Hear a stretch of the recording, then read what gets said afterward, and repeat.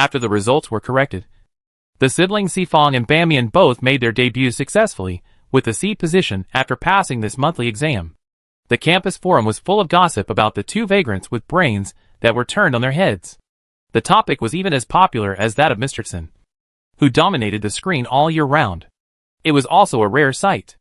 After Chris became famous, Xiao Sifong continued to be normal. Xiao Bamian was a little more confident. And from time to time, he would feel sad about not getting the chip back and losing 5,000 star coins to the fat boss. He mentioned it again and again, and Xiao Sifong was almost annoyed to death by him. If you mention this again, you will return the new chip to me. Xiao Bamian immediately covered the small chip stored on his chest and closed his mouth. After he broke up with his two roommates, he was so sad that he dragged Xiao Sifong to chat with him for a whole night. After being punched by the other party, he had nothing to say but wanted to continue to nag. So he revealed his new interest that he had accidentally discovered. He fell in love with programming, and his goal was to make a new brain that reacts almost the same as the human brain in all aspects. Then the next day, he received a brand new chip and a special tester. And he was so excited that he almost cried on the spot. It's his, and he must not give it up. The monthly exam is over, and everyone's nervousness about the exam has been relieved, and their minds are active again. Counting on my fingers, I don't know how many practical classes it has been, but the figure I have been waiting for still hasn't appeared. Even Louis couldn't help but complain in the dormitory. Will Vice Dean Sun never come again? Xiao Sifong secretly touched the space button in her pocket, feeling a little melancholy. It's better not to show up for now, and come back after she has dealt with the things in her pocket. During this period of time, she has been looking for an opportunity to identify whether the cotton in this cotton bag is mixed with gold. But she has never found an opportunity. As for the object of selling the stolen goods, it seems that if it is really mixed with gold cotton, the fat boss will definitely not be able to eat it. She can't leave the city, and the only one who can accept it is Louis. But she is not sure whether she can tell Louis about this. It's better to find an opportunity to test the waters first. Her soul wandered away, and when she mentioned the Saint Father's bedroom, it became very lively. I heard that Mr. Sun lives in the college, on the top of the building behind the public reading room. Ada lowered her voice, but couldn't suppress the vulgarity from the bottom of her heart. This is the latest news. I heard that someone is planning to go to the surrounding area to explore. Why don't we also, hee. Nara felt the same way, and pretended to spit on her. Be restrained. It's so ugly. Ada had seen through her a long time ago. You say one thing and mean another. Huh? Louis was also a little moved and asked, really? I can't guarantee that. Ada was very cautious and didn't say it for sure. I joined an anonymous group of Mr. Sun's fan club. Someone in the group said that at 5 o'clock this morning, they saw a flying vehicle landed on the roof of that building. There is no latest news in the group now. Some people say they will check it later at night. Louis nodded, turned back, and turned back again after a while, saying seriously, I want to join the group. Please pull me in. Ida was stunned, then added her as a friend with great fear, and then pulled her into the group. Others also clamored to join the group, and she worked hard and pulled her good friends in. After completing the task, I looked at Louis lying in the list, and it felt like a dream. When Louis first moved in, everyone was so incompatible. But after more than a month, everyone could live in peace and even add friends. Unfortunately, they have to move out again. The monthly exam results are released on Monday, and the school has opened the dormitory selection system at the same time. Today is Friday, and Louis has already completed the registration. Yesterday, he passed the unified review of the school. The time for moving to the dormitory has been set, which is the day after tomorrow when everyone has no classes. Xiao Sifong also remembered this matter, thinking that there is really not much time left for him, and hurriedly asked, are you going to move to a 4-person room? For some reason, Louis felt a little betrayed by his current roommate. When Xiao Sifong asked, he hummed unnaturally. Xiao Sifong asked again, if I have something to find you, will you come out then? Louis, I'm here every day, but you never come to me for anything. Things are different now. Xiao Sifong looked at her with a heavy heart, thinking that it would be better to solve the problem while she was still in the dormitory. So he said, I've made up my mind. Give me a little more time. Who cares about you? Louis didn't know what she was up to, rolled his eyes, and got up to wash up. However, the dormitory was not moved after all, And no one cared whether the Holy Father lived on the roof of the building behind the reading room. Early the next morning, an explosive news shook the entire galaxy. And everyone was in danger and trembling with fear. The atmosphere on campus also became depressed. The students who were once full of vigor and vitality turned pale. There were no more students walking alone on the streets. And even those who moved in groups were jogging and did not dare to stay outside for too long. The students of the combat department and the command department were urgently gathered in the auditorium. Dean Willie and the two department heads stood on the stage with gloomy faces. As soon as the students arrived, they immediately turned on the loudspeaker. Students, I believe everyone has already known that the X-139 semi-ruined planet was invaded by aliens. And most of the residents were unfortunately killed overnight. But now, I want to tell you one more thing. Willie's turbid eyes radiated a sharp light. Our natural enemy's actions this time are extremely crazy. The tragedy of X-139 was so tragic this time. Was it because our army was too weak to resist? Was it because the monitoring system we had built for hundreds of years failed? No. It was not because we were incompetent, but because the aliens were crazy. They gathered together at all costs, focused on a defense point, and attacked fiercely, paved the way with the flesh and blood of countless of their own kind, and forcibly broke through our monitoring system. In order to resist the aliens, the efforts of several generations and hundreds of years were not in vain. The human civilization field was fully covered by the sky eye, and every planet was under surveillance. Any disturbance within the front line would be discovered and killed at the first time, which led to the hundredfold increase in the number of humans and the residents who were able to live normally in the city. But once there is a blind spot in the surveillance, everything will be in chaos.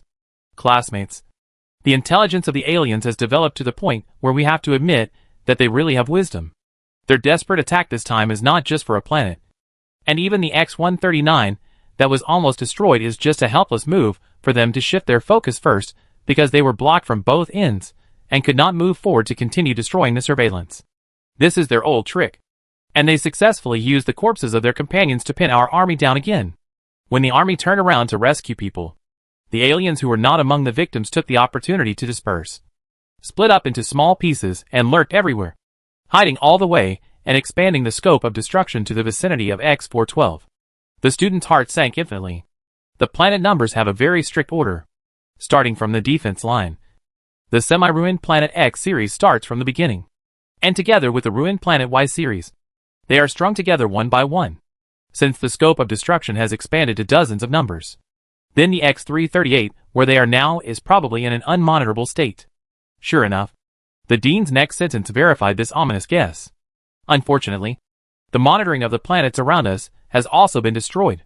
When our homeland becomes a battlefield, we believe in the army and must save ourselves at the same time. And since everyone here has chosen the combat department and the command department, you are destined to stand on the front line. Willie's voice rose again. At this moment, only you can take on the responsibility of protecting the school and your classmates. The two department heads beside him stepped forward one step each. And the new director of the combat department raised a fist and shouted, "Among the 1,500 students in the combat department, are there any cowards who dare not go into battle?" The students' blood had long been ignited by Willie's words, and now they all shouted at the top of their lungs, "No!" The director of the command department also raised a hand. 300 reserve commanders of the command department. Do you dare to play with those disgusting things in advance? Dare. Willie looked at each of the determined students below, and his eyes couldn't help but turn red. Although some of these brave and fearless students would definitely give up after seeing the blood, he believed that most of the children could fight to the end. He bent down and bowed deeply to these children, on behalf of all the teachers and students of the college. Thank you all. The two department heads raised their fists with their palms facing their temples. The students below followed suit, and Xiao Sifan was no exception. In such an atmosphere, she knew that the oath ceremony that was originally held at graduation would begin now. Willie read out the lengthy oath, and the students below followed it word by word with excitement. I volunteer to be a defender of human civilization. I swear to love this territory forever, obey orders, strictly abide by laws and regulations, and bravely go to the front line. The children's hearts became hotter as they recited the oath. The nameless power was injected into their souls, and then filled their bodies, making their faces sacred and glorious, and their voices more sonorous and powerful. At the end of the oath, Willie raised his fist high, which was originally placed next to his temple.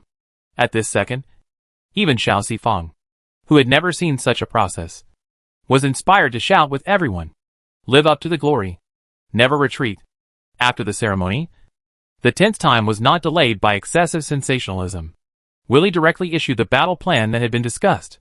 The third-year students all went to the first line of defense in the outer city, as reserve support for the regular army.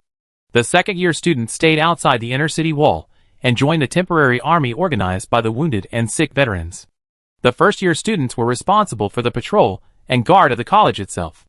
All teachers with practical experience in the combat and command departments will be interspersed with the second and third grade teams and fight side by side with them. As for the first-year students, after all, they have just been enrolled for more than a month. Going to the front line is a waste of life. It is better to stay in the academy to guard. If they can't bear the attack, they can also serve as the last cover. Greta was assigned to the first line of defense and had to set off with the third-year students in half an hour. Before leaving, she raced against time to re-emphasize the personnel allocation and combat awareness of the students in Class 3. The battle situation is urgent, and I can't explain many things you can't understand one by one. So this time, I will not explain my arrangements. And all you have to do is obey. Do you understand? The trusted teacher left at this juncture, and the students in Class 3 were inevitably a little uneasy. The understood they answered in unison was also a little weak. Greta frowned, but did not blame these little guys who were facing the war for the first time. She continued, "The dean will stay and take charge. He will explain the specific details of the patrol later. He will also be responsible for the deployment of the entire patrol team. However, he is only responsible for the overall situation. All actions are still carried out in class units. We have to plan the internal affairs of the unit ourselves." Greta glanced. Han Yu. The class monitor immediately raised his hand. "Here." Louis, who was called for the first time, stepped forward subconsciously. "Here." Xiao Sifang, who didn't expect that he would also be called, raised his hand obediently. "Here. You three come to the front and stand next to me." The three of them hurried forward, standing in the eyes of their classmates, who were either envious or surprised, facing everyone like Greta.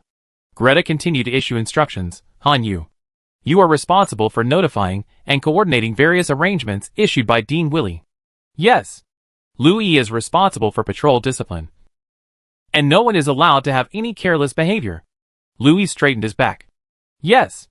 "Finally, if our hometown really falls, and the two lines of defense in front fail to stop the alien invasion, the patrol becomes a fight against the enemy, and Xiao Sifang is responsible for leading everyone to fight until the last moment." Xiao Sifang opened his mouth slightly and looked at Greta blankly. "What's going on?" The other students were also stunned. Everyone could accept the first two arrangements, but the third arrangement was really unexpected and unacceptable. Yu Liangyang was the first to jump out and object. "Teacher, I know Xiao Sifang got the first place in the monthly exam, but what can a refugee do when facing the aliens?" The other students nodded hurriedly. This was no joke. They, a group of second-class residents with energy flames, couldn't withstand the attack of the aliens. No matter how good Xiao Sifang was in close combat, he was still a fragile thing. Greta glanced at Yu Liangyang lightly. "Before making the arrangement, I said that you can only obey without any explanation." After saying that, she turned her eyes to the silent girl, and suddenly raised her voice and shouted, "Xiao Sifang, can you take on this responsibility?" Xiao Sifang was awakened by this voice, and the direct gaze made her heart burn. "Can you? There is nothing that can't be done." The light in her eyes gradually settled down, and her childish face still showed fortitude, and she put her legs together and saluted. "I promise to complete the task." Greta nodded, then turned around and said to the students without question, "Then this is my arrangement.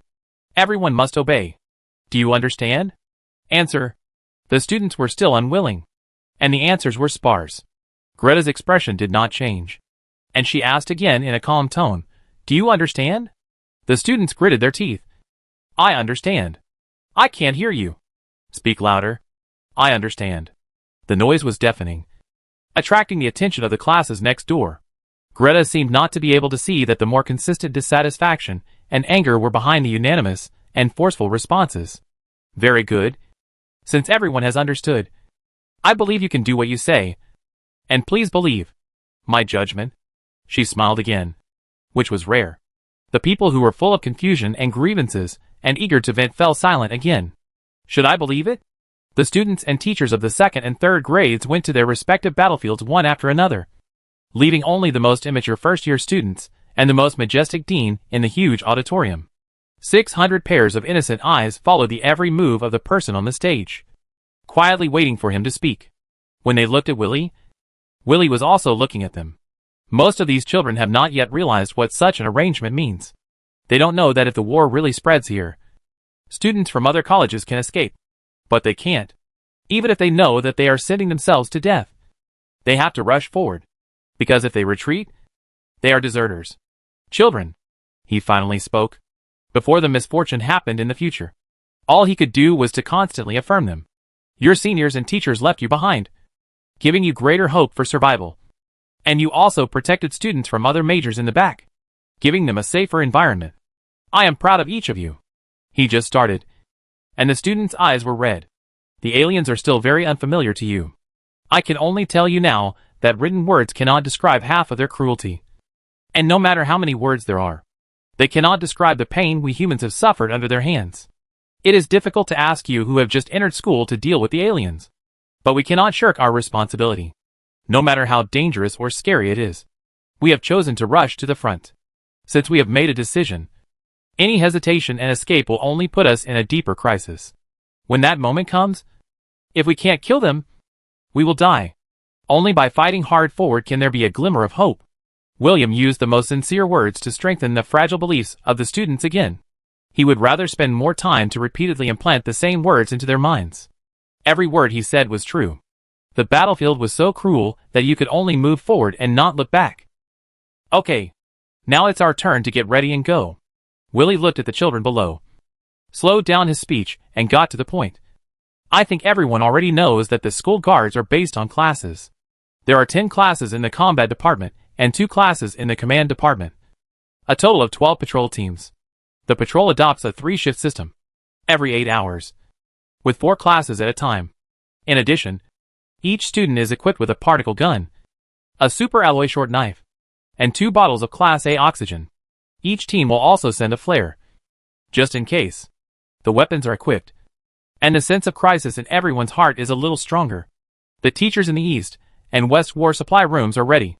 Each class will send a representative to the War Supply room to collect it. Don't forget to ask the teachers there for the patrol area map and the shift schedule. Half an hour later.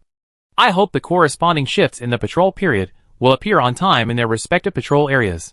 Classes that are not on patrol time can freely arrange their rest and study time before the Skynet system is repaired. All courses in other departments will be changed to online teaching. As for your combat and command department teachers, too many of them have left, and you have to participate in patrols. You can study by yourself according to last year's teaching videos based on your schedule. If there are no questions, you can act now. Put on your combat uniforms, and wear any protective shields or other things at home. Go. He waved his hand, and the quiet auditorium became noisy, and each class acted separately in an orderly manner. Hanyu was used to being a class monitor, so she was very familiar with handling these matters. 5 of you. Come with me to get the things. The rest of you should not stay here. The auditorium and the war room are too far away, and it takes time to go back and forth. Let's gather at the statue.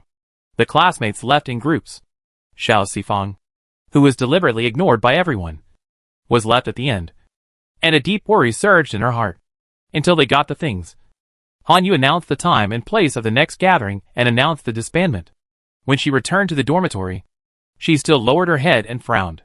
After closing the door of the dormitory, Lu Yi, who was walking in front and looked disdainful, turned back immediately, blocked people at the door, and said unhappily, "What's wrong with you? Do you feel too much pressure?" Her voice was quite loud. Ada and the other 5 people who had wanted to ask about the details when they entered the door shut their mouths and looked at them with worried eyes. Lu Yi's mouth was like a machine gun, and he said, "In fact, it's not that serious at all. Don't be scared by the tragedy of X-139. It was so tragic because they were directly attacked by the alien army. Although our side is an occupied area, the alien army can't reach here at all. At most, there are a few fish that slip through the net. You are wrong. Xiao Sifang realized that she actually had such a big fluke in her heart, and immediately interrupted her. And her worried face became serious. There are not many aliens who were expelled and now fought back. But how do you know how many there are on those ruins that have not been developed but monitored? Even if there are not many lurking aliens. What about alien plants and animals? Even I know that alien plants and animals are naturally subservient to aliens. As long as the few fish that slip through the net in your mouth take advantage of the time when the monitoring cannot be used, we will pay a tragic price for it. If it's not that serious, the teachers wouldn't have to show such tragic expressions and say such tragic words. Louis opened his mouth, but couldn't say anything.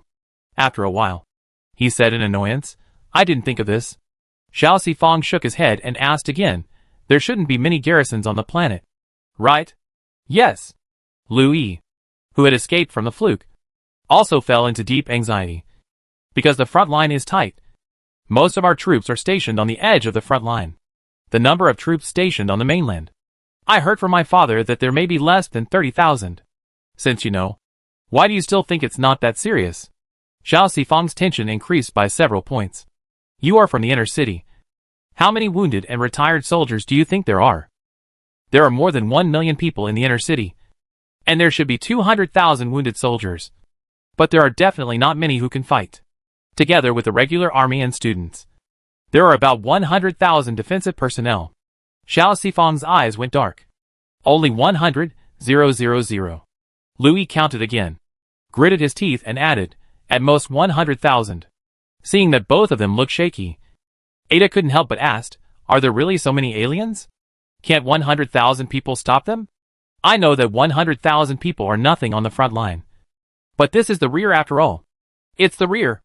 That's right. Nara understood quickly and explained. But you have to know that we don't know where the aliens will invade from, and when they will invade. Putting this number of people together, with a defense area and defense time is not good. The whole room fell into a deathly silence. Lu Yi's identity ring beeped. Looking at the familiar number displayed on it, she hesitated for a moment, but still picked up the phone in front of everyone. A woman who looked 3 points like her jumped out. Her voice hurried. Mom has sent someone to pick you up. And they will be here soon. You come home. Mom. Louis interrupted her awkwardly. His face quickly burned, and he regretted not going out to answer this video request. I can't leave. The school organized students from the combat department and the command department to participate in the battle. Although I don't have to go to the front line, I have to participate in the campus guard. I have to stay here. No. You have to listen to me. So many people in our family are on the front line. You are not a big deal.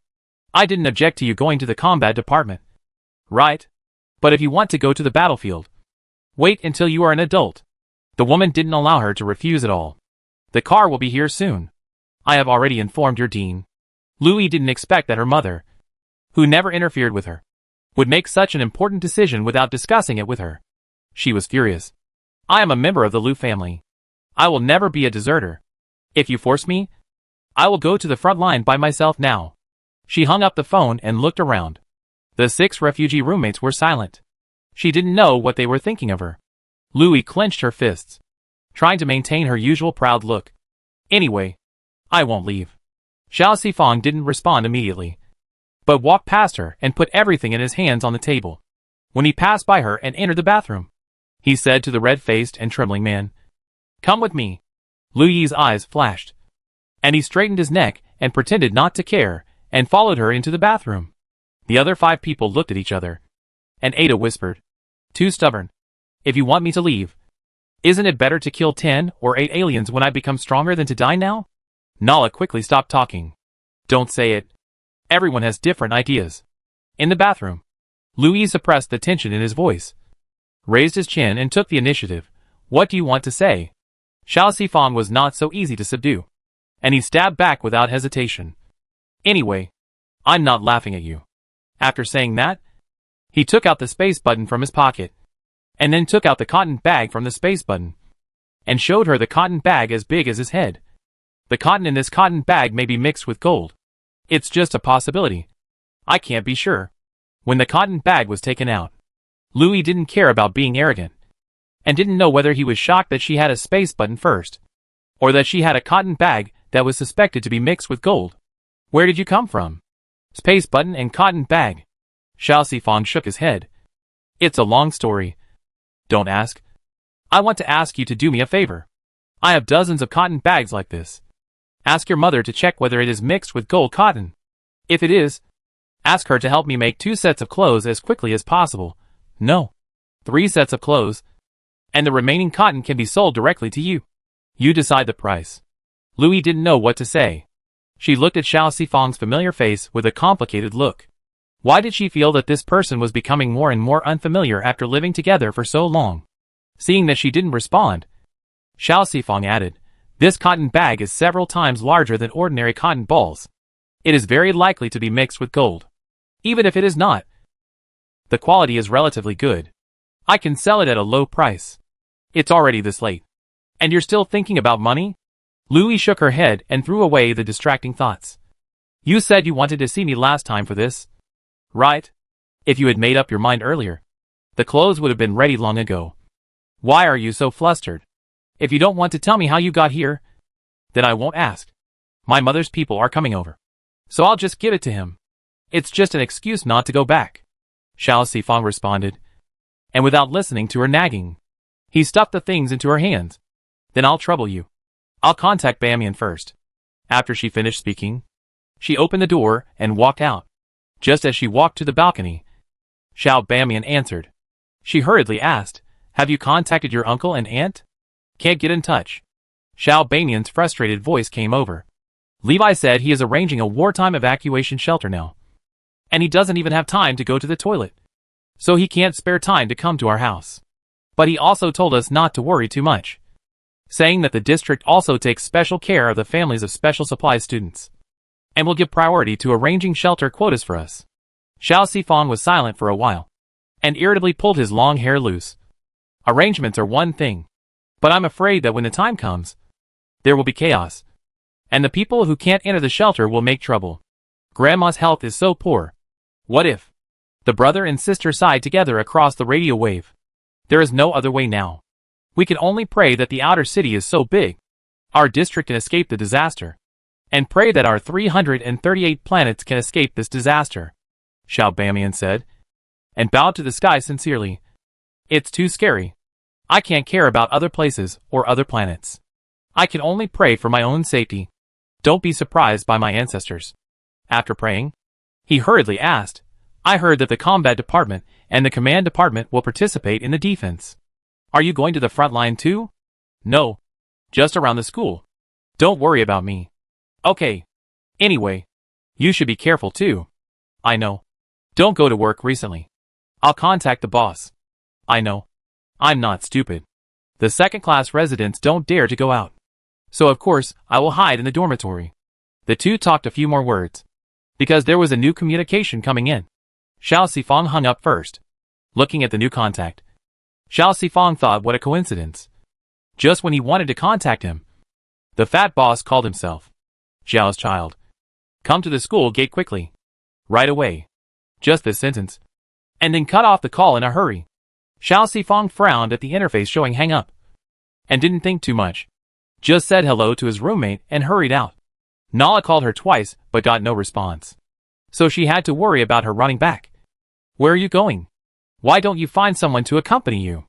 She just complained and turned back, and saw Louis also walked out of the door, obviously not going in the same direction as Xiao Sifang. If Sifang may not have heard her, Louis should have heard it. She looked back at the other roommates breathlessly. What's wrong with these two people? Are all the students in the combat department like this? It's already this late. One of them came over with a sigh and patted her shoulder. "Don't worry. The aliens can't just appear in our college out of thin air. Let them be." At the school gate, 20 meters away under the bionic tree, the fat boss with big sunglasses on his nose saw her at a glance, waved at her furtively, and shouted at her in a pinched voice, "Come here, Xiao Sifang." As soon as she walked in front of him, the key-shaped space button was handed over. "Take it back first. I heard from my daughter that you combat department students have to be cannon fodder. Although the situation may not be that bad. If you have this thing, even if you just use it to block bullets, you may be able to save your life." She was stunned. "Then the money I owe? It's only 60,000. Don't rush to pay it back. I can afford this trust. The fat boss wore sunglasses and carefully covered the lower half of his face with his left hand. He rummaged in his pocket with his right hand and gave her 2 small boxes. Oh, actually I came here today to give my daughter a protective shield. I had some money left after the robbery in the morning, so I bought 2 cheap ones for you and your sister. I got the news early, and the price hadn't increased yet. It was still 100,000 each. I'll put it in your account, and I'll deduct your salary when the time comes. The 3 things in Xiao Sifang's hands became infinitely heavy, and the polite words that he could say whenever he wanted to were now stuck in his throat. And he could only say thank you dryly in the end. The fat boss didn't know her complicated psychological activities, and said from the bottom of his heart, well, you should thank me. Remember my kindness? And you have to work harder after this is over. And don't change your cooperation. He wanted to take the opportunity to say a few more words, but he saw the frequent glances from the duty room at the door, and quickly covered his face again. No, I have to go back quickly. If you have extra money, buy as much oxygen as possible before Skynet is recovered. All spacecraft except military spacecraft will be grounded. If the aliens really attack our planet, we will definitely not be able to supply the oxygen we need. Think about it yourself. Afraid of being recognized, he dared not talk anymore and ran away with his legs crossed. Classmate, go back to school as soon as you are done. The people in the duty room could no longer sit still and hurried out to urge people to leave. Xiao Sifang glanced at the fat boss's back, stuffed the things in his hand into his pocket, and ran into the school gate. I'll go back now. She seemed to know why Grandpa and the Holy Father did not tell her the answer directly, but asked her to find the problem herself. Xiao Sifang and Louis went out one after another, and returned to the dormitory one after another. The door closed again, blocking the world inside and outside the door. Louis failed to convince her determined mother with repeated verbal battles. With a last hope, she gritted her teeth and stomped her feet to use Nara's trump card, and was actually agreed to stay, although there will be additional personnel to protect her in the academy. At least she doesn't have to leave. Louis was happy, and did not forget Xiao Sifang's entrustment. She successfully completed the task of conveying and expected to get a reply within 2 hours. I promise to settle this matter before we go on patrol. As she spoke, she quickly opened a pile of boxes she had just received and put the protective shields on her wrists one by one. Do you have a protective shield? My mother brought me a lot of them. Can I lend you one first? OS-11 Super Energy Shield. The upper limit of energy resistance is up to 100,000 Sa. It is said that it can block a full-strength attack of an alien. The price is 1.08 million star coins. Xiao Sifang, who is not familiar with current affairs but knows all kinds of high-tech products, forcibly tore his eyes away from the brand and model of the boxes, rubbed his red eyes, and took out the remaining box in his pocket. No, I have one too. Then forget it. Who would complain about too many safety measures? Louis put on all the sets in one breath. 6 low-key and luxurious shields hung on his slender wrists. Shaking gently, Xiao Sifang took a deep breath and turned his head back. If you can't see it, it doesn't exist. If you can't see it, it doesn't exist. After repeating it 3 times, her hatred of the rich finally calmed down, and she began to concentrate on collecting news and information about aliens on the internet. Half an hour before the patrol shift, the reply came a little later than expected. Louis stared at the short message and stared. Give me your classmate's communication code. He actually wanted to communicate directly with Xiao Sifang himself. Louis, who also wanted to get involved, sent it to her reluctantly, and then turned to tell Xiao Sifang. My mother wants to contact you. You talk to her first, and remember to tell me the situation after the conversation. As soon as the voice fell, Xiao Sifang's communication indicator light came on. Xiao Sifang nodded at her, stood up, and walked to the balcony. Louis glanced at the other roommates who were obviously curious, and said cautiously, It's a secret. Don't ask around. Oh, someone muttered. It's all a secret. This sentence touched Louis's heart. Looking at the figure behind the glass door, who was a little shorter than herself, she tooted in dissatisfaction. Aren't they all secrets? On the balcony, Xiao Sifang closed the door tightly before answering the video request. Hello. I'm Xiao Sifang. Qin suddenly heard this soft and sticky voice, and then looked at the fair and beautiful girl on the screen in front of her, and her goosebumps all over her body went uncontrollably. She had seen the cafeteria video that was widely circulated on the internet. But at that time her attention was all on her little Rui, and she was too busy feeling distressed to take a closer look at others. However, combined with what happened recently, and the information she got from talking to her daughter, how could this refugee classmate of little Rui not be like this? Chin-Ru suddenly felt that the business elite mode she had just switched to was not working, and nodded stiffly. Hello. I am Lu Yi's mother. My last name is Qin. Xiao Sifang immediately added the title. Hello, President Qin. I haven't thanked you for the last time. Although it's a little late. I still want to thank you for your help. Thank you very much. The little girl's attitude is quite calm, quite polite and sensible. Chin-Ru's deliberately erected sense of alienation relaxed a little, coughed and said, Why call me President Qin? You are a friend of my little Rui. Just call me Aunt. Because time is tight. I will not exchange pleasantries this time, and get straight to the point. I have confirmed that all the cotton in the cotton bales you sent is indeed gold mixed cotton, and the quality is relatively high among the gold mixed cotton available on the market. Xiao Sifang was delighted. Then can we start making the clothes I want? Chin-Ru smiled, and felt that this child was cute and straightforward. She was the opposite of her own little Rui, who was always awkward. No wonder her daughter always spoke in a weird voice when she mentioned her. Don't worry.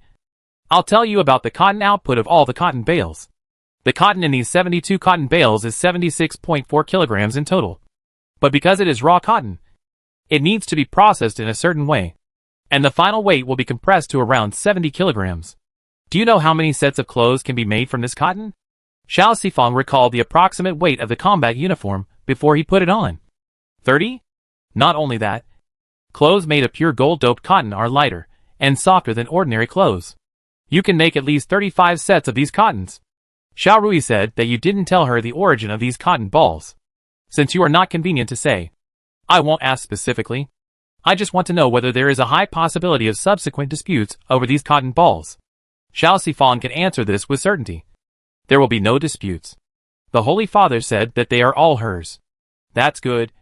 I will have someone get the clothes out right away. Chin-Ru exhaled. Send me your size later. And now let's talk about the transaction amount first. She looked at the girl's tender face and told her as much as possible.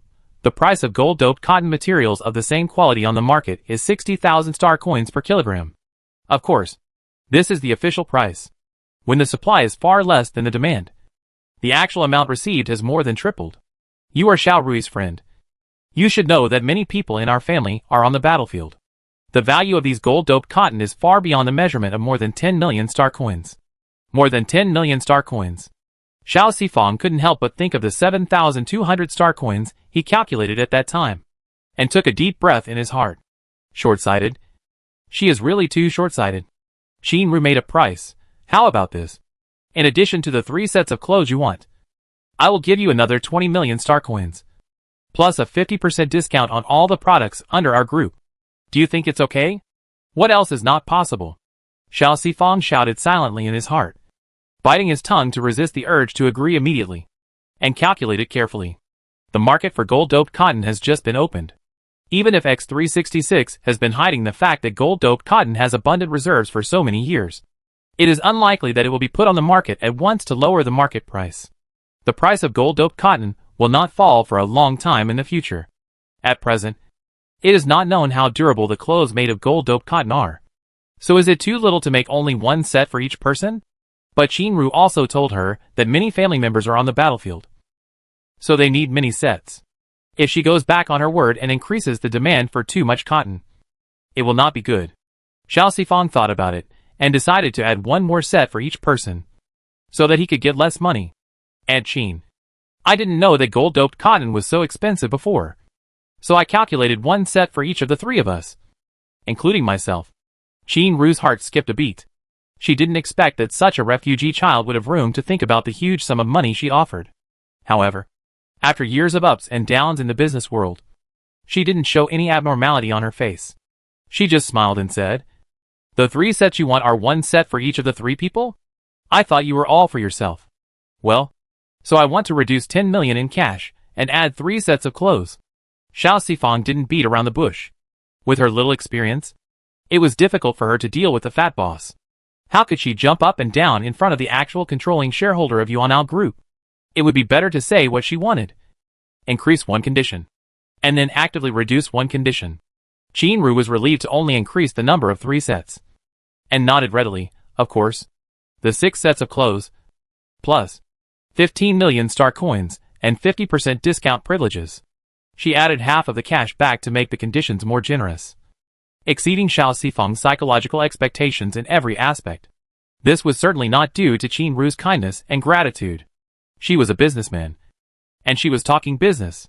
The reason why she raised the conditions was because Xiao Sifeng could get the gold-doped cotton that she couldn't buy a present. Today this child can bring her such a big surprise. Maybe something more shocking will happen tomorrow? It's just a little more money. Xiao Sifeng lowered his head and thought for a while, and said, 6 sets of clothes, 50% discount privileges, 10 million star coins, plus 3 energy boxes of 100,000 sa. I can't buy this now. After getting the treasure back, she tried to buy an energy box online on the way back to the dormitory. But in this special period, only small civilian energy boxes were still available for sale, and those over 10,000 sa were off the shelves. She didn't want to really take the treasure out as a shelter at a critical moment, since she was going to use it. Of course she had to activate it. Chinru looked at her with a complicated look, thinking that this kid was really not simple. After pretending to hesitate, she nodded. Okay. I'll have someone send everything over tomorrow morning. The transaction was completed with both parties satisfied. Xiao Sifeng maintained a decent demeanor and let Chinru hang up the call first. When the screen went dark, she immediately called Xiao Bamian and shouted in a low voice without taking a breath, "We're getting rich. Getting rich. Getting rich." Xiao Bamian, who had just received the protective shield and soon found out that he had another debt of 200,000 yuan, was calculating how many old machines he had to dismantle to pay it back. Recent events always made him unable to react properly. Damn it. After passing on the joy to his brother, Xiao Sifeng adjusted her expression to the peaceful campus and walked back to the dormitory. The considerate silence of her roommates made her steps lighter, and she pointed to the communicator to communicate online with Louis, the only one who looked over. After sharing the joyful negotiation results again, Xiao Sifeng reopened the search interface in the disdainful eyes of the person she shared with, and straightened the corners of her mouth. Learning. Learning makes people progress, and makes people get rid of short-sightedness. 2 p.m. Class 3 successfully completed the handover with Class 1 and started a new patrol period. The patrol area, this time, is located in the southwest corner of the campus, which is exactly where the college's public reading room and the huge building complex of the manufacturing department are located. It is the area closest to the entrance to the outer city except for the northwest corner, and the risk is higher than the other 2 areas. It was the first time to arrange a patrol. Hanyu looked very nervous and kept saying, "This warning area is 3,120 meters long. The dean has divided it into 25 stations. 2 people in a group. We have already completed the grouping according to the basic partners of the practical class, and the 25 stations have been allocated accordingly. Don't make any mistakes. Pay attention. Class monitor." The classmates interrupted him helplessly. "You have already told us 3 times on the way here, and the group notification has been said twice, so don't bother to say it anymore. Right?" "Yes. It's important to get to the station first." Hanyu hurriedly said, "Yes. You all remember it. Then disperse now." "Ah. Is the group voice turned on? You have also confirmed this 3 times. Okay." Hanyu finally stopped and pulled his partner forward. "Everyone, take your positions." The station assigned to Xiao Sifeng and Louis happened to be near the public reading room. After arriving, the 2 of them made a gesture of looking at the roof at the same time, because the group chat was on. Louis put her wrists behind her back and lowered her voice. "After the shift, I plan to go to the rooftop to take a look." Xiao Sifeng also lowered his voice. "You are the person in charge of patrol discipline. How can you gossip during patrol time and take the lead in violating it?" Louis turned her head to the other side and stood straighter than a flagpole. She must be crazy to want to pull this unromantic guy to accompany her to find out. Being on duty was boring. The scenery in the station area soon became boring. However, they could not chat openly in the group voice chat. Soon, the novice guards, who had lost the novelty, became listless. They looked around with lifeless eyes, and it was unknown how much vigilance they still had. An hour after the patrol began, Louis went out for a walk and ruthlessly picked out 3 typical lazy people who watched silent videos and 2 who slept with their eyes open. After scolding them 11 times, He also read out the names of these people, including the crimes they committed, in the group chat aloud. After reading it out, he also stated that he had registered these acts of desertion, and would report them truthfully after teacher Greta returned, without leaving any face or substance. The students dared to be angry but not to speak. But no one dared to be so lazy so obviously. After 8 hours of torture, even a hard-working person like Xiao Sifang felt his legs weakened and his energy dropped to the bottom. And he needed to rest urgently. So when the handover with the next class was completed smoothly, Xiao Sifang, who only wanted to go back to the dormitory to take a hot bath, was shocked to see Lu Yi's energetic face, watching her sneaking quickly in the opposite direction of the dormitory alone. Without any sign of fatigue, Xiao Sifang was simply full of admiration. Out of such admiration, Xiao Sifang watched her for a long distance before turning back to the dormitory. If the true nature of the Holy Father is exposed one day, I wonder if she will regret her behavior today. When Lu Yi returned to the dormitory, Xiao Sifang, who had taken a combat shower and went to bed immediately to recuperate, had fallen asleep for a long time. She temporarily lost the only person she communicated with on a daily basis. And she couldn't suppress her excitement. So she could only choose from the remaining 5 people and sent a message to Ada, the only one with a communication code. Rui, the news is true. I saw Vice Deanson appear on the roof of that building with my own eyes. Ada, who was also preparing to go to bed, just put down the electronic book and felt a shock on her wrist. She took it out without warning and looked at it, and was stimulated by the information on it, and screamed out, "Ah!" Xiao Sifang jumped up from her sleep, hitting her head on the ceiling with a bang.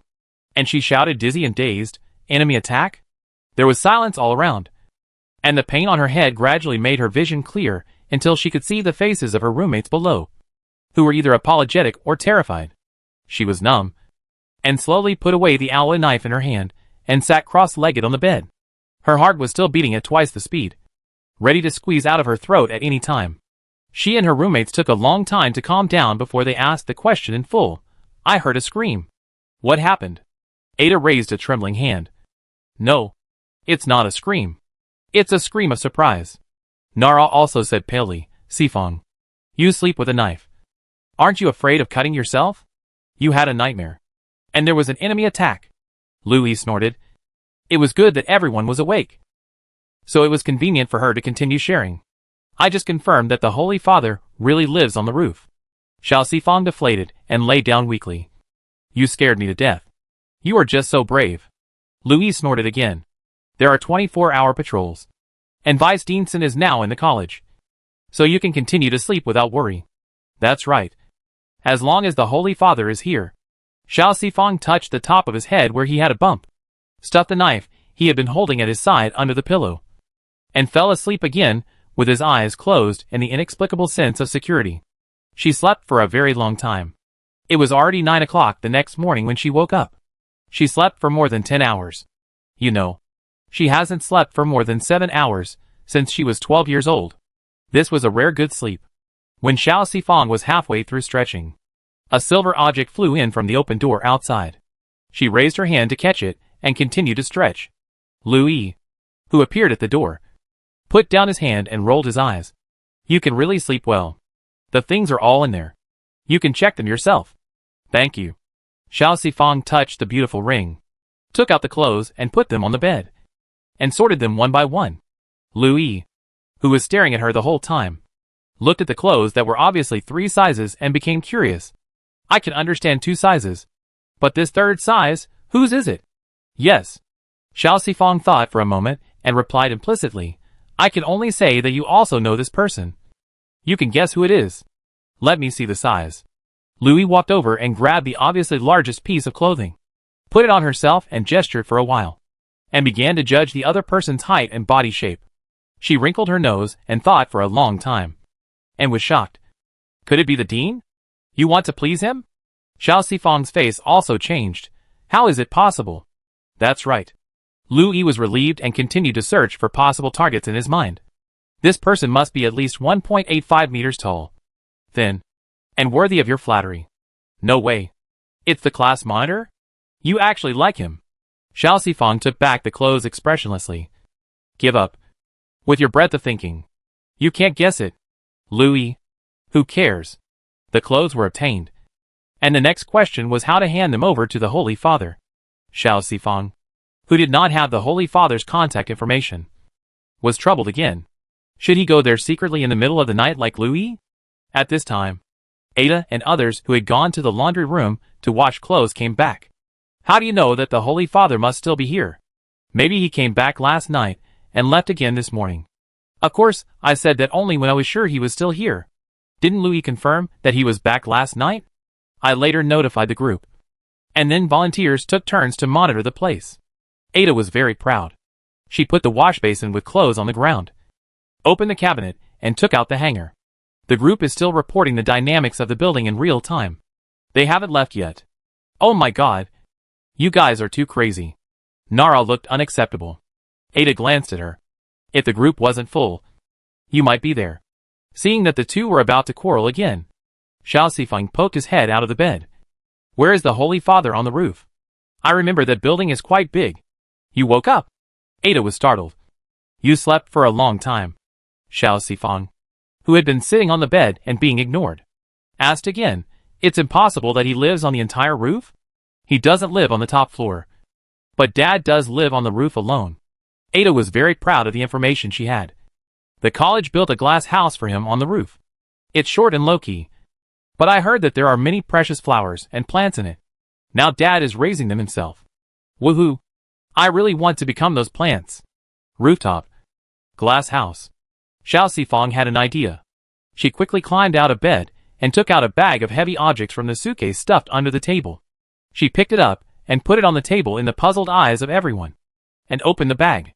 Nala was stunned by the things in the bag. Sifang, you actually put these scraps in the dormitory. What a bunch of junk. Xiao Sifang glared at her unhappily. These are all parts one have carefully selected and can be used. Not to mention the motor. I also have an intelligent hub. Nara looked at it again in disbelief. Can they really be used? These are old stuff at first glance. Yes. I picked them up from the garbage dump. Ida held her forehead. Student Sifang, you are really a talent. This didn't sound like a compliment. Xiao Sifang decided to ignore them and finish the work first. After rummaging through the bag and picking out a bunch of things that made people confused, she took out the shiny universal tool in the drawer and spent 20 minutes to make a remote control and a weird little thing under the watchful eyes of her roommates. It was the size of a palm, and there were two small wheels and a propeller installed on the top and bottom. Xiao Sifang moved the remote control in his hand, and the little thing started to rotate on the table and climb straight up the wall. The roommates exclaimed in surprise, "What is this?" Xiao Sifang looked at the ugly and forcibly put together thing, thought for a moment, and named it seriously, Messenger 001. Roommate? Xiao Sifang did not answer, but put the messenger and the remote control in his pocket, picked up the two sets of clothes belonging to Xiao Bamian that were still on the bed, and went out. After waiting in front of Xiao Bamian's dormitory building for a while, the man hurried out, took away the clothes and gave her a plastic plate with the words Heaven and Earth engraved on it, which was 1 inch long and half an inch wide. You don't know how hard it is to find a plastic sheet. Since I couldn't find one, I cut off the part of the basin edge that was bent down for you. Xiao Sifang patted his shoulder and said perfunctorily, "Good job. I'm leaving first." She left as soon as she said she would, and she threw it away after using it. Xiao Bamian shouted at her back, "Don't do things you shouldn't do." Xiao Sifang waved her hand with her back to him, and it went in one ear and out the other. Rooftop. When the messenger arrived, Sinbo was watering his flowers and plants, and touched them one by one to help them grow artificially. When he first heard the noise, he didn't notice it in the first time, until the messenger 001, which was knocked back by the glass and almost shattered to pieces, flew up in time under the control of its owner, and then really entered his field of vision. Since last night, this place has been under surveillance. Sinbo initially thought that some student was so bold that he started to take secret photos. However, the flying thing did not look high-end at all. It was old and ugly. He suddenly had an idea and connected it with a really bold girl. He put down the watering can and opened the window closest to the ugly thing. Sure enough, the flying thing turned around and flew into the window, then fell down with a thud. The plastic sheet tied to the waist was facing upwards, revealing 4 small characters that were not very beautiful but very clear, Heaven and Earth. It was indeed her. He stretched out 2 fingers to pick up the thing that had finally flown in. And the silver ring stuck under the propeller instantly attracted his attention. So he came to return something. Sinbo pulled out the propeller and took out the space button. He thought there would be nothing inside. But he found 2 sets of white clothes, since it was specially returned. Then, according to Xiao Sifang's personality, these 2 sets of clothes would definitely not be left here by mistake. Thinking of this, he shook open a set casually. As he expected, the size of the clothes was just right for him. Then he felt the texture of the clothes. He was stunned for a moment, and then laughed out loud. Good boy. When Xiao Sifang returned to the dormitory, Ada was shouting passionately. She didn't hear the specific content outside, and only knew what she was angry about after entering. Actually did such a thing. Nala was also indignant. It's too obscene. I thought that people like you who are filthy in mind and remote control are the lowest limit. But I didn't expect that someone would dare to take secret photos. Yes. Fortunately, Dad found it in time and confiscated the things directly. Ada's eyes were red with anger. I don't know if the peeping device is the kind that can be broadcast live. If it is, then he will make a big profit. We only monitor the surrounding area and don't get close to see it. Although she didn't know how it became peeping.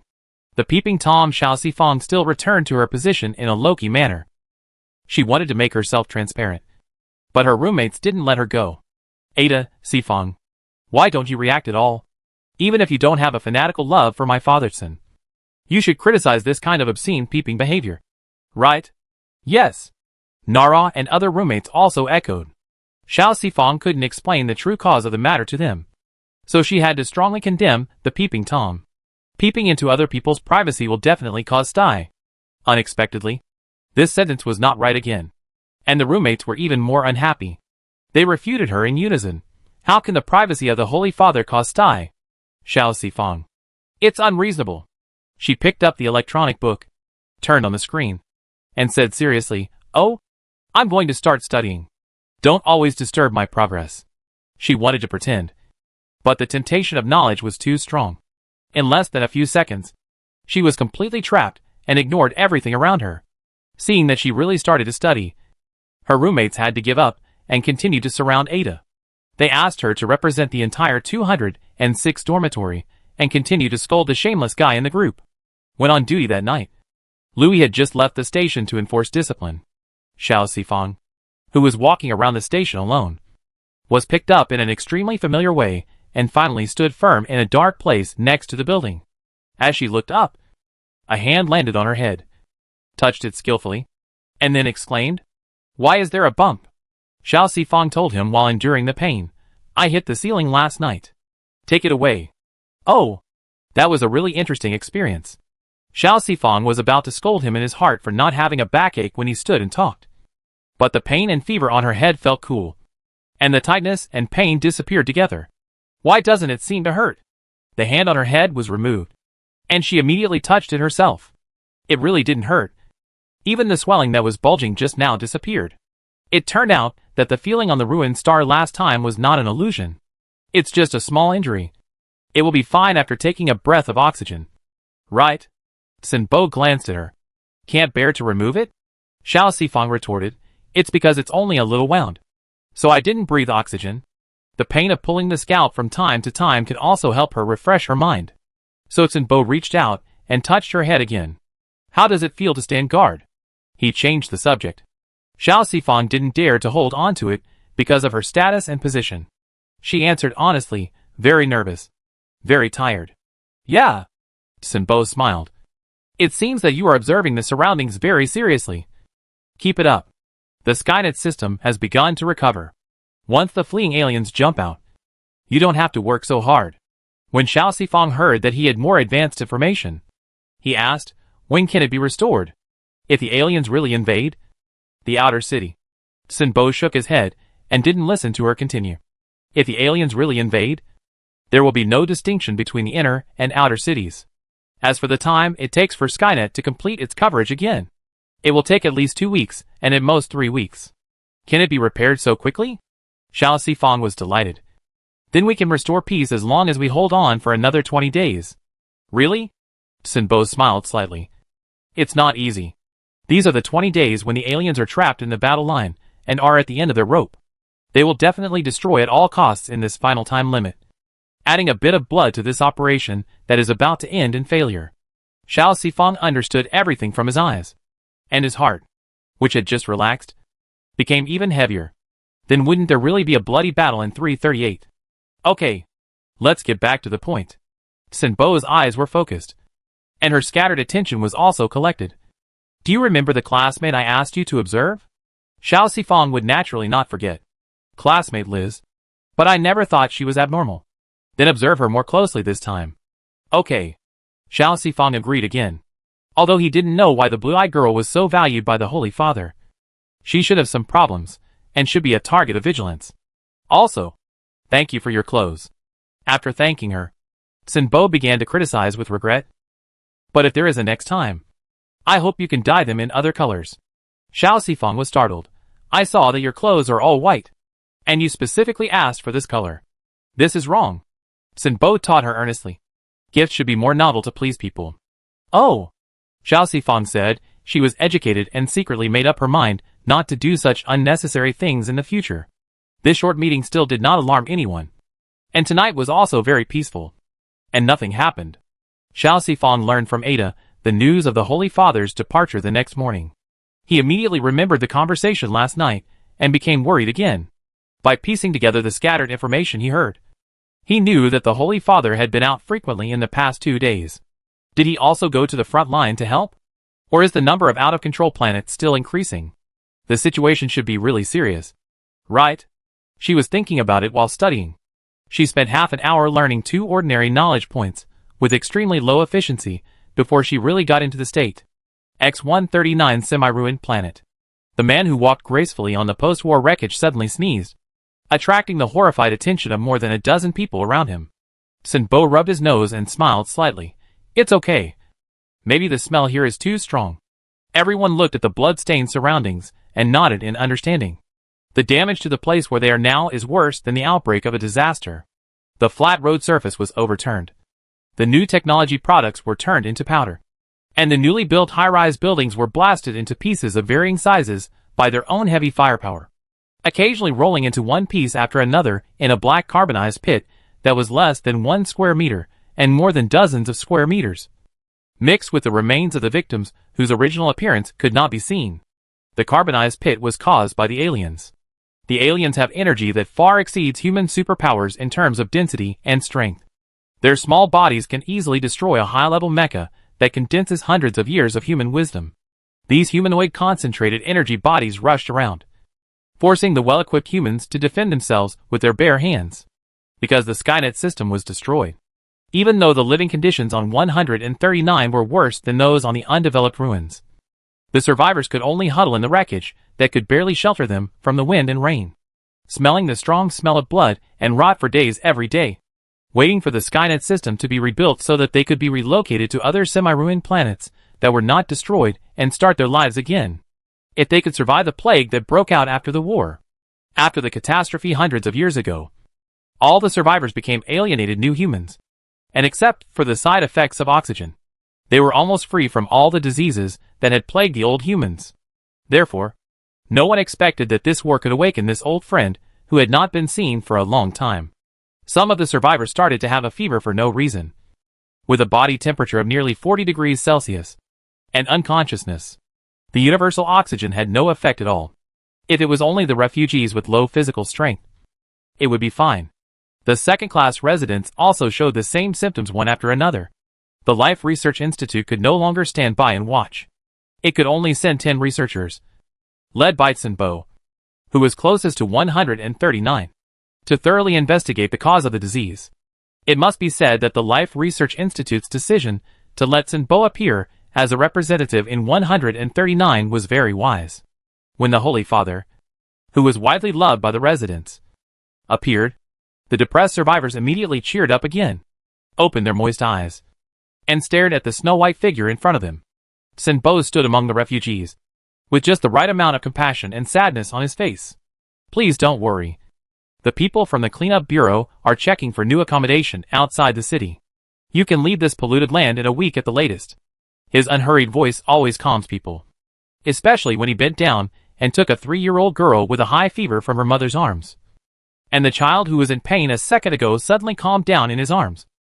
The panic of the crowd was instantly soothed to the greatest extent.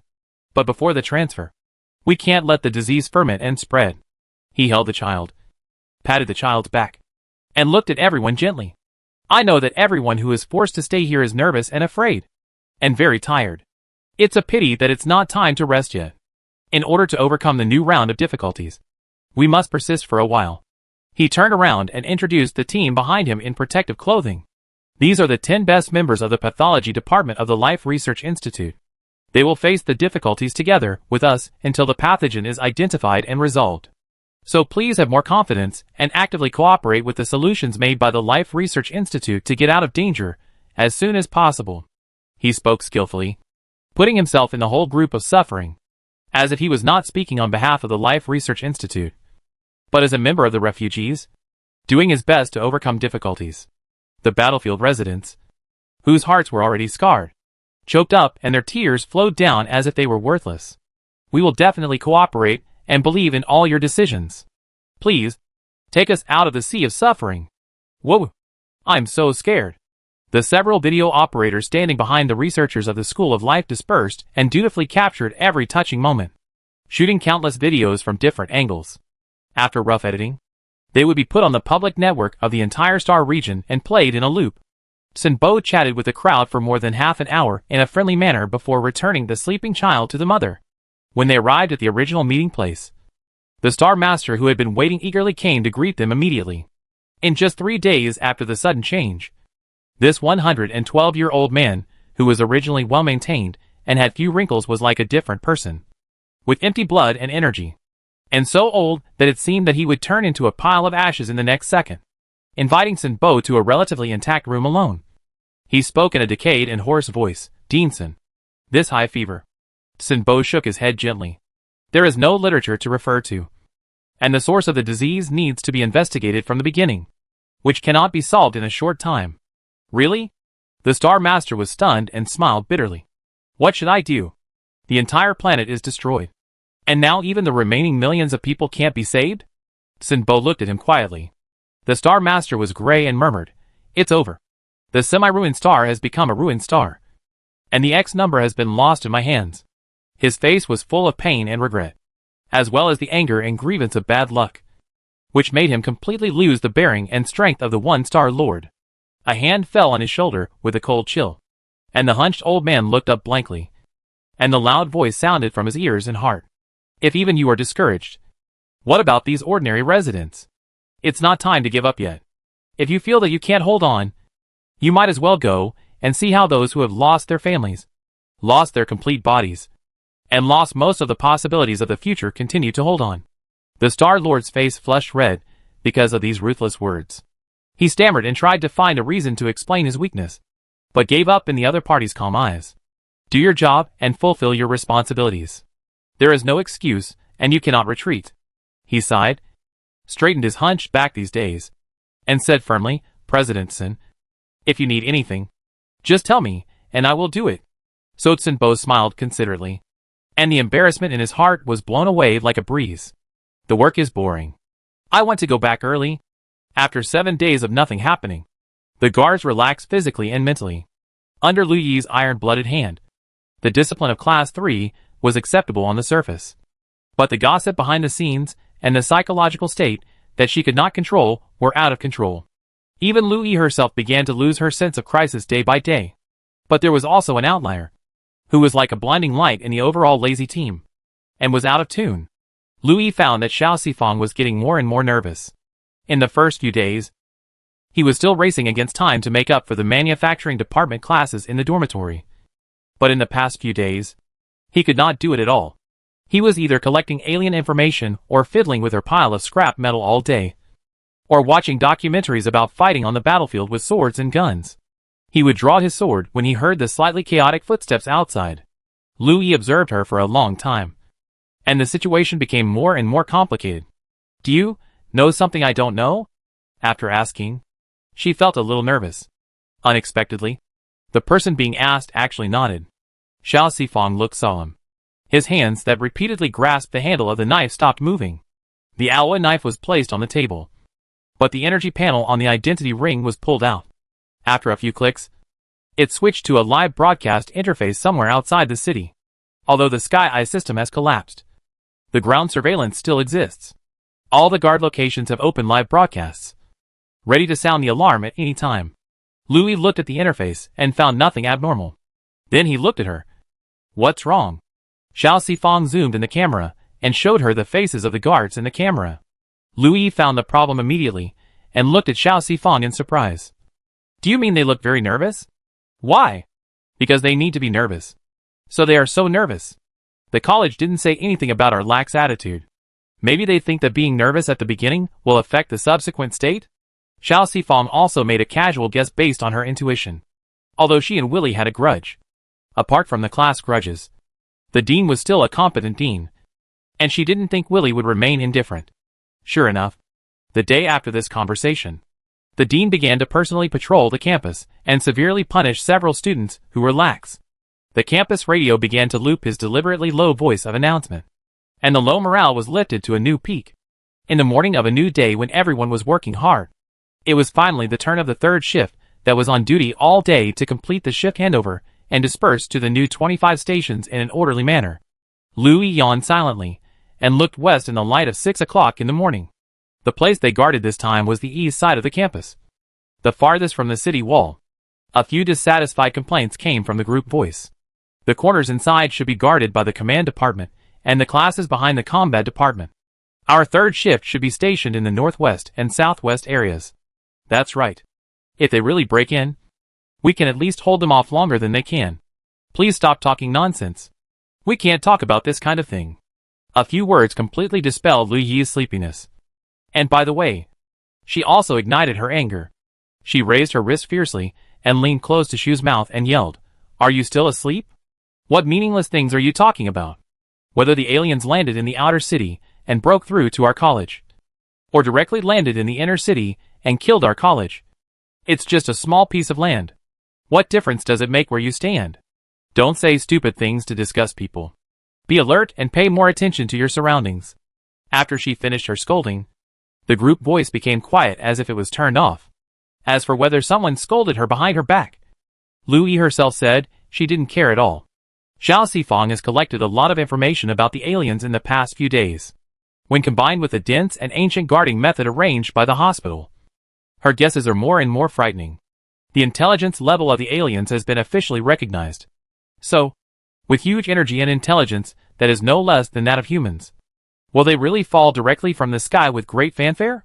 If this is the only way that people can discover it instantly, then why doesn't the hospital adopt mechanical monitoring with a wider field of view, but let them stand in a fixed position and observe in this limited and laborious way? Could it be that the alien invasion was in a low-key lurking state? So it was necessary to arrange personnel in every corner of the campus to stop or delay the other party as soon as possible. The incident had not happened yet, and Xiao Sifang had no way of knowing whether all these inferences were correct. The confirmation came quickly, just as she walked around the site and wanted to climb a 3-meter-high bionic tree to see the distance. A bright light flashed in the distant western sky, and then flares with long tails of smoke rose in all directions. The campus broadcast sounded, and Willie's voice spread throughout the campus with a hint of urgency. Alien invasion. All combatants are ready. On-duty personnel are on standby, and other combatants cover ordinary teachers and students to take refuge. There is an underground shelter inside the Chris Academy, but it is not very reliable, even if it is an ordinary alien. If it finds the entrance and insists on attacking and colliding, it will take some time to tear the entrance open. If there is no rescue at that time, it will be extremely tragic. Willie knew this but still issued a shelter order, which proved that the invasion of the aliens was fierce and Chris Academy would be affected by the war in a short time and even face a frontal attack. Everyone stay calm. We still have time to retreat. The guards hide on the spot and prepare for battle. After the order was issued, Xiao Sifang and Louis hid in the dense branches and leaves of the bionics and the dark corners of the buildings at the fastest speed, quietly lying dormant. The whole campus suddenly became quiet, and short breaths came from the headphones. Everyone connected by the group voice was trying to suppress their fear. In this difficult moment, no one can be nervous, and the unknown fate is sweeping towards them like a torrent. Xiao Sifang's energy panel cut out 3 pictures, all of which were small campuses taken from high altitudes. The crowds in the images were crowded, and small particles, like nutrient mud, flowed slowly into the hole under the statue. In the past few days, she has made some preparations within her ability. A total of 2 things. One of them was to let the secretly purchased surveillance probe climb to the top of the highest practical building in the college. And the other. Her fingers quickly operated on the panel. In 2 or 3 seconds, a picture that was completely black with only slightly red upper and lower left corners jumped to the center of the surveillance screen. She used the only intelligent center and other necessary parts purchased with 10,000 star coins to make an energy sensor by herself. She put it in her chest pocket and sensed the energy fluctuations with a radius of 3,000 meters around herself in real time. She also built a rough energy map in a red way to monitor the energy fluctuations around her. When the energy value that can be detected exceeds 50,000 star coins, the intelligent center will raise the temperature knob connected to the sensor and remind her of the coming crisis when she has no time to look at the sensing map. At present, everything around the college is calm, and the energy reaction is also stable, staying on the slight fluctuations from the directions where the signal flares are sent. However, Xiao Sifang looked at the red light on the edge of the energy map. Such a crude sensor could capture energy fluctuations. How close was the alien's attack area from here? Suddenly, the red light on the right side of the originally dark energy map lit up, and a bright red line was drawn in the black at an extremely fast speed. And the radiating red light had already overlapped to the far left, dyeing the entire energy map bloody. It's coming from the east. Approaching. According to the current speed, it will reach the academy in at most 20 seconds. Then their class 3 will bear the brunt. Xiao Sifang raised his wrist suddenly. Enemy attack. Fire flares. Open all protective shields. When the unfamiliar but impressive voice sounded from the group voice, most people did not react. After a second of stunned silence, someone responded unhappily, Xiao Sifang? Where did the enemy come from? Immediately, the huge sense of crisis made Xiao Sifang's palms slippery. He jumped out of the bionic tree and ran towards the breakthrough point inferred by combining the energy map and the surveillance screen. Louis, all the protective shields are open and follow me. The rest of you shut up and pay attention to the surroundings. Louis hesitated for only a moment and followed her footsteps. 6 protective shields were opened at the same time, and waves of gentle blue light appeared around her body. Xiao Sifang's chest was so hot that she felt a burning sensation, and her rapid breathing was jumping in everyone's ears. Han Yu gritted her teeth and fired the flare as she said, the energy map couldn't be accurately located, but there was no need to locate it. At the moment when the light and the explosion appeared at the same time, a wall on the east side was directly knocked down, and a brown creature with protrusions all over its body and a body size of only an arm's length and width came into view. Xiao Sifang and Lu Yi were a little slow after all. The attack position of this alien animal fell directly into the area of station number 3. As soon as it entered the academy, it clearly aimed at a dense bionic bush, and a shrill scream suddenly came from the bush. Then a figure fled frantically, and the protective shield on her body emitted the last bit of light and quietly shattered. As soon as Lu Yi saw the person who had escaped, he rushed over without thinking. Yuan, and Yu Liang were in charge of this station. After Xiao Sifang's order was issued, only Yuan hesitated and opened the protective shield among the two hiding together, while Yu Liang did not agree with Xiao Sifang's order, thinking that opening the protective shield now would only waste energy. When the accident happened, she was still complaining about Greta's wrong decision. Who could have expected that before she finished speaking? Her head was smashed by the attack of the alien animal, and she let out the last scream.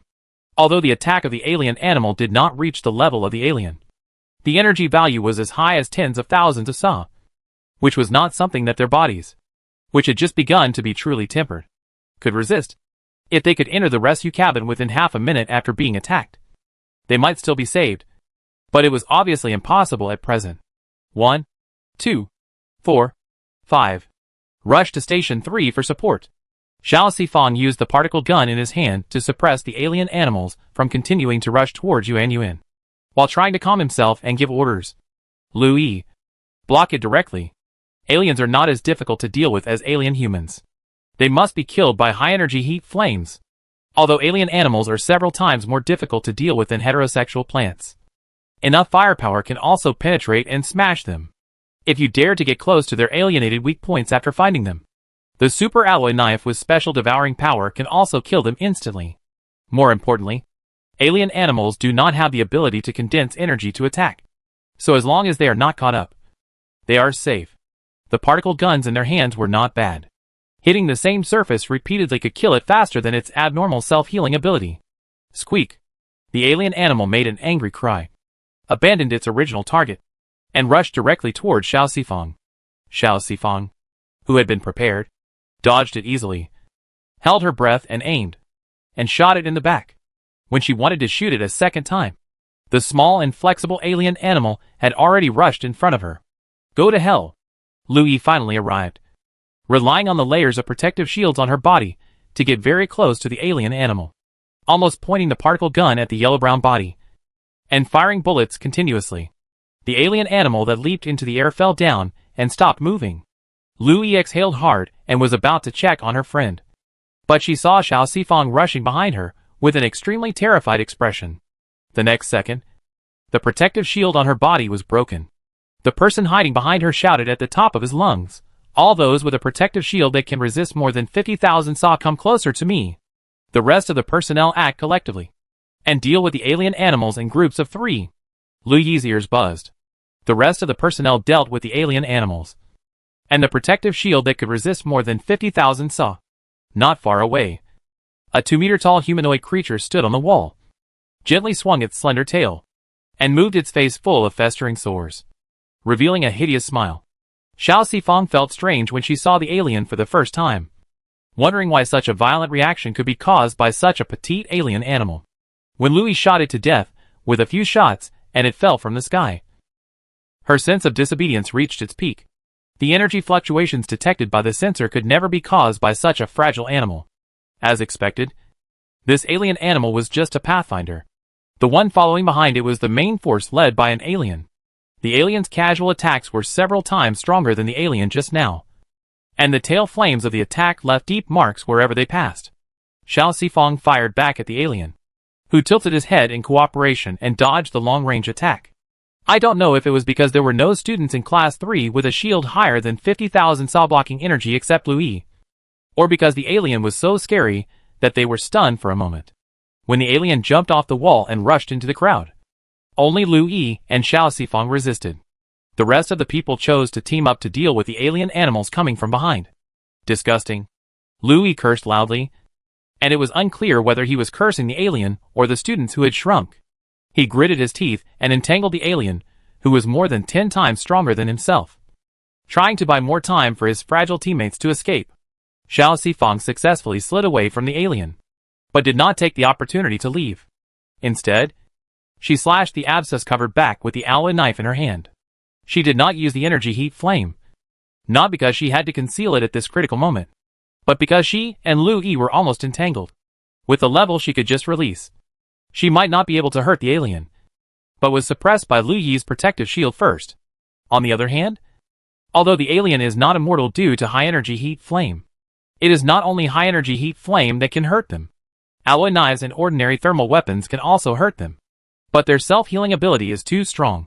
Even broken limbs can regenerate in just a few minutes, which is close to immortality. She couldn't kill an alien, but she didn't believe that a fast enough attack couldn't suppress it. Successfully stabbed the alloy knife into the alien's back. Xiao Sifang took advantage of the opportunity when the alloy knife was almost melting and spreading in the alien's flesh, and used fighting skills without hesitation to throw the alien, who couldn't get rid of Lu Yi, to the ground. Switch positions. I defend and you attack.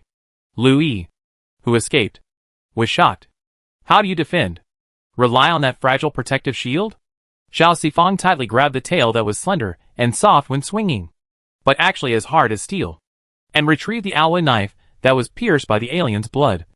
Only if we really hurt it can we hold on until rescue. Yes, only by hurting Lu Yi when its protective shield has not been completely penetrated and it has the ability to fight head-on can it slow down its slaughter and save their classmates to the greatest extent. In fact, at this point, it is impeccable that no one has come forward to attack the alien together. There are also many alien animals rushing in behind the alien.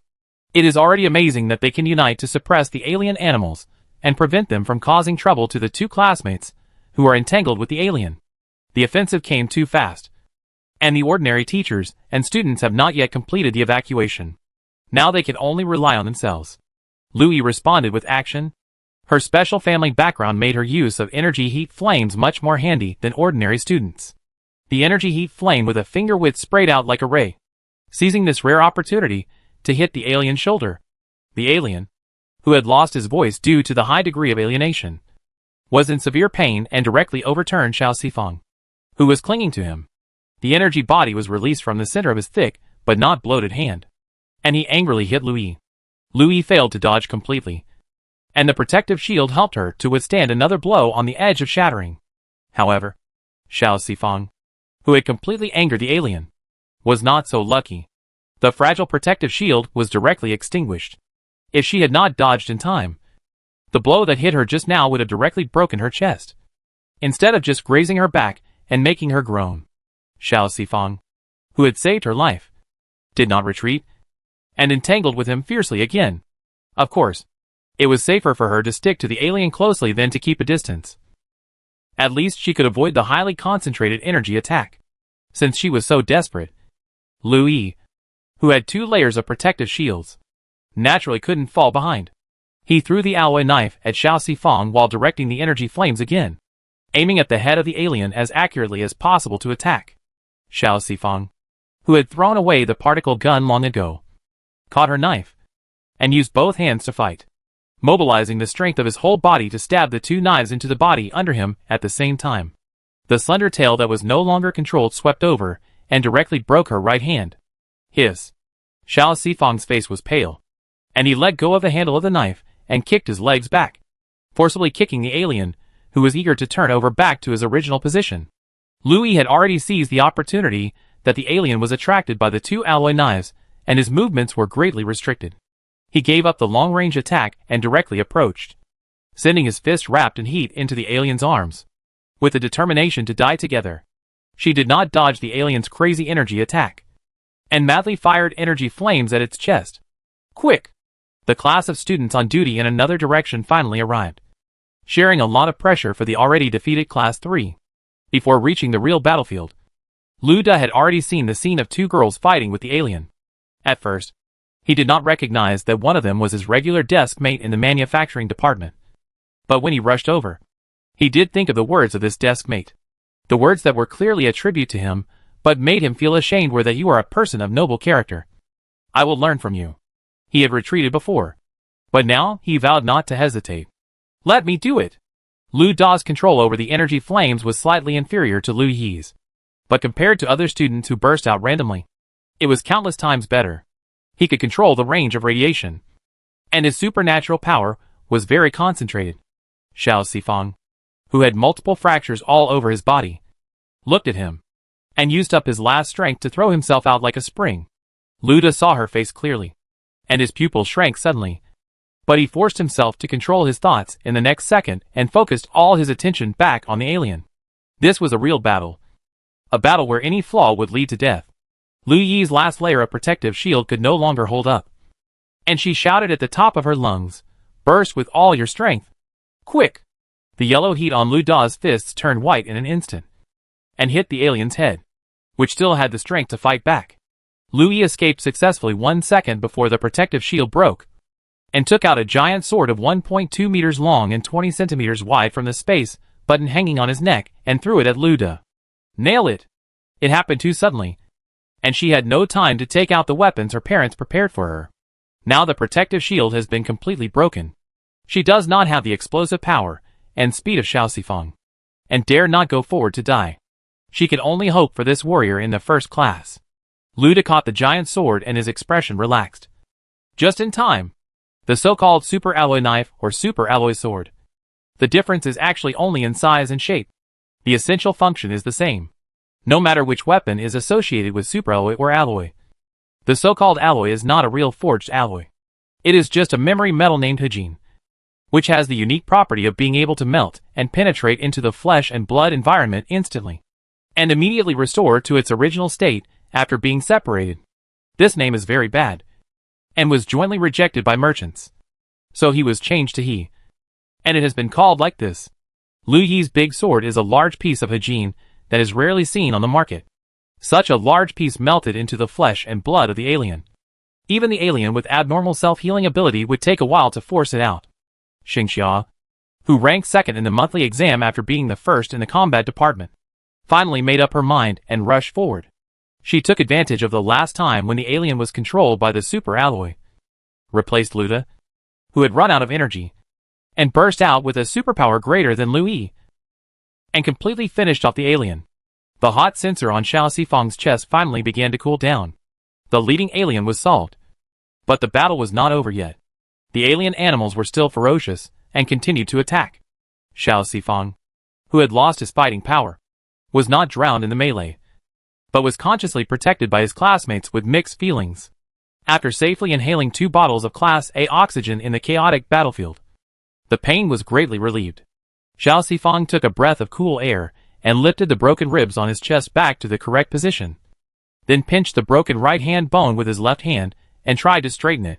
Exhausted, Lu Yi saw her strong will despite her disability, and crossed half the battlefield to her side. Still moving? Are you crazy? Xiao Sifang suppressed the bloody taste in his throat, took out the sensor on his chest with his intact left hand and put it on her, and then pulled out his monitoring panel towards her. What? Before she finished asking, Xiao Sifang, whose body had already faded, seemed to have ended his last burst of energy and could no longer hold on. Before falling into darkness, she thought that she was really too naive and too weak. It turned out that when she really faced the aliens, she would not even have time to get on the mecha. All her plans were destroyed. She was not calm and composed, but passive, panicked, helpless, and struggling with all her might. She was a small grain of sand controlled by others, and she was lucky to escape from the fingers. The alien attack encountered by X-338 was not large in scale, with only 8 aliens in total, which could be said to be a very small fight. But Crest College was extremely unlucky. There were 5 alien invasion points in total. 1 in the 22nd district of the outer city, 1 in the 4th district of the outer city, and the remaining 3 were all centered on Crest College. Some of them broke through the wall directly like the east side, or were passed by the aliens in the other 2 directions when they fled. The students of the combat department and the command department who were not allowed to enter the shelter suffered heavy casualties. On the contrary, the combat department's 3rd and 1st classes, which were the first to face the aliens, only had 2 deaths. Although there were more than 10 seriously injured and all of them were injured, they were strangely preserved to the greatest extent in terms of numbers. Afterwards, some teachers couldn't figure this out, and repeatedly asked the students of these 2 classes, but they only got a very stream of consciousness answer. Morale? Morale that overcomes everything. It was late at night when Xiao Sifang woke up. She lay on the hospital bed where she had been for a week, and looked out the window where the dim light was coming through. The surroundings were so peaceful, and she was in good health. It seemed that the alien's attack had ended. She did not feel any discomfort in her body. She raised her right hand, which was broken in her memory, and it was as flexible as before. Her movement woke up the person lying on the bed to accompany her at night. The light was quickly turned on, and the whole ward was bright. Xiao Sifang narrowed her eyes, and her eyes fell on her brother with heavy eye bags.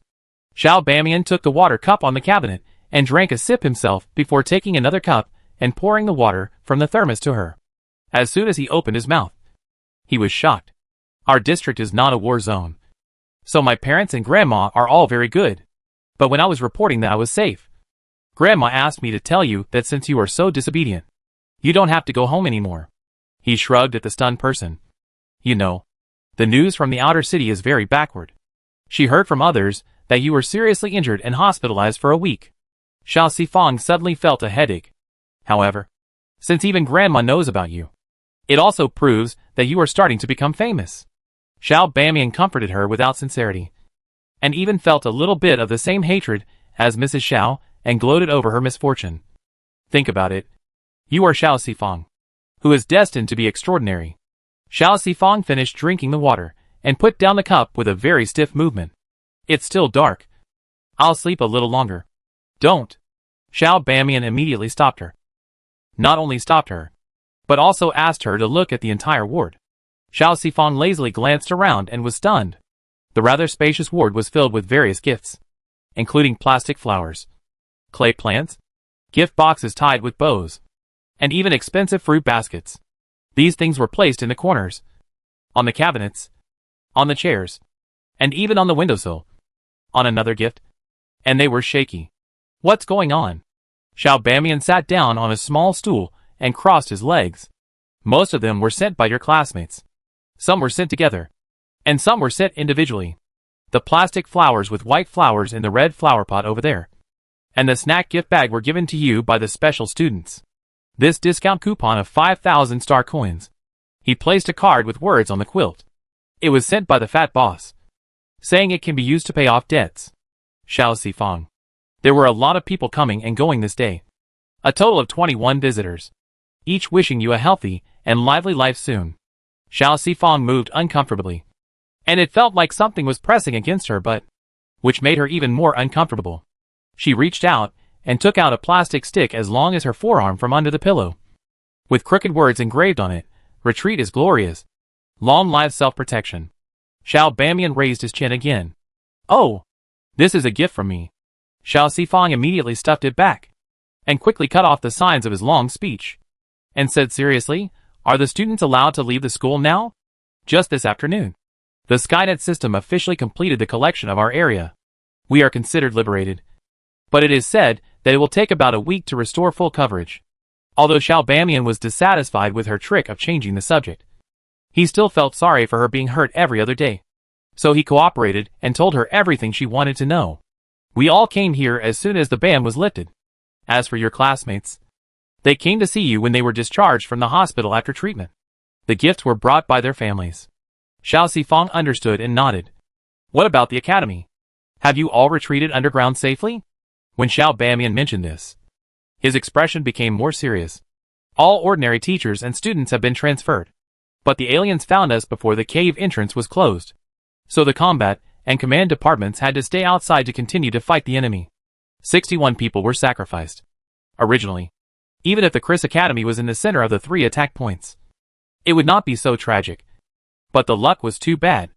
The alien suicide squads, who were not just here to die, did not fight against the well-equipped army head-on, but aimed to kill as many second-class residents as possible. They fled when they found the firepower was concentrated. And very coincidentally, they all fled in the direction of the academy. Therefore, in addition to the alien killed by the first and third class student alliance, the academy encountered 3 more aliens, and they happened to run into the end of the students' refuge. What happened next happened naturally. The students of the 2 departments were in a panic but managed to hold on. Willie also went to the battlefield himself, but he was old and it was difficult for him to deal with an alien. In addition, there were not always students like Xiao Sifang who were willing to risk their lives, and Lu Yi who were covered with high-end protective shields. By the time they were rescued, the students had already suffered heavy casualties. Those students were awarded medals, and all treatment was handled in accordance with the regulations for the sacrifice of regular soldiers. Xiao Bamian lowered his head. I will always be grateful to them. If it weren't for their selflessness, tens of thousands of us might have died there. I have to admit that although they are annoying, they do have the capital to be proud. At that time, I wanted to hide deeper inside, and I didn't even have the courage to look outside. Xiao Sifang patted his shoulder. Everyone has his own responsibilities, and they just did what they should do. Xiao Bamian raised his slightly red eyes and asked, what about you? Did you do what you should do? Yes. Xiao Sifang nodded without hesitation. I am a member of the combat department, and the task given by the dean is to guard the campus and protect non-combat personnel. Therefore, as long as I haven't fallen, I must rush to the front. This is what I should do. It's amazing. Sifang always knows what she should do, and she does it so well. She's not like him at all, always going with the flow and being pushed around, living an ordinary life. Xiao Sifang didn't know why he started to feel depressed again.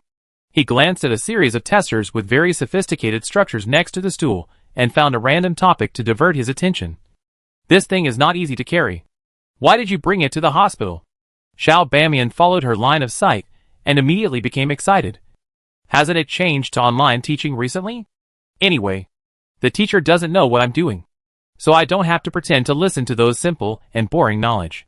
Senior Su happened to find me a complete set of teaching materials for the Information Technology Department. I used this time to study hard. Now I am trying a 5-sense recognition system. If I am fast enough, I can catch up with the second-year midterm project evaluation of the information department. Oh, this system is that evaluation project. Senior Sue said that I can use the public reading room to send my design to the corresponding teacher's email. And if I'm lucky, I can get a chance to answer questions. The manufacturing department also has courses related to information technology, but they only need to understand it briefly. After all, everyone has their own expertise, and they can use any ready-made programs they need. Seeing that he was devoted and happy about it, Xiao Sifang felt relieved and gave him the most sincere blessings. Then I wish you good luck. Early the next morning, Xiao Sifang was discharged from the hospital and took the first bus back to the college with Xiao Bamian. As soon as they entered the gate, they saw workers and student volunteers cleaning and repairing damaged buildings. The statue of the Goddess of Christ, which could be seen from a distance, was broken into several sections and placed in order on a clean shelter cloth. The bloodstains on the ground had been almost cleaned up, and the remaining potholes were being filled with new mixed soil. Most of the shattered windows were replaced, and the bullet holes in the wall had been healed. She quietly walked on the road where her companions had shed their blood, with a solemn expression, silently paying tribute. Suddenly, the classmate holding the color corrector in front of her came towards her, with a slightly unnatural expression on his face. And he paused when he spoke. Are you okay? Xiao Sifang didn't know him, and looked at him in confusion. It was even more strange when she found that his identity ring was dark green. The boy hurriedly explained, I am from class 1. We fought together that day. I'm sorry. I apologize for my impolite behavior to you before. And I also take back what I said before that you are not worthy of the combat department. Xiao Sifang thought about it, but still had no impression. There were too many people who despised her, so how could she remember? But since the other party came to apologize himself, she accepted it without hesitation. Okay. I hope you won't do that again. Xiao Bamian put his elbow on her back and whispered, Don't say any more. He came to visit you yesterday. He gave you that expensive fruit basket. Although his voice was soft, the boy was close to him. He blushed when he heard it and waved his hand. That's what I should do. I have changed my opinion of you refugees now. I will be more cautious in evaluating you in the future. Xiao Sifang didn't care about it at all. He smiled at him in a stereotyped way. Thank you for your comfort items. The boy's face became even redder, and he said I should do it again, and ran away in a hurry. He received several kind greetings from people along the way. Xiao Sifang didn't know any of them, so he smiled back and walked to the dormitory even faster, because it was still early. When Xiao Sifang opened the door of the dormitory, she deliberately moved lightly, so as not to disturb her roommates, who were still sleeping. Unexpectedly, all 6 of them were awake, wearing various pajamas, sitting on the bed or at the table, watching a video in unison. Even if they noticed her coming in, they just glanced at her, and then continued to watch the video attentively. Xiao Sifang, who was warmly welcomed outside, but was coldly treated in the dormitory, was confused and walked to Ada to watch her video together. The screen was just a mess of post-war ruins. What are you watching? Ada stared at the screen, moved her body to give her half a chair, and gave her an earphone. Listen. Don't talk.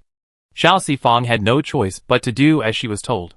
With the earphones plugged into her ears, a familiar voice just hit her deep into her ears. The process was difficult, but they were all very strong and overcame the disease that appeared for the first time in the history of the new human race. Oh! It was the Holy Father in business. Xiao Sifang listened for a while, and finally figured out the reason why her 6 roommates ignored her. They didn't want to miss the post-disaster report on the semi-ruined planet X-139. This was indeed very important. So she put aside her distractions and listened carefully. About 3 minutes later, Senbo's speech ended, and the microphone returned to the host.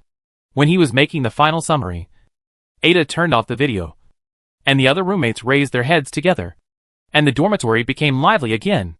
Alas, when will Dad come back? I want to know. 2. The matter at 139 was handled yesterday. It's the 9th day since I last saw the Holy Father. I miss him so much. Human nature is really greedy. I used to be happy for a month just by hearing the Holy Father's voice. But now it's not possible. I can only feel better if I stand on the same 10,000 square meters of land with him. Yes. I want to fall asleep with my husband. They discussed for a long time, and then they finally remembered Xiao Sifang. gave her some attention, and asked with concern, "Are you not fully recovered yet? Why do you look so bad?" Xiao Sifang shook his head heavily. She knew too much. It was her own problem. Louis intercepted Sun Bo's speech and saved it in his private cloud disk. He counted his treasures in the cloud disk again, then exited with satisfaction, climbed down from the bed and sat on the chair, and returned to the topic. "Your thing was taken away by the dean, and he asked me to convey to you that he was pleased and deeply grateful for your selfless dedication on behalf of the college." Xiao Sifang. "I did not agree to selfless dedication. That can't be helped. Isn't Willie just that kind of person? Bullying the weak and fearing the strong. You can't resist him at the moment. Besides, he didn't embezzle at this time. It was a teacher in the manufacturing department who first saw your thing and wanted to keep it in the college's exhibition hall." Louis paused. "It's really useful. Although your sensor is very crude and simple. It is small and easy to carry. Traditional military sensors are stationed in the rear and used for combat command and coordination. This single-unit application mode, you have set a precedent. And your idea of using the variable temperature button as a reminder perception also breaks the thinking limitation of conventional sound perception. Now the teachers of the manufacturing department have been fully researching higher precision, more portable, and easy-to-use individual sensors based on your work. So I advise you, if you have this opportunity to go down in history, don't worry about such a small cost. This is really unexpected."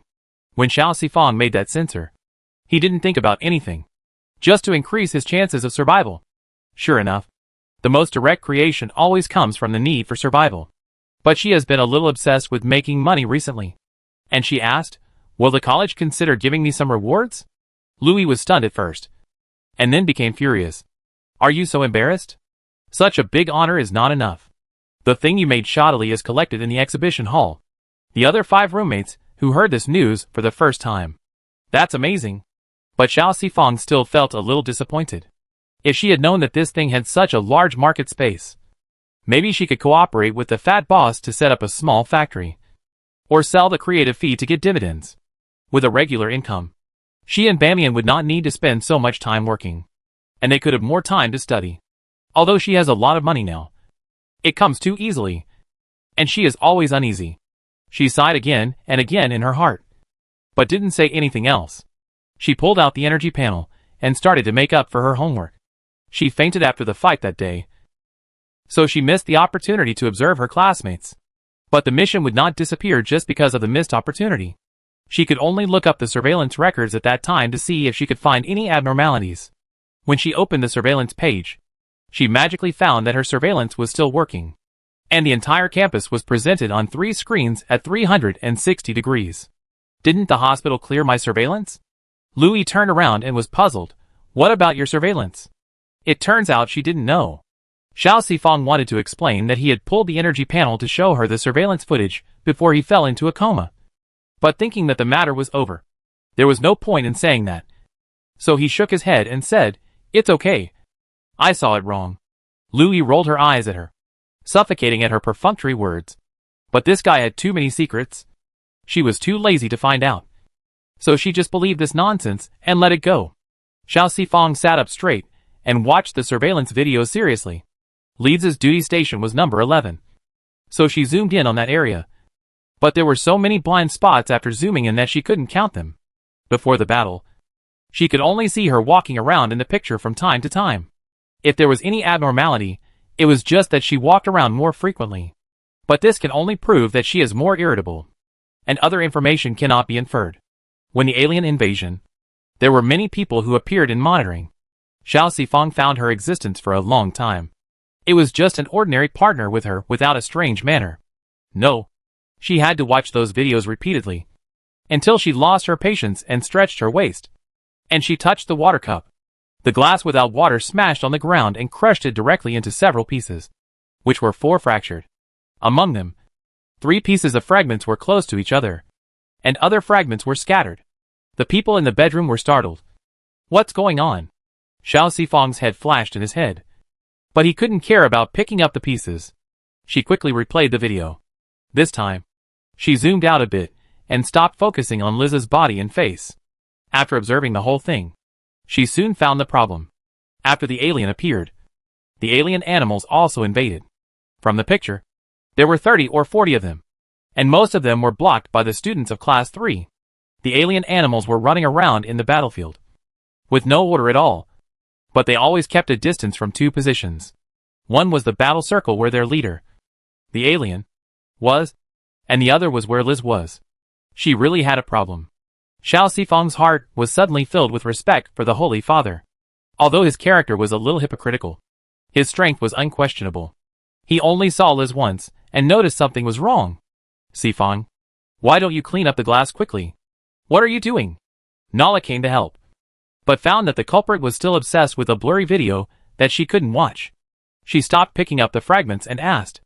Xiao Sifang glanced at her and answered excitedly, Holy Father. It's so cool. Nala. The other 5. This guy's reaction arc is so damn long. Suffocating. Then, the roommates, who had always hoped that Xiao Sifang could also integrate into the brainless worship team, found that this guy's enthusiasm and passion after joining were too incredible. First, she asked them every hour whether the Holy Father had returned, and then asked them to tell a moment that touched them the most in their minds. It was really embarrassing. The former was easy to solve. After all, Ada had to peek at the support group every 10 minutes. But the latter was really difficult. How could one moment be enough to tell the highlight moment of the Holy Father? The most difficult thing was that she had to listen for 10 minutes every hour because entertainment could not affect learning. It was really infuriating. It was just learning. How could it be more important than the things of the Holy Father? But in the end, Xiao Sifang still kept the rhythm of studying for an hour and gossiping for 10 minutes. After listening to the stories of the day, he had a general understanding of the Holy Father. Sinbo graduated from the combat department of the first college of the main star. Was 50 years old. After graduation, he gave up martial arts and joined the Life Research Institute, focusing on mutation repair. He ascended to the throne of vice president at the age of 30. He has achieved fruitful results in the past 20 years. But he is not arrogant or impatient. He is polite, gentle and tolerant to everyone, patient and meticulous. In addition, he is born with a divine face. He is a master of wisdom, talent, beauty, combat effectiveness, personality, and many other fields. He is a god in the sky and a dream figure. Yes, it does not show that the Holy Father is special at all. This information is very superficial, just like the source of the information. Except for Louis. The other 5 people, like her, have no idea what mutation repair is, nor do they know what the results are. They are completely obsessed with the resounding name and appearance. Xiao Sifang felt that she was different from them. After asking Louis what mutation repair was, she began to search on her own. The entry column was empty. It was something that refugees could not know. After worrying for a few minutes, Xiao Sifang went to the balcony and sent a call request to Xiao Bamian. What are you doing? Maybe he was busy. So his brother's opening was quite direct. Xiao Sifang was not used to beating around the bush with her own siblings. So she said directly, I want to ask why you worship the Holy Father so much. The other party was obviously caught off guard and was silent for a long time. As soon as he opened his mouth, he hit the point directly. Last time you asked me if Fatherson had twin brothers. What made you doubt him this time? Xiao Sifang immediately argued, I promise. This time, I really want to experience his power. Experience you? Xiao Bamian was silent for the same time as she went out. And he opened his voice and said angrily, What experience? Need to experience? Fatherson is a god. An omnipotent god. Xiao Sifang was very calm, specifically in what aspect? The calm words seemed to suppress the excited Xiao Bamian, making him speechless for a while. But they are indeed siblings, who grew up in the same bed. Xiao Bamian turned over quickly. And he also replied calmly, Then I also want to know why you are crazy about your baby. Xiao Sifang covered the space button on her chest without thinking. Do you need a reason? It's so beautiful and powerful. Every line. Every piece of metal. Every. Stop. Xiao Bamian stopped her coldly. So, change your habit of selectively blinding yourself to things that are not yours, and you will be able to discover the beauty of Fatherson. Goodbye. After the call was hung up, Xiao Sifang looked into the distance quietly. But it's not yours. What's the point of discovering beauty? Thinking of this, she came to her senses. The desire to understand that suddenly arose was nothing but a waste of time. It could neither make you rich nor enrich yourself. It was useless. Life will be dragged down by such meaningless behavior. And stopping in time is the right way. Sinbo, who was not alone in Xiao Sifang's thoughts, came back the day after Xiao Sifang was discharged from the hospital. The college had resumed normal classes. He wore a white combat uniform and appeared in the classroom of the third class's practical class. His arrival soothed the emotions of the students, who were heavy with the death of their classmates. The gray and mournful eyes temporarily forgot their sorrow and recovered some spirit. At the beginning of the class, Greta led the whole class to mourn for the victims for 30 seconds, and then asked the 3 people who were named to come out and praise them one by one. When talking about Xiao Sifang, Greta's face was more serious than before. Now you know why I specifically asked her to lead everyone to fight? It's not because of the monthly test results, nor is it my personal preference, but because she is calmer than any of you, bolder than you, and more careful than you. Now I want you to apologize to her. Do you not accept it? At this moment, the students did not look at each other, nor did they speak up. And she appeared in her head to stop the alien people, and stop the alien people. Greta's hand waved, and the students below, including Hanyu, who were standing next to Xiao Sifang, lowered their heads. Sorry. The battle was quite large, and it was attracted to the entire class of other classes on the side. Greta glanced at Louis, and the person standing upright raised her chin proudly. She did not oppose it, and did not need to apologize. Faced with such sincerity, Xiao Sifang forgave them generously. I have received many apologies in the past 2 days, and I am very comfortable with the gesture of forgiveness. She also knows that most people, whether from the inner city or the outer city, are actually friendly ordinary people. Deep-rooted prejudices do not mean that they cannot be eliminated bit by bit. Greta was quite satisfied with the performance of the children. She nodded and asked the 3 people to return to the team. Then stepped back and let Sinbo, who was standing quietly behind her, come to the front. This class will be taught by Dean Cian. Everyone pay attention to discipline and behave well. The students looked at the Holy Father, who was smiling at them stupidly. Did they hear it right? He was personally guiding them? Sinbo stood in front of the team, and his gentle eyes gave people an impartial feeling, as if everyone was being stared at by him wholeheartedly, which made people happy. We won't do one-on-one training in this class. Let's play a game. Play a game? Play a game is good. While the ignorant people were rubbing their hands in anticipation, Xiao Sifang became alert. What game will be played, and how will it be played? The place here is too small. Let's go outside and play the treasure hunt game with the entire campus as the boundary. Sinbo flipped his hands, took out a pile of beautiful stones, and distributed one to each of them. This is the specialty crystal ore of 139. It is a gift for you, and also a prop for you to snatch from each other next. He put the last piece of ore in the hands of the excitedly trembling student, and returned to the front. Anyone can grab it. Whoever grabs it first will own it. Xiao Sifang only felt that his whole body was hot, and looked around. Everyone's eyes were burning. Warlessness. No one can take away the gift of the Father.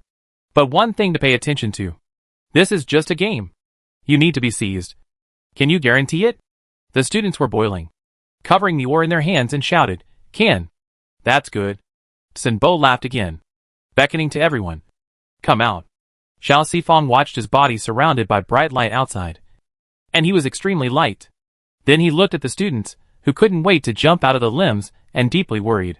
What exactly do he want to do?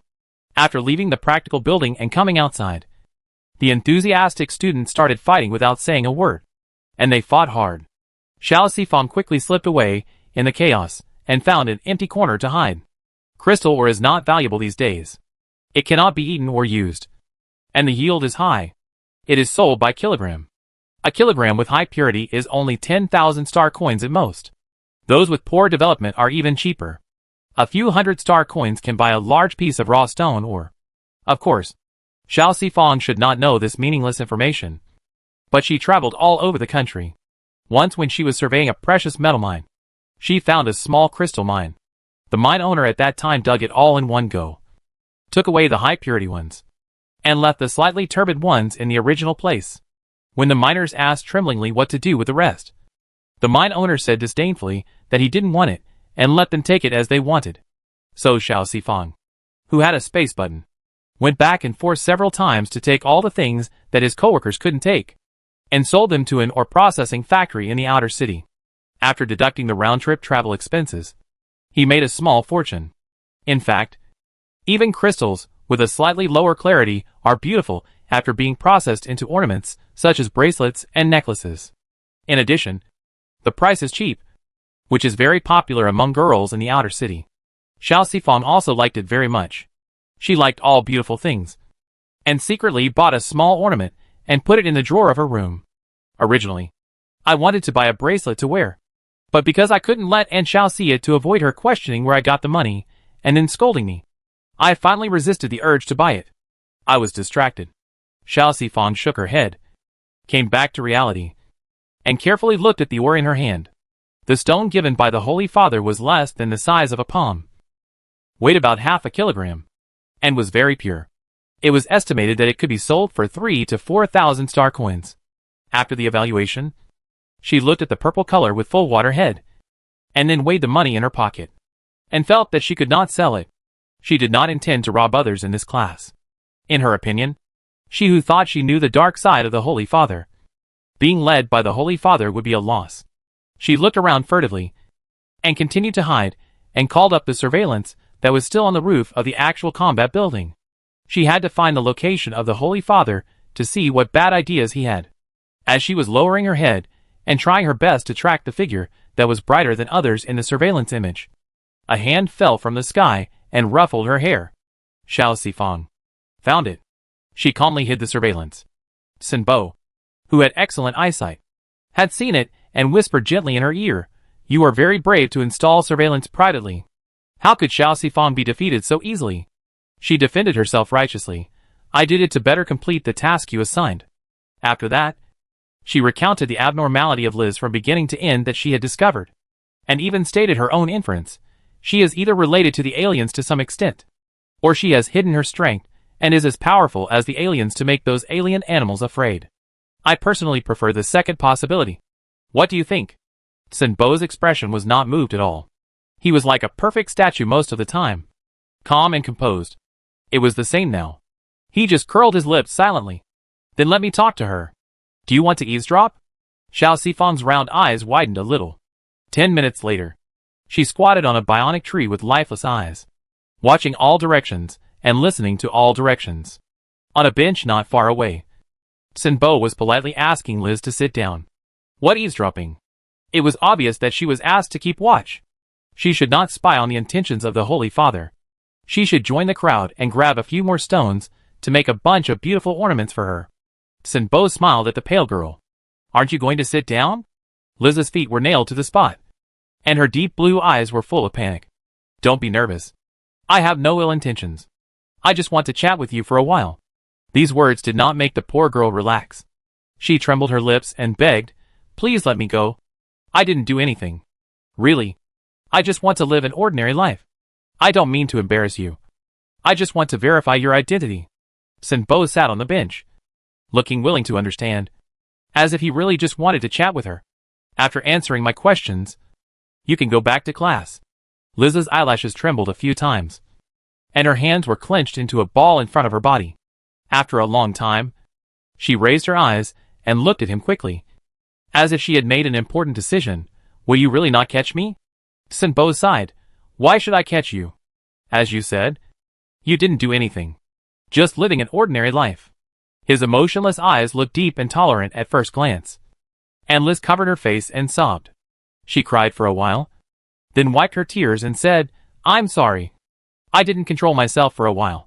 Whatever you want to know, I will tell you as long as I can answer it." During the time of crying, she thought about where she had exposed her feet.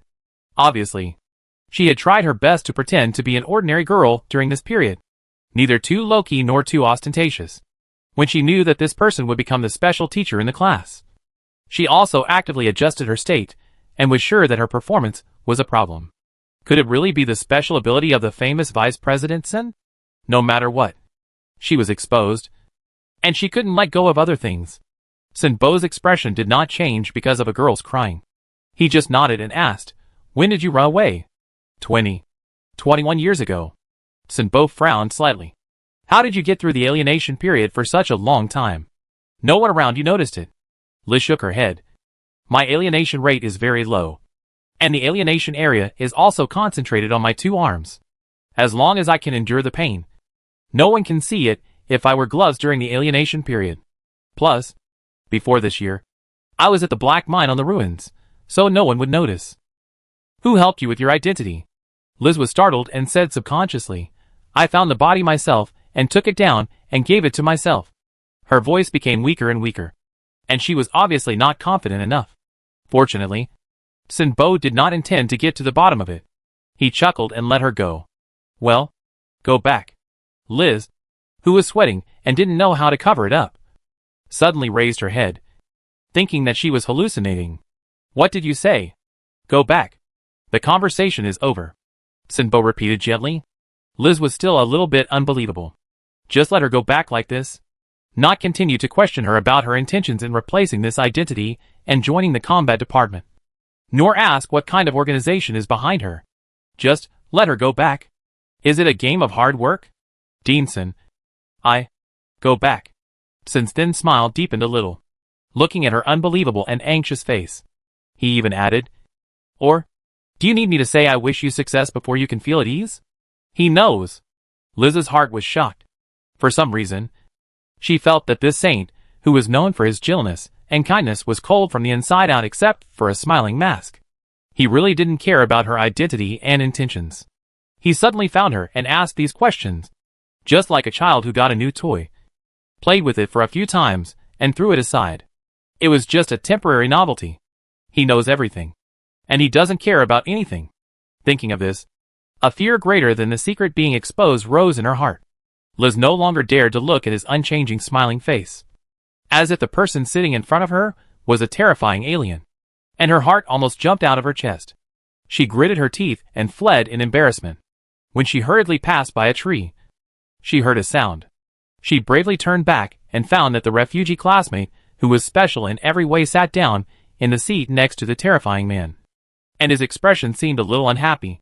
She staggered and accelerated to leave this weird place. Xiao Sifang was indeed a little unhappy because she didn't overhear a word and the conversation ended. But she didn't think she showed it, because whether it was her status or the huge wealth that Sin's father had brought her not long ago, these details must be insignificant and not worth mentioning. Ask. You can ask anything you want. Sinbo showed great tolerance. Just treat it as eavesdropping. Anything you want to ask? Xiao Sifang's little calculation started in her mind. To be on the safe side, she confirmed it again. Is it really okay to ask anything? Sinbo smiled and shattered her intention. It's limited to the scope of eavesdropping just now. A pair of shoulders collapsed. After a while, Xiao Sifang rubbed the soles of his shoes on the ground and barely cheered up. I just saw her crying. Why was she crying? Fake crying? A method. What happened? Xiao Sifang became interested. She really has something strange. Right? What is it? Sinbo thought about it and found a starting point. Do you think we are aliens? Xiao Sifang also thought about it and answered very rigorously. If your alien is not the popular concept of alien, then according to the theory in the book, we are one of the incomplete alienated forms, and we should also be called aliens. Well, this answer is very good, which will help you understand what I am going to tell you next. Since we and the aliens in the popular sense are all alienated forms, the only difference is the degree of alienation. Then if our degree of alienation increases, will we also become aliens? Xiao Sifang nodded seriously. Theoretically, yes. What if our alienation level keeps increasing until we become completely alienated aliens? Sinbo stopped here and looked at her with a smile. Have you guessed what's weird? Xiao Sifang nodded vigorously. Her alienation level is higher than ours. Close to ordinary aliens. Then what? Then, how did she become like this? Under his guidance, Xiao Sifang thought about it. Could it be a genetic experiment? Sinbo smiled and nodded. Yes, it's a genetic experiment. She is an escaped experiment. Escape? That's involuntary? Why do you want to do this kind of experiment? Xiao Sifang frowned. Maybe it's because the front line is getting more and more tense, and our growth rate can't keep up with the opponent? Xiao Sifang still couldn't understand, and even thought this idea was sick, and took the opportunity to combine it with his own goals, and solemnly told Sinbo, this is playing with fire and getting burned. The reason why aliens must be expelled and eliminated is that they do not have positive emotions and cannot coexist with them. conducting experiments, and actively driving ordinary humans towards aliens will not only fail to solve the problem, but will also sow the seeds of greater disasters. Instead of researching in this direction, it is better to try to see if it is possible to counter alienation, which does not involve human rights issues, and can fundamentally solve the problem. If the front line is really difficult to support, we can actually recruit soldiers from the refugees whose population is hundreds of times more than the second-class residents. She paused and shook her head. I haven't discovered the secrets hidden in the inner city yet, but I don't think it's wise to abandon the wisdom of tens of billions of people like this. These words from an underage girl really surprised Sinbo. But after being surprised, he felt it was reasonable. This child is an ambitious person who is determined to change the current social structure, and her thoughts are naturally mature. He put his hand on the round head and touched it, and couldn't let it go, and sighed, yes. You know the truth at such a young age. But some people just don't want to do it. Xiao Sifang, who always gets to the point, brightened up. So you agree with my point of view, right? Yes. Sinbo smiled. Otherwise, how could we get along so well? Xiao Sifang pretended to believe it. She immediately asked again, you are so prestigious, but you can't lead everyone to change? Sinbo laughed out loud this time and asked back, am I prestigious in your eyes? Xiao Sifang nodded heavily. The only person who is loved by all classes is the Holy Father. Is that so? Sinbo withdrew his hand and leaned back on the chair. But why should I lead everyone to change? Xiao Sifang was anxious. This is a great thing that benefits all mankind. But it's troublesome and not fun. And it has nothing to do with me. If the world doesn't change, it won't have any impact on me. Right? He was so careless that Xiao Sifang was very suffocated. As he said, this kind of change can't be completed by talking about it. It is troublesome and tiring. He is unwilling to do it, which is reasonable and blameless. But if the Holy Father takes the lead in this matter, it will save many times of time and energy. Don't worry about it. Come. Sinbo asked her to spread out her hands, put her hands together, and then took out 7 or 8 crystal ores of different colors and piled them up. After the pile was finished, she clapped her hands with satisfaction. These are all carefully selected by me. I'll give them to you as a reward for the task. With a sound of air leakage, Xiao Sifang was fine again. The happiness of miners is so simple. This practical class was definitely the most exhausting one since the beginning of the school year, because the second half was about gods descending to earth. Sinbo personally participated. It completely changed from a fight between equally matched people to a battle of 50 people, including Greta. The 50 people, of course, referred to the omnipotent Holy Father. The 50 people worked closely together, either directly besieging or luring and ambushing. After struggling for an hour, no one could touch the crystal bag hanging on the waist of the Holy Father. When the bell rang, everyone except Sinbo collapsed. Greta barely maintained her image and sat on a bench. The other children didn't care whether it was the ground or the mud, and sat down directly. Sweating profusely, Sinbo stood under the statue, put the crystals that he had given out and snatched back into Greta's hands, and encouraged them lovingly. Keep going. Everyone raised their fists like chicken blood. Okay. When he left, they collapsed again. Greta rested for 3 minutes, handed the crystals back to each student one by one, and gave everyone 5 minutes of rest time before letting everyone stand together. What do you think of this class? The students were excited and depressed. Very complicated. In the end, Hanyu took the lead and said bitterly, the little confidence we accumulated in fighting the aliens before is gone again. This statement speaks for everyone. Although this alien invasion caused great losses to the college and cast a shadow on the hearts of the students who had little experience, the students of Class 1 and Class 3 were sad but also proud. They faced the aliens head-on and remained undefeated. Without support or teachers, they defended a corner of the campus entirely on their own. But now, their confidence has really been completely wiped out. So many people, including teachers, can't even cause a little damage to Vice Deanson, who has been transferred to a civilian position. This is a shame. Greta's confidence was almost collapsed. But she was a teacher after all. So she quickly adjusted herself, turned grief and anger into motivation, and vowed to change this situation next time. No setbacks. No growth. Students, we should work harder. Deputy Deanson. No. Your teacherson's method is good. Compared with practicing fighting alone indoors, it is better to jump out. You can cooperate with each other. cheat, rob, etc., and exercise in all aspects. This alien invasion has brought pain to everyone and sounded the alarm. It is not okay to study step by step like this, especially for students in the combat and command departments. Not only must they be able to pass the exams, but they must also be able to fight in real battles. The Education Bureau has also issued a death order, requiring each college to strengthen management and raise the requirements for students, and must produce results in this school year. If the expectations of the Education Bureau are not met, the dean and the department head will step down without any chance to defend themselves. 3 years seems like a long time, but it will pass in the blink of an eye. We don't have enough time.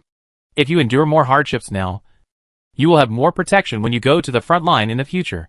The training intensity will definitely be doubled next time, so everyone should be prepared. Get out of class dismissed. The students in class 3 left with their legs as heavy as lead in the envious eyes of the other onlookers. Xiao Sifang, who had been lazy in the first half, was in better condition than the others, but she was exhausted after the evening class.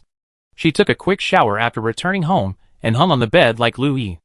Ida applied lotion with a sour look on her face and said, "Cheer up. You too. How many people want to get in touch with Dad, but don't have the chance? They can only watch your intimate videos over and over again on the campus forum. I heard that you also got a gift prepared by Dad himself." This pronunciation can be said to be very jealous.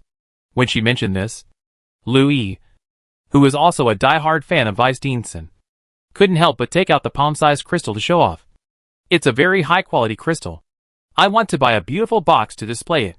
Xiao Sifang turned over on the bed and said casually, "Just leave it like this? I want to make some beautiful jewelry." Louis straightened up in disbelief. "What? What about the scraps? You're actually going to throw away the gift that Vice Deanson gave us personally? I won't allow it." "Oh, I've already entrusted it to someone else to process. Xiao Sifang owns a mountain of crystals, so even if she processes 2 pieces, she still has 6. She doesn't feel bad at all, and she didn't waste them. She planned to make some small diamonds that can be inlaid in rings from the scraps, and when she gives them to her uncle and aunt, they won't refuse." Xiao Sifang looked at her angry roommate and added, "Actually, your idea is wrong. The Holy Father gave us this gift. Shouldn't we use it to its maximum value? It seems to make sense." Louis pondered. If she protected it with a glass cover, she couldn't look at it at any time. If she made a bracelet, necklace or hairpin like Xiao Sifang, she could hold it in her hand when she thought of it.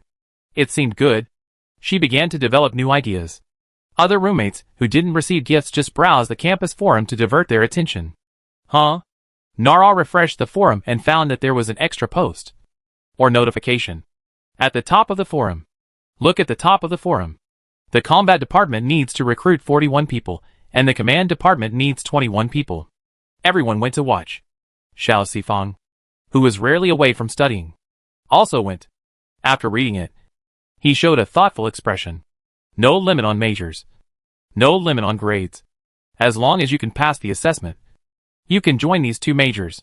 She moved her fingers and forwarded the post to Su Qingxin. After a while, the other end replied, "Great mercy. What's wrong? Bai Shui, Senior. Don't you have any ideas?" "Great mercy. What ideas?" Bai Shui, change to another department. Go to the command department. "Great mercy, thank you." "Great mercy, goodbye." Bai Shui, I learned from Bamian before. Your performance in traditional machinery is very average. "Great mercy, Junior Sister Sifang. I personally think that an average score of 90 is not average. Bai Shui, you can get this score by just flipping through the book before the Bamian exam." "Merciful. Please have mercy." Xiao Sifang turned over again, leaned his back against the wall, adjusted to a more comfortable position, and continued to reply. "Bai Shui, I still hope you can consider it. Do you really like the traditional machinery major?" "Merciful. Did you also let Bamian change his major?" "Bai Shui, Bamian is different from you. He can do what he wants to do well wherever he is." "Merciful, Sifang Jr. Merciful, has anyone ever told you that you are very impolite?" "Bai Shui, oh. Bai Shui, I just think you may be very suitable for the command department. And such an opportunity is rare." Xiao Sifang waited for a long time, and the dialogue box was still stuck on her words. And Su Qingxin did not reply again. After she set 8 copies of the screenshot of the chat history, She rolled up her quilt and went to sleep. The next morning, she got up at 6 o'clock, washed up, went to the cafeteria to have breakfast, and then happily set foot on the path to the manufacturing department while listening to the geography class of the combat department. Rarely. This time she was not the first person to arrive in the classroom. Luda sat in their usual fixed position and waved to her. Hello.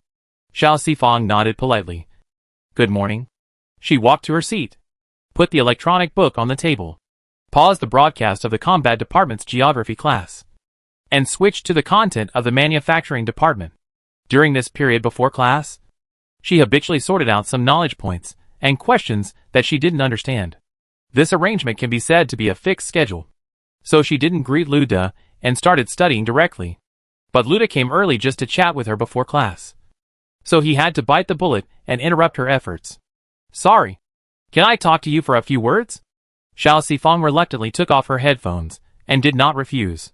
Both the Holy Father and teacher Greta said that she could not study hard, and she had to follow through. Do you know that the college has scholarships for poor students?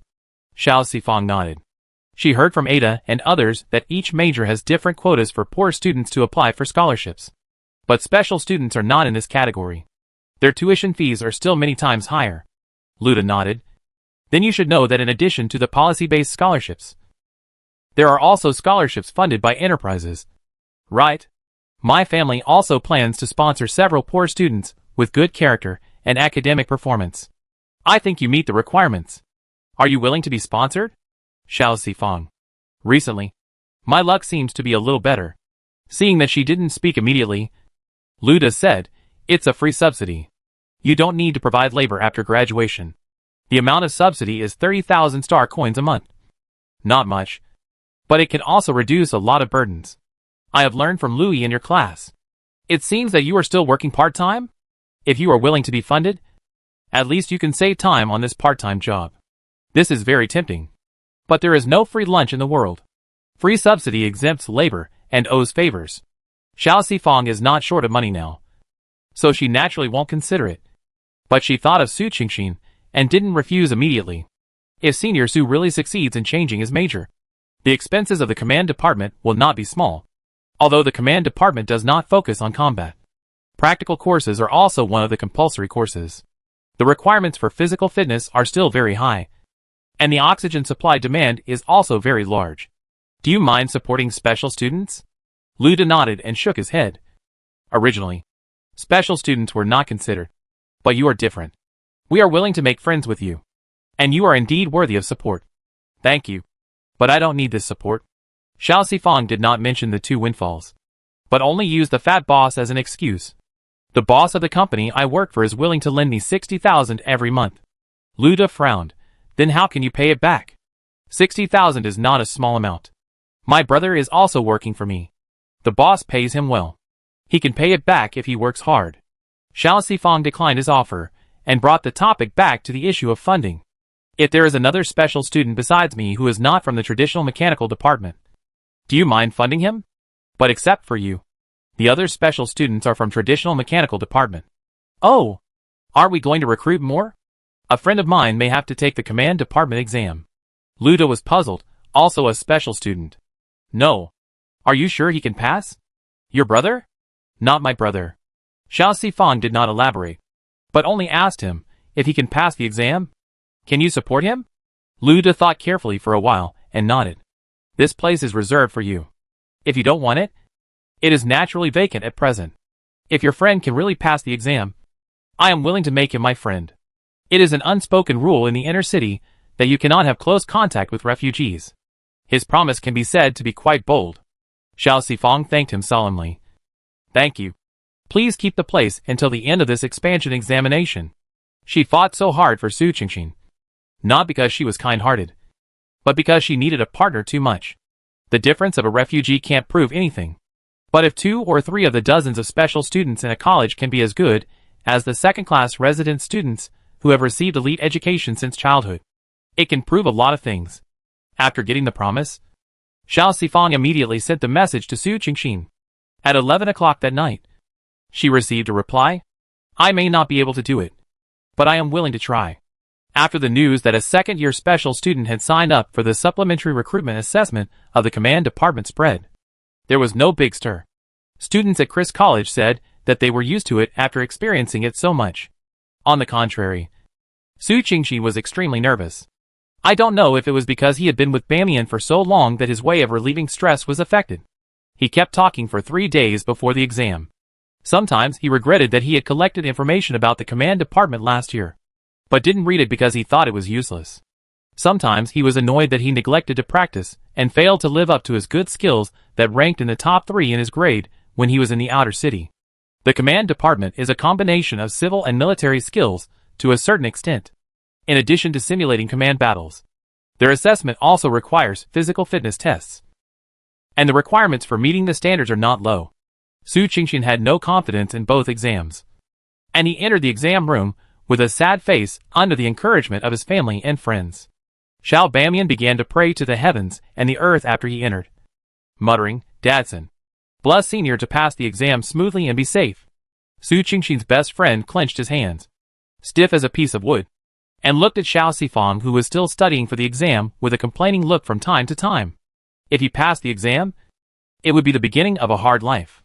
If he failed the exam, who knows how many people would laugh at him for not knowing his own ability.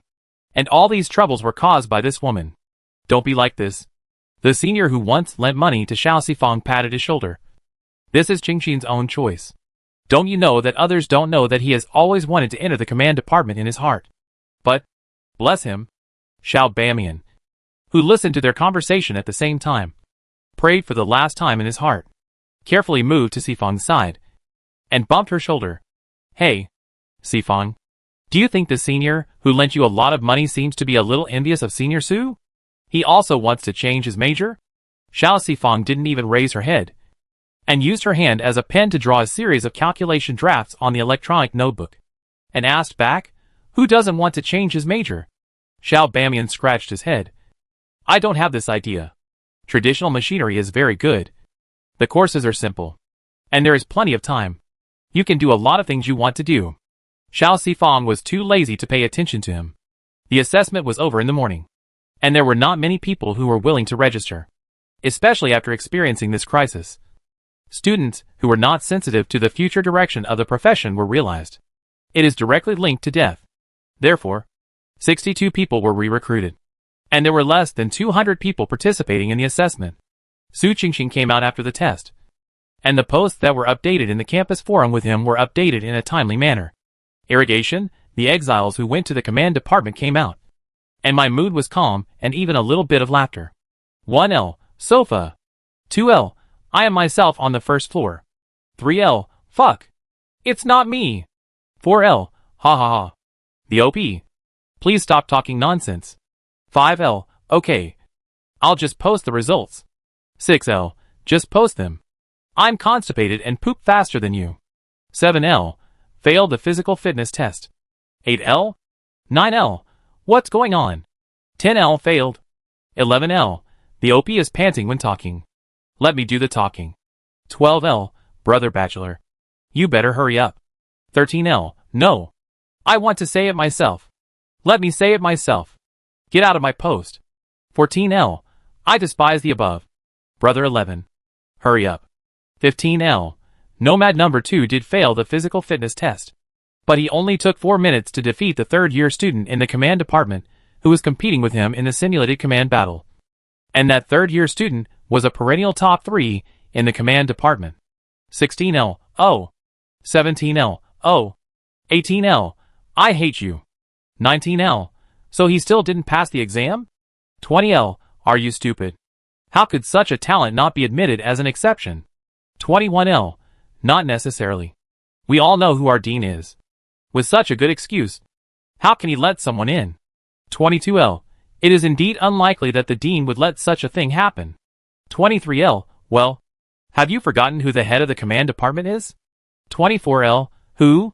25L, calling the bachelor brother. 26L, Ted Gardner, the madman who was injured and retired from the front line. 27L, I'm back.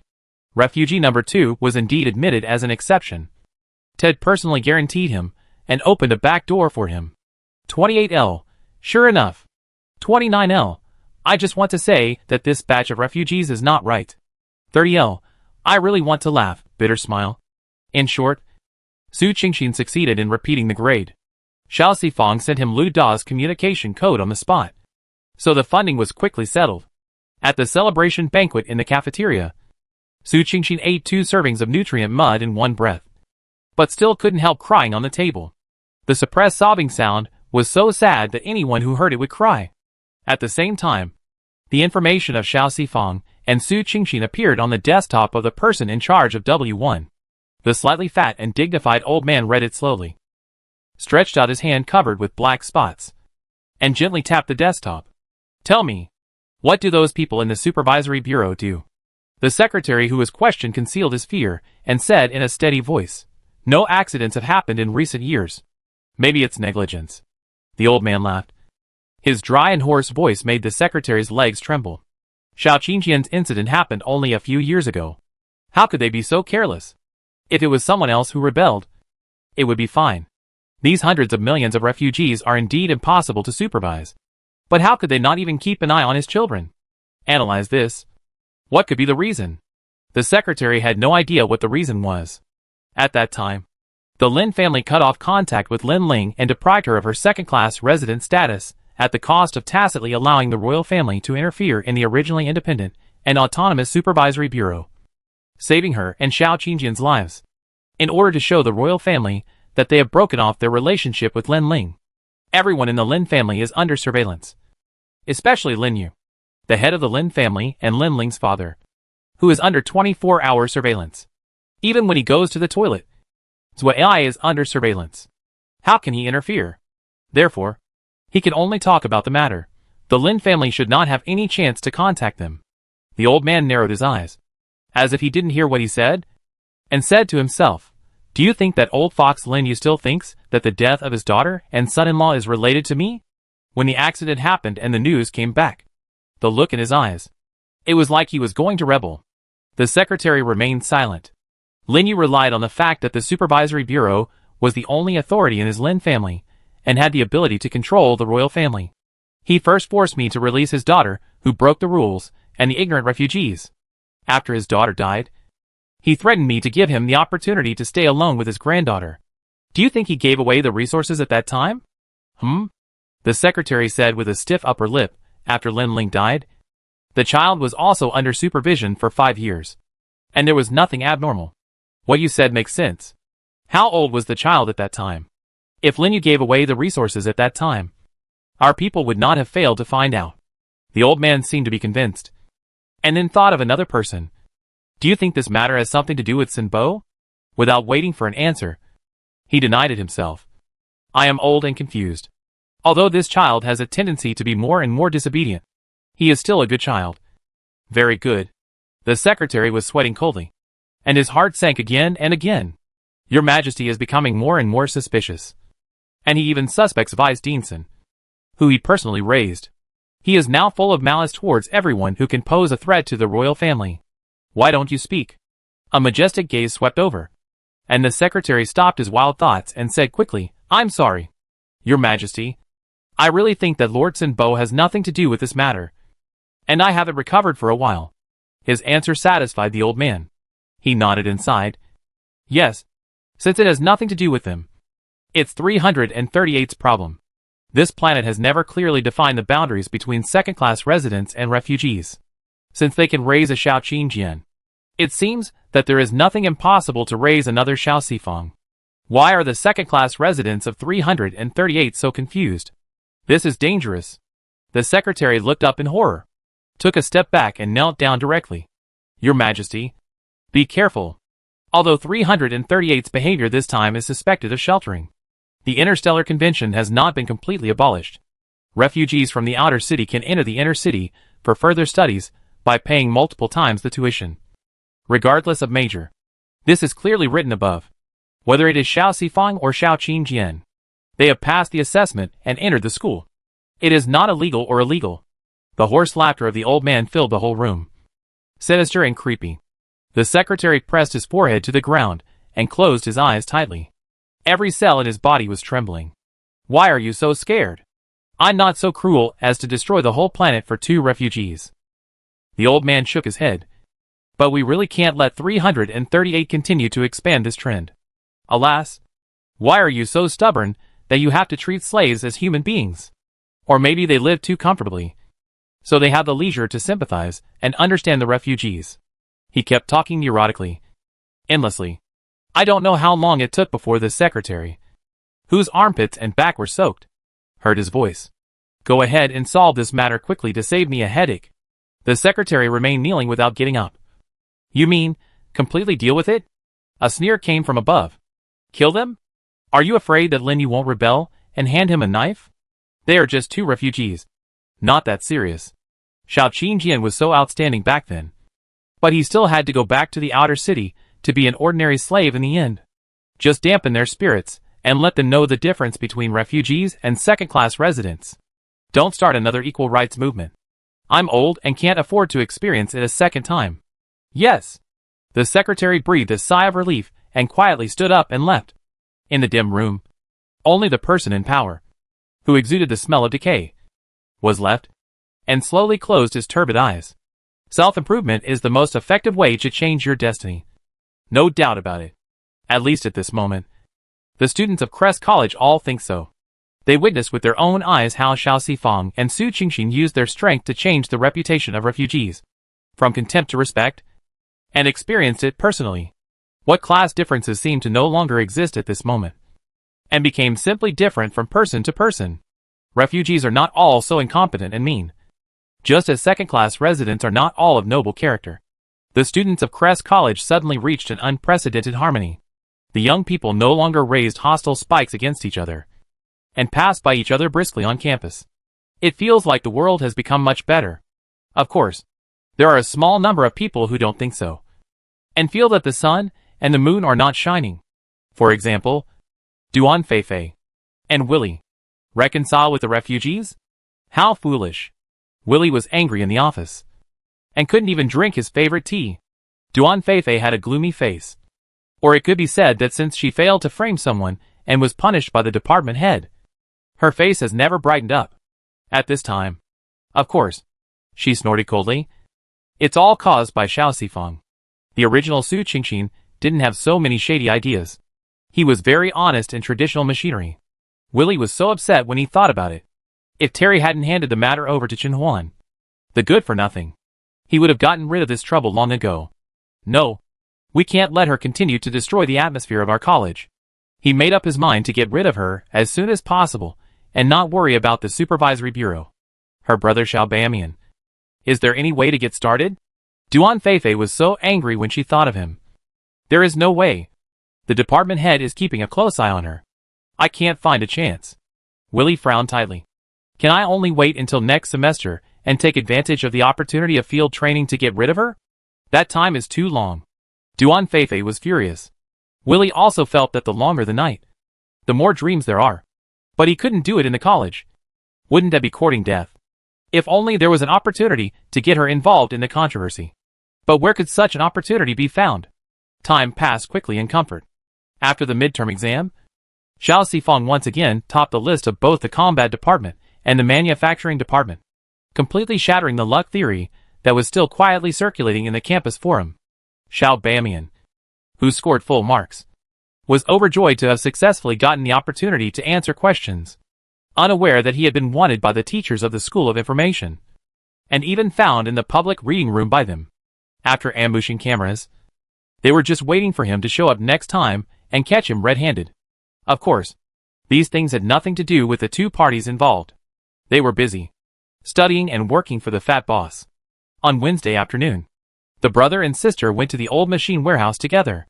As soon as they entered the door, they were stunned by the fat boss and the thin dark man with sad faces. Xiao Bamian carefully glanced around and found that the old machines, which had increased every day except Monday, were still the same as when he left last night. Abnormal. Quite abnormal. Seeing them coming, the fat boss waved his hand listlessly. Don't be busy yet. I have something to announce. Xiao Sifang had a bad premonition in her heart. And sure enough, the fat boss's words in the next second confirmed her guess. The second-hand market owner we have been supplying died when the aliens invaded. after her husband took over the business. It has been less than a month since then, and he has lost the entire industry.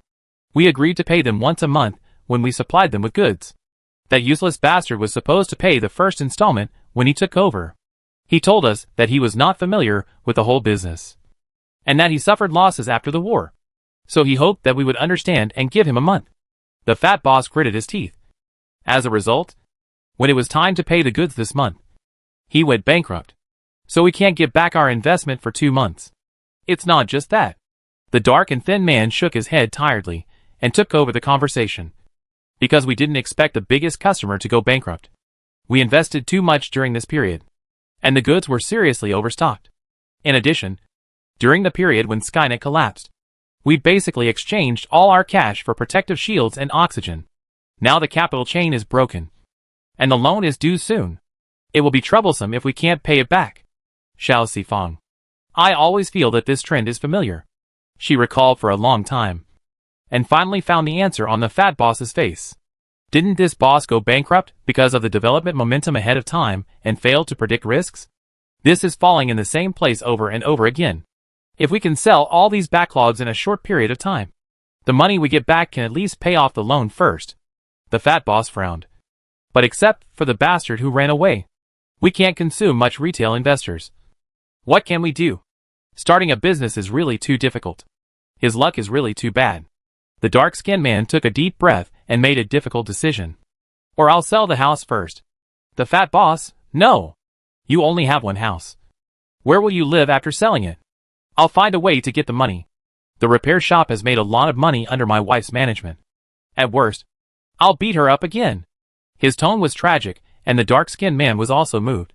But Fatty, when you were willing to start a business with me, wasn't it to prove to your sister-in-law that you could make a comeback and improve your family status?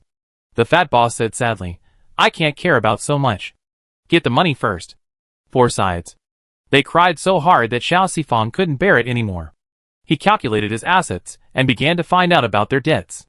How much do you have to pay back? The fat boss answered with red eyes, not much. Just 2 million. If that bastard hadn't run away, the money we collected would have paid it back directly.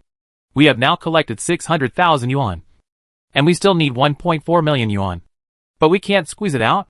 1.4 million yuan is not a lot. But according to the fat boss's entrepreneurial level, it might be the beginning of another tragedy. Xiao Sifang asked carefully, if the loan can be resolved this time, can these backlogs of goods be handled? Now all the old traditional machines are being dismantled. And she is only responsible for the dismantling and repair of new machines. According to her estimation, there are at least 2 million new machines in the warehouse of Room B. If they cannot be sold, the fat boss's business will still end in failure. The fat boss himself sighed. But the dark and thin man pinched his eyebrows and answered her question. The second-hand market is highly competitive. Except for some retail investors. It is basically taken over by the 2 platforms. When we signed the contract with the current bankrupt market owner, we inevitably left a list with the opponent. After our client went bankrupt, the opponent also contacted us and was willing to help us clear the inventory at a price 30% lower than the market price. They want to take advantage of the fire. And there is definitely no way to establish normal cooperation. He smiled bitterly. So it's impossible for us to solve these inventories by ourselves. Xiao Sifang was puzzled. You mean the second-hand market was originally shared by 2 platforms? If so, were the customers of the closed platform absorbed by the other platform so quickly? She asked a strange question. And the dark and thin man looked at her in confusion. Even if they were not absorbed, we have nowhere to find these customers. It's meaningless. The fat boss nodded. Yes. Yes. We can't find them. Can't we let them come to us? Xiao Sifang had only done some small reselling businesses, and didn't understand this kind of program that required overall operation. He simply put forward his own ideas. The closure of a platform should be big news for users who live on these platforms? Take this opportunity. Under the pretext that the platform's inventory backlog urgently needs to be cleared. How about trying to pull them over? The eyes of the 2 bosses lit up for a moment, but soon dimmed again. That's another large investment. If we can pay off the loan this time, we can borrow the 2 million again. If we can't, we can try again. Or should I sell the house? Or should I beat my wife? The 2 spoke at the same time. And after they finished speaking, They felt sympathy for each other again.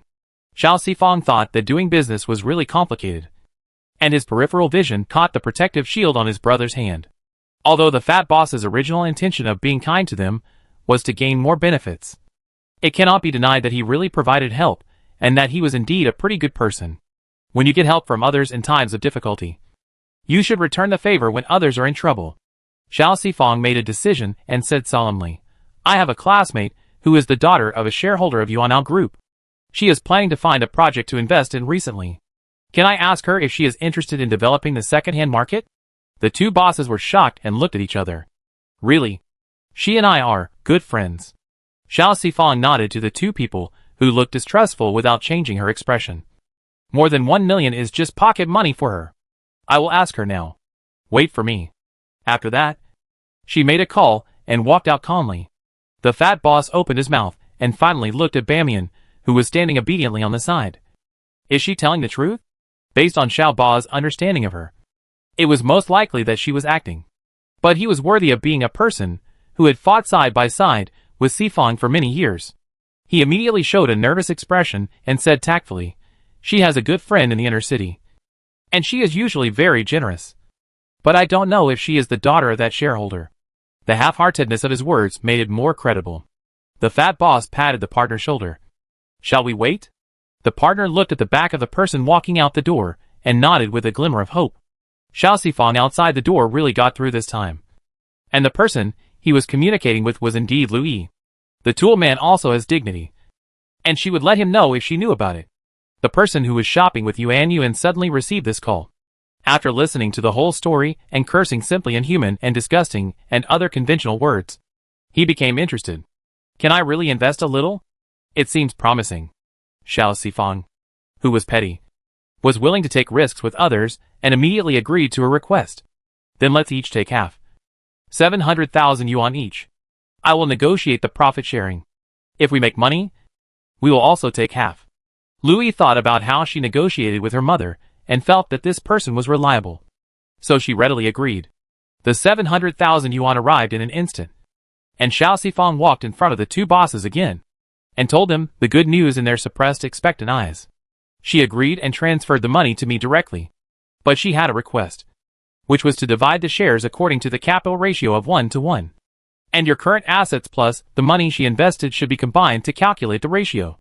The two were overjoyed when they heard the first sentence, but they were embarrassed by the second sentence. The fat boss showed hesitation. She only contributed money but not people. Right? It is really inappropriate to calculate the proportion of partners for pure investment behavior.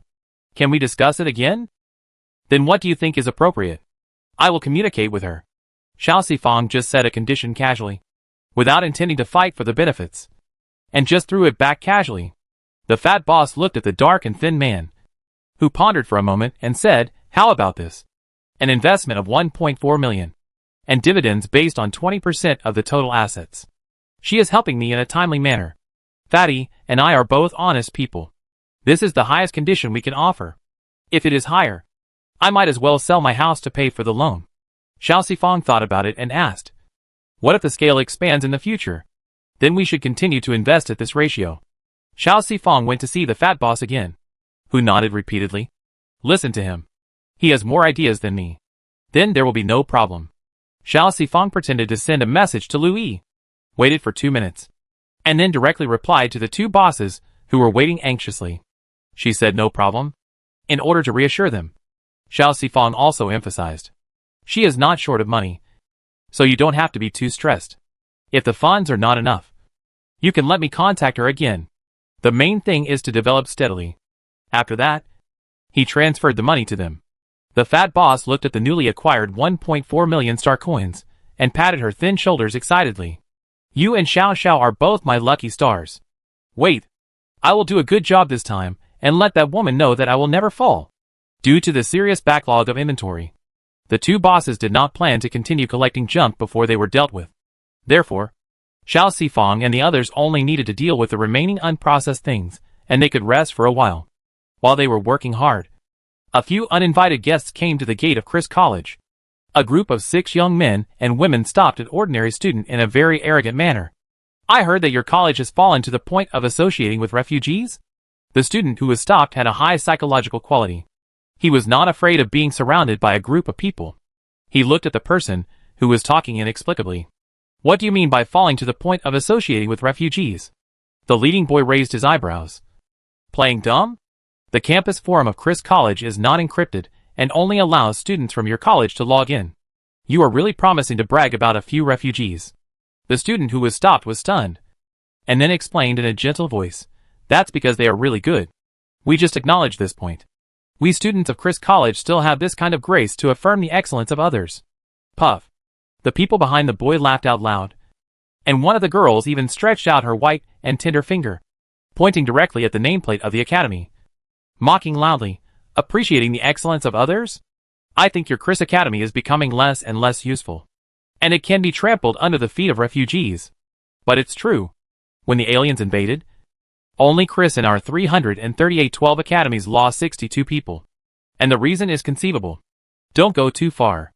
The student who was stopped was angry, and several other students who passed by rushed over and stood with him, looking at these unfamiliar faces in confusion and vigilance. Who are you, and what do you want to do? The 6 people laughed at the same time. The leader raised the corner of his mouth. What else can we do? You rubbish have made the second-class residents lose face.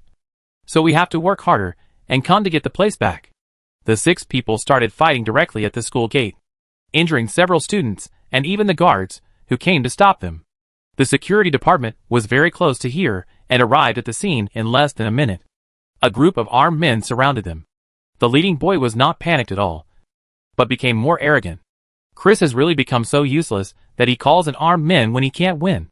No wonder each class is worse than the previous one, and the ranking drops year by year. The security department's face was gloomy and angrily scolded. It is the responsibility of the security department to deal with fighting incidents. Which college are you from? Why did you come to our college to cause trouble? The girl who spoke earlier spoke again in a coquettish voice, and she shyly aligned her fingers and gently pressed them on her chest. Why are you so fierce? We students of the combat department are just more direct. This is called a challenge, not provoking trouble. Even if all the students of the combat department in the world are more direct. I am not a student of the combat department. The boy who blocked the road and was beaten first finished breathing oxygen and jumped up angrily. Why did you attack me? Is challenging a non-combatant the style of your combat department? The girl rolled her eyes at him. I just pushed you lightly, and you were not injured. Why are you so fussy about a girl? Isn't it enough for me to apologize to you? I'm sorry. After she finished speaking, the other 5 people laughed again. The boy was furious. You are so shameless. I really doubt whether you are really educated. Your quality is too low. I have already apologized to you, and you are still talking nonsense. This is boring. Isn't it? The girl refuted him eloquently. Please be more tolerant. Okay? That's right.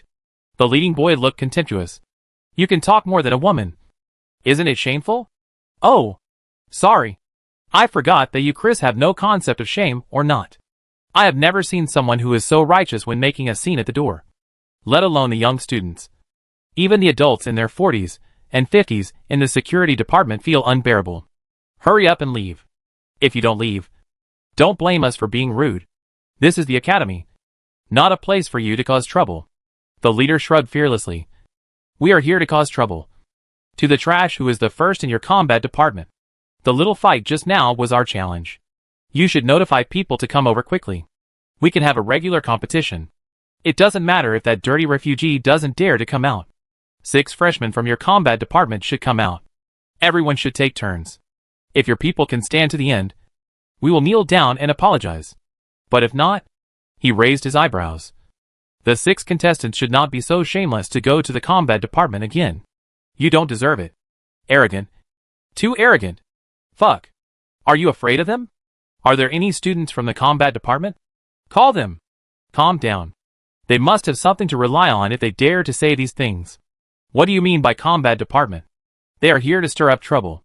Maybe they will take advantage of the chaos to make trouble. Hurry up and notify the dean. We notified them a long time ago. As soon as the guard was beaten, someone went to the dean's office. They should be here soon. While everyone was discussing their own opinions, Willie and several other teachers from the academic affairs office came out of the school. Willie had a stern face, but he was very happy in his heart. He was really sleepy, and someone handed him a pillow. He was just thinking about how to get rid of that scourge as soon as possible. And then the opportunity came. He walked to the middle of the crowd that had made way, and scanned the 6 arrogant people in front of him. He looked like a scoundrel. And although he was not very old, he did not look like a student. If he was not a student, then even if he wanted to kill someone with a borrowed knife, it would be difficult to do so. He did not speak in a hurry. And a teacher behind him spoke up. "Which college are you from? Aren't you afraid of being punished for doing such a thing?" "Teacher." The leading boy dragged his tone and said slowly, "What we did just now was wrong. But the purpose was to meet you. And we wanted to ask for the consent of all teachers to formally compete with your students. As for which college we are from, we will announce our identities when we get on the stage." The teacher who spoke scowled. "If we want to play a friendly match, you must have a teacher to lead the team. Otherwise, if something goes wrong, how can we explain to your teachers? No matter what you do, there must be rules. Since you have not caused any actual damage to our classmates, leave now, and we can consider not pursuing responsibility." "Oh!" The girl grabbed the shoulder of the leading boy and stuck out her tongue at the teachers from behind him. "Are you afraid to fight? Otherwise, with so many teachers here, why would you still worry about whether there will be problems? Such a bad excuse." The teacher was irritated and was about to teach her a lesson, but was stopped by Willie. The white-haired dean showed his usual smile.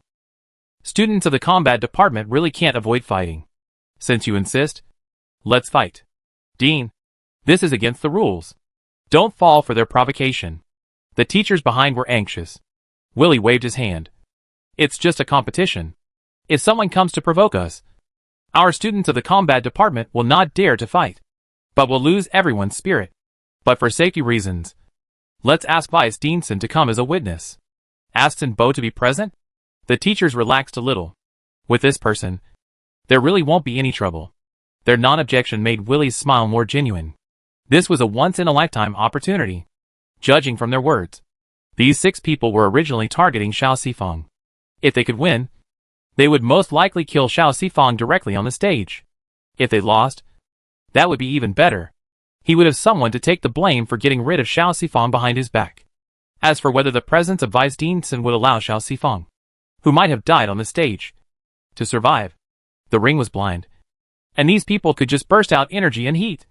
And he would definitely not be able to save him in time. After making his calculations in his mind, he pretended to emphasize, "A friendly match is not a life-and-death match. If you hit too hard, don't blame us teachers for bullying the weak." The leading boy looked at him with a complicated look, and slowly pulled his mouth open. "Of course, we still have to go to school, and we don't want to go to the interstellar court before we reach adulthood." The matter was finalized. Willie asked one of the teachers to inform the head of the combat department to arrange this competition, and he personally took 6 people to the practical building. When Bo was disturbed on the rooftop, he was painting the expensive mecha protective paint on the Messenger 01. He carefully painted one direction and put it back into the cover. Then he got up and opened the door. The teacher who came to ask him to repeat the whole process clearly and concluded with a little helplessness, "The dean has his considerations, so I can only trouble you to take more care later." Bo smiled. "I'll try my best." The unhappiness of being interrupted was swept away. Although it was a friendly match for the 2 participating students, there was no such thing as friendship first and competition second. Losing would be shameful and inferior. In addition, the opponent took the initiative to provoke, which was simply rubbing the face of Chris Academy on the ground. If they wanted to win back, they had to win. And they had to win beautifully. After careful consideration, the head of the combat department finally selected the first 6 from the first to the last according to the actual combat results. The possibility of losing cannot be allowed to occur. Xiao Sifang, who was urgently summoned back to the academy, learned the cause and effect from the post forwarded to her by Su Qingxin on the way. Her strong intuition told her that this matter might not be that simple. These people deliberately came to the academy to provoke and force her to fight. Is it just to show off their power? Obviously impossible.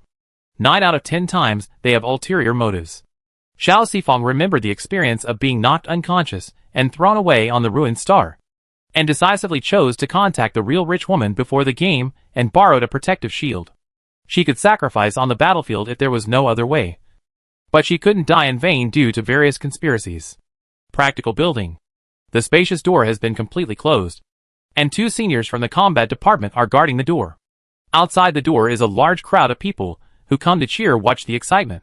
When she squeezed to the front of the crowd with great effort, someone earnestly told her, "Come on. Let them know how good you are. Be careful. These people don't look like people who follow the rules of the game. Fight freely. Fatherson belongs to you." Bullshit. What are you talking about? That's right. The Holy Father obviously belongs to each of us. Oh, don't hit me. I was in a hurry and said the wrong thing. I wanted to say that Fatherson belongs to us, Chris. Luck also belongs to us, Chris. We can do it. That's more like it. A detour is 3,000 miles away. Xiao Sifang successfully showed his face in front of the senior and was let in. The people outside the building were noisy, and the people inside were no less noisy. Sitting in the spectator seats, a group of people stood on the ring in the center of the practical building, looking particularly small from a distance. There were 6 contestants on each side, plus 5 teachers from the combat department, a dean, and a Holy Father. When Xiao Sifang joined the team, she secretly glanced at the man who seemed out of place here. The latter keenly noticed her gaze and returned a raised corner of his mouth. Let's have fun. The smart Xiao Sifang understood what he meant. There were several familiar faces among the contestants, such as Xingxia, who came in second, Luda, who had been in frequent contact recently, and Baixue, whose name was very nice. Seeing her arrive, Baixue, who was originally standing next to Xingxia, came over and said gently, "Are you in a hurry to come? You are sweating. Do you want some water? She is pretty, has a nice voice, and a very good personality. She is worthy of being Baixue." Xiao Sifang shyly refused the white handkerchief she handed over. "It will dirty your handkerchief." Baixue laughed and wiped the sweat off her forehead. "It's okay. You have to cheer up later." "Okay." Xiao Sifang was full of fighting spirit at this moment. Perhaps out of jealousy, the girl on the opposite side yelled in a weird tone, "Oh, you wiped the sweat and gave me water. People who know you say you are here to participate in the competition, and people who don't know you think you are a cheerleader." Although Baixue has high combat power, she is a gentle person. When she said that, her face immediately turned red. Yes, she is indeed as pretty and kind as the girls in the cheerleading team. A soft and loud voice sounded from the ring, and everyone's eyes were focused on the few people in the ring. Xiao Sifang stared at the girl. His mouth opened and closed, and his words were clearly pronounced. "You are really short-sighted. Do you think that girls who are good at fighting are rude? Jealous and narrow-minded like you and me?" The lively surroundings were quiet. "You?" The girl has always boasted of her beauty and generosity, and in fact has never suffered any direct criticism of her. These 2 insults are enough to make her feel choked. She wants to say it back, but she herself said that she is rude, jealous and narrow-minded. What else can she say? How could the other people in her group bear to see her being bullied like this? The leading boy snorted coldly, "Jiao Jiao. Why bother to get angry with an uneducated vagrant? Isn't this lowering your status? Well, so this is how you educated people rush to the gate of the college, injure students without authorization, and force others to fight with you by any means. But you don't know how to politely issue a challenge or hand over a visiting card." Xiao Sifang stared at him seriously. "You are really well educated. I will definitely learn from you and strive to become someone who does not lower your status as soon as possible." Her natural soft voice plus her acquired self-taught level of yin and yang doubled her lethality. And the students in the audience were excited. "Well said. Choke them to death." Jia Jiao, who was invincible in the verbal cannon just now, exploded. "You are so pretentious. You are not afraid of distorting your voice when your voice is twisted like this. This is the first time I have seen such a pretentious person." Lu De, who doesn't talk much, couldn't listen anymore. It is true that Xiao Sifang's voice is always like this. He was about to stop this kind of meaningless trash talk.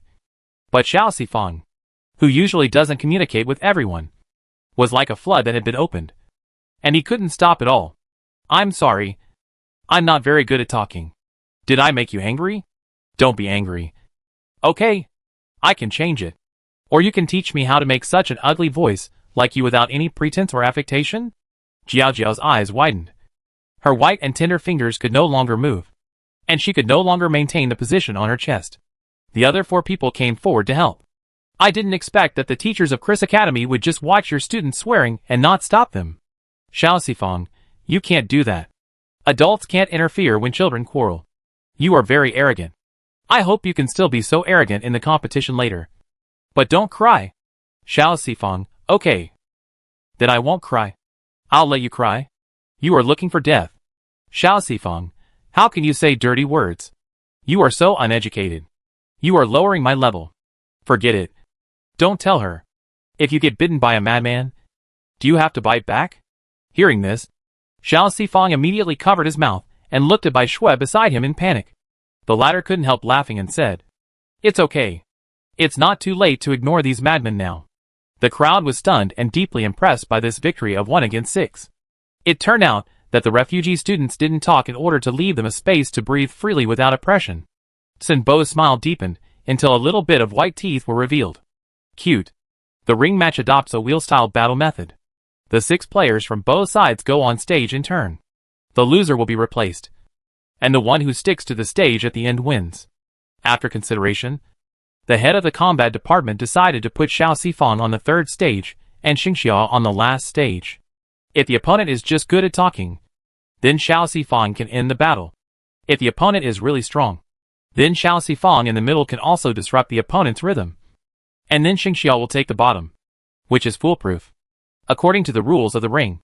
After both sides bowed, the crowd on the stage dispersed, leaving only the 2 starters and the referee Sin Bo. The 2 people on the stage are very inconspicuous. The first round is more about testing the strength of the opponent. The head of the combat department directly let the 6th person go up. Sin Bo waved a small red flag given to him by a teacher amid the crazy screams of men and women in the audience. Salute. The student on the Chris side stepped forward and clasped his fists, a freshman in the combat department of Chris College. Tung Yuan. The person on the opposite side lazily bowed, a freshman in the combat department of Koi's College. Lu Haisheng. As soon as the name of the college was revealed, the faces of the students and teachers in the field became heavy. It's actually Koi's. It's hanging. It hasn't started yet. Don't let others' ambitions be boosted and your own prestige be destroyed. What happened to Koi's college? Xiao Sifang was puzzled, and Bai Shui beside him whispered to explain to her, Koi's ranked 3rd last year, and has been 3rd in recent years. Although it has never won 1st place, it is the only college among the 12 colleges in the inner city that has never fallen out of the top 3. If these 6 people are ranked in the top 10 in Koi's, it will be difficult for us to win. I see. Xiao Sifang understood. The small red flag waved again between the 2 people, and Sin Bo's gentle voice made the entire battlefield quiet again. Ready? Start. The 2 people on the ring stared at each other and entangled directly. Tung Yuan was very thin, almost as thin as a skeleton, but he practiced boxing, and he didn't take the agile route, but was very fierce. As soon as the 2 fought, Lu Haisheng's expression changed. Unlike expected, this person is not weak at all. If the refugee is stronger than such a person, then it will not be so easy to achieve the goal today. I thought you were so powerful coming here to provoke me. Tung Yuan smashed his collarbone with a punch. Don't be distracted. You will lose if you don't use all your strength. Lu Haisheng's face turned pale, and he clawed at Tung Yuan with both hands, and quickly distanced himself while he was dodging. Having regained some space, Lu Haisheng regained some rhythm, and his legs were fast and accurate. The 2 of them entangled together, and for a while, they were evenly matched. The onlookers were worried, and Bai Shui slowly tightened her grip on Xiao Sifang's hand. In the end, Tung Yuan won with a slight advantage, and stood tenaciously on the stage. Sin Bo changed the flag to the direction of the winner, and raised it high. Chris Academy wins. Amid the cheers, Tung Yuan forced a grin. Tung Yuan, come down. Bai Shui, come up. The dean made a decision. Tung Yuan, teacher, I can still use 1 more person. The dean shook his head. You can't affect the class. Come down quickly. A few drops of blood spit out by Lu Haisheng were left on the ring, bright and dazzling, making Jiao Jiao's eyes blaze with anger, and she jumped directly onto the ring. Bai Shui took a deep breath and let go of Xiao Sifang's arm. It's you. Jiao Jiao pouted, deliberately angering her. You can't even quarrel. How can you fight? I see that you seem to have a lot of supporters. If I accidentally break your face, do you think they will still like you so much? Bai Shui looked at her coldly. You can try. Bai Shui was not angry. but the students in the audience who shouted, "Go goddess! Come on! Where did this ugly freak come from? She is so jealous. Not only is she ugly, but her mouth is so foul. Koiza's classmates are so pitiful that they have to live on the same campus with such people. Goddess! Go! Beat her to death." Jiao Jiao was so angry that her nose was crooked when she heard so many people scolding her. "You are shameless. You actually mobilized others to deal with me." Before she finished speaking, the little red flag was waved. The beloved Holy Father seemed to be completely unaware that he had interrupted others' output and smiled. "Salute." Jiaoji was choking and her face was red, while Bai Shue saluted with her fists clasped in a fairy-like manner. The difference between the two was like heaven and earth. When the flag was waved for the second time, Jia Jiao, with a mouthful of blood stuck in her throat, grabbed Bai Shue with her hands and kicked her in the abdomen directly. Overall, she looked a bit stronger than Lu Haisheng. Bai Shue's fighting style was very similar to hers. She was calm and focused, and her movements were smooth and beautiful.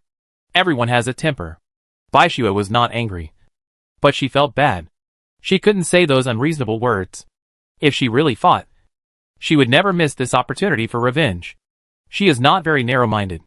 Bai Shue was calm and composed, completely restraining the impatient Jiao Jiao, and seized her open and fierce attack, and unexpectedly threw her off the ring without any injury. The audience cheered, and Xiao Sifang also clenched his fists excitedly. She is really worthy of Bai Shue. The corners of the head of the combat department also curved slightly, and he was quite satisfied with this fight. The leading boy among the six glared at the embarrassed Jiao Jiao, and pulled down another girl who was about to go up. "Change. Evan."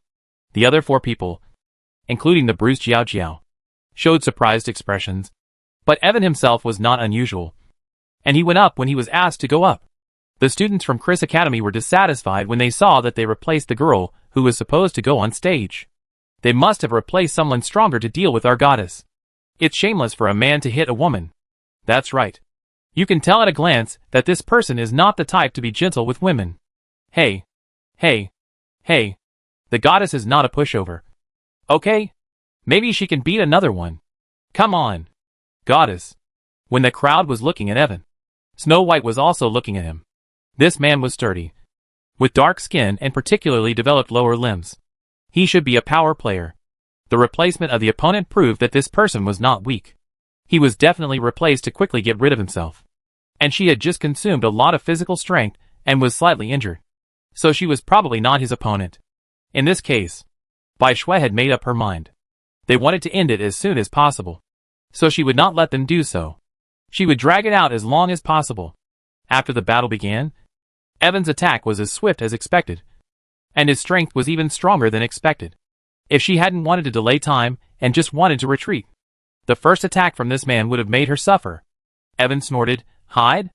As the words fell, he actually sped up instantly, swiftly blocked Bai Shue's retreat, and slashed the slender arm in front of him. The pain was so severe that Bai Shue gritted her teeth and held back her screams. She kicked down with her legs and hit his ankles. This counterattack was beyond Evan's expectation. He was surprised at the toughness under the skin of this seemingly gentle girl. He paused and could easily avoid it. He could only jump to the other side by brushing her feet. The two of them distanced themselves again. Evan's eyes darkened, and he no longer hid his strength. In the blink of an eye, he attacked Bai Shue in his fist, which was no less powerful than his leg skills. Went straight to the girl's face. Bai Shue failed to dodge completely, and her fair skin instantly turned purple and swollen. The difference in strength was huge. After just a few moves, the slender girl was kicked in the abdomen and flew backwards. Hiss. Things happened so fast that some people in the audience stood up nervously. Bai Shue spat out a mouthful of blood, gritted her teeth, and tried to turn over and fight again.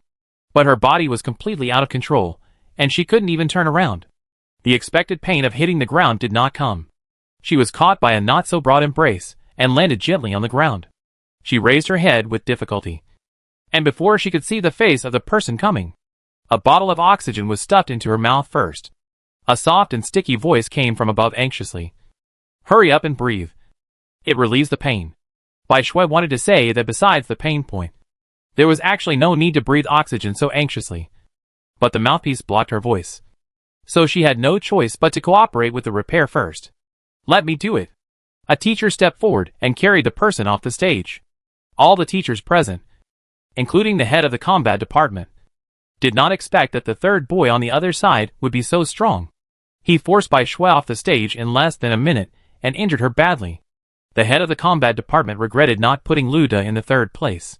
As a refugee, Xiao Sifang won by speed and skills, but her physical strength was still too low, and she might not be able to withstand this fast opponent. Originally, she could still be replaced, but she was already on the stage, so there was no way to change it. Therefore, he could only remind her, Xiao Sifang, be careful. Xiao Sifang stretched his muscles on the stage, staring at Evan with his eyes, and said firmly, Teacher, don't worry. I will definitely avenge Bai Shui. Department head, who asked you to take revenge? I told you to surrender quickly if you can't win, so that your vulnerable body won't be broken into pieces. Sun Bo raised a small flag to cover his face and hide his upturned mouth. This kid is really funny. Haha. Ready. Go. As soon as the command sounded, the people on both sides of the ring rushed forward at the same time. And they had the same idea. To fight quickly and decisively. At the moment when the two fought, the 5 people under the ring smiled at the same time. And then, frozen, Xiao Sifang ended his fake move, swayed his body, and his whole body softened like a rope. In an extremely weird posture, he slid to the other side along Evan's sweeping leg, clenched his 5 fingers into a fist, and hit his knee joint. Evan had never met such an opponent. No matter how much force he used, she could entangle your offensive like a dogskin plaster, making every move of yours seem like hitting cotton wool, and not hurting her at all. The power was lost, and the speed he was proud of could not catch up with the opponent. It was like being in a quagmire, with his movements blocked, and the mud was everywhere. Xiao Sifang was very angry. Watching Bai Shui being beaten was more uncomfortable than being beaten herself. That was Bai Shui. How could she be treated so rudely? Knee joint, coccyx, pubic region, Adam's apple. Every move was fierce, and the students around him felt numb. In the end, Xiao Sifang used a familiar hug and throw to knock the man to the ground, and then kicked him off the ring. There was complete silence. Xiao Sifang exhaled heavily. She felt exhausted from mobilizing every muscle in her body. She had to slow down. The 5 members who were determined to win finally came to their senses and looked at Evan, who had fainted due to the pain, in disbelief. How could Evan not be able to deal with a refugee? She beat him like this in just 2 minutes. If this goes on, wouldn't they not only fail to trample this refugee back into the dust this time, but also double their confidence? No. The mission can fail, but it cannot fail in this way. Sun Bo raised the small flag, and his eyes, which had already restrained their smile, looked calmly at the audience. Chris Academy wins. Next one. The leader's Adam's apple rolled, and he waved his hand to ask someone to help Evan up. And then he jumped onto the ring. Jia Jiao, who had recovered, reached out to pull him, but only brushed the corner of his clothes and fell down again. Her head was buzzing, and her whole body was shaking slightly. The excited Chris students waved their fists wildly, shouting and screaming, and the group of people who were broadcasting the scene in real time on the campus forum also stopped replying to cheer for the college. Just beat them like this. For parties. Must win. For parties. Must win. The leading boy squeezed the hands hanging by his side, and then made a slightly stiff fist gesture. Koi's college. Feely. His expression was exactly the same as the others below. Depressed, gloomy, desperate, and ready to die. Something was wrong. Xiao Sifang looked at his face, and suddenly felt a sense of trepidation. The small red flag shook and fluttered down. Feely rushed over directly. He was very fast, and should be stronger than Evan overall. But he was not incapable of dealing with it. After Xiao Sifang dodged, she thought she could relax after this analysis. But she didn't know why she was more nervous. Her palms were slippery, and a huge sense of crisis was heavy from under her head. Nothing is more important than life. She chose to believe in her intuition. It was a misjudgment. And the worst that could happen was that people would laugh at him for being afraid of death and opening a protective shield in a ring match. However, just as the protective shield was opened, a pale hot flame ignited from Philly, who passed by and suddenly exploded. Ah! The terrible scene made the students in the audience scream. The head of the combat department rushed directly to the ring. Damn! Something big was going to happen. The moon-white arc light was stacked layer by layer with energy fluctuations, and the ice blue light circle instantly engulfed the white-hot flame and wrapped it tightly. 2 energy fluctuations occurred at the same time, and the strong light faded. Xiao Sifang on the ring was completely wrapped in the protective shield. Sinbo, who was originally standing at the edge of the ring, now stood between Philly and Xiao Sifang, with his thin and powerful fingers slightly bent, continuously channeling the energy-hot flame. Not far away, a snow-white glove lay alone on the ground. The dean braked and breathed a sigh of relief. Sinbo controlled the explosive Philly while looking at the 5 people below. The teachers who didn't have time to react had a cold mind and rushed towards the 5 people, subduing them in an instant. The white energy body gradually weakened until it disappeared. Xiao Sifang moved a few steps behind the Holy Father without leaving a trace. She said there must be a conspiracy. Sinbo retracted his hand, and Philly, whose body was discolored and legs were trembling, appeared after the energy was withdrawn. There were still students shouting in fear around, and the whole venue was in chaos. It's okay. The gentle voice gently brushed through the panicked students' hearts, bringing an irresistible force, making them shut their mouths and open their eyes to look back at the center of the ring. Their classmates were fine, and the thugs who used energy heat in a crowded public place had been controlled. The terrifying scene was over. The students calmed down and sat back in their original seats in an orderly manner. Willie, who had not moved from beginning to end, felt sorry in his heart. He not only scolded Xiao Sifang, who secretly carried a protective shield, but also cursed Sinbo, who acted in time. Damn. His plan was aborted again. Of course, it was impossible to show any real emotions on his face. He pretended to be furious and shouted in a tone of sudden enlightenment, "You are not students of Koi's college. Who are you?" No one would answer his question. Feely and the other 6 failed in their desperate attempt, and despair sealed their throats. They failed completely. After Evan's failure, they could no longer survive. Jiaoji was scared. So scared that she looked at her companions, the teachers and students of Chris College, in a panic, and finally fell on Sinbo, who was frowning slightly. A glimmer of hope finally flashed in her lonely eyes. She tried to break free from the shackles and approached Sinbo. "Holy Father, we are not willing." "It is." The blood gushing from her throat interrupted her words. A companion who suddenly broke free from the restraints stabbed her throat with a super alloy knife. The soft liquid metal seeped into the warm flesh and blood, and instantly spread to her heart and locked it. The next second, she fell down with fear and luck in her eyes. She couldn't believe how things could turn out like this until she died. How could she die? Obviously, as long as the refugee lost ugly, the mission would be successfully completed. The 5 people who kept silent like corpses were tied up tightly by the teachers. The students left silently under the arrangement of the other teachers. The scene where too many accidents happened was also prepared to be cleaned up at the first time. Bai Shui, who had recovered a little, stood up with the help of Sheng Xia. She looked far away and saw Xiao Sifang turn off the protective shield, just as she was about to ask her to come over and ask if he was injured. She saw that he did not leave the ring directly. He ran a few steps to pick up the gloves on the ground and patted them. Then he ran back and poked Vice Dean Sin, who was listening to Dean Willie's words with his back facing her, and handed the gloves over. "I have carefully observed it, and it is not dirty." Xiao Sifang was very confident in his eyes. "You can use it with confidence."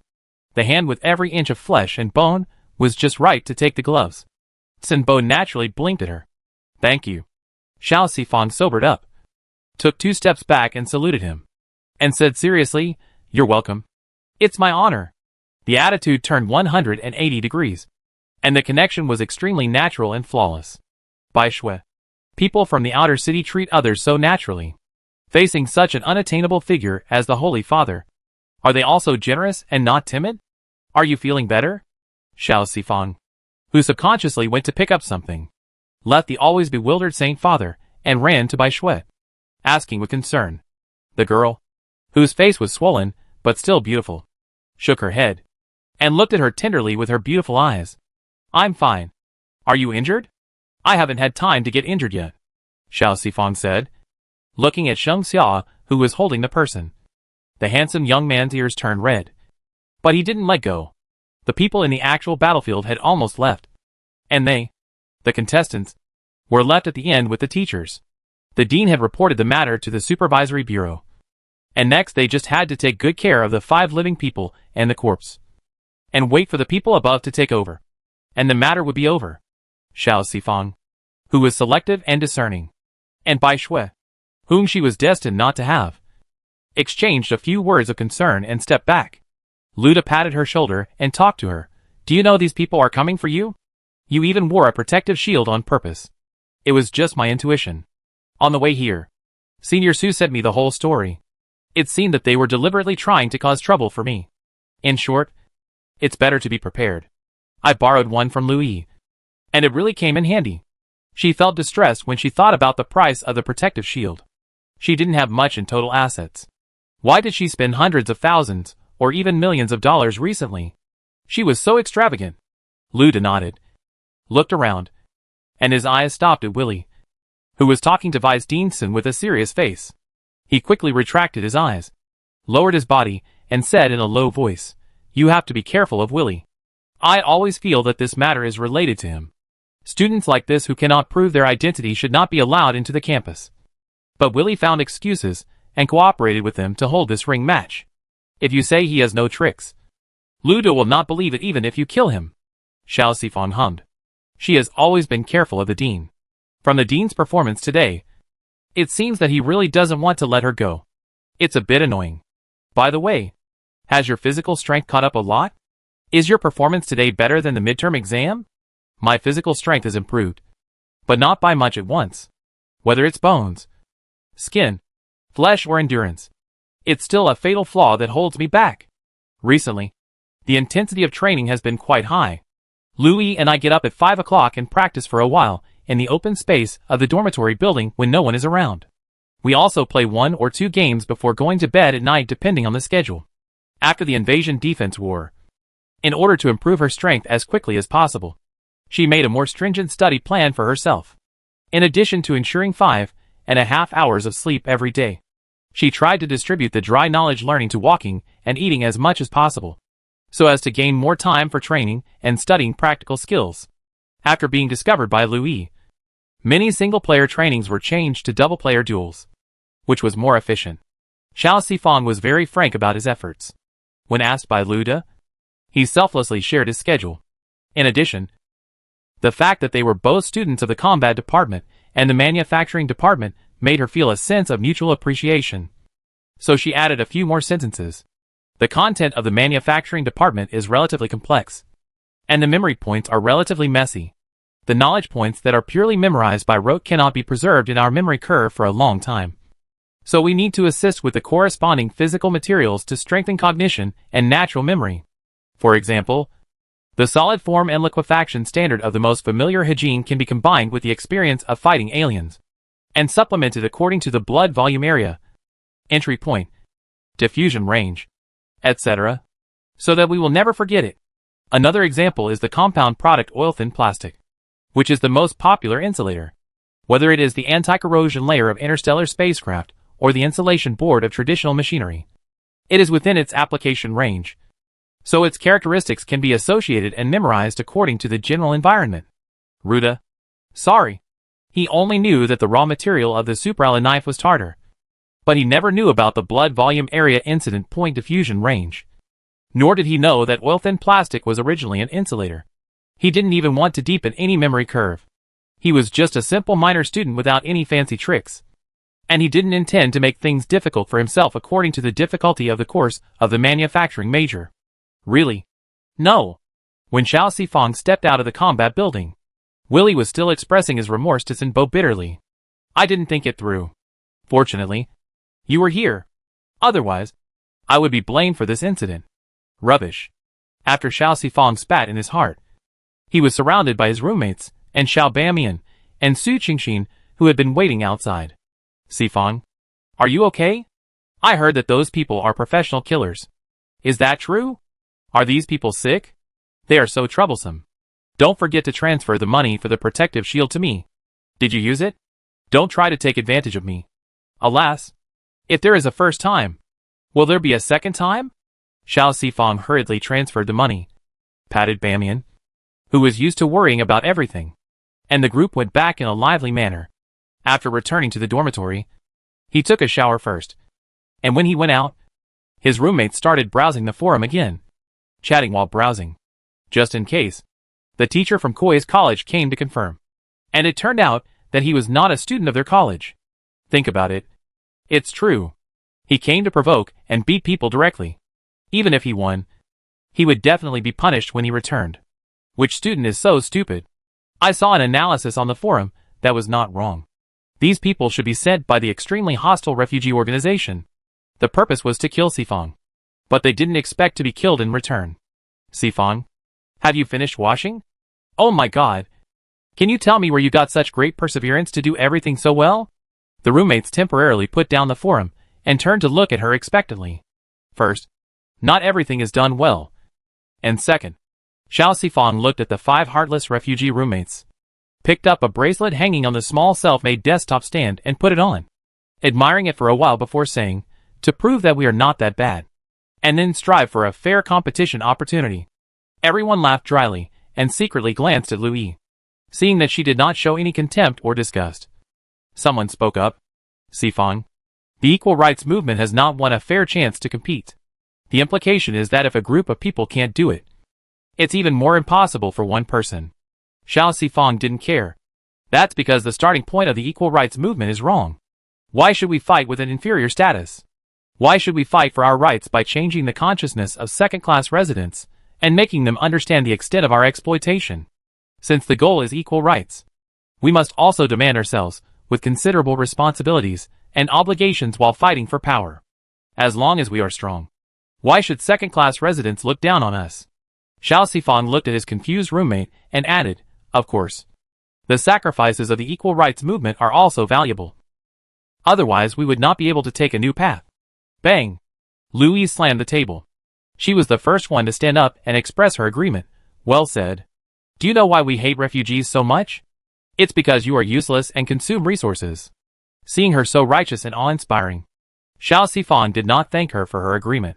Instead, he grinned with a fake smile. Really? Then do you know why we are so useless? All opportunities for upward progress are completely suppressed. No matter how hardworking and willing we are to fight, it's useless. Louis choked. And then said, how can it be useless? Didn't you stand out? Then do you know how many resources need to be concentrated and accumulated to have someone like me?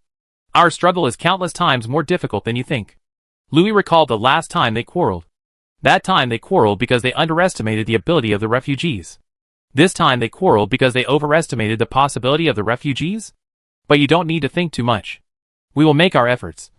And you naturally have your responsibilities. Right? Xiao Sifong didn't mind her misunderstanding.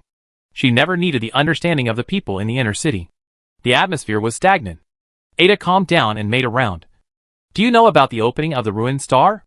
What opening? Xiao Sifong was immediately attracted. I didn't expect that there was really someone who didn't know. Ada waved to her quickly. Whether it was the news or the campus forum, it has been discussed for several days. Look!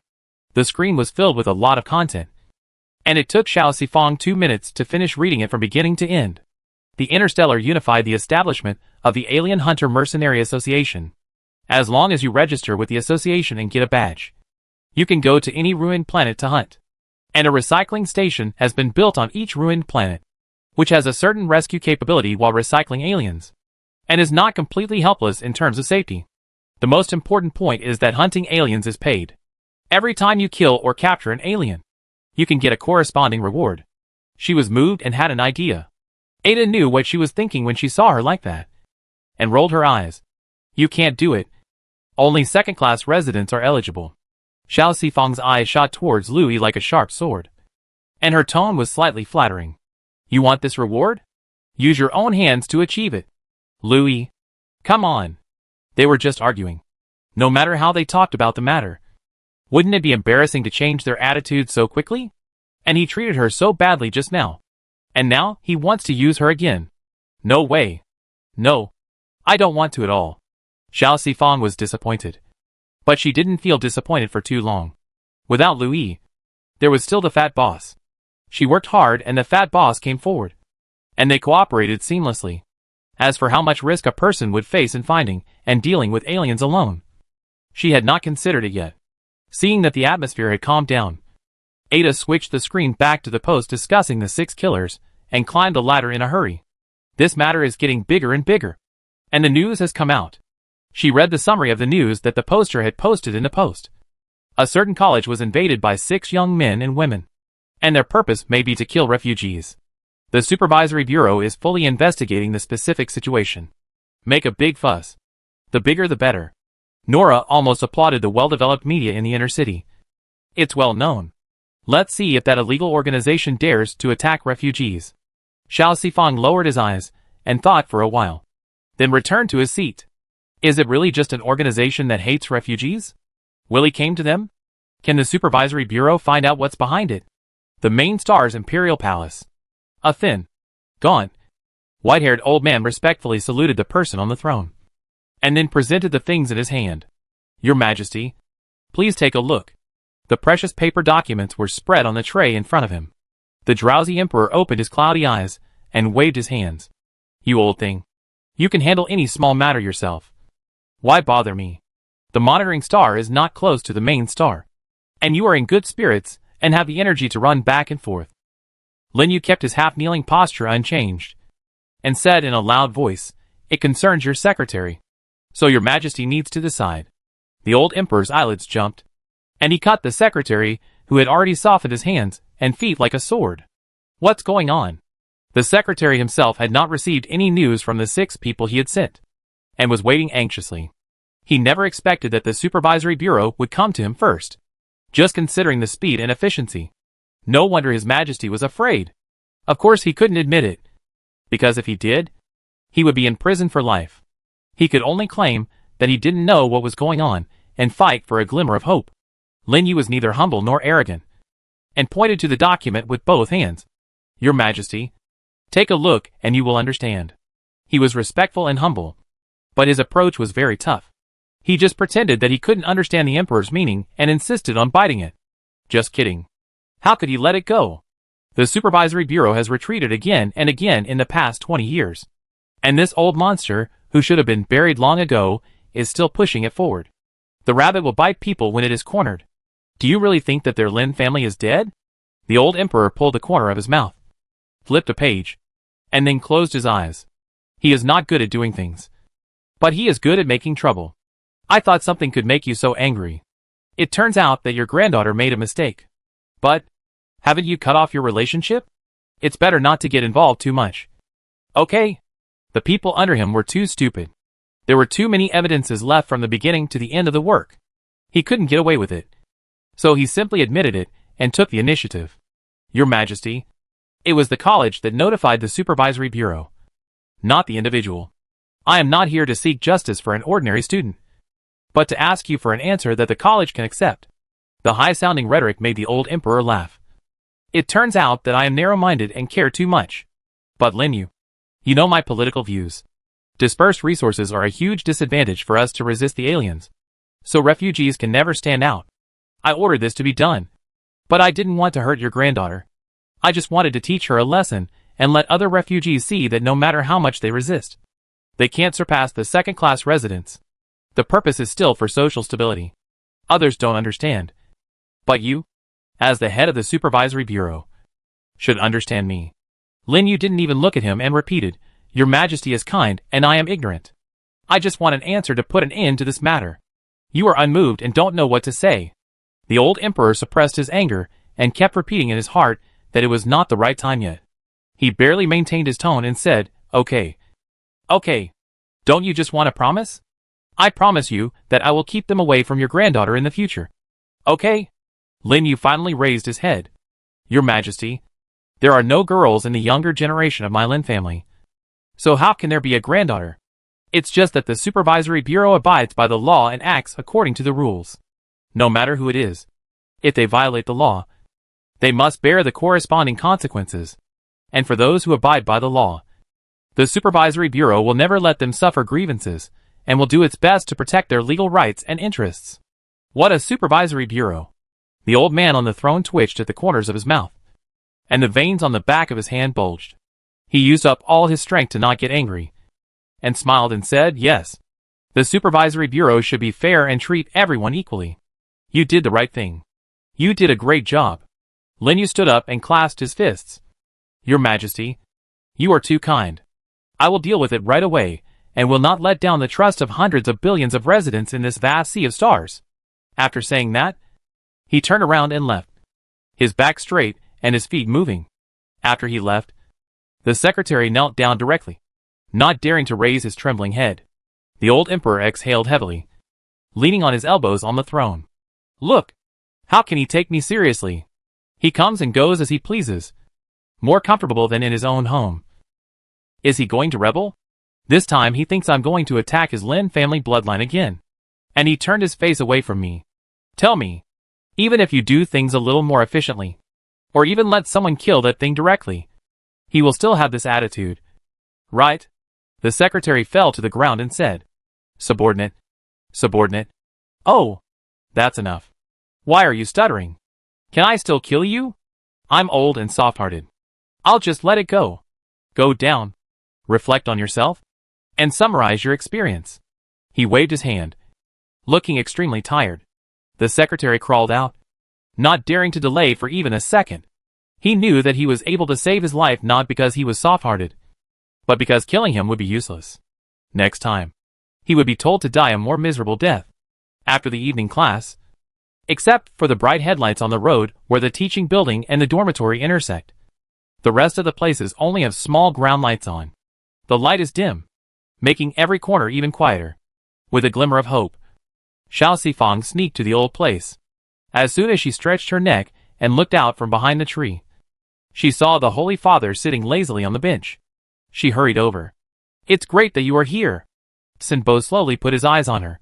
I guessed you would come to see me, so I waited for you here. Sit down. After sitting down as usual, Xiao Sifang put his hands on his knees, turned his head, and went straight to the point. You said, were those people sent by the dean today? The dim light cast a small shadow under Sinbo's eyelids, covering his gentle eyes, and making them look cold and indifferent. Why do you suspect him? He has a criminal record. The first time he heard me, you yourself lent a hand. Sinbo seemed to have just remembered this. So you suspect him? Yeah. Xiao Sifang nodded. It should be him. But I feel something is strange. If it is really him, his purpose should be to get rid of me. Then, there is no need to organize a ring match and involve so many classmates. The feeling of this incident today, she frowned. It's more like humiliating the college or beating me. The reason why it became like this is because my performance did not meet their expectations. And then for some reason, Philly gave it his all. That's a reasonable analysis. Sinbo praised. But who else could it be besides the dean? Could it be Director Terry who has been fired? Xiao Sifang couldn't figure it out. She didn't have any new enemies recently. So you thought there were only a few people who wanted to get rid of you? Ah? Sinbo looked at her confused face and smiled. You are challenging the authority of an entire class. How can there be only one or two enemies? Yes. She and Terry and Willie didn't have direct hatred. They just wanted to make trouble for themselves. Since there are Terry and Willie, it's normal to have more people. Xiao Sifang figured it out and asked again, will the supervisory bureau find out the whole story and deal with those people? This question seemed to stump the wise and knowledgeable Saint Father. He held his chin and pondered for a long time before answering uncertainly, the whole story can be found out. But whether it can be dealt with is unknown. Is it possible that it will not be dealt with? Xiao Sifang's eyes widened. Why? Because the victim is a refugee? Sinbo smiled slightly. It may also be because the perpetrator is extraordinary. This is also a possibility. Xiao Sifang was a little worried. Would she die early because of these obstacles, and then be unable to realize her ideals? Can't you really tell me why refugees must be kept in captivity and controlled? And what is the secret of the inner city? Sinbo once again ruthlessly rejected her. No. But don't worry. You are already on the way. And you will find it soon. His comfort did not play any substantial role. Xiao Sifang was still worried and subconsciously said, I may not have the chance to find it. If I am killed before I find it, I will die with regrets. Sinbo pretended to be serious. This is indeed a bit bad. It seems that in order to avoid dying with regrets, you can only hurry up to become stronger and succeed as soon as possible. Alas. Xiao Sifang sighed, sat for a while, and had another idea just in case. Do you think I should cultivate some fire? In case I die, there are still people to continue. Are you so fearless? You've already sacrificed yourself. So why would you care about what happens next? Sinbo glanced at her. Why don't you try to live a simpler life? Xiao Sifang shook his head without even thinking. What's the point of living then? I must accomplish something big in my lifetime. Even if I can't do it all at once. I must make the world see the change. Really ambitious. Sinbo sighed silently in his heart. Is this what it feels like to be young? He stopped talking. Xiao Sifang thought about it for a while. And then secretly went to see him, wanting to learn from him. What should I do to become as famous as you? Work hard to strengthen myself like you? Suddenly, he was talking about himself. Sinbo was stunned. Work hard to strengthen yourself like me? Xiao Sifang nodded. Yes. Ha ha ha ha ha. First, he snorted with surprise in his throat, and then laughed loudly in the night sky like the breeze. It was not elegant at all. Not saintly at all. Sinbo threw away his image and laughed so hard that he fell backwards. After a while, he solemnly placed his hands on her round head, held her head, and moved closer to her to look at her level. Xiao Sifang was angry at first, but her inferior nature of face control made her naturally calm down when she was so close to this perfect face. She even blushed a little, but she held back, and didn't avoid his sight with a stern face. Although they were looking at each other, Sinbo's eyes seemed a little distant, reflecting half of Xiao Sifang and a deep, distant and empty darkness, which eventually disappeared. Silly child. These eyes were full of vigor and determination to die. Vivid to the point of distortion. Innocent to the point of burning. His slender hands slid down, pinched the too thin cheeks, pulled them to the side, and forced the child to show a mouthful of white teeth. He didn't work hard. Everything was just going with the flow, letting nature take its course. After being touched on the head, he was pinched on the face again. Xiao Sifang's sensitive self-esteem quietly gave countless negative points to the Holy Father, who was loved by all people in his heart. He became famous because of his hypocrisy. No, not should, but must. The Holy Father, who didn't care about what she cursed at him in her heart, still pinched her cheeks, trying to get her to challenge a difficult move. Come on. Smile. Xiao Sifang. For the sake of money, face, strength, and the help he had given her, she endured it. When he finally had enough fun, Xiao Sifang stood up and was about to run, but he grabbed the soft skin on the back of his neck and pushed him back to the chair. I haven't talked about business yet. Xiao Sifang didn't know what business he hadn't talked about, so he looked at him with a half-doubtful and half-warning look. Sinbo started by playing a pity game. I'm lonely. Xiao Sifang remained alert. Then I suggest you walk among the crowd more often. No one can take their eyes off you. Love and enthusiasm are enough to surround you. The one who receives love and enthusiasm is the disguised me, not the real me. This will only make me feel more lonely. Then you can try to be more honest. No one needs an honest me. Xiao Sifang said seriously. You haven't tried it yet. How do you know no one needs it? Sinbo sighed, silly. Do you think the residents need a sincere heart or a perfect sustenance? They don't lack sincere friends and relatives. That's right. But Xiao Sifang was still not moved. Because this perfect hope must be making up stories again. So let's go out and play together again to relieve my loneliness. Look, the ultimate goal is still to play. But Xiao Sifang, who will not be short of money in the short term, wants to concentrate on improving her own strength. So she can't agree. She was about to refuse. And Sinbo seemed to see through everything and asked lightly, do you want to join the Alien Hunter Mercenary Association? The word no that had already reached her throat was swallowed back into her stomach. Xiao Sifang was so excited that she stuttered a little. Can I join too?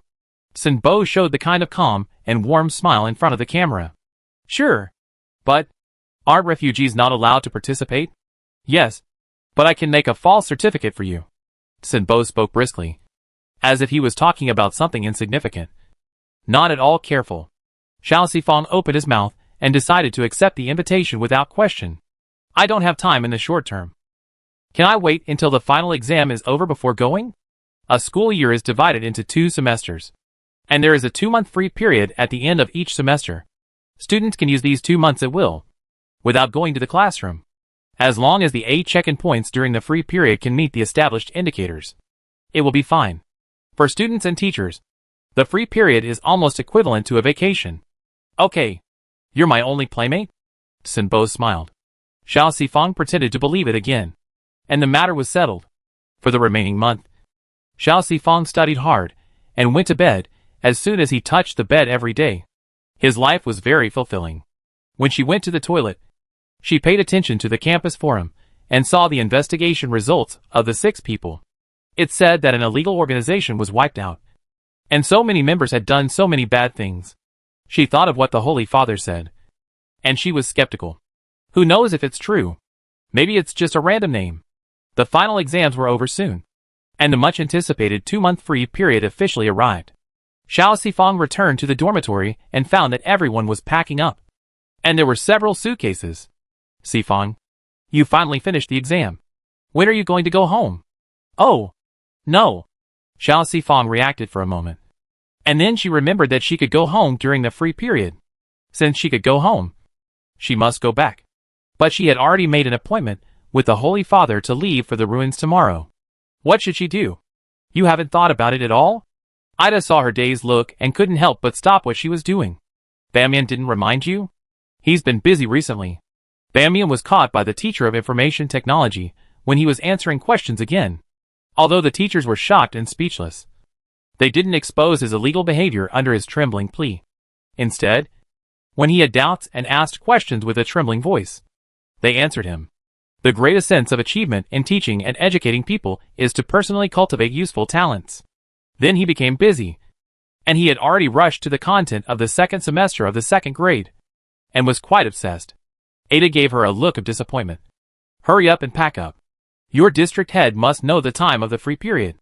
Maybe he has sent a car to pick you up at the door. As soon as the voice fell, Xiao Banian's call request came. Xiao Sifang clicked it, and the annoyed voice jumped out. I forgot about going home. Li Wei just contacted me and asked me if I had packed my things and whether he could send a car to pick us up. I asked him to come tomorrow morning. Remember to pack up? And then I will send you a list of items to buy when I go home. You buy them. I still have a small difficulty to think about here. I don't have time to deal with these. Okay. Ida was right. After hearing the whole story, Ida was shocked. You two are really unreliable. Xiao Sifang laughed dryly, quickly pulled out the message sent by his brother, and bought all the small household appliances that had never been used or heard of in the outer city before, such as automatic sand remover and powerful moisturizer. When the things arrived, he started to worry again. How to tell the Holy Father that he wanted to go home? That night, Xiao Sifang packed up his things and left the empty dormitory to go to the old place. Because of the free period, the gate leading to the outer city has more people than before.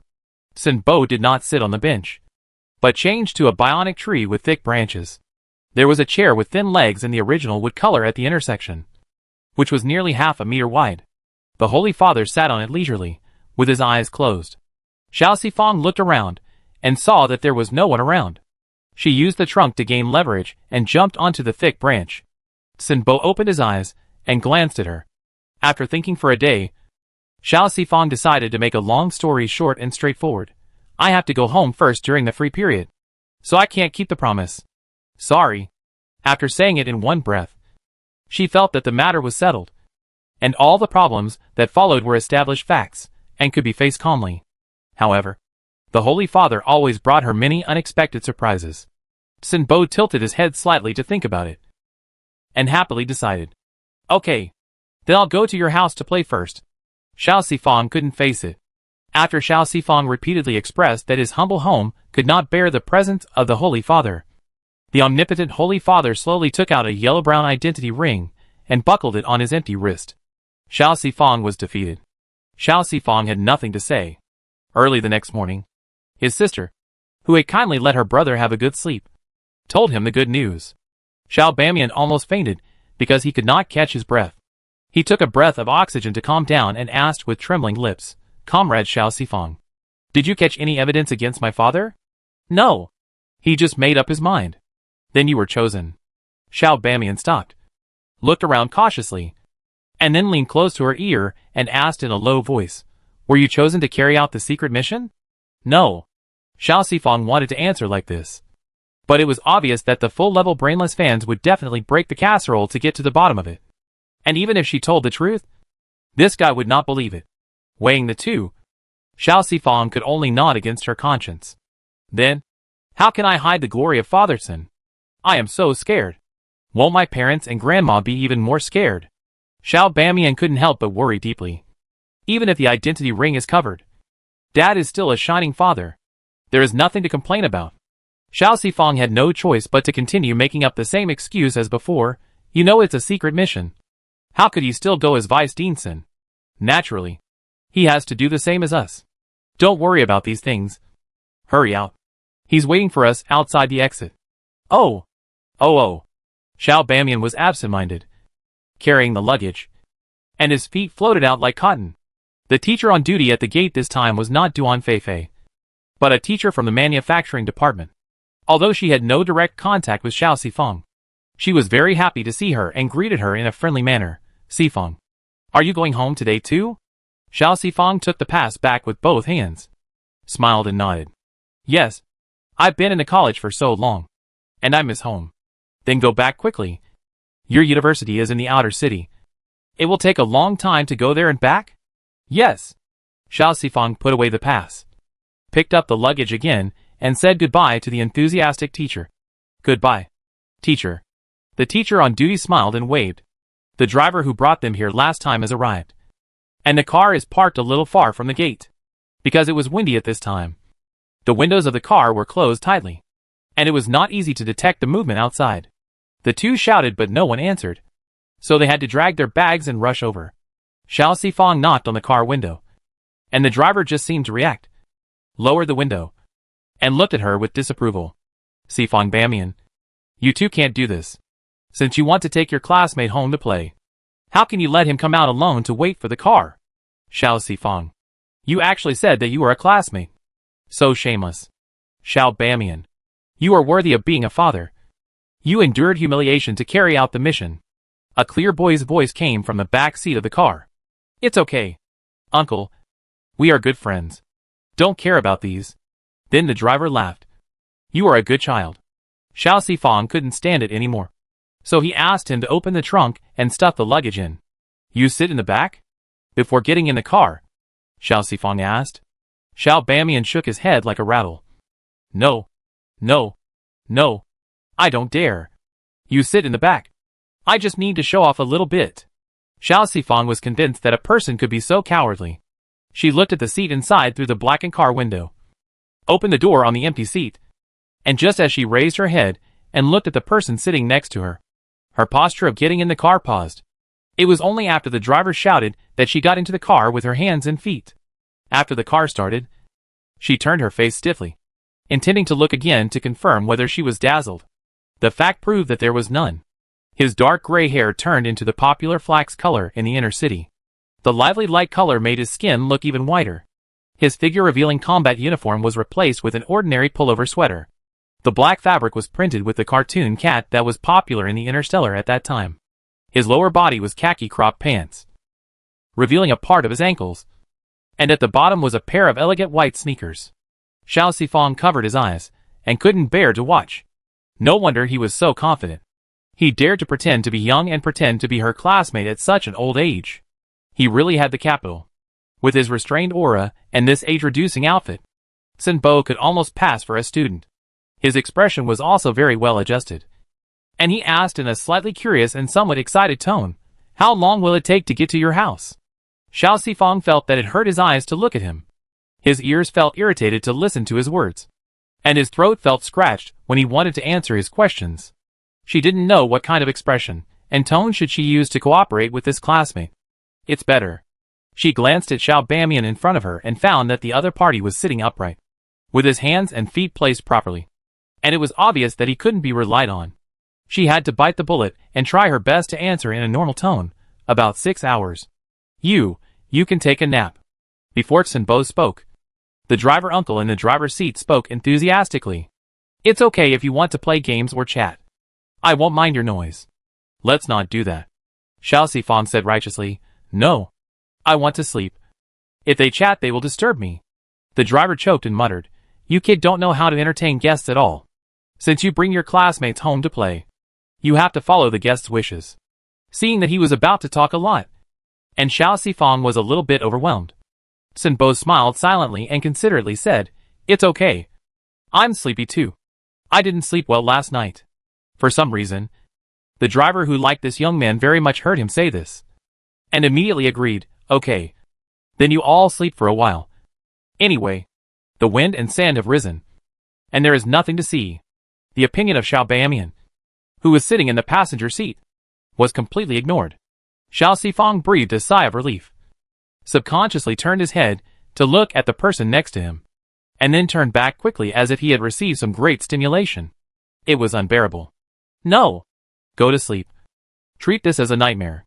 She leaned back on the backrest, closed her eyes, and began to force herself to sleep. After closing her eyes for about 10 seconds, she couldn't help but open a slit and secretly looked at the Holy Father, who was pretending to be young. At this time, the sky was bright, and even the yellow sand that had begun to fly everywhere could not cover the strong light. The light was reflected outside the car window, and a large area of natural light slanted in from the inside, just wrapping people in, adding a layer of extremely wonderful filter to the already eye-catching object. It seems that even this natural phenomenon has a special liking for him. To be fair, even if the Holy Father wears something simple like this, he looks very good. He looks youthful and energetic, and has a bit of the Holy Father's unique indifference. His temperament is perfect and impeccable. She couldn't help but wonder, was the Holy Father like this 30 years ago? He was not as gentle as the breeze and indifferent as he is now. Nor was he as calm and elegant as he was when he was picked up and put back. He was not so close to you, but you always felt that he was so far away that you couldn't see him clearly. 30 years is so long. A glance swept over, and Xiao Sifang quickly closed his eyes. He closed his eyes for 3 minutes before secretly opening them again, and then widening them. In the bright sunlight, the Holy Father, with his flaxen hair that was glittering with gold, fell asleep against the shaking window. Because he was too tall, he seemed to be constrained in this small compartment, and his posture was also awkward. But his face with his eyes closed was very relaxed, calm and peaceful. Xiao Sifang stared at him for 10 or 20 minutes, and he didn't know if he was distracted during that time. In short, he felt his eyes were a little dry, so he turned back and opened the electronic book he carried with him. Start studying.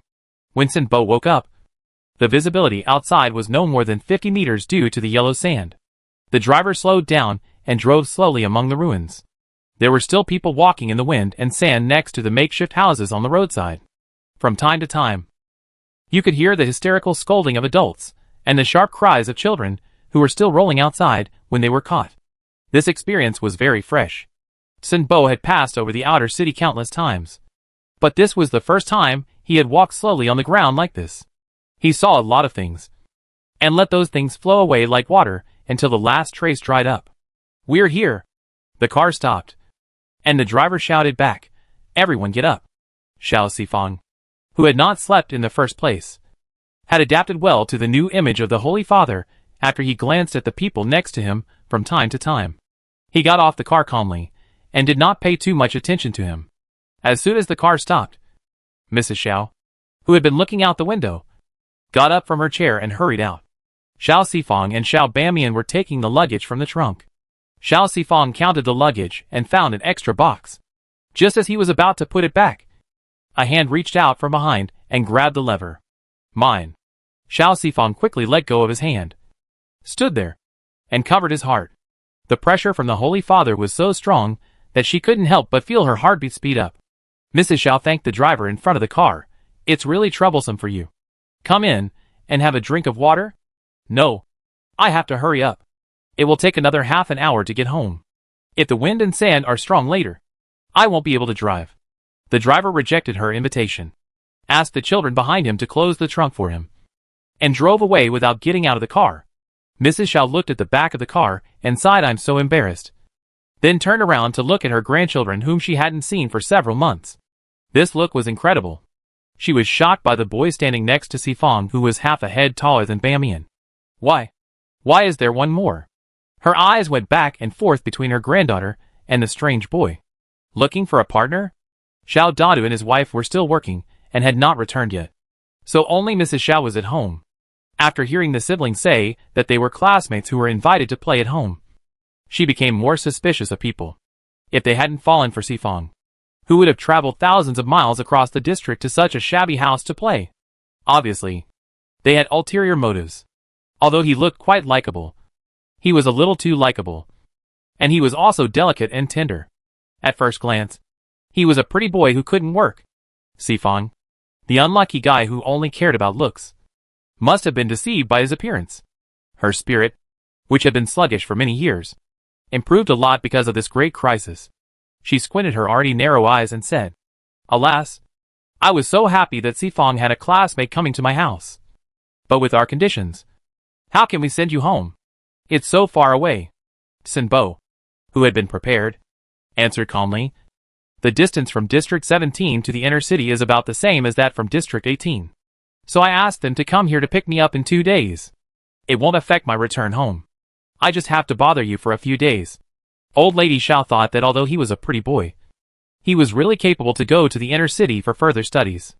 Look at this excuse. It's a good one. Xiao Sifong didn't know why his grandmother could resist the charm of the Holy Father, and she seemed a little unwelcome.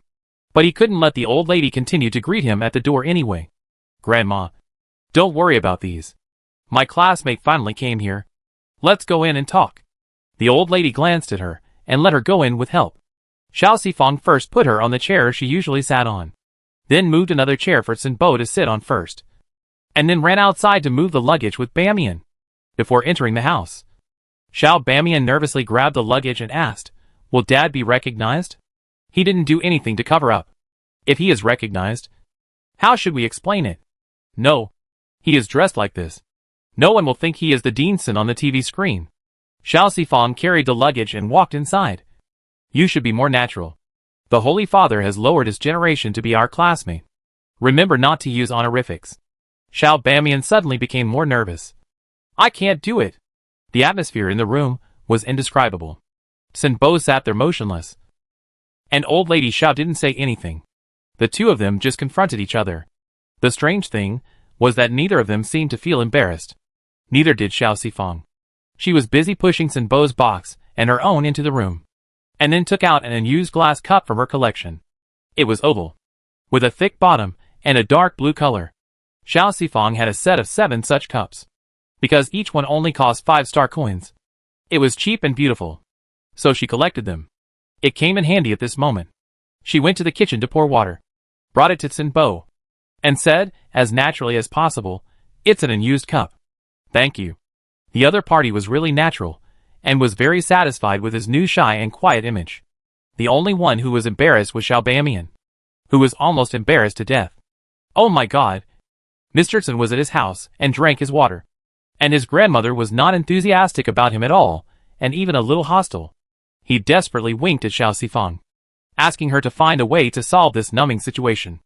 Xiao Sifong didn't understand what he meant at all, but she thought it was really strange to let the classmate sit on the chair like this.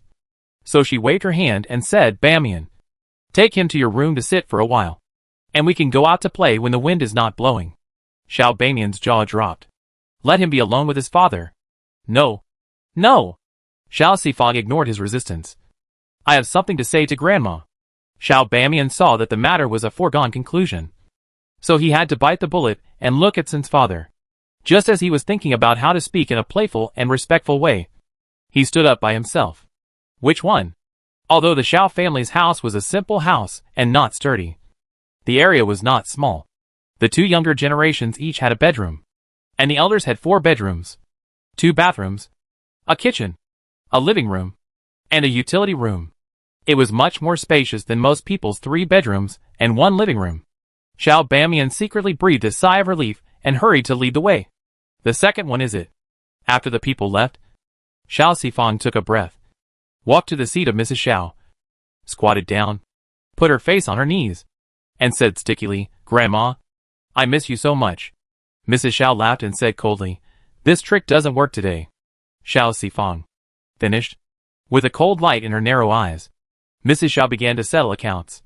"Did I ask you not to do the same thing as your father, and not to stand out? What did you promise me?" It was useless to act like a spoiled child, so Xiao Sifong had to quibble. "I didn't promise you. I just said to let you rest assured that nothing will happen to me." "You dare to say that?" Mrs. Xiao was furious, raised her hand, and twisted her arm. "The news inside has spread, saying that you were beaten half to death." The stern voice choked up. and tears welled up in her eyes. Sifang. Sifang. You are going to scare Grandma to death. Do you know that if something happens to you again, I will really die? Your father's disobedience hurts my heart. And you are also disobedient, which makes me worry all day long. She was really sad, frightened and scared. Her eldest son died early, leaving her with such a thought. If she died like her son, she would really not be able to live. No way to live. Xiao Sifang felt sour in his heart.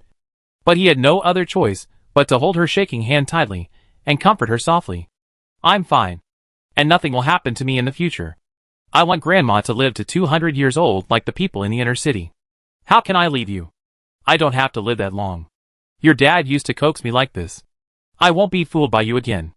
As long as you are safe. It is more important than anything else. Of course I will be safe. Otherwise, how can I continue to be filial to Grandma? But I also have things I want to do. In the living room, the grandparents and grandchildren were talking to each other. But Xiao Bamian in the room stiffened like a piece of wood after bringing people in. Oh my god. What should I do? I have to say something? Xiao Bamian's room is very simple. There is only a bed, a cabinet, a table, a chair and a bench. It looks very hard. But it also looks neat, and not embarrassing because of the dirtiness. Sinbo took in his nervousness and anxiety, released his restrained aura, and comforted him with a gentle tone. It's okay. Do your own thing. I also need to sort out some information. Xiao Bamian felt relieved and stuttered. Well, then you sit down wherever you want. Just tell me if you need anything. Okay. Sinbo smiled slightly, sat down in front of his desk, changed his identity ring, pulled out the energy panel to browse the information, and turned his back to him. Xiao Bamian finally relaxed, tiptoed to open one of the suitcases, took out a set of testers and placed them on the ground, then inserted the chip into the interface of the identity ring, and concentrated on continuing to work on the program he had not finished. The atmosphere changed. Sinbo put down his hand that was swiping the interface. He put his hand on his chin and nonchalantly clicked on a well-known gossip forum, and randomly found a post to read. He should have rejected Sifang's request to visit his relatives. So boring. More than half an hour later, Xiao Sifang helped the old lady back to bed to rest, and then pushed open Xiao Bamian's door and walked in. What he saw was his brother squatting on the ground scratching his head and not noticing someone came in, and the Holy Father leaning against the desk board. She sighed, gave up on her brother, who was sometimes particularly stupid, dragged the only bench in the room over, and sat next to the Holy Father. Are you working? Sinbo looked up at her lazily and turned the screen away. Lines of small words, with clear paragraphs, entered her field of vision. Harrison said that even if he was imprisoned for 100 years, his body and mind would always belong to him. Xiao Sifang? Sinbo raised his chin. Look more. But things will never develop as imagined. And the handsome Leopold will not allow things to develop as Harrison wants. He wants him. From body to heart. That night, red flowers were flying and everything was wailing. Harrison bloomed like a flower under Leopold. A tear silently slipped from the corner of her eye, and was licked away by the flexible tongue. Xiao Sifang blushed, looked away, and stared at him silently condemning. How can you show such pornographic things to minors? Sinbo then changed his boring expression and began to ask questions with interest. Do you know who Harrison is? The protagonist in the yellow post. Xiao Sifang answered in his mind. Not very interested. I don't know. The third prince of the new human empire. Oh! Then do you know who Leopold is? I don't know. The 12th grandson of the new human empire. The youngest son of Harrison. Cough, cough, cough. Xiao Sifang coughed suddenly, and quickly stretched his head to read the words on the page again. Leopold thought, how could there be a spirit like Harrison in the world, who makes people want to cherish him, love him, and then enter him fiercely and destroy him? Xiao Sifang was numb, and completely relied on instinct to close the eye-catching page of the father and son killing each other for Sinbo. Don't look at these. Xiao Sifang tried to support his injured spiritual world and advised him earnestly. No matter how boring it is, don't look at these terrible things. Sinbo raised the corner of his mouth. I just opened the door to a new world today. Who would have thought that even Harrison's kind of thing would be fantasized about? Fortunately, the match was not bad, and he was very satisfied. Xiao Sifang then closed it again. She looked at the page that no longer existed, and then looked at the page where she stayed after exiting. On the top was a string of large pink characters, John Say and I Paradise. Looking at the posts below, they are all complaints about family matters, which is completely different from the scary page just now. That post. Mixed in here? Sinbo nodded happily. Xiao Sifang was confused. Why? Sinbo, maybe because they are also a family? This family is too lewd. Xiao Sifang. Forget it. Xiao Dadu and his wife, who had never seen their 2 children for so long, came back early. Xiao Dada hugged his son tightly and patted Sifang's shoulder. Just come back well. How many days can you stay at home?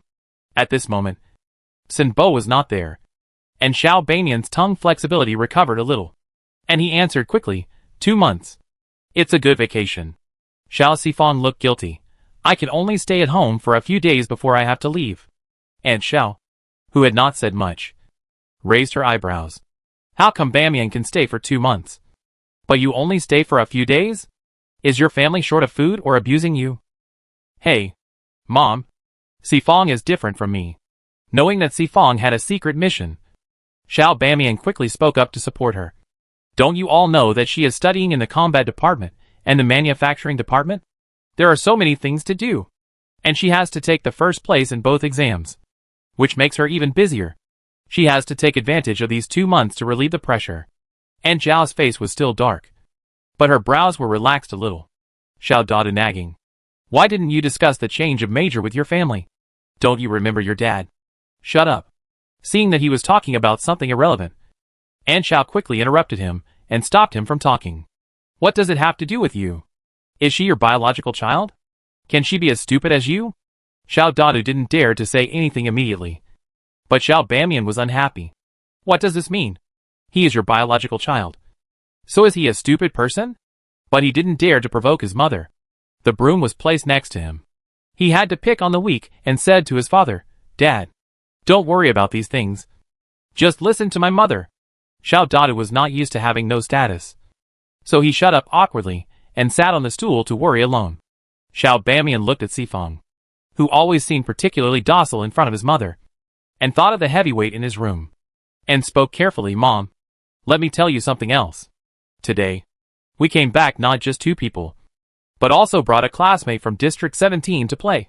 And Xiao was stunned. Are there classmates coming? Yes. Yes. Why didn't you tell me earlier? There's nothing at home. What can I use to entertain people later? And Xiao got angry when she heard it. What's the point of keeping you 2 good-for-nothings? At this time, I can't buy anything at the food factory. Forget it. Forget it. I won't tell you anymore. I'll go to old Yang's house to see if there's anything I can use to entertain people. I'll borrow some first. She was quick and spoke fast. Before Xiao Bamian could react, she had already wrapped her headscarf again and was about to go out. It was Xiao Sifang who stopped her in time. And, don't be busy. I want to talk to you alone about that classmate. It was strange for her to say that. And Xiao was the most sober person in the family. She gave her a warning look as if to say, what have you done again? Xiao Sifang put on a well-behaved smile, successfully pulled her to the kitchen, and explained the situation half-truthfully. She rarely went home, so she had to accompany her grandmother for a few days. If the Holy Father didn't leave, he would stay here. If she really treated him as a classmate, she couldn't stand it, and she thought that the Holy Father's novelty had worn off, and he might not really be willing to get along with them in an ordinary way. In order to make everyone feel better, she had to tell the head of the family. Originally, it was okay to tell Grandma, but the old lady was in poor health, and telling her would inevitably make her worry. After thinking about it, it was best to tell Aunt. He is not a real classmate, nor is he from outside the city. He is a second-class resident in the inner city. In the sharp eyes of Aunt Xiao, Xiao Sifang brought out the excuse that Bamian had made up in his mind. The reason why he came to our house is that there is a task that must be solved. In order not to alert the enemy, he disguised himself as my classmate and will leave after a few days. So there is no need to entertain him specially. Just let him stay in the room or do whatever he wants. If he runs into someone, just nod to him normally. And there is no need to deliberately communicate with him. Bamian also knows about this, but he can't tell the old lady and uncle. So I can only ask you to help cover it up. Xiao Sifang and Aunt Xiao have been fighting wits and courage for so many years. He has already mastered the skill of lying to her without blinking an eye. And his speech is particularly fluent and true. And Xiao also knows that there must be something hidden in this matter. But this classmate is not a real classmate. Which must be true. If her niece doesn't say it, it proves that it is difficult to say. And she can't ask. After thinking about it, she nodded. Okay. But you still have to know your limits, and don't always make messes. Your grandma cried a lot some time ago. You are not sensible at all. And you have been raised in vain. It's fine if she agrees. Xiao Sifang smiled. Thank you, Aunt. Go away. I get angry when I see you. And if you cause any trouble again, you really can't come back. Okay. Okay. Xiao Sifang agreed without hesitation. And went straight to the room with her after coming out of the kitchen. As soon as he entered the room, the Holy Father turned around with his chin in his hand and said with a smile, Good for nothing? Xiao Sifang. The sound insulation is really bad. It's like this. I've talked to the person who has the final say in our family. Xiao Sifang told him what he had just discussed with Aunt Xiao, and said complacently at the end, Our family is very tight-lipped. And we won't deliberately come to look at you. And we promise not to make you unhappy. Sin Bo just smiled and didn't speak immediately. The little girl's expression changed when she mentioned her family. And she became lively and cheerful. How strange. She obviously has no parents and lives a life of dependence in a poor family. He didn't say anything. And Xiao Sifang became uneasy. Could it be that he actually prefers to sit with their family and feel the warmth of the family? If you want to communicate with my family, that's fine. My uncle and grandma don't know about it. You can. Then let him go. He has done enough boring things. Sin Bo stopped looking and stopped her. It's okay. Just like this. Oh. Xiao Sifang also felt that she should be right. She pulled up the curtain of the only small window in the room and looked through the glass. It was yellow. It was the time when the wind and sand were the strongest. Sin Bo asked casually on the chair, What are you looking at? Xiao Sifang looked at the time and answered, See when the windless period comes. The wind and sand will stop in about half an hour. And then you can see the scenery of the outer city. We don't have anything good here. But the sky is very beautiful during the windless period. Although the Holy Father intervened, Xiao Sifang was still very happy when she got home. The addition of one person did not affect her good mood. She spoke to him in a natural tone. And there was a little bit of intimacy because of familiarity. After spending more time with Sin Bo, the initial cautiousness had long been thrown away. The fear that remained in her heart was not caused by his identity and character, but awe of his powerful strength. Xiao Sifang always felt incredible that people from the entire galaxy loved him. But after putting aside the little prejudice in her heart, Xiao Sifang also knew that even the Saint Father, who wanted to play all the time, could not find any big problems. First of all, he had no class prejudice. And secondly, he was not arrogant.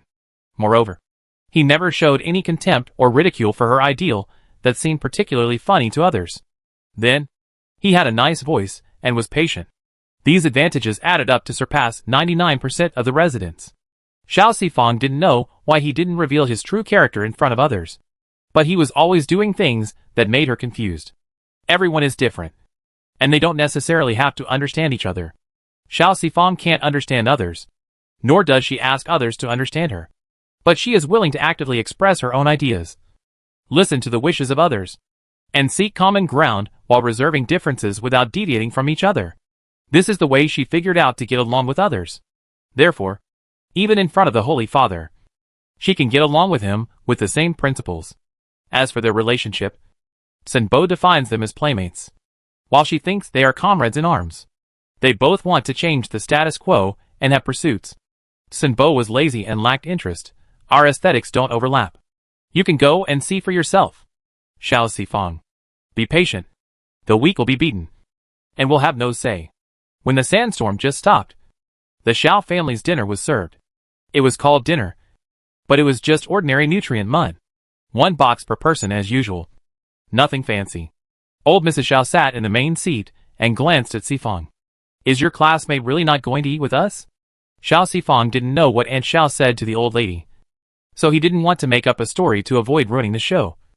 So he simply nodded dryly. Mom, don't worry about it. Aunt Xiao was as steady as a rock. I promise not to let the things you worry about happen. The youngest son was useless and useless. So this daughter-in-law was still very reliable. After hearing her say this, old lady Xiao felt relieved and stopped asking questions. At the dinner table, Sifong and Bamian picked out some interesting things to talk about. And occasionally they were scolded a few times. And the meal was quickly finished. The old lady's health was getting worse and worse. After only a few months, the black spots that could be hidden in her sleeves had spread to the back of her hands, covering the blue blood vessels. From a distance, it looked like something dirty. A large black patch. Bamian sent the old lady back to her room. Xiao Sifong stopped the couple who were rushing to work and whispered, "If you can breathe more oxygen, can Grandma get better?"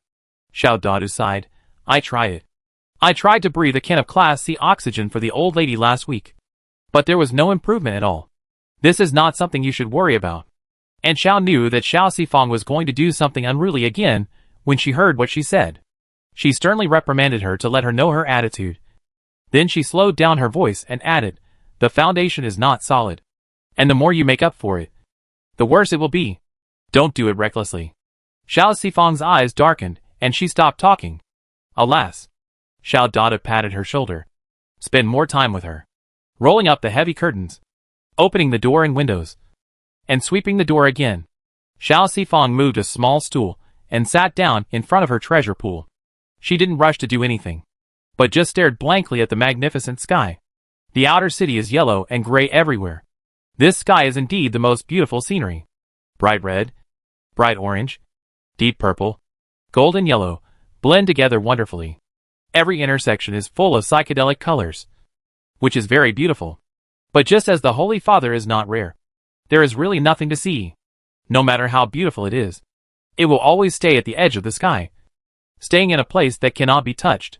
This scenery is unique to the outer city, but it does not belong to the outer city. There is nothing good in the outer city.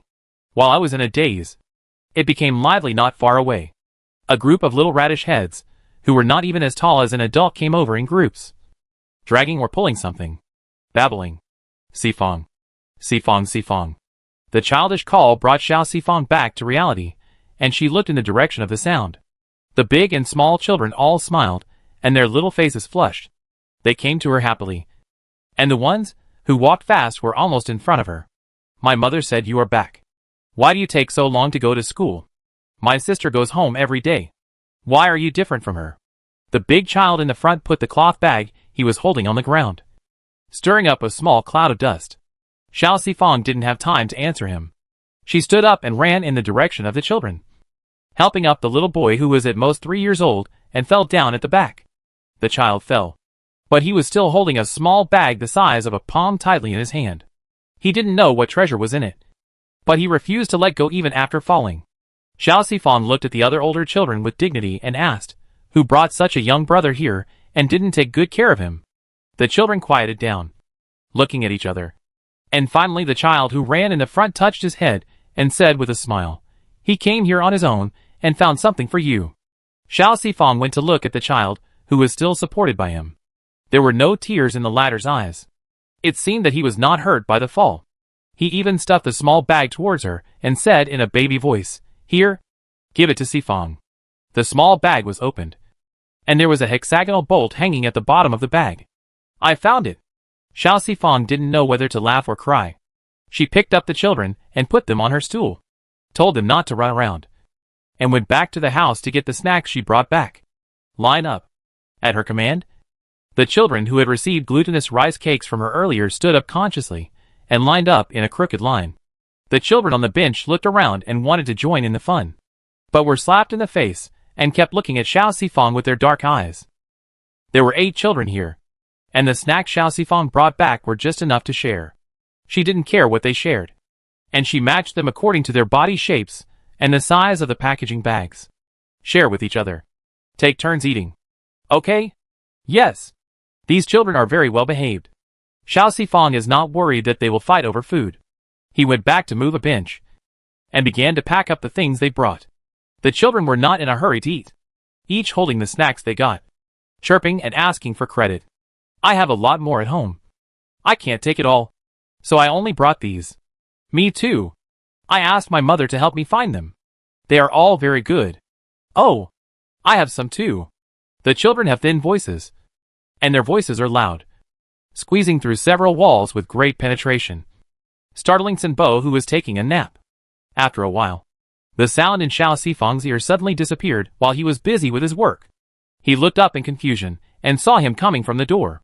The children were stunned for a moment when they saw a stranger, and a tall and big one. Xiao Sifang, did I disturb you? Who said it wasn't? Sinbo used a rhetorical question and picked up the youngest child with a smile. The child blinked his black and bright eyes, but didn't cry or make a fuss. Sinbo, who had taken the child's seat, shrank his long legs and sat on the small bench. He then picked the child up and put him on his lap, pinching his face and asking, where did the child come from? The children saw his actions, hissed, and stepped aside one after another, fearing that he would hit their faces like this. Xiao Sifang looked at the little guy in his arms. He didn't cry, so he ignored him and said, they are all from the neighbors nearby. Yes, Sinbo replied in a puzzled way, and then teased the child. What's your name? The little boy was not shy when being held in the arms of a stranger, and answered clearly, Sanbao. Huh? What is Sanbao doing here? Sinbo's voice was pleasant and his breath was comfortable. So even though this question was a bit beyond the scope, Sanbao still stumbled to the end. Brother said, see? Sifang has delicious food. You can exchange it. Take these. These? The short finger pointed to the scraps that Xiao Sifang had poured out, and raised the small biscuit bag in his hand. A lot. Sinbo chuckled. So that's how it is. Did Sanbao also take something for Sifang? Sanbao nodded heavily. He wanted to show him, but the things were mixed together, and he couldn't find them. So he took out the small cloth bag that Xiao Sifang had folded for him and put in his pocket. Put it here. For Sifang. He was very serious. His chubby little face was tense. His sparse eyebrows were squeezed together, and he patted the bag that was already empty. I'll take it back next time. For Sifang. What if Sifang doesn't need these anymore? If she doesn't want them, you can't exchange them for delicious food. Otherwise you'll be a little bad guy. Sanbao was at a loss. Don't want? Why not? She wants these. Everyone wants these. We all know it. An older child stood up and shouted, she will use these to make a moving robot. Sinbo was addicted to bullying children. Hugged Sanbao with a questioning look. I don't believe it. These are broken things. How can they be made into robots? You must be lying. This made the children angry. We don't lie. That's right. You lied? Big bad guy. Faced with the children's anger, Sinbo calmly pinched Sanbao's face and continued to confront them. Good children should not quarrel with others. You are all bad children. We are not. You are the one who wants to quarrel with us. You are a bad adult. Lolyalu. Bad adult. Bad adult. Bad adult. Big bad guy. Big idiot. Big trash. We are children. You quarrel with us. You are shameless. Xiao Sifang. What a boring person. Sinbo didn't care about being scolded at all, and his tone didn't change at all. I am not quarreling with you. I am educating you. You said she can make a small robot, but I haven't seen it. You have to show me the evidence. This reminded the children, who were only concerned with quarreling. The oldest child was responsible for keeping the toy, and immediately said, I will go get it now. You wait for me. He turned and ran. Half of the children followed him, while the other half stayed behind and stared at him unhappily. Some even whispered to Sifang, who is this person? He doesn't look like an adult at all. Xiao Sifang pulled the corner of his mouth and said silently in his heart, you must remember this face. When you grow up, you will know who he is. The children were fast. It took less than 10 minutes to run there and back. The older child carefully put the small robot on the ground and turned the spring behind it. When it started to click, he said proudly, see? We didn't lie. The small robot was covered with a piece of red cloth, with only its head almost exposed. It stopped after a few steps. Sinbo stretched out his fingers to pick up the cloth, and the ugly bracket and uneven cross-section were immediately exposed. It turned out to be a disabled robot with a strong will. He wanted to take another look, but the little robot was snatched back by the older child, who held it tightly in his arms. With a vigilant look on his face, what do you want to do? Sinbo smiled. Do you want to make it more beautiful? I'm a robot expert and can help you. The older child was skeptical. Where should it be made more beautiful? Don't you think it's pitiful that half of its body is missing? Don't you want it to have the other side of its body? The children murmured when they heard this. It's like this. My mother said that because half of it is missing, we have to make a cloak for it. But it's cool like this. Then, wouldn't it be even cooler if there was another side of the body? The children were excited. The older child loosened his grip on the robot and asked hesitantly, Can you really fix the other side? Sinbo, of course. I'm a robot expert. Xiao Sifang, who had been listening to the noise, also raised his head excitedly. Really? The Holy Father can really bring surprises to people. Of course it's fake, Sinbo said calmly. Really? The older child looked at Xiao Sifang, touched the half of the robot's body under the cloak, and handed it over with a determined heart. Okay. Give it to you. But you can't break it? Sinbo took it, turned the silver ring on his index finger, and disappeared in front of everyone, accompanied by his surprised voice. Oh, why is it gone? Xiao Sifang and the children widened their eyes. Sinbo was in a good mood. Put the little guy on the ground, touched Xiao Sifang's head, and sighed, silly. Be careful next time. After that, he slowly left with his hands behind his back. Xiao Sifang. The Holy Father was right. She is really a fool. The children panicked and searched for Sinbo's previous position.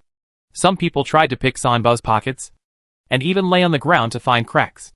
They couldn't figure out why such a big robot suddenly disappeared. The kitchen was dark. Xiao Bamian covered his mouth and squatted on the ground, his eyes shining even in the dark. Oh my god! How can Sin's father be so cute? Damn Sifang. Jealous. Xiao Sifang stayed at home for 3 days, and then left with Sinbo under the cover of all sides. Ding! The green light for normal passage came on, and the gate opened. Xiao Sifang suppressed her excitement, and when she walked a little further, she touched the original identity ring that was rolled up to her forearm and covered and fixed with a bandage, and then raised her wrist to look at the dark green current identity ring. This was her first time to leave the city openly. As a 20-year-old adult, Sinbo, who also changed into a second-class resident identity ring, walked behind her wearing a big hat. This time he wore a mask covering the upper half of his face, and drew a few thin black lines on the exposed lower half of his face, pretending to be disfigured and inconvenient to show his face, and changed his appearance roughly. The spaceship docking point is not far from the gate where they exited, and it only takes 5 minutes to walk there. After the establishment of the Alien Hunter Mercenary Association, more people travel between stars.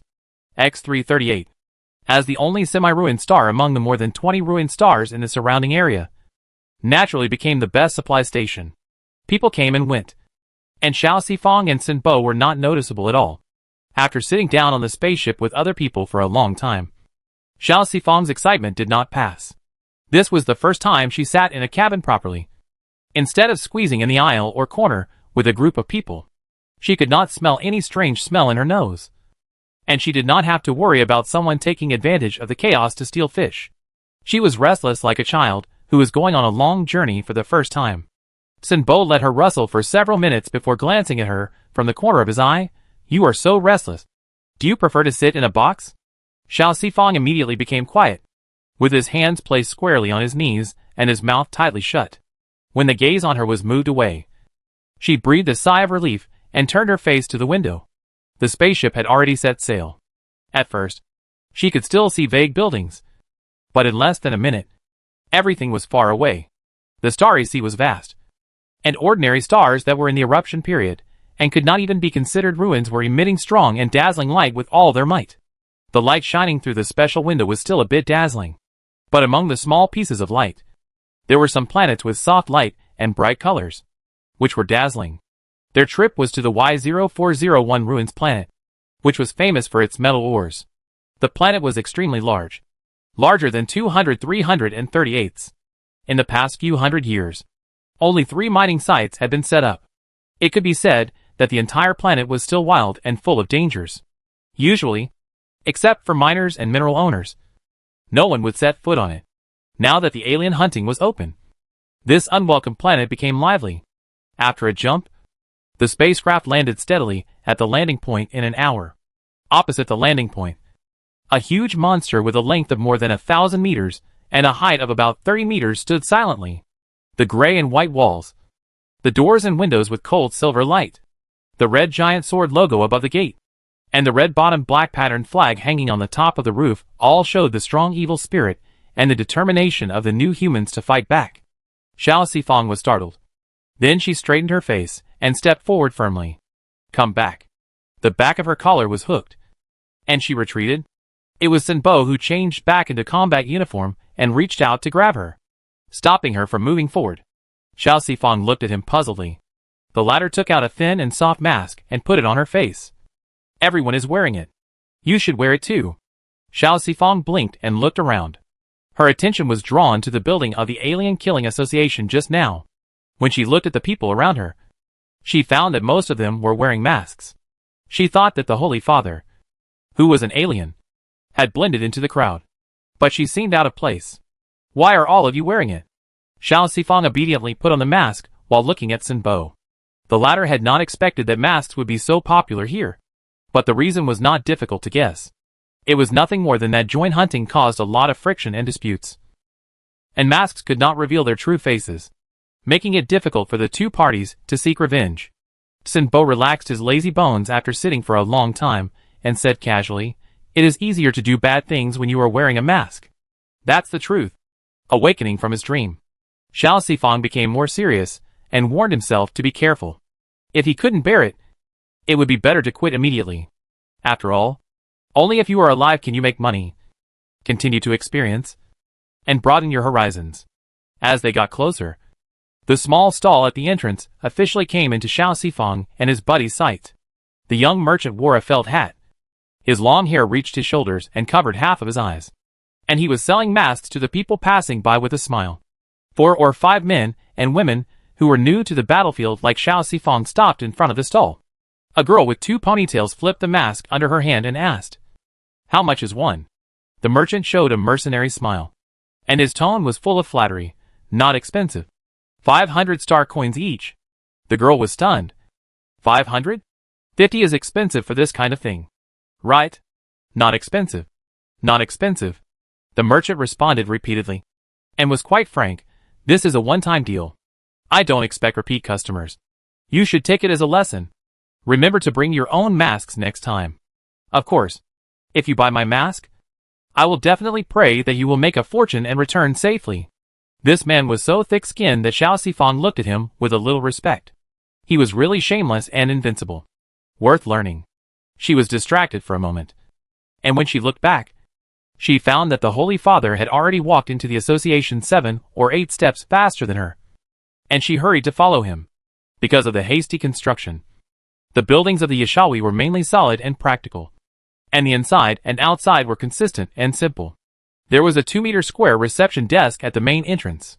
2 girls with bright eyes and white teeth wore black uniform skirts and smiled professionally at everyone who came in. The 2 sides of the reception desk had different uses. The left side was like a hall for people to rest, with seats densely arranged, and the right side was the office, with 5 windows set up, 1 for new registration, 1 for points management, and the other 3 for counting the prey brought back by each hunter, converting them into points one by one and entering them under the hunter's registration information. The Isha Club looked dozens of meters high from the outside, but after entering the building, the first floor was only slightly higher than the ordinary floors, about 5 meters. It can be imagined that there are other uses above. Xiao Sifang was watching someone walk through the hall on the left and go up the stairs in the corner when someone hit her shoulder. Fortunately, her lower body was stable, so she didn't fall, but just stepped back. She frowned and looked at the person who hit her. She saw a little old man with white hair and chicken skin, wearing a half mask crookedly, with a long scar from the scalp to the chin running through the entire face, with thick blood scabs, and full of anger in his eyes, which was a bit scary. Before she spoke, the person who hit her spoke first. "You're blocking my way," she said it confidently and sinisterly. Xiao Sifang looked at the huge hall. Although there were hundreds of people inside, the path was wide enough, and there was still room for 3 or 5 meters between people. In addition, she had already entered the door, and was only a few steps away from the reception desk. The 2 ends were wide enough, so there was no such thing as blocking the way, unless this person was deliberately looking for trouble. Xiao Sifang took a step back and smiled. "You are old and your eyes are blurry. But forget it. Please, She looked generous and said, I don't care about you.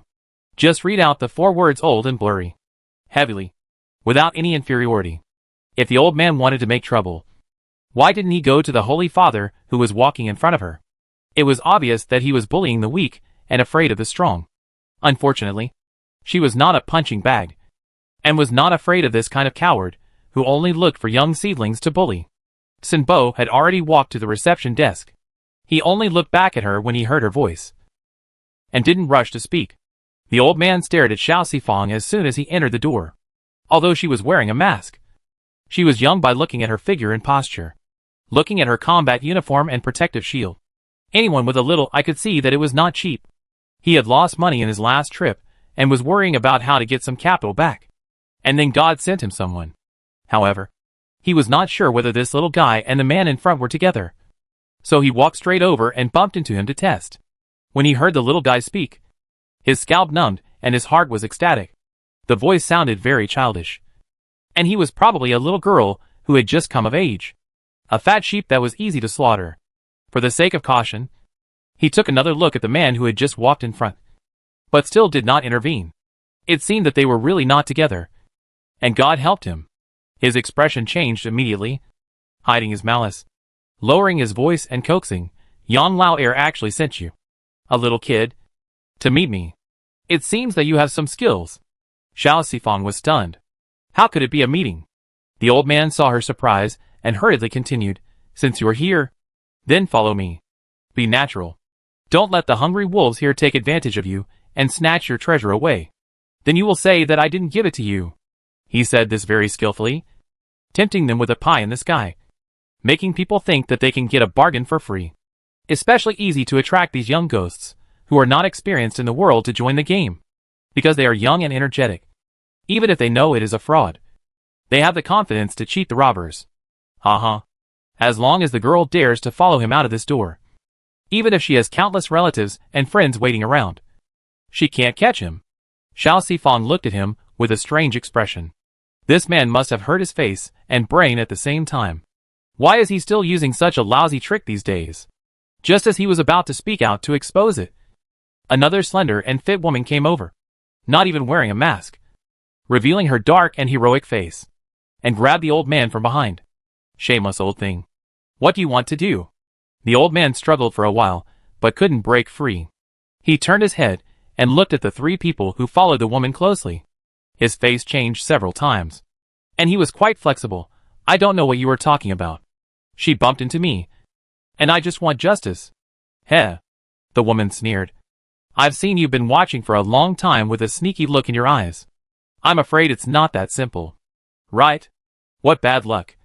How could I run into such a nosy person? The old man's mind was racing, and suddenly he yelled. And while the woman's attention was diverted, he immediately struggled to get out. The woman didn't notice that he really escaped, so she had to curse him fiercely. Dirty bastard.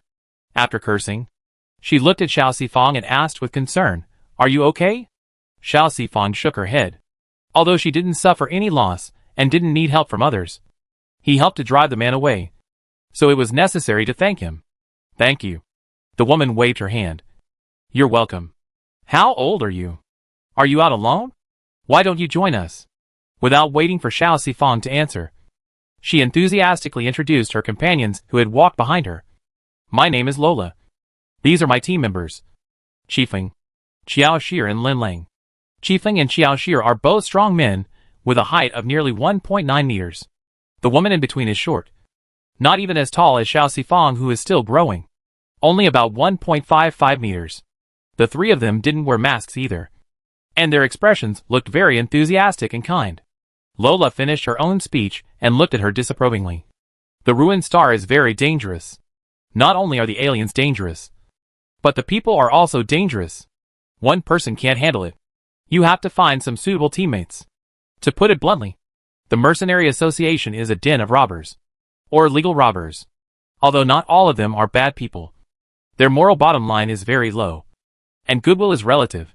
Once there is a conflict of interest, there is no distinction between good and bad. Xiao Sifang looked white and tender, without any aura. At first glance, she was the kind of ignorant young man who came to test the waters.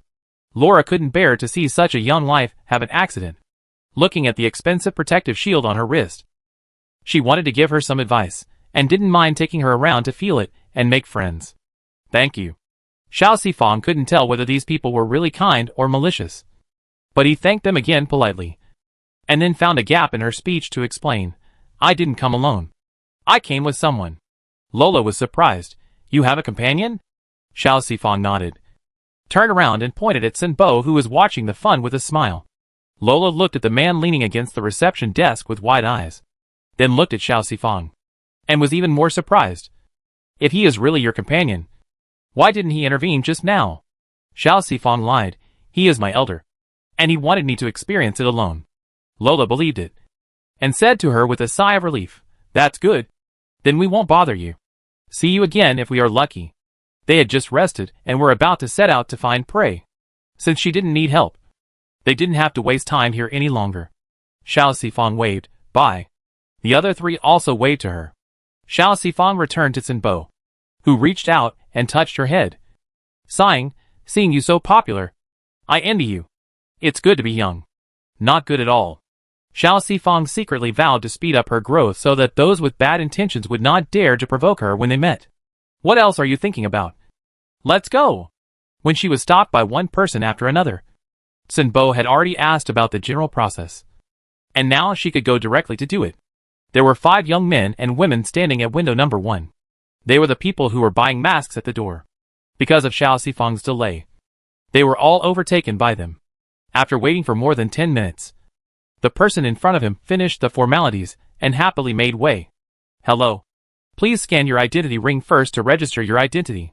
The staff repeated this opening statement in a gentle tone, which he had repeated countless times. Xiao Sifang suppressed his nervousness and naturally put his wrist on the reader buckle. We must believe in the ability of the Holy Father to do things. This must be a perfect fake certificate. After a slight beep, the staff's light screen showed her identity information. Lin Zhou, 20 years old, was a second-class resident of the semi-ruined planet X-109, and now moved to the semi-ruined planet X-366, with no bad records. The Alien Killing Society only verifies age and identity, so the staff can only see this information. Both of them matched, and her identity information was quickly transferred to the Isha Association, becoming one of the countless mercenaries.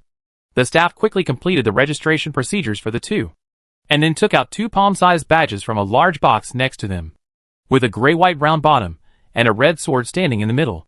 The badges were turned over, and the small stamping machine that was adjusted stamped numbers on the back in turn, and then handed them to them one by one, in order to identify the mercenaries of the association at a glance. The badge is mandatory after entering the ruins.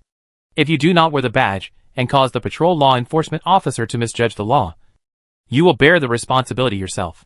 Xiao Sifang asked, what does the patrol law enforcement officer do? This was not the first time the staff member was asked this question. He answered smoothly, the Alien Killing Society is not a completely unregulated organization. In order to reduce unnecessary disputes and sacrifices, each ruined planet has a team of patrol law enforcement officers stationed there, who are responsible for both rescuing mercenaries, who are defeated by the aliens, and besieging and killing lawless mercenaries. Xiao Sifang understood that the so-called patrol law enforcement officers are actually a deterrent, used to suppress people's greed and minimize unnecessary consumption, such as killing each other. The staff member said again, regarding the gains from hunting aliens, the points that can be obtained from living aliens are 3 times that of corpses. Different aliens can also obtain different points. The specific points are calculated and given by the 3 windows next to them.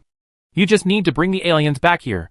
The Alien Killing Club also provides accommodation. The upper floors are all rooms for rest. It costs 1,000 star coins per night. He glanced at the densely packed seats opposite. You can stay in the hall for free. And the hot water in the corner is also free. The Ruins planet is not like the Semi-Ruins planet. There are risks of disasters everywhere. For safety reasons, everyone must wear an isolation ring. The Alien Killing Club directly provides isolation ring rental services. The mortgage is 100,000 star coins, and the rental fee is 500 per day. Less than 1 day is also calculated as 1 day. In addition, weapons and the like can be purchased directly in the Alien Killing Club. The market price is 95% off, which is more cost-effective than buying directly outside. At this point, the staff member stopped to think about it, and added, "The prey conversion points obtained in the team situation can be directly allocated to personal accounts according to your internal discussions. The points accumulated in the Alien Killing Club can be directly exchanged for cash at a ratio of 1 to 1,000, or directly exchanged for weapons and other material rewards. You can choose at that time."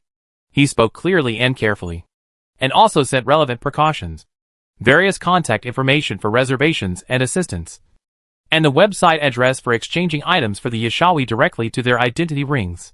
If there are no other questions, please go to window number 2 to rent an isolation ring. If you need weapons, please select and pay on the website first, and then pick them up at window number 2. Xiao Sifang had no questions and looked at Sin Bo next to him. The latter didn't say anything and went directly to window number 2. Sin Bo took an isolation ring for the sake of courtesy, while Xiao Sifang picked and chose the weapon sales page of the Yashawi for a long time, and finally spent 100,000 to buy a particle gun, an alloy knife, and 2 small bombs, seriously doubting whether he could make a profit. After collecting his things, Xiao Sifang turned around and found that the person was gone again. After searching for a while, he saw the person waving at him on the chair in the other hall. "Come on. I have selected 3 locations. You choose our first stop." I don't know where he got the 0401 full area map from, and he circled 3 locations in such a short time.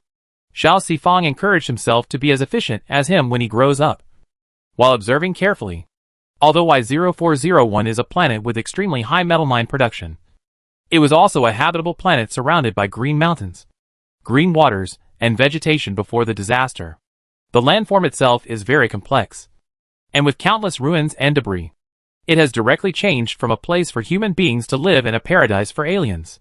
Therefore, if you don't choose the right place, you may never come back if you accidentally run into a place where aliens gather. The 3 places that Sin Bo chose were not the living areas of humans before the disaster, but were located in places with few ruins, such as high mountains and uninhabited islands. Xiao Sifang looked through the options solemnly, and finally stretched out his finger and pointed at the only island. "This one." "Okay." Sin Bo didn't ask why. He closed the map and stood up from his seat, smiling slightly. "Let's go and try your luck." The island is more than 500 kilometers away from the base of the Isha Society, and the aircraft took more than an hour to fly there. After running it all the way, Xiao Sifang almost merged with the aircraft under his feet, and he was able to master drifting, turning, and rapid flight. His learning speed and adaptability were amazing. In the first half of the journey, Sin Bo was still accommodating her and did not speed up. In the second half, he just went as he pleased, teasing Xiao Sifang to chase him, and they had a lot of fun. It was not until his feet landed that he calmed down. Xiao Sifang's face was not red with excitement before it faded, but he had already frowned. He held the gun in his right hand, and gently pressed the alloy knife hanging on his waist with his left hand, and looked around vigilantly. Before landing, she observed the entire island from the air. This island is not small. It is 20,000 to 30,000 square kilometers. The island is independent in the middle of the water and is not connected to the land. There are 2 small hills in the center of the island. The seawater is introduced in the middle of the hills to form a moon bay. In the middle of the moon bay, there is a well-preserved water villa. They landed just in front of this villa. It has been more than 600 years since the disaster, but the villa in front of them looks brand new, with white walls and red tile roofs. The fences and floors made of unknown materials are all brand new, with a greasy luster. The doors and windows of the villa are closed, and there should be no one inside when the disaster occurred. Xiao Sifang is greedy for money and cherishes his life more. Even if the relics of his ancestors are placed in front of him, he doesn't have the courage to go in and venture in. It is important for people to know themselves. Her ability is not enough to hunt an alien animal. The pre-disaster buildings are full of disaster materials, which are not what she can deal with. Open the information package sent by the staff at window number 1. Look through it, and pull out the types of aliens that have been discovered on this planet and their danger index. It says that aquatic alien animals are the easiest to deal with, but the water surface is so calm. Will they come out by themselves if you don't go into the water? Xiao Sifang stared at the water surface without waves and was worried. According to some of the alien knowledge I learned before, aquatic aliens are the most peaceful. Unless they smell blood, they will not actively attack creatures. They will appear if there is blood.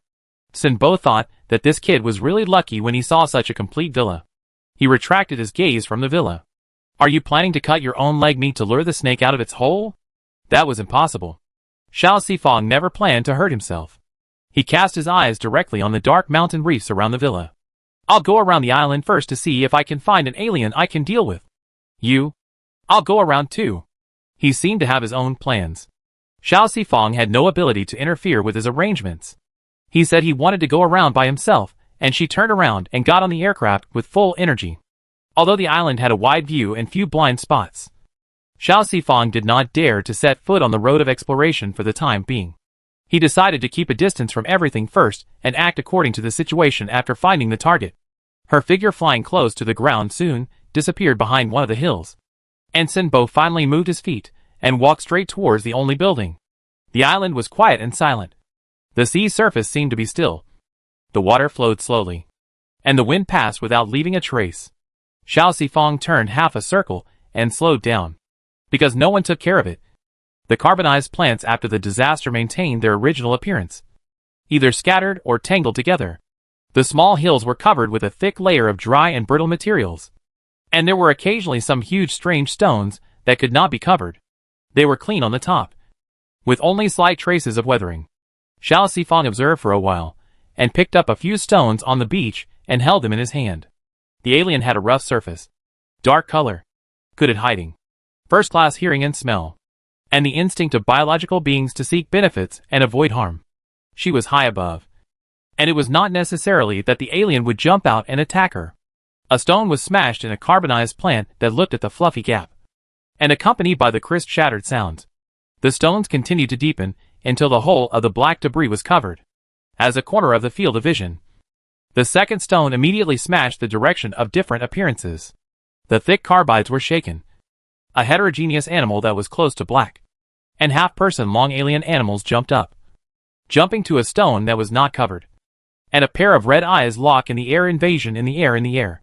For those, the yellowing of the yellow teeth came out of the rotten head, and the black body surface remained with some curled mane. The root of each hair was a soybean-sized cyst. Nausea. The creature that was deliberately lured out swung its 3-inch-long tail and rushed directly toward Xiao Sifang. Its fat body was not clumsy at all. It jumped 6 meters high and barely touched the bottom of the aircraft. Xiao Sifang, who was fully prepared, calmly stabilized the aircraft and did not even choose to use a gun. He turned his feet and rushed towards the alien animal in the opposite direction. He switched to his right hand and swung the alloy knife. It was only 1 centimeter away from breaking the hard skin and flesh. She turned quickly, and the alien counterattacked quickly. The red eyeball flashed, and the fangs growing in the rotten flesh pushed up. Xiao Sifang quickly retreated, holding the gun in his left hand and firing continuously. After 3 ding-ding-ding sounds, he barely deflected the alien that pounced on him and opened up the distance again. The particle gun barely tore the alien's flesh, and one of the shots grazed a bunch of cysts, spraying a piece of red and white mucus, which fell to the ground with a sizzling corrosive sound. A drop of cold sweat slid down from his forehead. Xiao Sifang dodged the continuous attacks while cursing in his heart that his half-baked experience was killing him. The aliens that invaded the campus last time didn't have this trick, so she took it for granted that these alien animals relied on speed and super healing power to run rampant, and never thought that there was such a mutation. If she hadn't been standing on a flying vehicle with such a fast speed, she might not have had time to open the protective shield just now, and she would have been sprayed with these corrosive liquids. This time, he was no longer reluctant to waste energy. He opened the protective shield directly, and did not try to deal with it directly in close combat. He kept it hanging while looking for flaws. This alien was much bigger and stronger than the alien rat he had fought last time, but its speed was not much slower, and its healing ability was terrifying. The skin torn by the 3 shots just now had already returned to its original state. No! The cyst that had just splashed out the corrosive liquid had not healed yet. Xiao Sifang raised the muzzle and aimed at several cyst areas as much as possible. Pools of mucus made the carbonized material underneath keep making noises, and even corroded through the covering, exposing the gray-white rocky ground. As the mucus burst out, the alien that had been biting Xiao Sifang began to slow down. After another shot hit the cyst, it actually fell to the ground and began to run away. This was once again beyond Xiao Sifang's expectation. The covering here was so dense. If there was a hole or something, she didn't dare to step on it directly. If she really let it escape, wouldn't it be a waste of effort? Her eyes were red. The duck in her mouth must not fly. The aircraft accelerated to the fastest speed. Her body flew horizontally, leaving several afterimages. She stabbed the alloy knife from top to bottom into the back of the fleeing alien. She herself was unable to stop in time and directly hit a big tree that was broken into 2 parts due to carbonization. The protective shield shook with blue light, wrapped the person tightly against the body, and then circled around the tree quickly under the drive of the aircraft. Xiao Sifang was so dizzy that she finally managed to control the flying machine and stopped it. She vomited uncomfortably for a while and wiped away her tears. It was too difficult. Really too difficult. After a few seconds of rest, she rushed over to collect the bodies. At first, she was worried that the free body bags would be corroded by the mucus. But there was no problem after putting them in. She was happy and wanted to study the material of the bags so that she could make a pair of gloves or a smock to deal with this kind of alien with corrosive skills. Because she didn't know if there were other aliens hidden under the layers of coverings on the hill. She didn't dare to stay for long. She put the body bag into the space button and flew to the spacious beach. After landing on the ground, he took out the body bag again and opened it, changed to an ordinary short knife, and cut off a palm-sized piece of meat. Although the alien's appearance was festering and pus oozing, after cutting through the thick layer of skin, the meat inside was very bright red and delicate, and there was no peculiar smell. Xiao Sifang put the cut meat alone on the beach, tied the body bag again and threw it back into the space button, and poked the tender meat with snowflake patterns on the surface with the tip of the knife. This is meat. The alien meat sold in the cafeteria for 8,000 star coins per plate. She swore that she was only a little greedy. After half a minute of self-adjustment, just when she interrupted and used a knife to divide it into several pieces to throw into the water to seduce the aquatic alien, a strong wind swept from behind. If she hadn't been alert to her surroundings, this alone would have crushed her to pieces. She flipped over on the spot and replaced the short knife in her hand with a particle gun. Before she turned around, the bullet was fired in the direction of the attacker. When she looked back to see the true appearance of the person coming, the face under the mask had lost color and was whiter than snow. A thick vine that looked carbonized and flexible and strong slammed heavily into the slightly soft beach due to humidity, leaving a half-meter deep dent, and then rose high and threw it toward Xiao Sifang again. It was a very rare plant alien. There are countless interstellar aliens, among which the largest number is alien animals, accounting for 90%, followed by aliens, accounting for the remaining 9.99%. And the last one in 10,000 is the plant alien. In terms of individual lethality and defense, the huge plant alien is undoubtedly the first. A single vine is thicker than Xiao Sifang's body and longer than the straight length of Zhao's house. Not to mention that she couldn't even find the main body of the other party at a glance. Facing such a behemoth, she had no intention of fighting at all, and just wanted to escape smoothly and save her life by picking up the flying vehicle. But since she has been targeted, it is not so easy to run. The terrifying thing about the plant alien is not only its huge body, but also its many limbs. If one vine didn't kill Xiao Sifang, the little ant, it would pull out a few more to continue to beat and block people. She was almost instantly blocked from all directions. If she couldn't run away, she would be trapped in a jar. Xiao Sifang threw the bomb at the breakthrough point he had chosen without hesitation. When several vines shrank slightly, he opened the protective shield and withstood the shock wave of the bomb to escape from the encirclement, rolling and crawling to avoid the new vines that kept pulling up. Holy Father! Fatherson! Come and save her! She doesn't want to die. Xiao Sifang didn't shout, because no matter how loud she shouted, it wouldn't be as loud as the bomb she just threw. Instead of distracting herself and shouting for help, it's better to hope that the Holy Father can hear the noise here and come to save her without delay. But it's not enough to just rely on the Holy Father who can think of anything. Who knows if he suddenly decided to dig a hole and start sleeping in the sun, or suddenly felt that the vast inland was better and went back to get some fresh air alone, or if he heard the noise and thought it was a normal fight and didn't bother to come. Xiao Sifang now understood why teacher Greta said that she must quickly grow up to the point where she could send out a message for help when she encountered danger, because it would be too depressing if she died silently like this. She was too weak. As long as she survived this time, She would be obedient and do what she could in the future. She would never be arrogant and complacent and leave the Holy Father even a step. The protective shield was hit by a whip, and the light flashed, suddenly lit up and quickly dimmed. Xiao Sifang fled madly towards the Moon Bay. Unfortunately, she didn't even have time to get on the aircraft, and was forced to use her 2 legs to kick desperately to fight for a glimmer of life. The thick vines fell to the ground with a roar no less than a bomb explosion, and more than a dozen of them shook the ground. It was slow, but in fact it was only a dozen seconds. Xiao Sifang, who had just experienced a fierce battle, could no longer hold on, and was hit by the vines several times. This won't work. Xiao Sifang's eyes flashed with a fierce light, and then he made up his mind. At this point, if you still want to rely on others, you will die. You must fight with all your strength. Thinking of this, she turned around and stopped running along the beach. Instead, she rushed towards the direction where the vines were pulled up, and went straight to the central intersection of the 8 or 9 flexible tentacles. She didn't dodge when the vines hit her again. She held her breath and used her close combat skills to use the force to relieve the force. She simply stuck to it and hugged the vines tightly. When she was lifted to the highest point and was about to be smashed down, she suddenly let go, twisted her soft legs and used the force to kick, flipped in the air and leaped in the air to approach the main body again. Come on! Come and hurt each other! Shoot that long tentacle towards the current direction, and see if it can hit you. Xiao Sifang was determined to fight it to the death, and another bomb was already in her hand, ready to go. If she could go back alive this time, she would definitely buy a few double-bolt bombs worth 200,000 yuan each, and throw them one by one when she encounters plant aliens in the future. Even if she can't kill these invulnerable things, she can still shake off those lingering tentacles. Her decision to run wildly along the direction of the vines was correct. The closer she got to the main body, the more limited the tentacles' attack would be. So she tried her best to wade through the carbonized plant debris and rush towards the main body regardless of everything. Bang!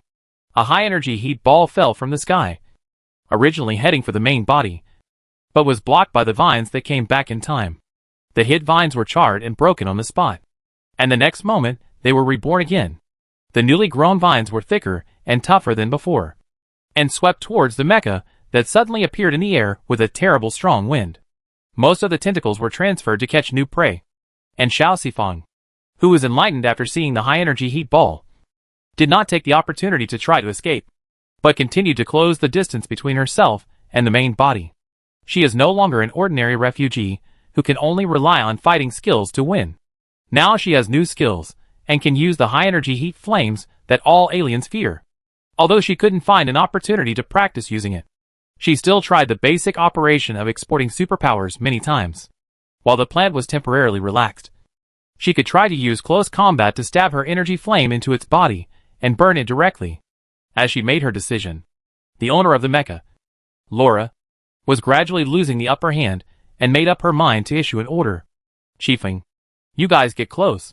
Chiefing and the other 2 who were driving the aircraft and ready to jump immediately jumped down after hearing this. However, before they landed, there was a normal explosion, followed by a not-so-strong and even weak energy flame that ignited from the center of the battlefield. The vine twisted wildly and directly hit the mecha in the air, and then used its last breath to hit the main body. The protective shield on Xiao Sifang's body was disintegrated bit by bit after many blows, and finally succeeded in making the arrogant giant stop moving while the superpower was exhausted. After the battle, her hands and feet softened, and she sat directly in the soft pile of dead branches at the main body. The covering covered her neck, and only her head was left outside. Her overly tense and suddenly relaxed mind was empty. She couldn't think of other alien creatures that might be hiding under these coverings. Nor could she think of confirming again whether the giant was really defeated.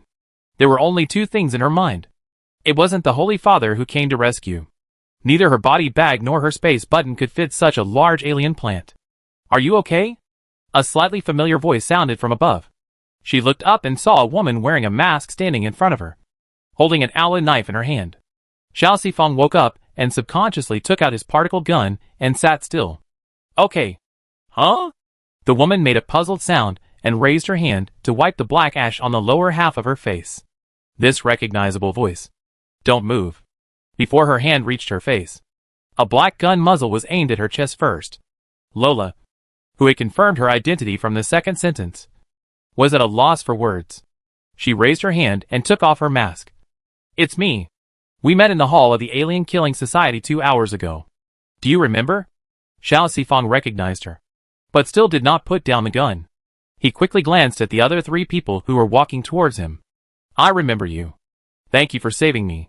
She expressed gratitude, but her increasingly vigilant expression amused Lola. The woman, who was as mature in mind and body, simply put away the alloy knife and raised her hands to show her sincerity. Don't worry. We are all retired soldiers. We have a bottom line and don't do business like killing and robbing. Xiao Sifang looked at her for a long time before slowly putting down the gun. They were numerous and powerful. If they really wanted to do something, she was powerless to resist because her protective shield had been shattered. It seemed that she could only make herself look more harmless. At worst, she would not take any of the gains just now. Thinking of this, she smiled faintly. Sorry. I'm too tired and a little nervous. Lola showed an understanding expression and stretched out a hand to her. Can you stand up? How come your elder didn't care about you even when the alien plants appeared? Xiao Sifang generously stretched out his hand for her to pull up, and said thank you again, weighing the question she asked in his heart. Perhaps he was testing the whereabouts of the Holy Father and planned to act according to circumstances. You must answer carefully. Xiao Sifang lowered his head to brush off the debris on his body, trying his best to show that he completely trusted them, swept away the vigilance just now, and said lightly, I don't know. He said that as long as he thinks I can survive if I fight with all my strength, then he won't take action. She also told me to die without worry, because he might not be able to save me in time, but he would collect my body anyway. This answer should give them the illusion that they are always protected, and that even if she dies, someone will investigate her to the end. Right? Lola. What kind of unscrupulous way of education is this? It seems that she believes what I said, so she should be a little afraid. Xiao Sifang thought about it, and took the initiative to propose the division of the spoils to test the waters first. This is my first time hunting aliens. I don't know how to deal with alien plants. What do you think is the best way to deal with it? Do we each cut a few pieces of such a big corpse and carry them back? Lola laughed, walked past her, dug around the main body for a while, pulled out a dark green viscous substance, and called her over. After the alien plant died, its limbs dried up immediately, and the veins supporting those limbs would shrink back to the main body. If you look closely, this big lump is actually made up of countless meridians. The pulled viscous substance was very elastic. Xiao Sifang pulled a piece himself, and after pulling it out half a meter, it really showed lines of varying thickness, but distinct roots under the light. This is a good thing. Lola narrowed her eyes. Although our team has not found alien plants, we have seen other teams clearing this kind of alien plant essence at the window once in the Alien Killing Association. I remember. The price given by the window is 1,000 points per kilogram, which means that 1 kilogram is worth 1 million. 1 kilogram is 1 million. Xiao Sifang quickly squatted down and pulled out the rest. Strangely enough, the mass under her hand looked sticky, but it didn't get on the carbonized debris at all, and it didn't even get on her hands. When she took out the whole piece, it was somewhat similar to the jelly she accidentally saw on Ada's desk, which was transparent and elastic. This pile is estimated to be more than 10 kilograms. If you don't consume much in the early stage, you will make a fortune this time. Lola didn't mean that she had no intention of getting a share of the pie. She and her companions heard the noise when they were catching aquatic aliens nearby and came to see. They were naturally happy to find that it was a rare alien plant. But it was a pity that they killed the aliens themselves before they could really fight. And they were alone. She didn't have the guts to compete for the harvest of a child who had just become an adult. Xiao Sixiang always followed the principle of being more polite when others were polite. When she heard that Lola had no intention of dividing the spoils, she immediately wanted to repay her for saving her life. You saved me and told me how to deal with the alien plants. I don't have anything good to repay you. Let's split this thing in half. If Lola hadn't appeared, she would not have thought that she had any special abilities to use in the extremely tense situation. Besides, if no one restrained the vines, she might not have been able to reach the main position, and her protective shield would have been shattered, and she would have been beaten into a pulp. Her life was extremely valuable. It was satisfying enough to end it safely and get half of the spoils. Of course, she, who came from a poor family, couldn't help but think pettily that if the Holy Father could save her, he would definitely firmly reject her request for sharing, saying that what was hers, and she had to keep it for herself. Alas, things in the world can't be so perfect. Lola and the other three were shocked. They spoke half of it as soon as they opened their mouths. How rich is this girl's family background? She didn't seem to care about millions at all, considering the cruel training method of her elders. This girl's background is incredible. Must make friends. The four looked at each other and unanimously refused in the face of huge benefits. No. We can't help much? That's right. Keep it to yourself to calm your nerves. If you really want to thank us, leave us your contact information so we can team up next time. Yes. Yes. Yes. We feel close to you when we see you. And we are not helping you for these material things.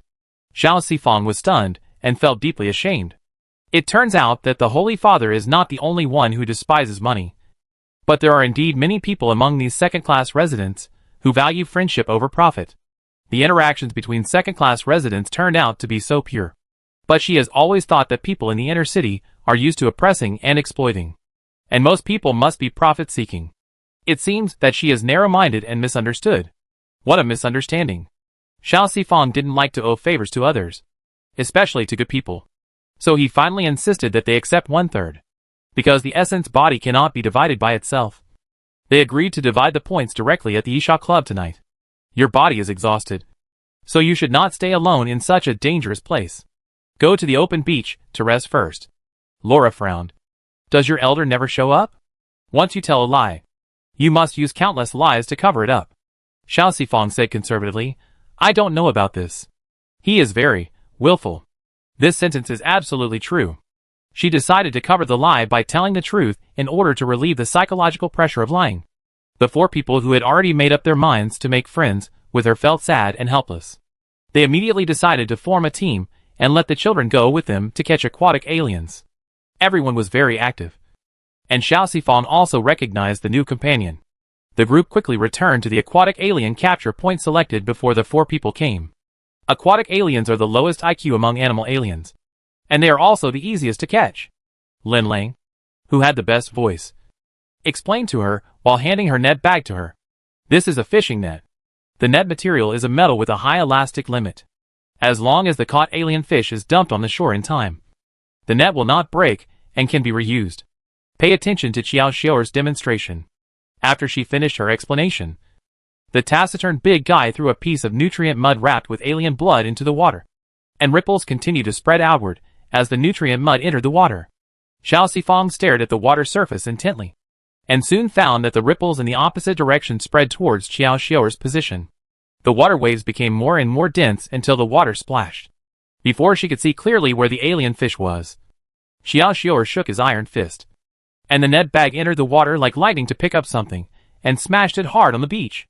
Qifeng, who had been waiting for a long time, followed closely, and fired 2 shots in a row to accurately hit the eyeball of the alien fish, which was about 20 to 30 centimeters long, and also pierced its pitifully small brain. Awesome. Xiao Sifang's eyes lit up. Whether it was Qiao Xiao who was responsible for catching or Qifeng who was responsible for shooting, no matter their cooperation or techniques, she couldn't help but applaud. The second-class residents are really amazing. She must work harder. Ha ha ha. Although aquatic aliens have low IQ and low lethality, only our team can really make a fortune by catching these things.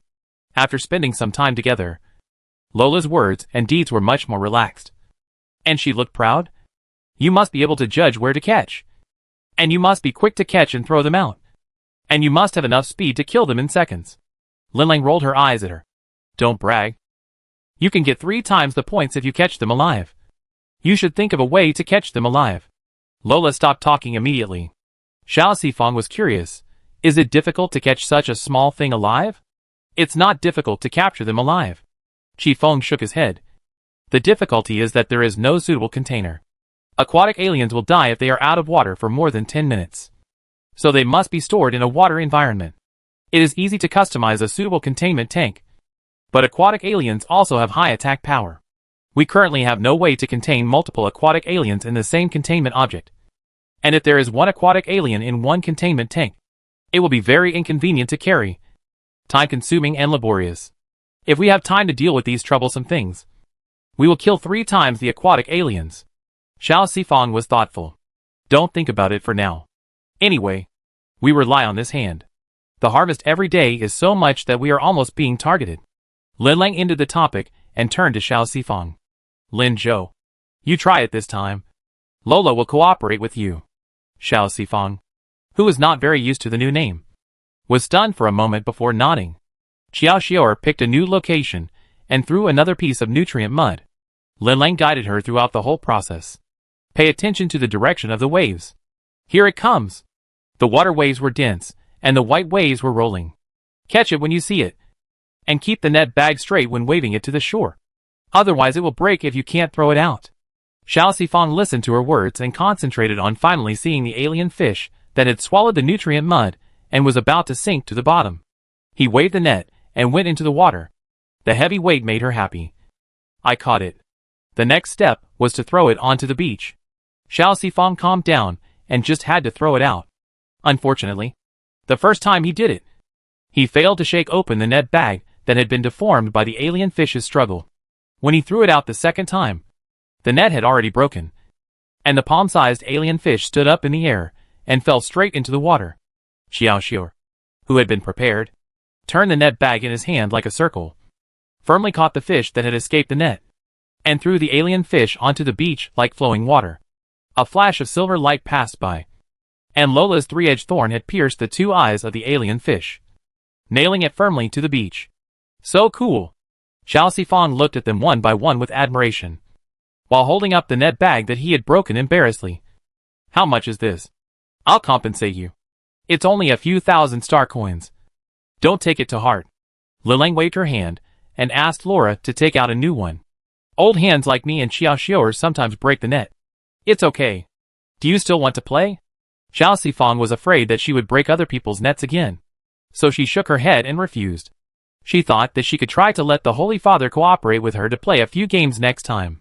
He should be interested in such fun. It's just that a net costs several thousand star coins, which is a bit too expensive. She still couldn't get used to the feeling of spending money like water.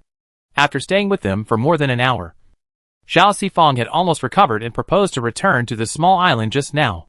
The 4 looked at the more than 30 alien fish they had caught, and their income was guaranteed. They thought that catching the aliens on the shore was a bit hard, but the income was relatively increased several times, as long as they were careful not to trigger a disaster. The risk factor was not high, so they decided to accompany her to the island. Xiao Sifang rushed to the front on the aircraft and took them to the Moon Bay Villa. There is a house here. Lola operated the aircraft parallel to Xiao Sifang. We didn't pay attention when we came here. Did it stop in front of it? Yes. After that, the 5 people dived down together, break less than 20 meters from the ground, and landed slowly.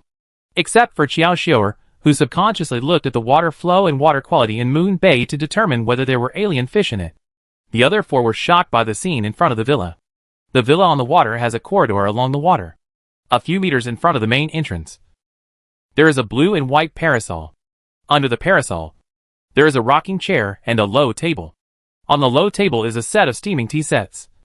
And on the rocking chair, there is a person lying.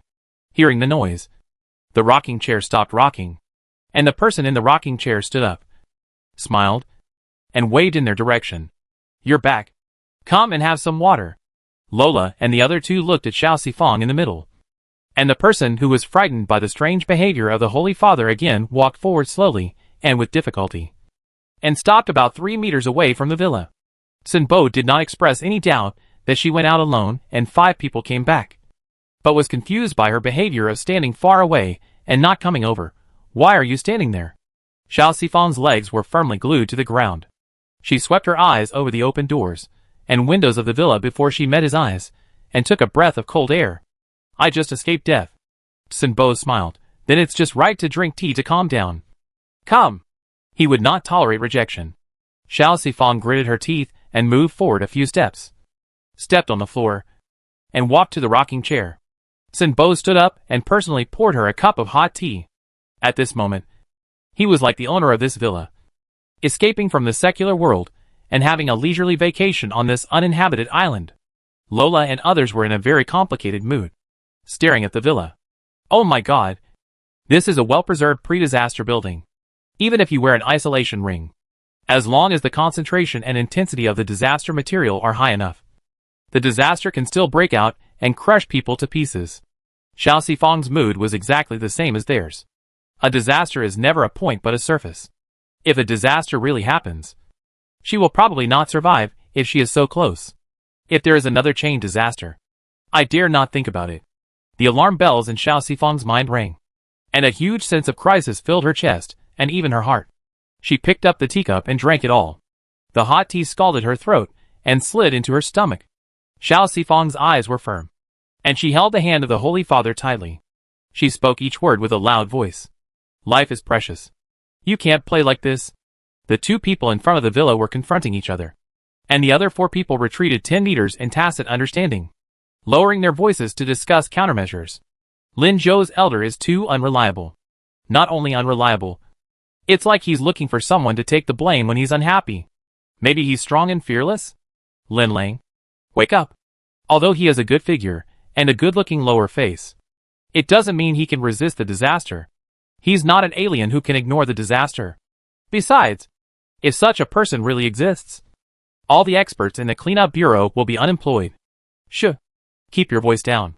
I have to say, I feel a little sorry for Lin Zhou. What elders are taking her to experience?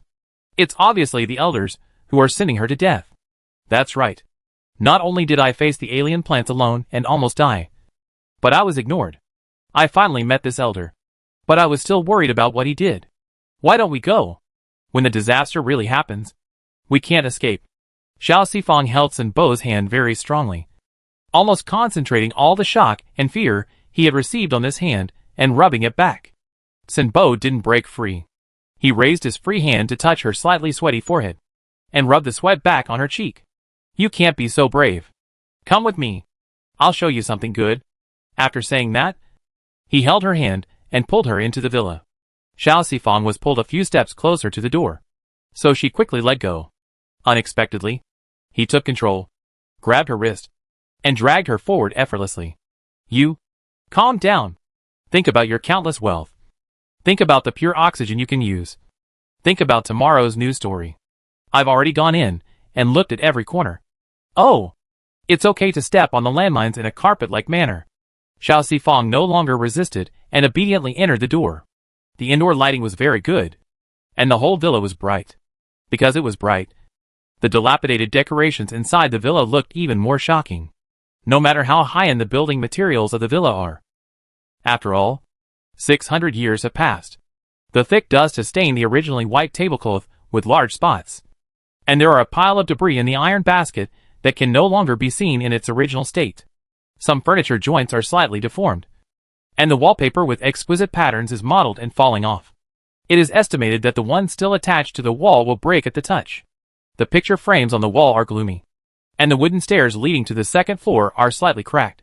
Xiao Sifang walked on Sun Bo's heels, fearing that he would touch something he had not touched before.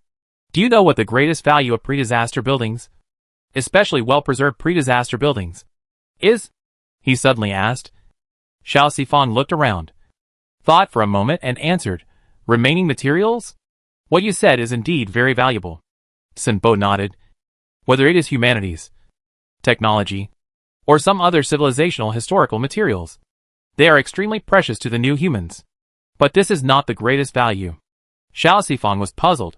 What else is more precious than this? Disaster materials that people avoid as much as possible. Disaster materials? Aliens are just the product of disasters. And disasters themselves are the biggest natural enemies of new humans. Only by figuring out the cause of disasters can we eliminate disasters. So disaster materials are more precious than anything else. The alien killer will give 3 times the points to living alien creatures in order to provide research materials. Then, Xiao Sifang looked around carefully. Have you sealed the disaster material? Sun Bo stopped and turned to look at her with a warm smile. Why would I do such a troublesome thing? I just want to see if there is anything new inside. Xiao Sifang. Then what disaster material are you talking about? Thinking that she would have to rely on this person to work hard outside in the future, she endured it again. But I really found something very interesting. He led people to the second floor and stepped onto the last flight of stairs to the attic with a skylight. Under the skylight is a white desk.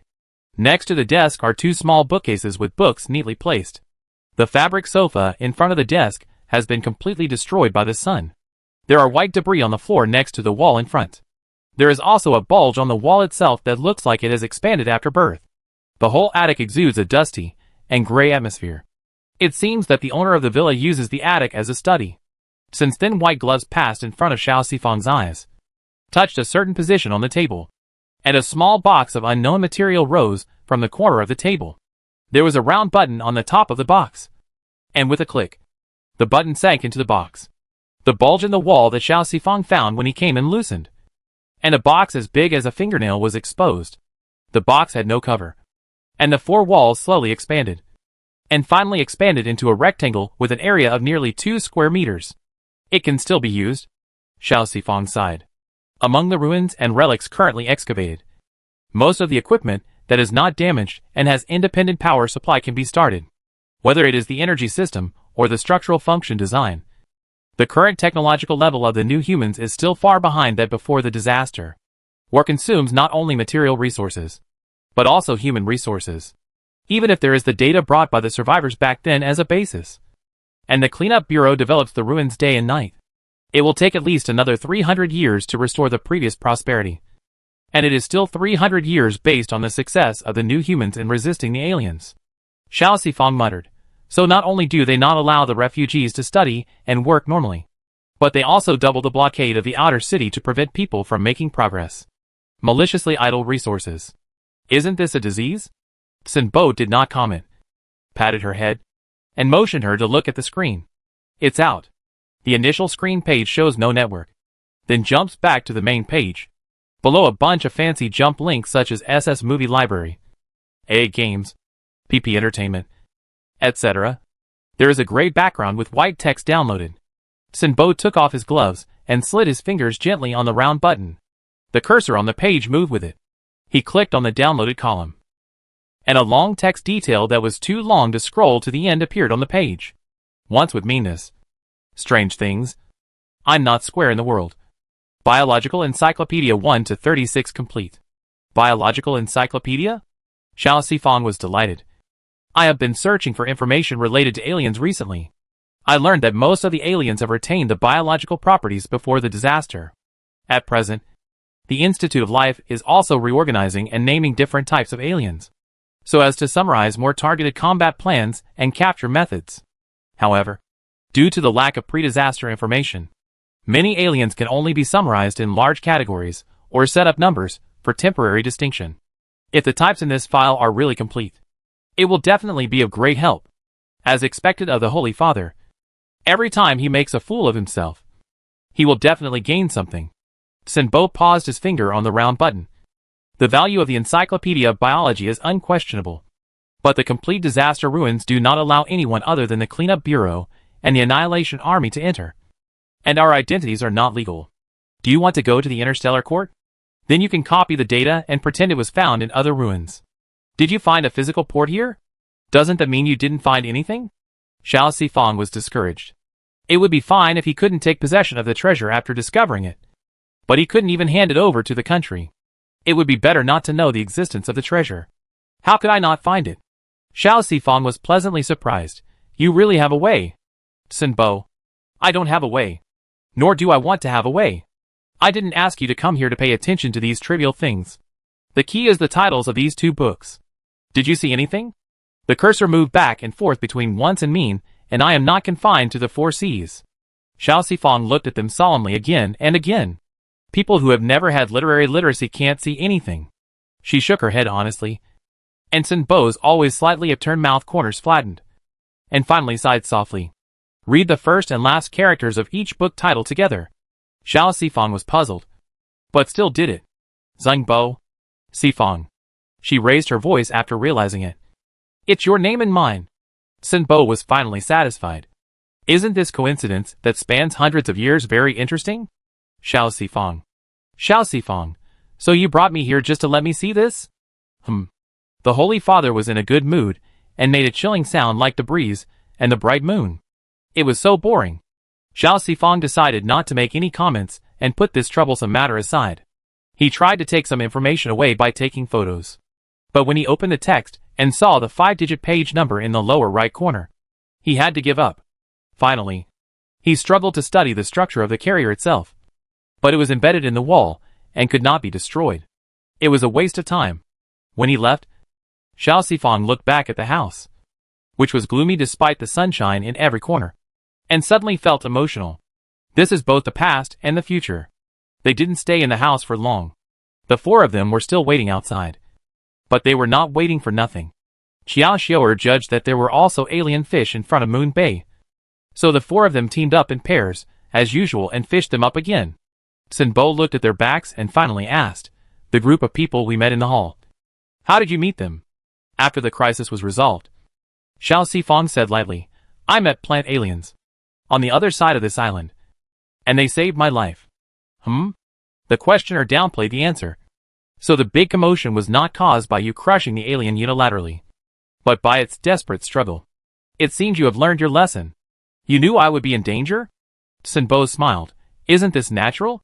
You are too aggressive, act rashly, and are stingy and reluctant to spend money. If you don't get into danger, who will? Xiao Sifang blushed, ashamed.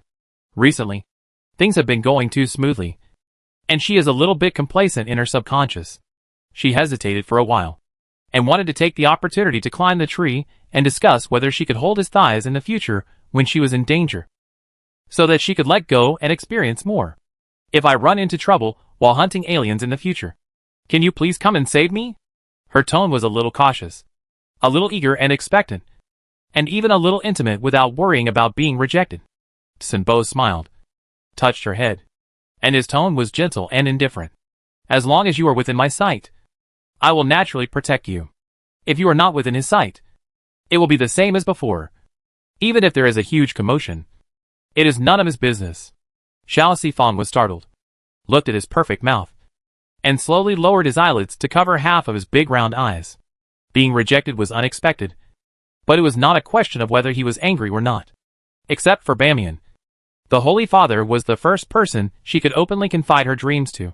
In addition, they had spent a lot of time together during this period, so she subconsciously became close to him. As a result, the fist of reality came hard, and she was a little sad. In fact, she had long known that saving people from the ruins was a whim of his, and he disdained the cotton bales, and the rest of the favors were just out of boredom. It was just that she still hoped from the bottom of her heart that this powerful and widely loved person was really so perfect. No matter how many times she usually expressed doubts about this person, she was actually willing to believe that he was really that good, thinking that the side she knew was just a little flaw of his childishness, which was basically irrelevant. Unfortunately, the facts were really not so. Sinbo was as cold and ruthless as his name suggested. To this day, she has completely confirmed the fact that the Holy Father praised by all people is really just a false shell. Still short-sighted, alas. Seeing that the person had stopped, Lola came back and just started listening to Xiao Sifang's request. Sinbo's answer simply made this naturally passionate and righteous elder sister angry. She endured again and again, and finally kicked away all the backstage background. What can be offended and can't be offended? And raised her eyebrows and started talking. It stands to reason that each family has its own way of education. As an outsider, I don't know anything and shouldn't interfere. But today I have to take care of this trivial matter.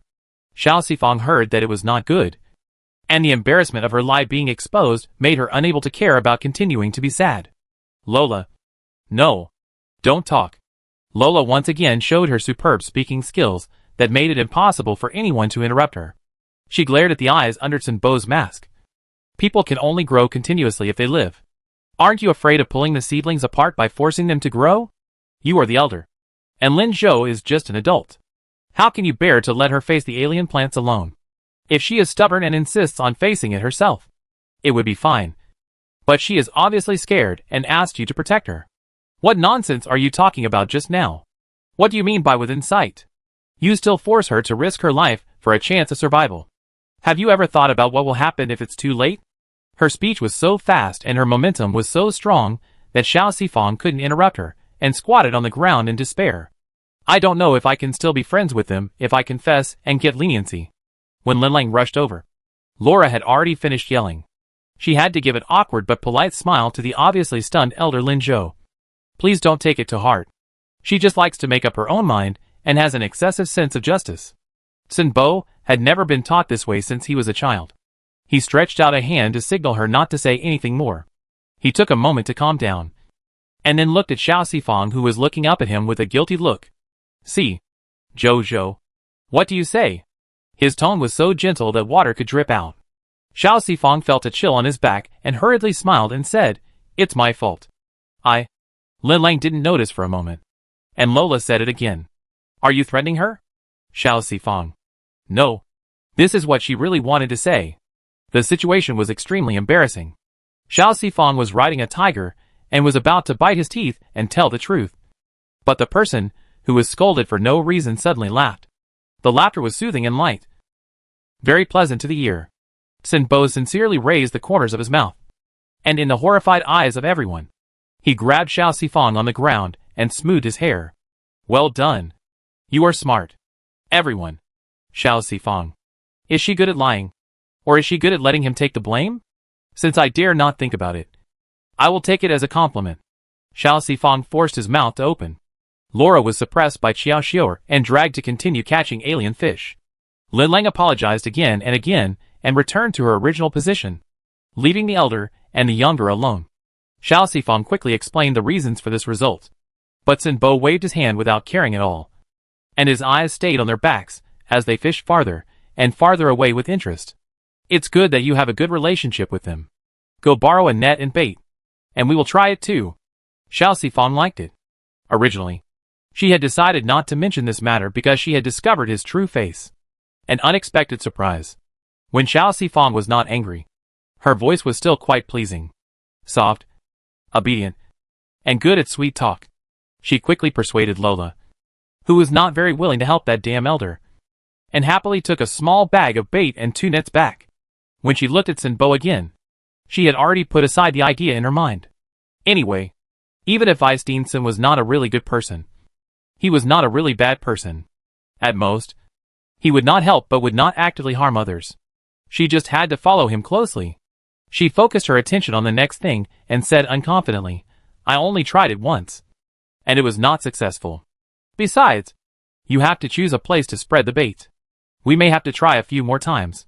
Sin Bo took a net, raised his beautiful chin slightly in the direction of the 4 people, and said, as a matter of course, the aliens have a keen sense of smell and can smell blood within a few hundred meters. We can just play with them about 100 meters away. Xiao Sifang thought this was a bad idea, but he was thick-skinned and could only let him go. Facts have proved that his shamelessness saved a lot of trouble.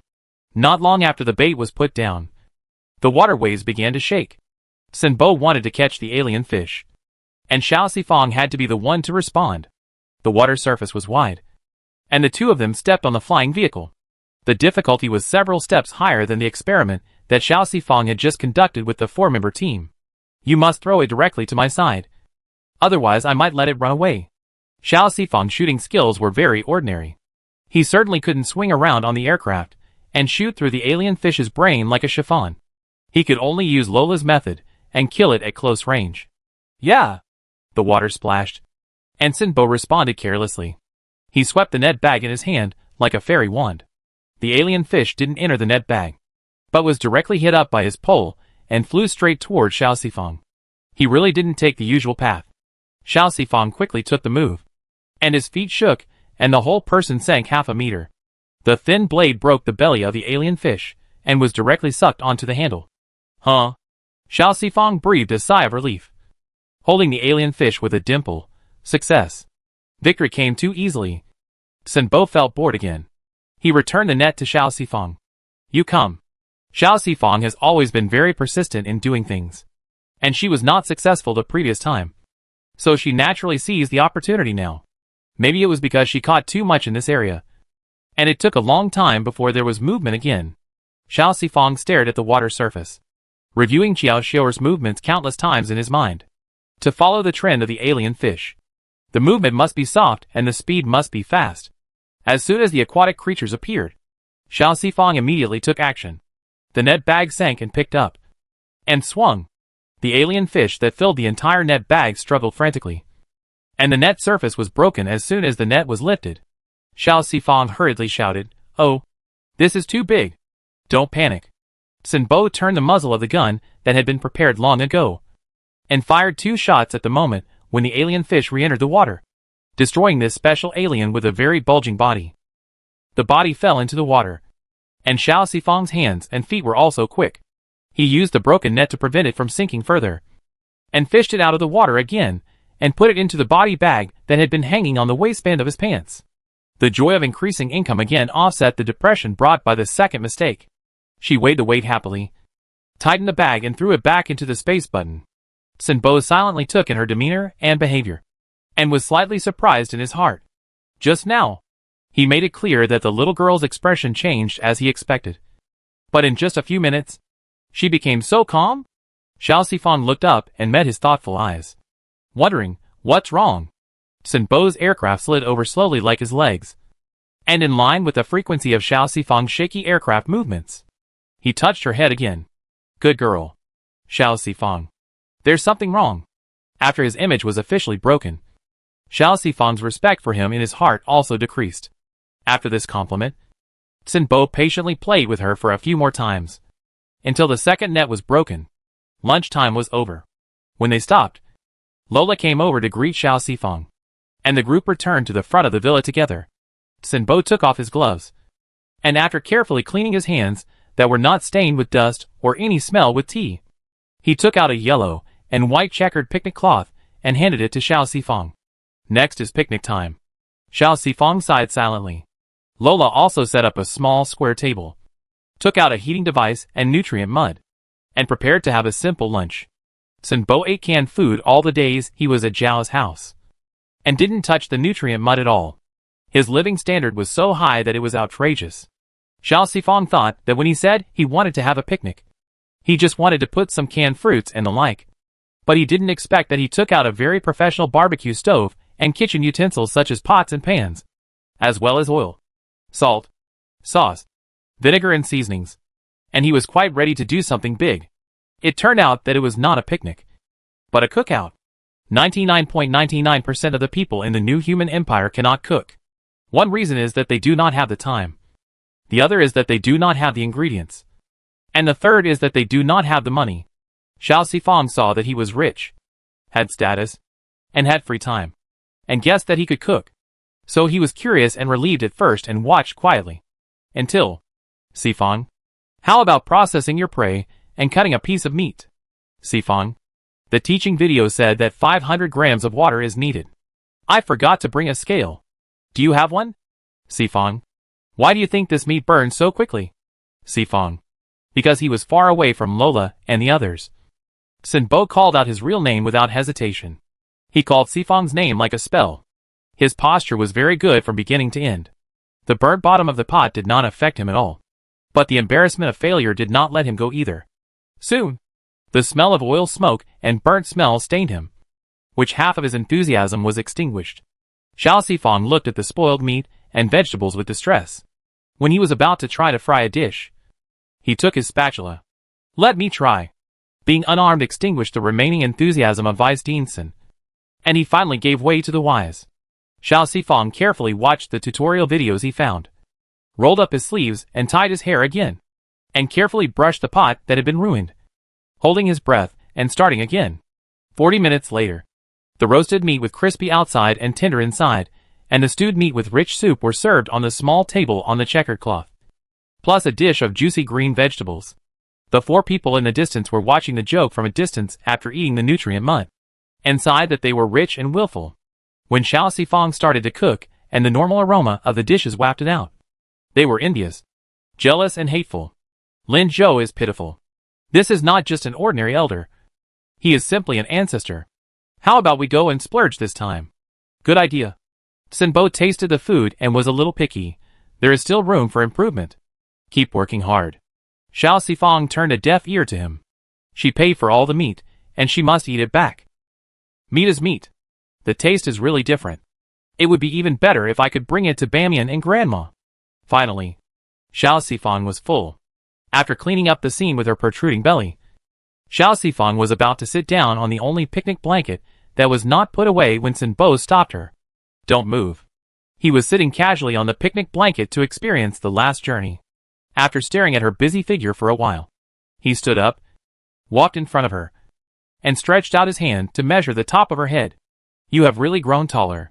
Even if the image collapsed, his voice was still as nice as before, making people feel itchy and comfortable in their ears.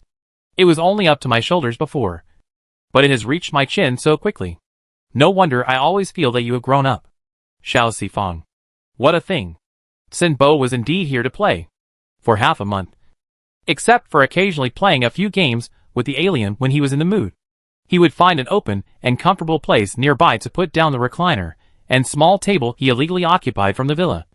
Drink tea, read books and sleep. Leaving Xiao Sifang outside to move with the 4 people. The chiffon double cannons were fired at maximum power to force back the alien tiger that was 1 meter tall and nearly 2 meters long. Lola pounced on it again with 2 knives in hand. The blades collided with the sharp teeth and emitted bright sparks. When the terrifying long tail also swept towards her, she shouted, Jojo. Here it comes. Xiao Sifang also held 2 knives. But hers were short blades, different from Lola's long knife used for blocking, and were most suitable for close combat. The self-healing ability of this alien tiger is comparable to that of an alien human. If Eugene had not stabbed it deeply, Eugene would still be forced out by its powerful self-healing power, and could not be completely put to death. It was very difficult to deal with. Xiao Sifang jumped onto its back, slid to its abdomen before it pulled back its long tail to hit it, hooked his feet, and fiercely stabbed 2 daggers into it, flipping it over. The alien tiger swung wildly, and Lola blocked the threatening tail for Xiao Sifang again. Go! Xiao Sifang and Lola escaped together, and chiffon support immediately followed. The hard-shell bullets accurately hit the wounds made by the 2 daggers. The constantly torn wounds allowed Eugene to continuously absorb them. Within 10 seconds, the alien whose blood vessels were invaded by Eugene fell to the ground with a bang. A great victory. Xiao Sifang wiped the sweat from her forehead, walked over and pulled out the dagger bit by bit. Xiao Xior and Lin Lang went to catch alien fish as usual, while Qifeng and Lola hunted aliens on the shore with her. This alien tiger was the second one they had encountered in the past half-month. With the experience of the previous time, this time it was very smooth. After such a long time of living together day and night, Xiao Sifang also learned a little more from them. She always wondered why Lola, Qifeng and others were so powerful, but they were also considered injured veterans. Until one day Lola chatted with her and found out the reason. Lola suffered some external injuries that day. After breathing oxygen and bandaging, he sat there blankly for a while, and suddenly asked her a question. Jojo, are you planning to go to the front line before the call-up? Xiao Sifang didn't know much about these things. After thinking for a while, he chose a conservative answer. That's what I think. Lola didn't pay attention to her tone. She just changed her sitting position listlessly, moved several positions, and then said, I thought so back then. I went to the battlefield before I was 30 years old and stayed on the front line for 20 years. Because I was often injured and used a lot of oxygen in a short period of time, my over-oxygen reaction became more and more serious. Finally, I retired after being seriously injured again the year before last. She raised her eyes full of pain and complexity. During the 2 years of recovery, I woke up and fainted because of the pain. My family spent a lot of money on pain relief and repair for me. I recovered half a year ago, but I don't dare to go to the battlefield anymore. The person who had always been energetic suddenly became so depressed, as if covered with a layer of dust. Xiao Sifang didn't quite understand what she said, so he just listened quietly. Don't look down on me. To be honest, I'm not afraid of dying directly on the front line. But the recovery period after being injured is really terrible. Not only does the flesh hurt, but the bones also hurt. Every nerve is pulled, torturing you day and night. It's hard to stop hurting today, but the pain will be double tomorrow, making it impossible for you to be numb to this level of pain. The mutation node is like a knife stirring at all times. Xiao Sifang was stunned. So the hyperoxygen reaction refers to the sequelae left by the large amount of oxygen used? This sequelae is very serious. Then she didn't react after the last near-death rescue was successful. Was it because the oxygen supply was not large enough? Are you scared by me? Lola looked at her dull face. But she suppressed her sadness and changed to a relatively cheerful tone. It's better to be afraid. Wait until your turn comes. At least you can live a few decades of happy life. Don't be like me. After that, it's like I died once. And I have no interest in many things. What she said should be true. Not alarmist. Xiao Sifang touched the fake ring on his wrist, feeling a little sad for her, but couldn't help but want to take advantage of the situation to continue to inquire. Then, if you were recruited again, Lola didn't find anything unusual. Waved her hand. I have several brothers in my family. It won't be my turn. In fact, the family conditions of me, Lin Lang and Qifeng are all good. But Xiao Xiao, can you tell that he is still in the recovery period? Xiao Sifang was shocked and shook his head repeatedly. According to what Lola said about the terrible recovery period, Xiao Xiao should be in a lot of pain. But he is obviously not abnormal at all. He took painkillers immediately when the attack occurred and endured it. His family is small, and the conditions are not good. After he was injured and retired, his only sister passed away. But his sister was not a combat major at all. She only studied the basic martial arts courses offered by the school for a few years during the 10 years of compulsory education before entering the college. And she did not systematically learn the use of superpowers. Although she will not go out to fight on the front line, she will eventually go to the starship. The longer she stays on the front line, the more dangerous it is. If Xiao Xiao wants to get his sister back as soon as possible, he can only save money all the time to repair her. Lola smiled bitterly. The hospital's repair agency charges 500,000 a day, but it will take at least half a year to fully recover. If it weren't for the sudden opening of alien hunting, where would he get so much money? Xiao Sifang calculated the astronomical figure, thinking that he might have some hyperoxygen reaction in the future. Swallowed nervously, and asked, what would he do if there was no hunting this time? Lola looked at her tender lower face and expensive clothes, thinking that she was really a rich lady. So carefree. What else can I do? I just have to bear it. I can't live a life worse than death every day. When it doesn't hurt, I can just make some money to buy painkillers. And naturally, I can't bring his sister back. Xiao Sifang was struck by lightning and quickly calculated his property in his mind. Recently, he bought protective shields and weapons, which cost more than 3 million, adding some other expenses before. The money left from selling cotton bales is less than 7 million. As for the points of the Alien Killing Society, the rare alien plants brought her 8,000 points. Other animal aliens were basically sold by kilogram, except for some fangs and tails. The others were sold at the price of meat.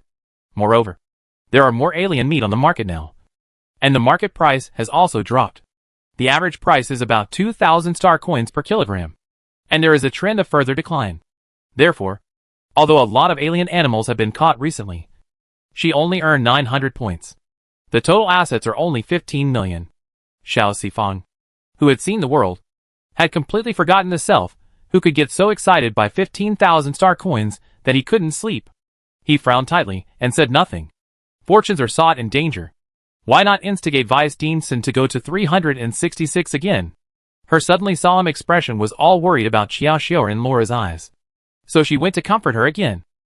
You don't have to worry about these. In the past few months, Lin Lang and I have raised 20 million for him. If we save more, he can start repairs in the middle of next year.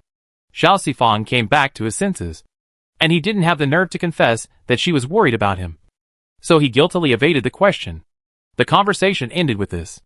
Afterwards, Xiao Sifang secretly used his identity ring to search for peroxygen reaction on the internet. As expected, he did not find anything.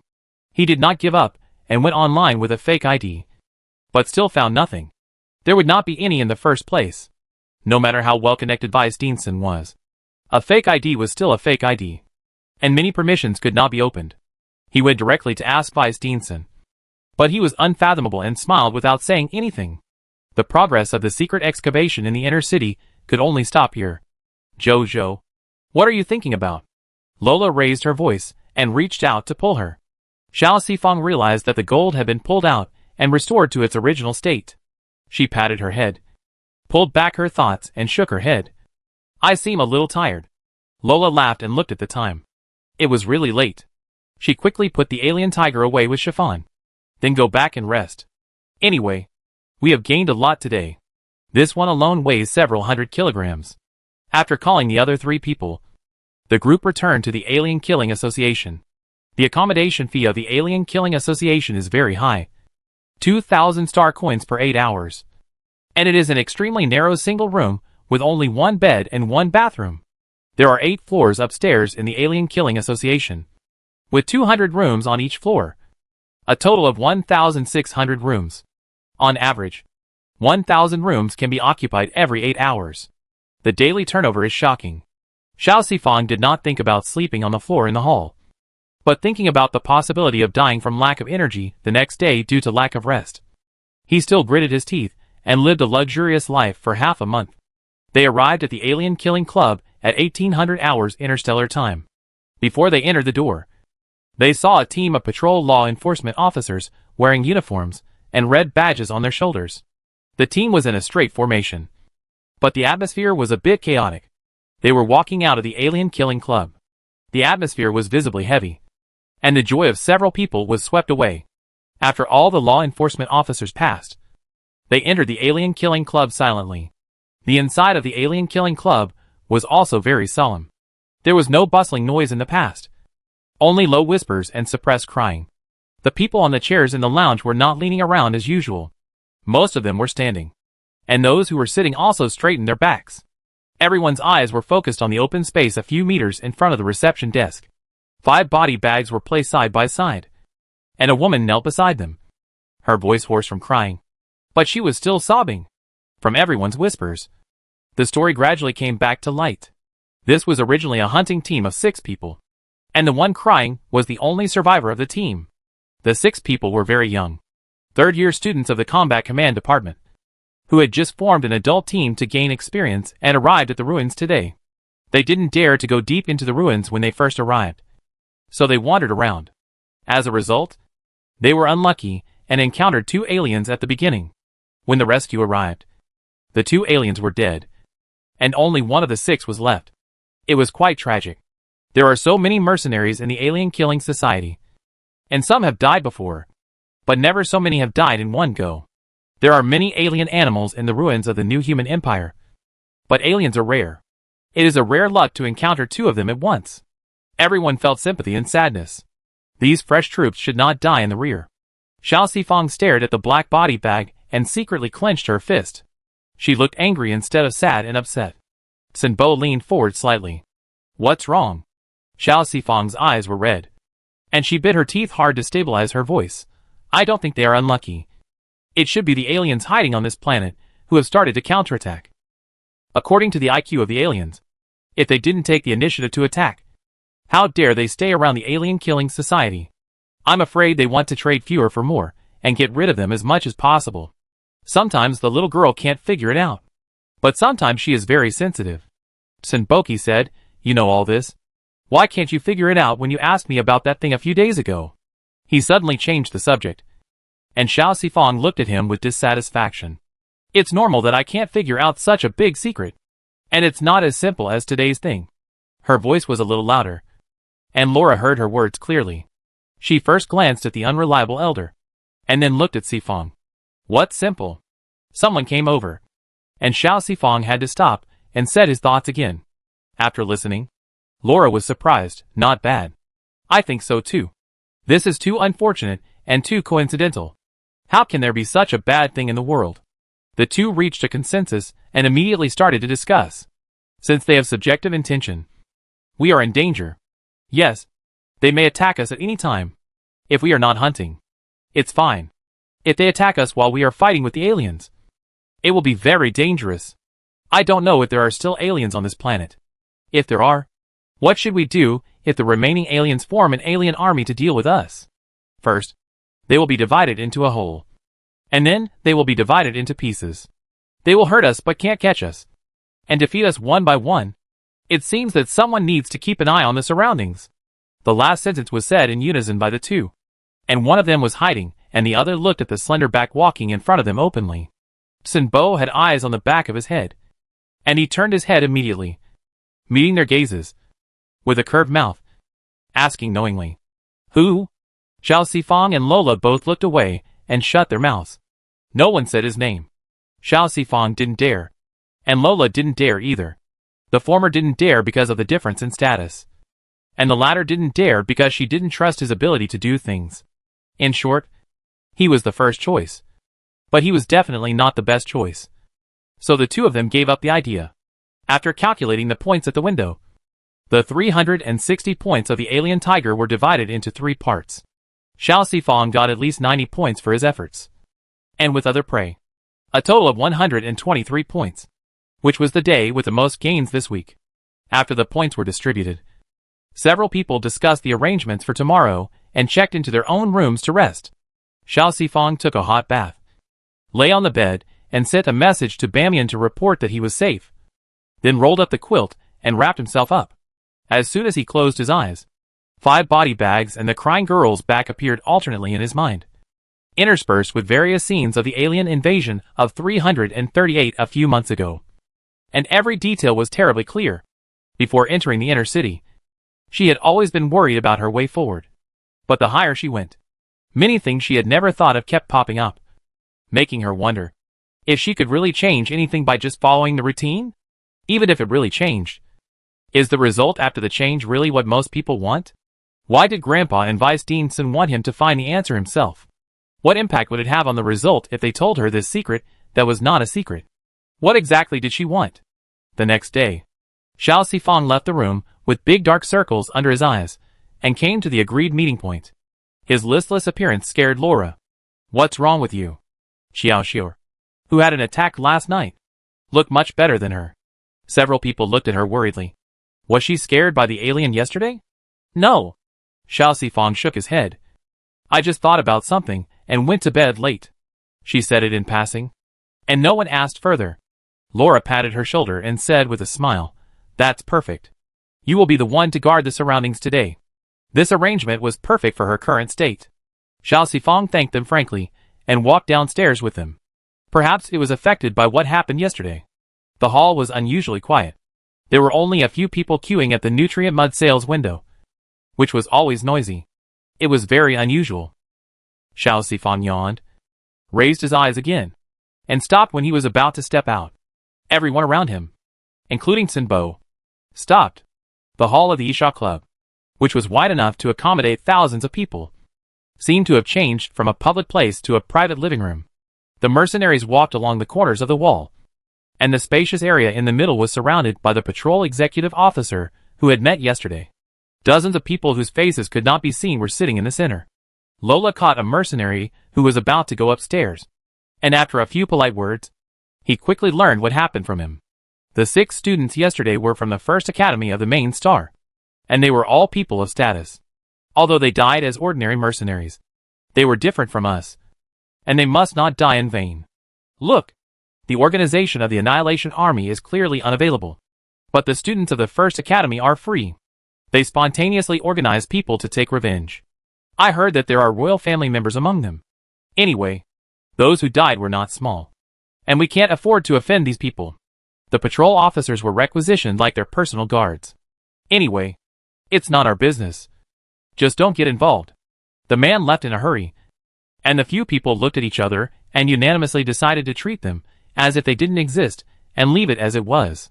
Xiao Sifang was sandwiched in the middle of the team, and when she passed by the space occupied by this group of people silently, an irritable voice broke into her ears. "Haven't you contacted Sinbo yet?" Xiao Sifang's eyelids jumped, and she subconsciously looked back at the person involved. The latter's expression was not clear under the mask, but it seemed that he didn't care. The answer was a little low, and Xiao Sifang could only hear it roughly. "On vacation, normal, you can refuse." The irritable voice rose a few degrees, so that everyone nearby could hear every word he said clearly. Does he really think he is something? Is he allowed to refuse? Since he is awake, he should. "Your Highness, his duties do not include any personal requests. Please be careful with your words." After the irritable voice was interrupted, all the voices disappeared. Xiao Sifang glanced at the center and recognized that the one who was angry might be the one with yellow hair. Just when she wanted to take another look, the patrol officer who was guarding there had already noticed her gaze and waved at her, signaling her to leave quickly and not let her look anymore. Why must Vice Dean Sun be present? And why use such a malicious tone? Xiao Sifang retracted his gaze and walked forward while thinking. always feeling that there was something strange about what he had just heard. Hitting the heated nutrient mud, several people found a secluded corner to sit down. Lola looked at the porridge opposite that was different from others and curled her lips, lowered her head, and dug the nutrient mud. Then looked up at Xiao Sifang with sympathy. And then she felt that the breath in her heart was swallowed, and punched the table. Did you hear anything just now? Lin Lang was the first to agree, and her usually soft tone was full of anger. I heard it. What a garbage royal family. Qifeng, who was sitting next to her, quickly stopped her. Be gentle. Do you want to kill everyone? Lin Lang stopped talking. But she didn't shut up. She used even more rude words, and cursed in a low voice like a different person, disgusting and shameless. Is the royal family so great? I think the guy just now has no other ability except eating dry food. It is obvious that she is also a fan of Holy Father. All the words she said just now were to speak up for him. Xiao Sifang glanced at Sun Bo again, who blew hot air as if it had nothing to do with him, and was indifferent. Xiao Xiaoer also said a few words. Dare to say that about Vice Deanson. This person must be of a very high status. Maybe he is a prince or grandson of the emperor. Everyone should be careful in what they say and do. It is right to be careful in what you say and do. But I can't bear it if you don't say a word. Qifeng put down the spoon, looking unhappy. Can he do whatever he wants just because he was born into a good family? What ability has he made? What contribution has he made? Why does he speak in such a tone? The four of them were all captives of the Holy Father mask. Xiao Sifang really wanted to interview the parties involved and what they felt when they accepted such worship. Lola, yes. What else did he say? Oh, since he is awake, he should be available at any time to work like a cow or a horse. I really am. Where does he get such a big face? Did our brother eat his rice? Lin Lang coughed. I can barely call him brother. He is still young for 2 days. I'm only 2 years older than him. A little brother is also a brother. They went off the track and started bickering. Xiao Sifang listened to their conversation and finally found something wrong with what she heard. The yellow-haired guy said since he was awake. In that context, wouldn't most people say that as long as you are awake, you should do this and that? Why did the yellow-haired guy use the word since? If you don't understand? Asked. Xiao Sifang swallowed the soft nutrient mud and decisively turned to look at the person involved. Why did he say that since he was awake, he should do things for him? She emphasized the key words a little. Does Vice Deanson often fall asleep? Sun Bo paused slightly as he stirred the spoon and looked back. The eyes under the mask are still beautiful. The hollowed-out eyes cannot completely cover the perfect eye shape. The dim light makes the bottom of the eyes even deeper and more invisible. The gentle temperament is gone, and the coldness and alienation that replaces it show a mysterious beauty. Xiao Sifang recited the heart purification mantra and firmly did not look away. Before Sun Bo spoke, Lin Lang was amused first. Zhou. This has nothing to do with whether Vice Deanson often sleeps. That kind of person just doesn't treat people as human beings and wants to exploit our brother all the time. Don't care about these details. Lola also said, that's right. Isn't the point how disgusting the person who said this is? Don't go off topic. Understand? Maybe she really thought too much? Xiao Sifang was slightly shaken. Did the nitpicking affect the correctness of the judgment? She stared at Sun Bo's eyes again, trying to find some clues from them. Unfortunately, the latter had eaten for decades longer than her. Even if there was something abnormal, she couldn't see it when she didn't want to reveal it. Xiao Sifang had to retract her gaze. However, her action of asking Sun Bo reminded the four people present that they were originally enthusiastic about making friends with Sifang in order to lean on the big tree for shade. How could they forget their original intentions because of the cuteness of children and the distortion of elders? Lola signaled Lin Lang with her eyes, asking her to ask this unreliable person if he could know more about this matter. Lin Lang had never dealt with anyone before, and she really didn't want to ask. But she kept urging him with her eyes. So she had to bite the bullet and ask, Senior, do you know anything about the main star? The native of the main star raised his head. What do you mean? After being answered, Lin Lang secretly breathed a sigh of relief and quickly asked, for example, that particularly arrogant guy. Can you recognize his identity? Speaking of that person, Sun Bo was too lazy to even keep it a secret, and smiled with a curled mouth. The third Prince Harrison. Lola dropped her spoon, and the other four also widened their eyes, among which Xiao Sifang was the most. She had seen this name before, and that pornographic post had deeply hurt her eyes. Lola and the others obviously knew more than Xiao Sifang, and their reactions when this name came out were not completely ignorant. Is it the third prince, who is not good at anything, and shirks his anger by shirking the first place? I was wondering who is so foul-mouthed. It turns out to be him. This man has done many heroic deeds. The royal family members are required to serve in the army for 10 years. It is said that when he was on the front line, he killed a full 200 soldiers because of his willful behavior, and almost let the aliens seize the opportunity to tear the gap in advance. Did he do this too? I heard that it was not him, but another officer. It was him. I was on the front line that year. Everyone looked at Xiao Xiaoer, who joined the group chat in surprise. Zhou Shul is the oldest among all of them. He is 71 years old this year. He has been to the front twice. The first time was when he was 23 years old, and took the place of his father, who was injured and retired. He returned to the rear at the age of 33. When he was 45 years old, his father died in the battle. He returned to the front again, until he was injured and retired. Harrison's 10 years of military service were the time when he first experienced the battle. Although I was not on the same front with him, I heard about this incident. At that time, the 203rd front where he was in good condition and had spare strength, while the 249th front was in danger. He led his troops to support it. But I don't know what happened. He actually stayed on the 248th front, which was not in a critical situation at the time. What's even more infuriating is, Joshua clenched his fist on the table. General Mingda originally sent another commander to lead the army for support, but he was eager for quick success and used his status as a prince to forcibly suppress General Mingda and seize military power. His expression was angry and forbearing, accompanied by suppressed hatred, which infected everyone present. The anger of the crowd grew from shallow to deep, and Laura squeezed out a few words from between her teeth. This rubbish. Although Harrison looked young and handsome, he was actually over 120 years old. He was already 70 years old when he served in the battlefield. According to the standards of frontline officers at this age, he should be cautious, resolute, strong and unyielding. However, he relied on his status to underestimate the enemy and acted on his own, which led to such a serious accident. After the accident, he was sent back to the main planet. When he was tried in the interstellar court, he pushed all the responsibilities away and even labeled himself as an unyielding god of war who remained calm in the face of danger. The name Harrison was a rotten sore in the hearts of the group of Annihilation soldiers back then, and no one was not disgusted by him. Although there is no danger on the front line on the Ruins planet, he came to interfere. Who will he blame if something goes wrong? Lola asked this question, but when she looked at the inspection executive standing upright in the distance, she actually had the answer in her heart.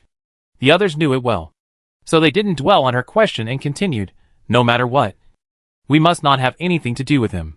Lola said angrily, the roots of the royal family are rotten. Lin Lang quickly pulled her back and didn't refute what she said. Isn't it rotten to the core? Xiao Sifang thought for a moment. It seems that the second-class residents are also quite dissatisfied with the royal family. Is the royal family to the second-class residents? Or is it like the second-class residents to the refugees? The royal family is the real ruling class, and the embodiment of the empire's will. So is the class contradiction between the refugees and the second-class residents caused by the rulers? Are the second-class residents and the refugees really in opposition? In addition to setting up special personnel to guard the surroundings, the daily must-do project of catching alien fish has also changed from the original two-person group to a collective action of two groups, fishing in the morning and killing other alien animals in the afternoon. Everything else remains the same. For several days, Xiao Sifang and his party carefully avoided the area explored by those people from the First Academy, and no news of aliens was heard again, and their nervous hearts gradually relaxed. After working together to kill a 50-pound alien, Xiao Sifang carefully identified it when he collected the body and looked at Lola. Is this an alien rabbit? Yes. Lola smiled and tied the bag. Congratulations on your increased knowledge reserve. It is very boring to keep fighting these minions, although you can maintain a certain sense of freshness through different hunting methods. The sense of achievement you may get is inevitably getting lower and lower. In order to enrich himself, Xiao Sifang began to observe and identify various aliens while hunting.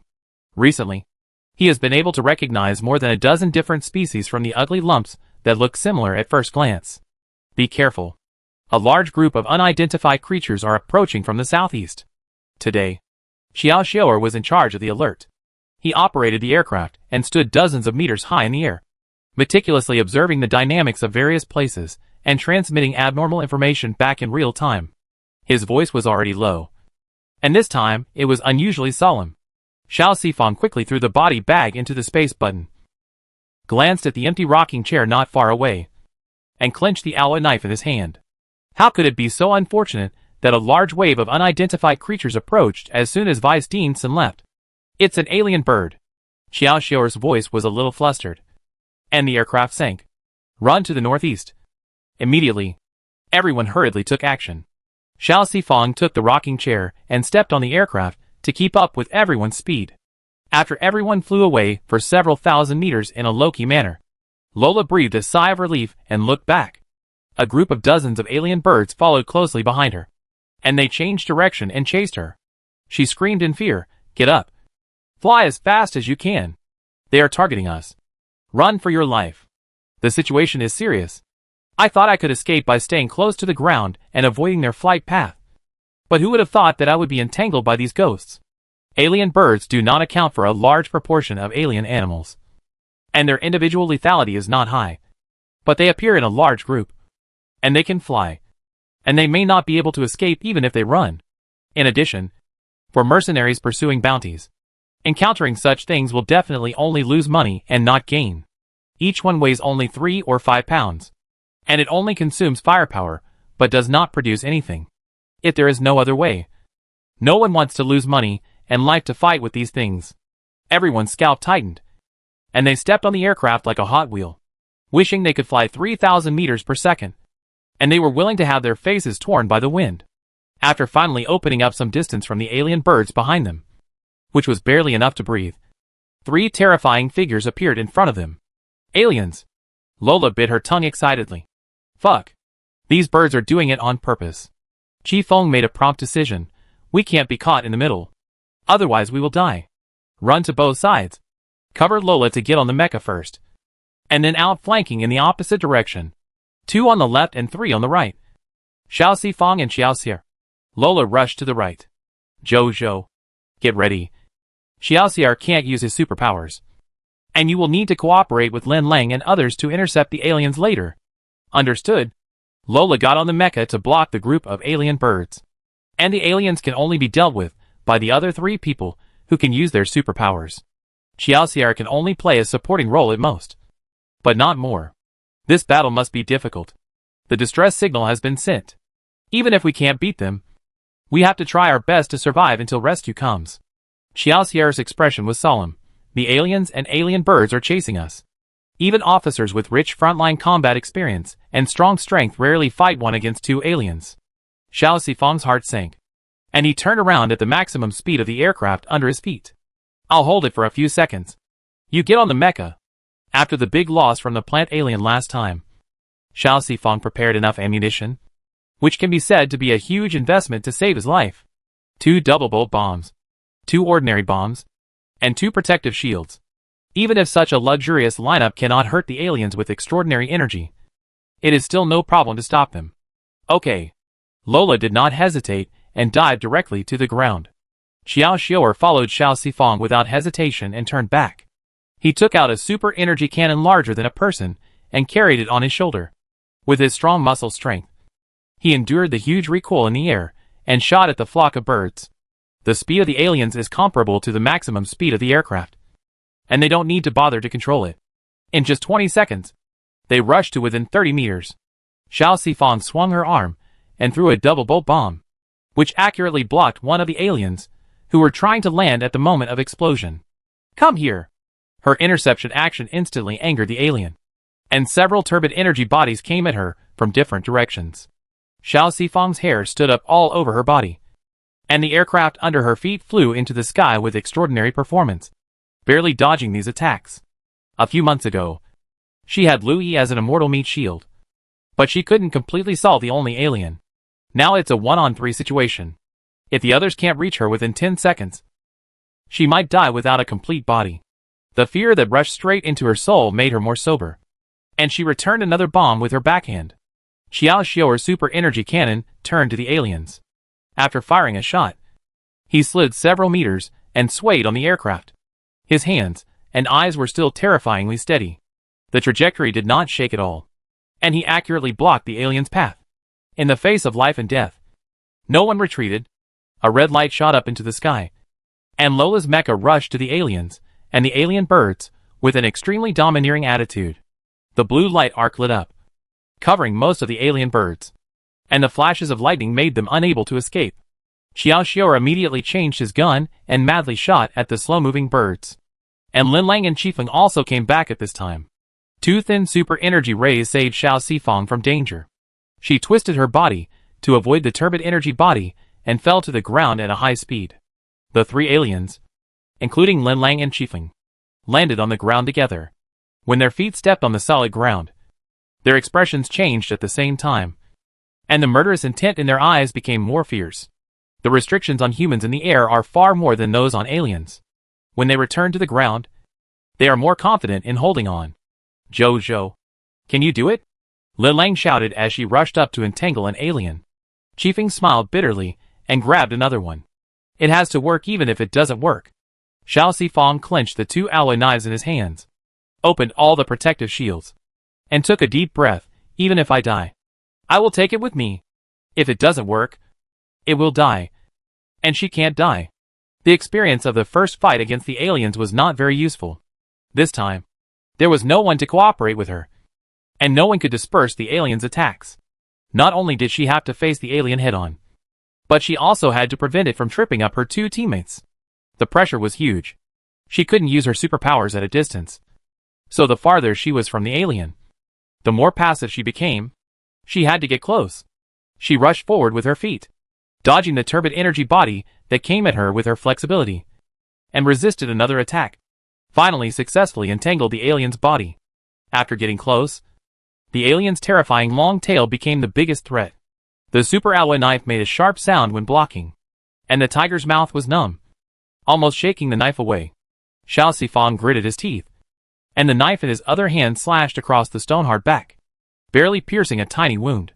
The alien, who couldn't shout or speak, pulled back with his claws, grabbing the protective shield and flashing blue light. The terrifying tail whip came again, and Xiao Sifang only hated that he didn't grow another tail to fight it. He turned forward like a crescent moon, stepped on the back of its head with his feet to avoid the fatal blow, and slashed hard with his free hands. As long as he could open a wound on it that would not heal for a while, the energy heat would penetrate into its body and spread to its limbs through the wound, killing it completely. Unfortunately, with her current ability, it was a pipe dream to make such a wound. She could only hope to defeat the aliens until Lola came back after dealing with the alien bird, forming a 2-on-1 situation. Not only did she mainly delay, but even Qifeng and Linlang did not have the ability to kill the aliens alone. They were trying their best to protect themselves and wait for the other two to come back for help. The one-on-one fight below was extremely difficult, and Lola and Xiaoxiu in the air were not having an easy time either. The alien bird was small, flexible and fast, and the mecha's strong control consumed a lot of energy. Xiaoxiu's shooting was not as accurate as Chiffon's. It took several minutes to barely get rid of half of him. Lola controlled the alien bird while launching high-energy attacks to assist Xiaoxiu's progress. And she didn't forget to curse Lin Zhou, the unreliable elder, in her heart. What a rubbish. How could he be so lucky that he was not there when the aliens attacked? And Sin Bo, who she called lucky, was actually not that lucky. Although he rejected Xiao Sifang's request for help at the beginning, he was still relatively considerate and stayed near the little girl, and occasionally walked around to relax and drink tea. Today was the same. He saw that these people were cooperating more and more tacitly, and it was almost time to rest after the battle. So he went to a ruin that he had already selected dozens of kilometers away. Unexpectedly, someone got there first. Harrison's hair was particularly shining in the abundant light, and even the mask could not hide his unique temperament. He admired the object in the transparent storage box for a while, before handing it to the only guard who was with him. You think of a proper reason to present this thing to your father, but you must also highlight my contribution. Understand? Yes. The guard put the box away. His eyes swept across his chin, and his drooping eyelids blocked a trace of disgust that was difficult to conceal. As a prince of the empire, he took the lead in violating the rule that non-professionals are not allowed to enter the intact ruins. He destroyed the ruins without knowing that he was losing the big picture for the sake of a small thing. And he was complacent. He was simply stupid. Do you think that the level of the students in the First Academy has become so bad? Now that only he and his guards were present. Harrison couldn't help himself. There were only 2 aliens. And 6 combat students who were about to graduate. 3 against 1. How could they die like this? The guard lowered his head and defended. The aliens attacked. And they were unprepared. Harrison sneered, "Come on. You don't have to be so careful when talking in front of me." But this time they died well, giving me the opportunity to come out of the main planet, so that I can find such a good treasure. He was pleased with himself again, not noticing the sudden heavy breathing of the people around him. Go back. Those stupid students haven't seen us for too long. I'm afraid they will. A strong wind swept past, and in the shocked eyes of the guards, the man who suddenly appeared instantly broke through the blue light of the protective shield, grabbed Harrison's collar, and threw him out. The one who was beaten didn't even come to his senses. As soon as his body touched the ground, a gloved fist smashed into his face. There was a burst of blood in his throat, and he vomited it out. The guard finally reacted, pulled out the particle gun and pointed it at the man who suddenly appeared and attacked, and shouted, "Stop! This is the third prince of the empire. Think it over before you act." The one who took action was naturally Sinbo, who was disappointed. Hearing such a threat, he slightly turned his face to reveal a perfectly shaped chin. He lowered his voice to cover up the original tone. It turned out to be the third prince. No wonder he dared to enter the complete ruins openly.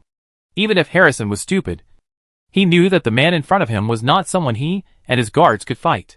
The broken nose made his eyes burst into tears. In a blur, he trembled and shouted, Since you already know my identity, then why don't you let me go quickly?" The guard sent a distress signal calmly, but their hearts kept sinking uncontrollably. How many people in the entire galaxy can instantly penetrate the protective shield of the level that the royal family usually uses? If this man who suddenly appeared had the intention, they would definitely not be able to wait for rescue. Who is this person? Did he appear by chance or on purpose? His palms were already wet, and his eyes staring at the front were also sore. To be honest, if Harrison hadn't died, he would not have survived. He really hoped that this man who suddenly appeared could kill that damn bastard. However, he couldn't, because it was his duty, and he couldn't stay out of it. "Don't mess around. We can agree to whatever you want." Sinbo turned a deaf ear to him, and instead tightened his fingers on Harrison's fragile neck little by little. "If you are not afraid of death, just use your superpowers and see if I can die with you." Harrison, who had just raised his finger secretly, didn't expect that his little action would be discovered so quickly. His neck was pinched, making him feel like his carotid artery would be crushed. He shook his head, which had turned purple, with difficulty, and wanted to say that he didn't dare to do it again. But he couldn't say it. His eyeballs bulged more and more, and the pain and panic made his lower abdomen hot, and an indescribable smell instantly spread out. So frightened, Sinbo used all his strength to throw him out without disgust. "Throw the things you just got over here." He loosened his hand slightly, and Harrison, who had recovered a little bit of mobility, shouted, "Give it to him. Hurry up." The guards did as they were told, and took out the storage box that had just been put into the space button. They didn't dare to try to get close, and threw it over more than 10 meters away. The closed storage box was not big, and Sinbo could hold it firmly with one hand. The suspended object in the box shook slightly, emitting a seemingly weak but fine substance that seemed to attract all the surrounding substances. The most valuable thing in the disaster ruins was indeed the disaster material. But what Sinbo did not tell Xiao Sifang was that the disaster material had to be further classified within the school of life. Beneficial, beneficial and harmful. For example, the disaster material produced by the catastrophic mutation of the cotton ball was considered beneficial. The disaster material that caused the alienation of the alien was considered harmful, and the disaster material produced by the alien plant was considered beneficial and harmful. In these 3 categories, the Institute of Life Sciences has made a more detailed distinction, and based on hundreds of years of experience, it is possible to directly distinguish which category the newly discovered catastrophic material belongs to with the naked eye. The catastrophic material in his hand is light in color, uniform and fine in texture, and obviously belongs to the beneficial category. When Harrison saw that he had got the thing, he was about to ask him to let him go, but he felt a sharp pain in his chest and his mouth was instantly filled with hot blood. The culprit raised his mouth and walked away. Sin Bo did not walk too far, and after more than 10 kilometers, he stopped at a hidden corner of the ruins. In the darkness of the broken walls and ruins, countless eyes lit up and then secretly disappeared into the darkness. The gloves fell to the ground, revealing a pair of well-proportioned hands. Those hands were so white that they looked bloodless, and the shiny nails were stained with strands of black silk at some point, which was shocking. The storage box was opened. The slender 10 fingers grasped the slowly floating disaster material without any obstruction. 1 minute later, the disaster material disappeared, and the corners of the mouth that were always upturned also lost their usual arc. The face under the mask was as cold as frost, still not working.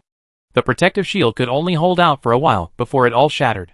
Xiao Sifang was so embarrassed that he had to roll and crawl to avoid the tail whip. Sweat soaked most of his face, and the tips of his hair were dripping. Sorry! Chiefing entangled the alien he was responsible for again, and pulled his opponent back, because he lost his grip for a moment. The alien found an opportunity to attack Xiao Sifang, who was not far from him. If the protective shield on her body was not expensive enough, something would have happened. Lola hadn't come back yet. At this moment, any one of the three of them falling down would be fatal. Therefore, no one could be distracted at this time, and everyone had to concentrate all their attention. Xiao Sifang rushed up again with 2 short knives, and shouted back loudly while exerting force to reassure him, "I'm fine." The soft body boldly hooked the alien's waist, and in the instant before the sharp claws came, she used her upper body to push herself out, turning in the air, and the 2 knives slashed through the hard skin. The time she could stay was too short, and she had no time to make a deeper wound, and had to retreat to avoid being killed. Her physical strength had long been in crisis. If it weren't for the strong willpower that stimulated her potential, she would have become a cold corpse. But the potential is also limited. If she dragged it on, she would really die. Gritting her teeth, Xiao Xixiang swung the knife forward quickly to block the attack.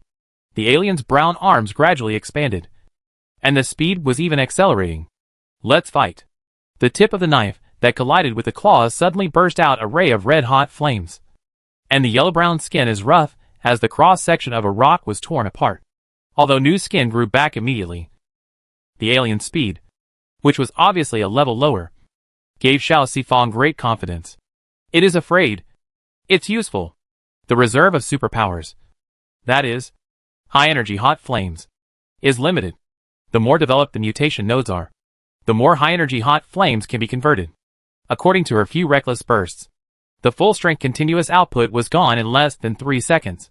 But if she could keep this output that only flows through the tip of the knife, she could at least hold on for another 2 or 3 minutes. Just as Xiao Sifang was about to repeat the same trick to force the alien back, the rescue arrived much faster than expected. "Get out of the way!" A strong energy ray swept over, and the powerful condensed force directly cut a 2-centimeter deep cut on the alien's right arm. Xiao Sifang subconsciously stepped back, and a disdainful snort sounded in her ear. Rubbish. She didn't know whether it was referring to the alien or herself. The person who came was a tall man, wearing the uniform that appeared in the center of the restricted area of the hall a few days ago, and his face without a mask was full of hostility. He let Xiao Sifang really see what real superpowers are. It is a real part of the body, as flexible as the alien's tail whip, or a high lethal ray, and a thin and light barrier shield, and it will explode only when it reaches its target like a burst bomb. The alien that Xiao Sifang had used up all his strength to defend himself was in front of him, just like an alien tiger with its claws plucked out, with only a formality and passiveness everywhere. The alien tried to escape, but the retreat was tacitly blocked by several other people who came to support him. He forced himself to hold on for a few more rounds, but finally fell down unwillingly. The aliens on the other 2 sides were punished immediately, and the ground filled with fierce fighting sounds suddenly became quiet. Linlang was injured, and Chiefing helped her sit down and hurriedly took out oxygen. The third-year students of the first college not far from here came to rescue. There were 6 people, 4 men and 2 women, all of whom were outstanding in appearance and had their own style. "It's okay. I'm still alive." Xiao Sifang breathed a sigh of relief, took a few steps forward, and smiled at the boy who had just helped her. "Thank you for your help. Otherwise..." Before she finished speaking, the boy frowned and suddenly reached out to grab her. Xiao Sifang's heart tightened. Her first reaction was that her fake identity was exposed. And her second reaction was to hide. She was a little slow. And the boy's 5 hooked fingers scraped across the exposed neck skin, leaving 3 bright blood marks. The boy who turned his face did not stop, but doubled his speed, and attacked Xiao Sifang's shoulders, waist and thighs fiercely. Is he crazy? The pain in her flesh completely wiped out Xiao Sifang's gratitude, and she gritted her teeth and started to fight back. Although the fight with the alien just now almost consumed all her physical energy. Fortunately, the rescue came quickly, and she was only slightly injured. In the first moment of being rescued, she took out a bottle of Class C oxygen and breathed in air. Now she is not without the ability to fight. In terms of speed and explosive power alone, she is the best among her peers. And the boy's speed is not so fast that she can't keep up. The attack actually missed, and the boy frowned. And the open and closed offensive was restrained a little, and he caught Xiao Sifang's counterattack. However, Xiao Sifang's legs were the main attack position. With the help of the captured fist, his soft body was almost folded in half, and his calf chopped down. The boy was startled and hurriedly threw the person in the opposite direction. But he was still a step too late. His shoulder was still rubbed a little, and he didn't avoid it completely, which made him feel a dull pain. He had never suffered such a loss when facing aliens. But now, he suffered a loss from the waist he looked down on, and planned to teach her a lesson. In anger, he lost his sense of measure. When Xiao Sifang was stubborn, he could die with others directly. He would never retreat just because his opponent was much stronger than him. His round eyes were staring out, and he countered every move. The second time he was hit in the abdomen, the boy's eyes became more fierce. He kicked the girl who was half a head shorter than him in the chest, and kicked the girl who was able to stick to him and suppress his true strength for some reason a meter away. Lin Lang, who had been taken care of, finally saw this scene and quickly pulled Chifeng, who was facing away. Zhou, someone is attacking Zhou. As soon as the distance was pulled away, Xiao Sifang, who was already half a cripple, was completely at a disadvantage. The boy avoided all the vital points and hit her body madly, throwing her away several times, and only stopped when Chifeng appeared, and patted his clothes slowly. Rubbish. It was not that Xiao Sifang was persecuted. The word rubbish just now was indeed directed at her. The contempt in his eyes deeply hurt Xiao Sifang, who was lying on the ground. Chifeng's angry and protective voices drifted farther and farther away, while the voice of the person who attacked him inexplicably became clearer and clearer. You dare to come to the ruins planet with this little ability? You are already an adult, but you are still beaten by the aliens without any ability to fight back. Why don't you die early to save some resources? Garbage. Why don't you just stay in the garbage dump? Xiao Sifang endured the pain all over her body, swallowed the bloody taste that spread to her throat, and stood up with difficulty. She wanted to say that she was not garbage. She worked hard day and night, and didn't dare to relax for a second. But she couldn't refute it, because she really lost miserably, and she really had no ability to fight back in front of the aliens. She tried her best, but she was still incompetent. This person was right. Sui Xiao. That's enough. A female voice stopped the boy from continuing to taunt. But her tone was not harsh, and she didn't seem to think he was wrong. The rescue is over. We should go back. Suishi retracted his gaze, clenched his fist to stop the slight trembling, lowered his eyes, and said okay. This person obviously can't even use his superpowers. And he should be a waste, who doesn't know how to live or die. But only he knows how much humiliation he suffered this time. And he even doubts whether he can crush her if she has enough physical strength. But he can't show it. He can't afford to lose this person. The 6 young boys and girls collected the bodies of 3 aliens, didn't look at the 3 people anymore, and drove the aircraft to disappear in the sky. 20 minutes later, Sun Bo walked around for a while, and finally found the location of his playmates. The small hill was very quiet, without the usual endless laughter. Obviously, no one was missing. And no one was missing arms or legs. But Xiao Sifang was sitting alone on the gray rock, and the other 4 stood together on the path a few meters away from her, as if an invisible wall had been erected in the middle. As soon as Sun Bo appeared, Laura gestured with her hands and feet, and pulled him over silently. Lin Lang lowered her voice, and repeated the fight between the students of the first college and Xiao Sifang, and the almost abusive words. Oxygen has been given to her, but we can't comfort her. Lola was a little depressed. She said she wanted to be alone for a while. Chiffon now thought of the faces of those little guys just now. And her face was still very ugly. She said in a hoarse voice, "Those people went too far. It's already very good that Jojo can achieve this. Not everyone can have the conditions of the First Academy. And even if she is on the front line, she won't have to fight one-on-one with aliens." Lola shook her head. Jojo is very ambitious. This blow is very serious for her. No matter how much she disliked the man in front of her, she could only rely on him now. She said reluctantly, "Comfort her well." Sinbo turned around, and the person with his back to him raised his arm, and the hair that was originally draped on his shoulders slid to his chest. The little girl's hair has grown a lot. It should be as long as her chest. The hair color is not too black. Slightly yellow. A little girl with yellow hair who is ambitious. He chuckled, causing the two ladies to glare at him with dissatisfaction, and then turned and walked towards the person. Sinbo actually didn't take Laura's words to heart. The little girl has suffered a lot. As a refugee, she took the combat department exam. I don't know how many cold eyes and ridicules, contempt and disdain she has received. How could she be hit so easily? She said she wanted to be alone. Maybe she was thinking of a way to make a plan, holding her breath and thinking about how to take revenge, until he saw a tearful face and red eyes that had been wiped by hands that kept wiping tears.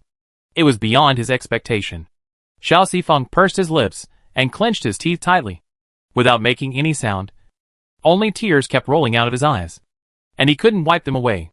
His sudden appearance was also beyond Xiao Sifeng's expectation. He was face to face with him too suddenly, so he couldn't react. He had to stare at him with eyes that couldn't stop crying.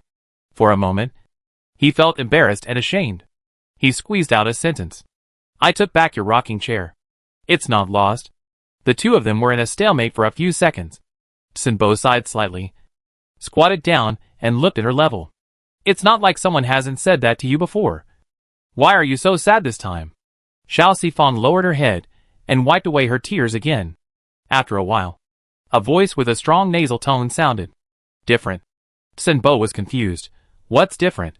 I knew they were wrong before, so I could ignore them. But..." She choked up again halfway through her words, pursed her lips in grief and anger, and tears flowed down again. But this time what they said was right. Sinbo finally understood that she was not crying because she was beaten or scolded, but because she was sad because of her current incompetence. He didn't know why Sifeng cried so much for such a small defeat. Her eyes were swollen from crying, and tears kept coming out of her eyes. Tears are the product of extremely strong emotions. They have no color, no smell, and no meaning. He has never had such strong emotions since he could remember, and he has no good impression of tears. But Xiao Sifeng's red eyes suddenly widened a little more. A pair of hands that did not belong to her gently wiped her lower eye sockets, and warm liquid fell down along the silky gloves. "Don't cry." A strange feeling that seemed cool and warm slowly diluted the pain in the eyes, and it was so comfortable that it made people feel sleepy.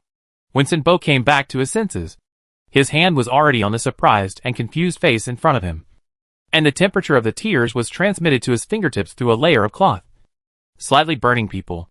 The child seemed to cry differently, gnashing teeth, full of reluctance, extremely lively. It looked a little ugly, but not annoying. This freshness, this vitality, this endless enthusiasm, these strong and vivid emotions even made him willing to take out some patience to coax. "Isn't it just the First Academy? It's not worth mentioning. In the future, I will teach you slowly." Every word clearly entered Xiao Sifeng's ears. She felt that she should be overwhelmed, and she should immediately wipe away her tears and jump up to kowtow to the omnipotent Holy Father and call him teacher, firmly binding this relationship that ordinary people can't fight for. But she was too sleepy. Her hands and feet seemed to be tied by something, and her eyelids began to be difficult to support. In the end, she could only squeeze out a word of good with great difficulty, and her eyes went dark. Sinbo caught her falling body and touched her head. "Good girl. Xiao Sifeng can be defeated, but will not be defeated." She regained her vitality after waking up from a sleep. She tied up all her hair, revealing her smooth forehead, and her round and big eyes became more lively. Lola couldn't help rubbing her face. What a tender sister. After being in the team for a long time, Xiao Sifeng would occasionally visit others when he returned to the Isha Club for a break. Xiao Sifeng, who got along well with everyone, would inevitably have times when the mask couldn't cover it up. He couldn't wear a mask in the room to meet people.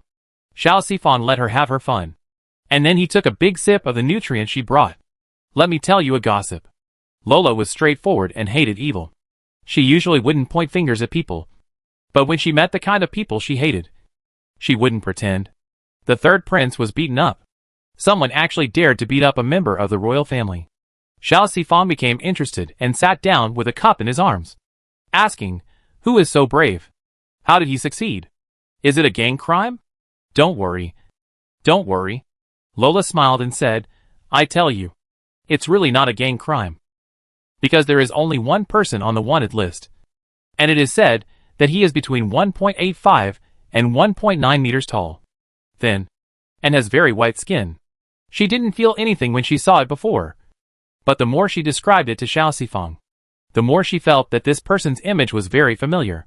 She frowned and thought about it, and suddenly realized it. Lola slapped her thigh. "It's similar to your elders. And it happened to be that time period. He was alone outside. Right? The place where the incident happened is not far from us. Why didn't I think of it yesterday? Is this what he did?" Xiao Sifang. If you say that Vice Deanson went to beat up the third prince on purpose, she would definitely not believe it. But if he just happened to do it while passing by, it's really hard to say. But I still can't be too honest in front of Lola. So I just said conservatively, "I don't know." Although he is a little willful, he is also afraid of trouble. He is not the kind of person who will take the initiative to cause trouble. If it was really him who did it, it would be a great achievement. Lola touched her chin. "You don't know? Someone spread this matter to the chat area of our veterans network. And the one who beat him up has been unanimously named an unsung hero." Xiao Sifang. It was so blatant that she began to wonder what kind of existence the injured veterans were. By the way, Lola changed the topic and her eyes became a little teasing. "I thought you didn't get along well with your elder at first. But yesterday, you were still quite dependent on him." "No." Xiao Sifang gave a negative answer without any hesitation. "I fell asleep because he did something." Lola rolled her eyes at her. "Who told you this? If you suddenly fell down, everyone would know there was something wrong. Yesterday we also wanted to comfort you. But you didn't say anything. As a result, when that person came, you were willing to say it. And you said you didn't rely on him? It seems so." Xiao Sifang reflected on it, and immediately came to a new conclusion. He told Lola seriously, he is super powerful and knows a lot. Even if his personality is a bit strange, he is still a very trustworthy person. Super. Special. Very. 3 emphasis words in a row. Lola looked at her with a complicated look. "Jojo, you seem to admire him very much?" Xiao Sifang was silent. He didn't want to admit that he still admired this cold-blooded and self-centered guy. Lola saw what she couldn't see. This girl was a pragmatic struggler. It was natural for her to admire the strong. She didn't force her to admit it in person. And asked again, "But what is your relationship with him?" "From the feeling, he doesn't seem to be very old." It's a bit difficult for Xiao Sifang to make up a story about the relationship. It's easy to reveal whether they are close or distant. It's a bit complicated and hard to say. But it's not a particularly close relationship. She finally didn't continue to lie to cover up the lie. Anyway, Laura wouldn't care about these details. Sure enough, Laura just asked casually. And the answer she got was that it didn't matter. "Well, do you want to continue to rest for a while?" Today, the disfigured third prince used his privilege to block the Isha society. Every man must be interrogated.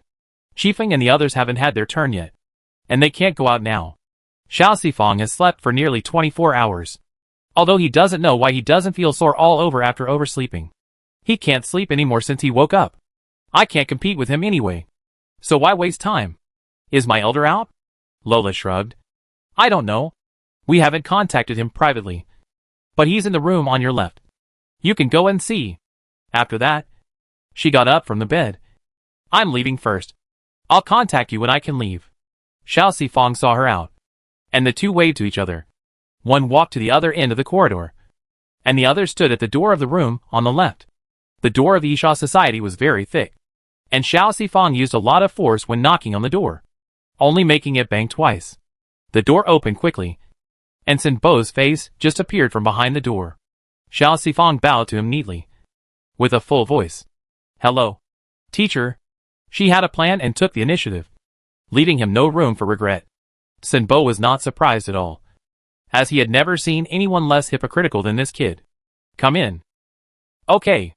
Xiao Sifang jumped in happily. It was obviously the same room. But for some reason, she became restrained when she saw the neat white bed that didn't look like anyone had slept in it. She searched for a long time in the room, and then she picked up the small stool at the door of the bathroom and sat down, not daring to touch the bed. Sinbo picked up the hot water that had just been boiled and poured it into the teapot. In the room, Vice Dean Sin took off his mask and gloves, and didn't wear a coat. The close-fitting round-neck pullover not only couldn't cover the beautiful collarbone, but also outlined the broad shoulders and narrow waist, giving the underage children a feast for the eyes. Emptiness is color. Color is still color. Color is everywhere. Xiao Sifang was extremely glad that he was not her classmate. Otherwise she might make the same mistake as her father, and go after the residents of the inner city. Fortunately, since father is older than her father, so it's safe.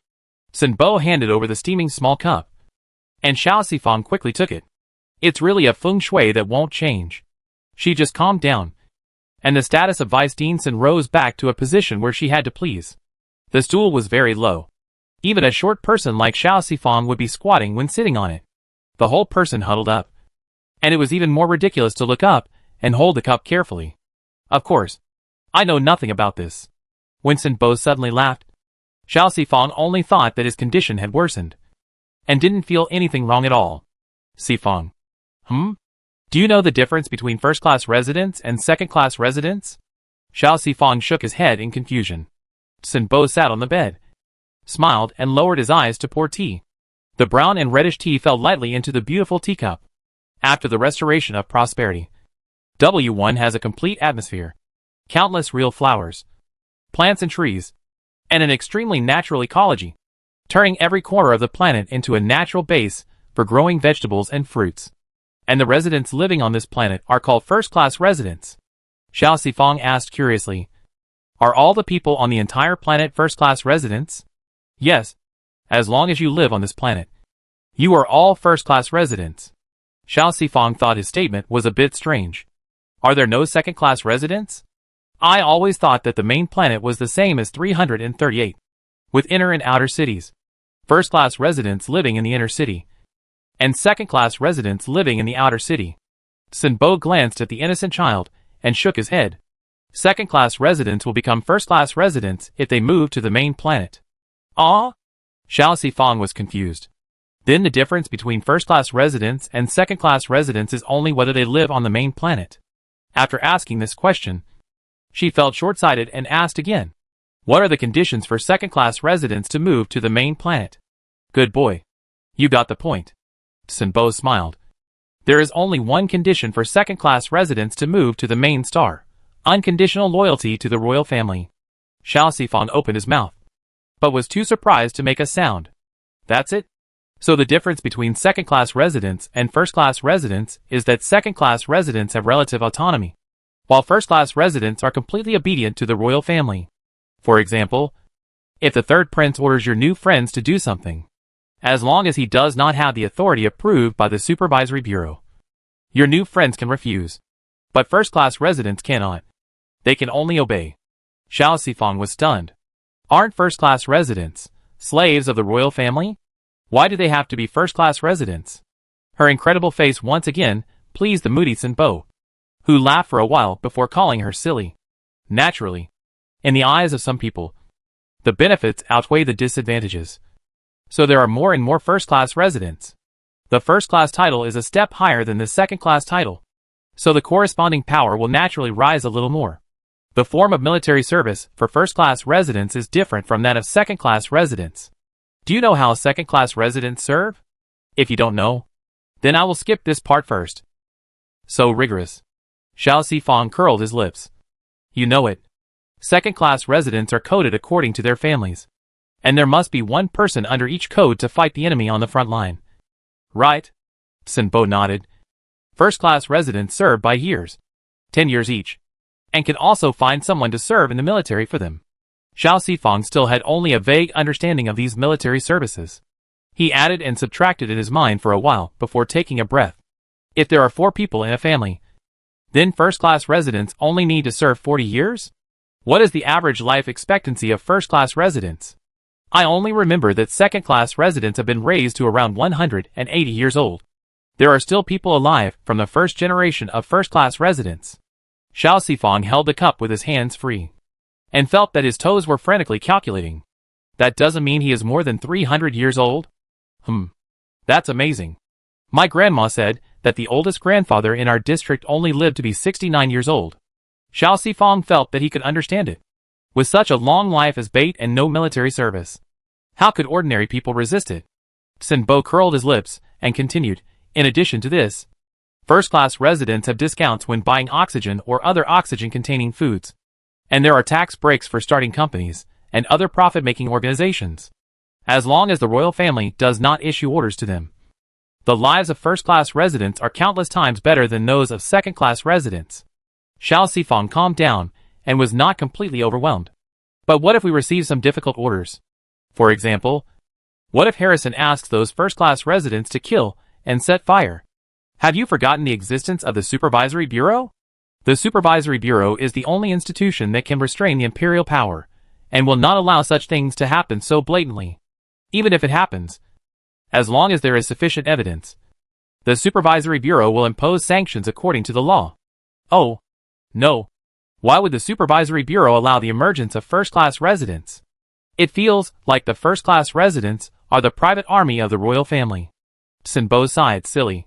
First-class residents must have appeared before the Supervisory Bureau. The Supervisory Bureau was established 80 years after the establishment of the new human empire. The imperial power is stable, and it is not easy for the Supervisory Bureau to have the current strong position. Oh! Xiao Sifang drank the tea that was no longer so hot, and his eyes fell on his flawless face. His eyebrows were handsome. His nose was high, and the light and shadow made his eyes look tender. As she looked at him, her heart softened. It's not easy for you either. Thinking of the arrogant words he heard from that rubbish prince in the hall last time, and his happy reaction when he saw Harrison's pornographic post at home. He must have been bullied a lot. He must have been forced to be like this because he couldn't resist and could only endure it. When Xiao Sifang thought of this, she immediately forgave his indifference and ruthlessness. So pitiful. Her face was full of sympathy, and there was a trace of guilt that came from nowhere. And her whole body exuded the radiance of motherhood. Sinbo never expected that he would be pitied by a child who couldn't even afford a decent meal. Just like when they first met on the ruined star. He never expected that a little girl who didn't know whether she could survive would say, "I will protect you" to him. It was really funny and cute. With a blink of his long eyelashes, he accepted the sympathy very calmly and sighed faintly. "I am just surviving an ordinary life." His tone was low and frustrated, and anyone who saw or heard it was sad and cried. Xiao Sifang felt infinite anger and heartache in his heart, and thought of the same hard-working and difficult elders in his hometown. He immediately put down the cup and made a fist with his right hand and dropped it heavily to his chest. "I, Xiao Sifang, will definitely change this dark world." Sinbo clapped his hands solemnly and encouraged her. "Come on. Come on. Come on." Xiao Sifang's blood was boiling. He nodded solemnly, and then bowed deeply again. "As long as I can become stronger soon, I can endure any hardship. I'll trouble you in the future." Sinbo agreed without any psychological burden, asked someone to touch the round head, and smiled. "Okay. Leave it to me." After crying in shame in public, Xiao Sifang made up her mind not to cry over such trivial matters anymore. However, since she didn't know how Sinbo managed to avoid Harrison's interrogation, she realized how childish her hard work was. One-on-one teaching is far away from the deliberate protection and care when she teamed up with Lola and the other four. Not only do you have to rely on yourself, but you also have to equip your hands and feet with gravity rings every day. The daily tasks are getting heavier and heavier. You can't rest until you complete them. If you can't rest and your state is affected, you will be unable to do your best and get into danger. Then, if you don't have this ability, what's the point of living? The above is what Sinbo said. Xiao Sifang, who had already boasted that he could endure any hardship, was powerless to refute. He was a real devil. Not only did he want her to work hard, but he also wanted her to spend money like a flood. She had to eat meat for 3 meals a day, and she had to take a bottle of Class C oxygen every day, and a bottle of Class A oxygen every 7 days. The gravity ring of her limbs had been adjusted to 20 kilograms, and it was difficult to swing her arms and kick her legs. She brushed the fangs of the alien pig to avoid the collision, and the 30-centimeter long dagger stabbed into its abdomen from the side. The flexibility of her body was developed to the maximum. With a light touch of her heel on the ground, the whole person had successfully used the force to slide over the alien's abdomen. The dagger stretched the wound to the tail, and the person turned over and stepped on the alien's back. The drawn dagger went straight into the neck, and the 360-degree rotation directly decapitated it. The body weighing at least 100 to 200 kilograms fell down, and Xiao Sifang swayed, sticking his short sword into the ground to barely support himself from falling down with it. He was extremely tired, and the sweat on his face wet his eyelashes. When he lowered his eyes, he was hazy and panting heavily. Sin Bo held a thin metal retractable rod in his hand, which suddenly stretched to 2 meters long and hit Xiao Sifang's back mercilessly. It didn't hurt, but it was enough to alert him. If another alien rushed towards you at this time, you would be finished. Xiao Sifang took a deep breath and stood up straight. Good boy. This is the 6th one today. You can rest after hitting another 6. He made light of it. But Xiao Sifang wanted to fall down, gasping for breath. Yesterday was 8. Today should be 10. The special training rule that has been going on for a month has always been that with every 5 kilograms of weight increase, the number of aliens hunted increases from 8, 10, 12, 15 to 20. Her weight was just increased from 15 kilograms to 20 kilograms yesterday. How come it suddenly jumped up a level? Sin Bo smiled and explained patiently. This is the new knowledge I want to teach you today. Plans can't keep up with changes. Xiao Sifang. Okay. For a better tomorrow. She can only endure it as always. After the 12 alien animals were beaten, sweat flowed down her cuffs and trouser legs, and the whole person was not much better than being fished out of the water. The wounds on her body slowly recovered under the effect of oxygen. After sleeping on the recliner for nearly an hour, she was full of energy again. It was already dark in the area where they were. Xiao Sifang jumped up anxiously. Why didn't you call me? The darker it gets, the more my performance will be affected. Sin Bo closed the browsing page and got off another recliner. Fighting is not about the time of day. Xiao Sifang didn't care about that.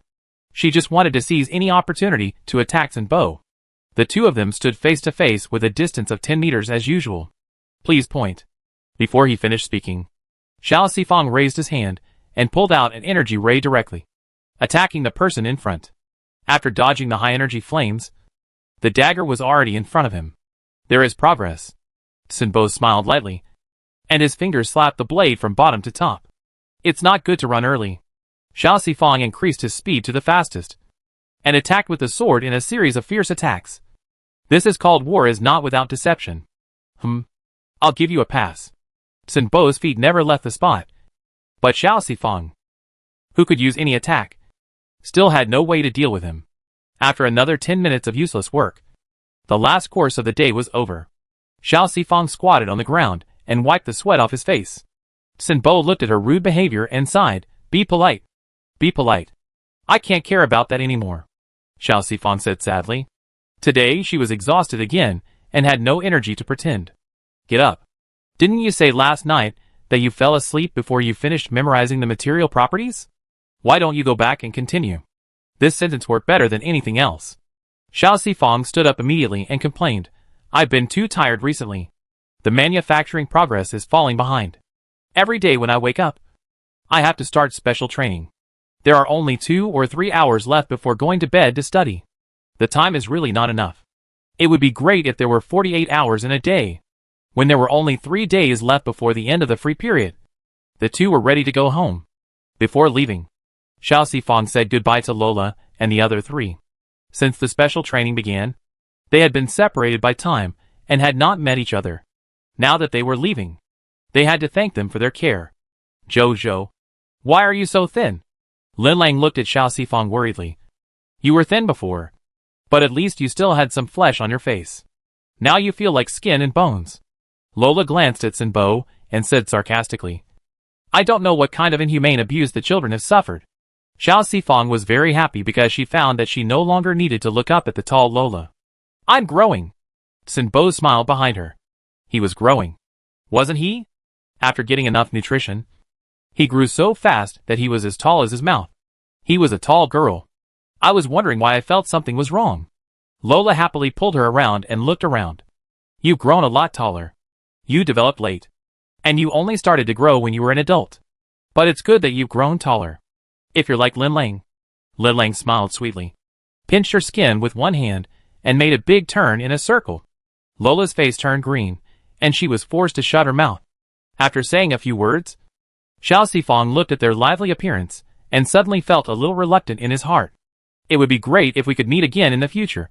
Chi Feng laughed at the words. Isn't it easy to meet? The communication code has been added, and everyone can make an appointment to meet when they are free. Yes. Lin Lang smiled and said, when we save enough money, we will have more time, and can meet at any time. Lola also said, that's right. Go back to school and study hard. And we will celebrate for you when you graduate. Xiao Xior nodded. They didn't know that they were fake second-class residents. And they didn't know that they might never see each other again after today's separation. Xiao Sifang didn't tell the truth in the end. He was sad for a while, and hugged the two women reluctantly, and then stepped back on the returning spacecraft after their farewell. Sin Bo glanced at Xiao Sifang, who was looking out the window. All good things must come to an end. Xiao Sifang was not comforted, still looking at their backs through the porthole as they left. With a low tone, if there is no class difference, even if we go our separate ways, we are still friends who can contact each other at any time. But now, Xiao Sifang is not Lin Zhou, and cannot contact anyone. Class limits countless possibilities, confining her in a narrow range, unable to stretch her hands. Sin Bo smiled and said, childish. Xiao Sifang muttered dissatisfiedly, this is ordinary sadness. That is also childish sadness. Xiao Sifang did not dare to rebel directly, and snorted slightly, leaning back on the soft and comfortable chair back, slowly fastening the seat belt. Sin Bo spoke again, according to the character of your friends. Even if they know the difference between Lin Zhou and Xiao Sifang, they probably only need you to apologize. I know this. But they can't get too close to Xiao Sifang. She left the porthole and looked back at Sin Bo, her eyes as clear and bright as a mirror. They will be implicated after the incident. Before she finished speaking, a hand fell on her head and touched it randomly. So thoughtful. His expression seemed to be motionless, and his tone was not fluctuating, making it impossible to tell whether the 3 words he said were sincere or perfunctory. Xiao Sifang guessed for 2 seconds and then stopped. She had already thought it through. If she could see it clearly now, how could she let him stay here inexplicably? After getting off the spaceship, Xiao Sifang handed in the identity ring that had accompanied him for nearly 2 months and passed through the gate of the outer city alone. When the duty officer at the gate heard the electronic voice broadcasting abnormality, he looked up and saw the familiar smiling face outside the window. He opened the window and almost rushed out of the window. Where did you sneak out from? I walked out openly. Xiao Sifang smiled sincerely. She had crawled out from a loophole that she had been looking for a long time before. But last time she really went out legally. The duty officer was very tired and pressed the manual gate for her. You'd better not let me know whose child you are. Xiao Sifang waved at him happily, pulled out her headscarf and wrapped it around her face, and ran home against the wind and sand. It's been a while since I felt the wind and sand, and I feel uncomfortable. The special training has been effective. It usually takes me about an hour to run home, but now it only takes me half an hour, and I run at a constant speed, so I don't feel tired at all. The old lady was the only one at home. She was so happy to see her come back. The two of them were affectionate for a long time before the old lady lay down to rest again. Xiao Sifang came to the kitchen and opened the large freezer where the nutrient mud was usually stored. It happened that the batch of nutrient mud that Aunt Xiao bought last time was almost finished, and there was a large space in the freezer. She quickly stuffed the processed alien meat into it. After a long time of tinkering, she took out a few boxes of nutrient mud and finally stuffed all the meat in. She closed the lid with satisfaction, turned on the faucet, and washed her hands. When she came out of the kitchen, Xiao Bamian just came back from Yang Depang's house. And when he saw her, he immediately came over. He walked around her several times to make sure that her limbs were intact. Then he moved a stool over and asked, "What did you say last night that you wanted to tell me when you came back?" Xiao Sifang did not keep her in suspense. "I asked your father, son, and he said that grandma's condition really cannot be excessively oxygenated, but she can replenish her vitality by eating meat. And if she takes good care of herself, she can live for a few more years without any problem. Last night, Bamian told her that Grandma couldn't wake up these days, which scared her, and she quickly went to find Sinbo. I didn't have much hope at first, but I didn't expect him to really have a way. As expected of the vice president of the Life Research Institute. Really? Xiao Bamian was pleasantly surprised for a moment, but then his face drooped again. No, Grandma is even more fierce than my mom, and she will definitely not agree to buy meat for her. Xiao Sifang grinned. That must be done first and then reported. Xiao Bamian's eyes followed her to the slightly dim kitchen, and he swallowed. You have already. That's right. No. Xiao Bamian hugged his body in agony. At least let me say hello to my mom first. Why am I so unlucky to be a family member with you? She will definitely beat me to death. At 6 o'clock in the evening on February 24th, 3845. As soon as Aunt Xiao entered the door, she saw her son lying on the bench with his butt sticking up, and her knees standing in the corner. At this glance, her forehead wrinkles deepened a little, and her fists hardened. You two are amazing. You are ready now? Xiao Dadu, who followed her into the door, didn't dare to say anything, squeezed in along the door frame, and stood behind his wife, winking wildly. What's going on? What did you do again? Xiao Bamian forced a smile, quickly recounted the fact that meat could help the old lady survive for a few more days, and then closed his eyes tightly. We have already put the things in the freezer. Mom, spank me. There is a lot of meat here, and it will get better quickly. After he finished yelling, and Xiao stood still abnormally, and did not take the synthetic broom that was specially placed by the door for her. After a while, those who lowered their heads and closed their eyes stole a glance at him, and were stunned. The head of the family looked very calm. Not angry, but a little tired. I originally thought that I could at least take care of you until you grow up. But you grow up too fast, and I can't keep up.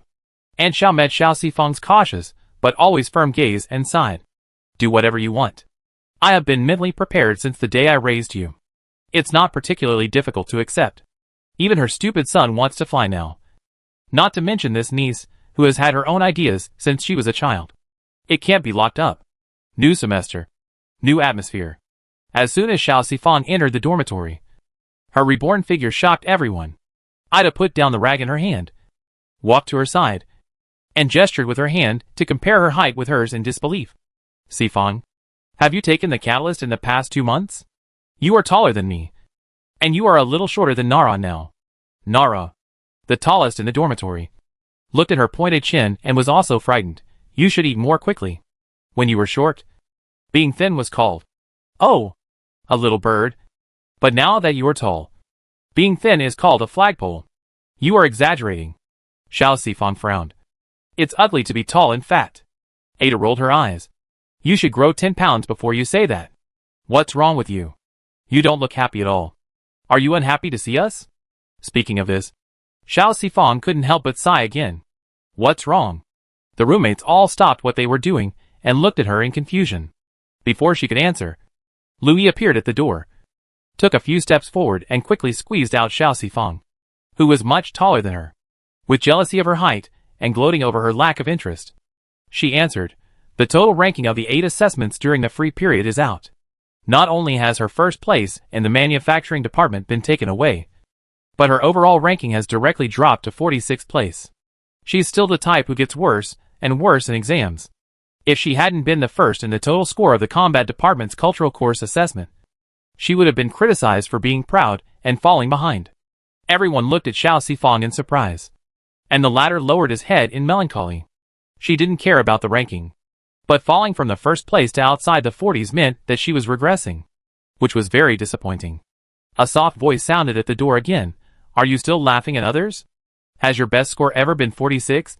Yuan walked in from outside, teased Louis, and then looked at Xiao Sifang. Sifang, good morning. I'll help remove things. As for those refugee classmates, who stepped back stiffly when they saw her, she simply ignored them. Nara and the others didn't care, and they all dispersed to do their own things, pretending to be alone. Hello to the new semester. Xiao Sifang greeted them listlessly, and seeing their posture, he remembered the dormitory change and asked, do you want my help? Although the space button is very convenient, It is troublesome to throw some small things in it randomly. So the powerful fighting children chose to carry them directly. I don't need you.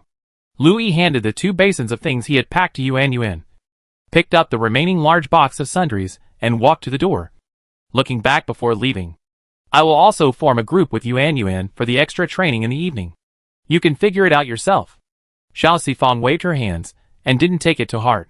She had to concentrate on the courses she had fallen behind in the manufacturing department recently, and she had no time to find someone to fight. She fell asleep in the countless boring knowledge that night. The next day, as soon as she stepped into the building of the manufacturing department, she was stopped by the director of the manufacturing department, who had just successfully developed a fully functional and low-cost alien sensor. They had a long talk and were persuaded earnestly not to slack off in the road of learning. Xiao Sifang, who had not had a good rest for a few days during the entire free period, had no words to say. She could only repeatedly promise to catch up with her grades as soon as possible, and asked a few professional-related questions by the way. And then she successfully got away. She also received a lot of scrutinizing and inquiring eyes in the classroom of the manufacturing department. Lu Do was very pleased to see her, and said that she finally looked like a student of the combat department. As for what the combat students he mentioned looked like, Xiao Sifang did not delve into it. The new semester's curriculum was adjusted, and practical classes accounted for as much as 2/3 of the class hours. In addition to close combat, the course types also added 3 more courses: firearms use, ammunition disassembly and assembly, and superpower refinement. The dense arrangement and strict assessment made the students complain. When teacher Greta met with her alone to discuss how to take the superpower class, Xiao Sifang chose to continue to conceal the fact that she could use superpowers. On the one hand, Senbo's life class had taught people that they must keep countless unexpected cards. On the other hand, the level of the superpower class professor arranged by Chris was not higher than Senbo's practical guidance. It was expected that the early courses would be mediocre and meaningless to her. When she proposed to use this class time to take the course of the manufacturing department, Greta agreed after a brief thought, and only asked her to tell the class teacher and go through the procedures for exemption from the class. After all the arrangements for the new semester were communicated, Greta returned to the front of the student square and clapped her hands to attract the attention of the noisy students. Does everyone have any questions about the courses this semester? No. Okay. She nodded.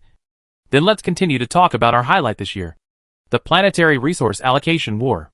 When this was mentioned, the students who were still a little casual after the 2-month free period became serious. Xiao Sifang was no longer confused. After being educated by many elders, she had seriously understood what the Planetary Resource Allocation War was.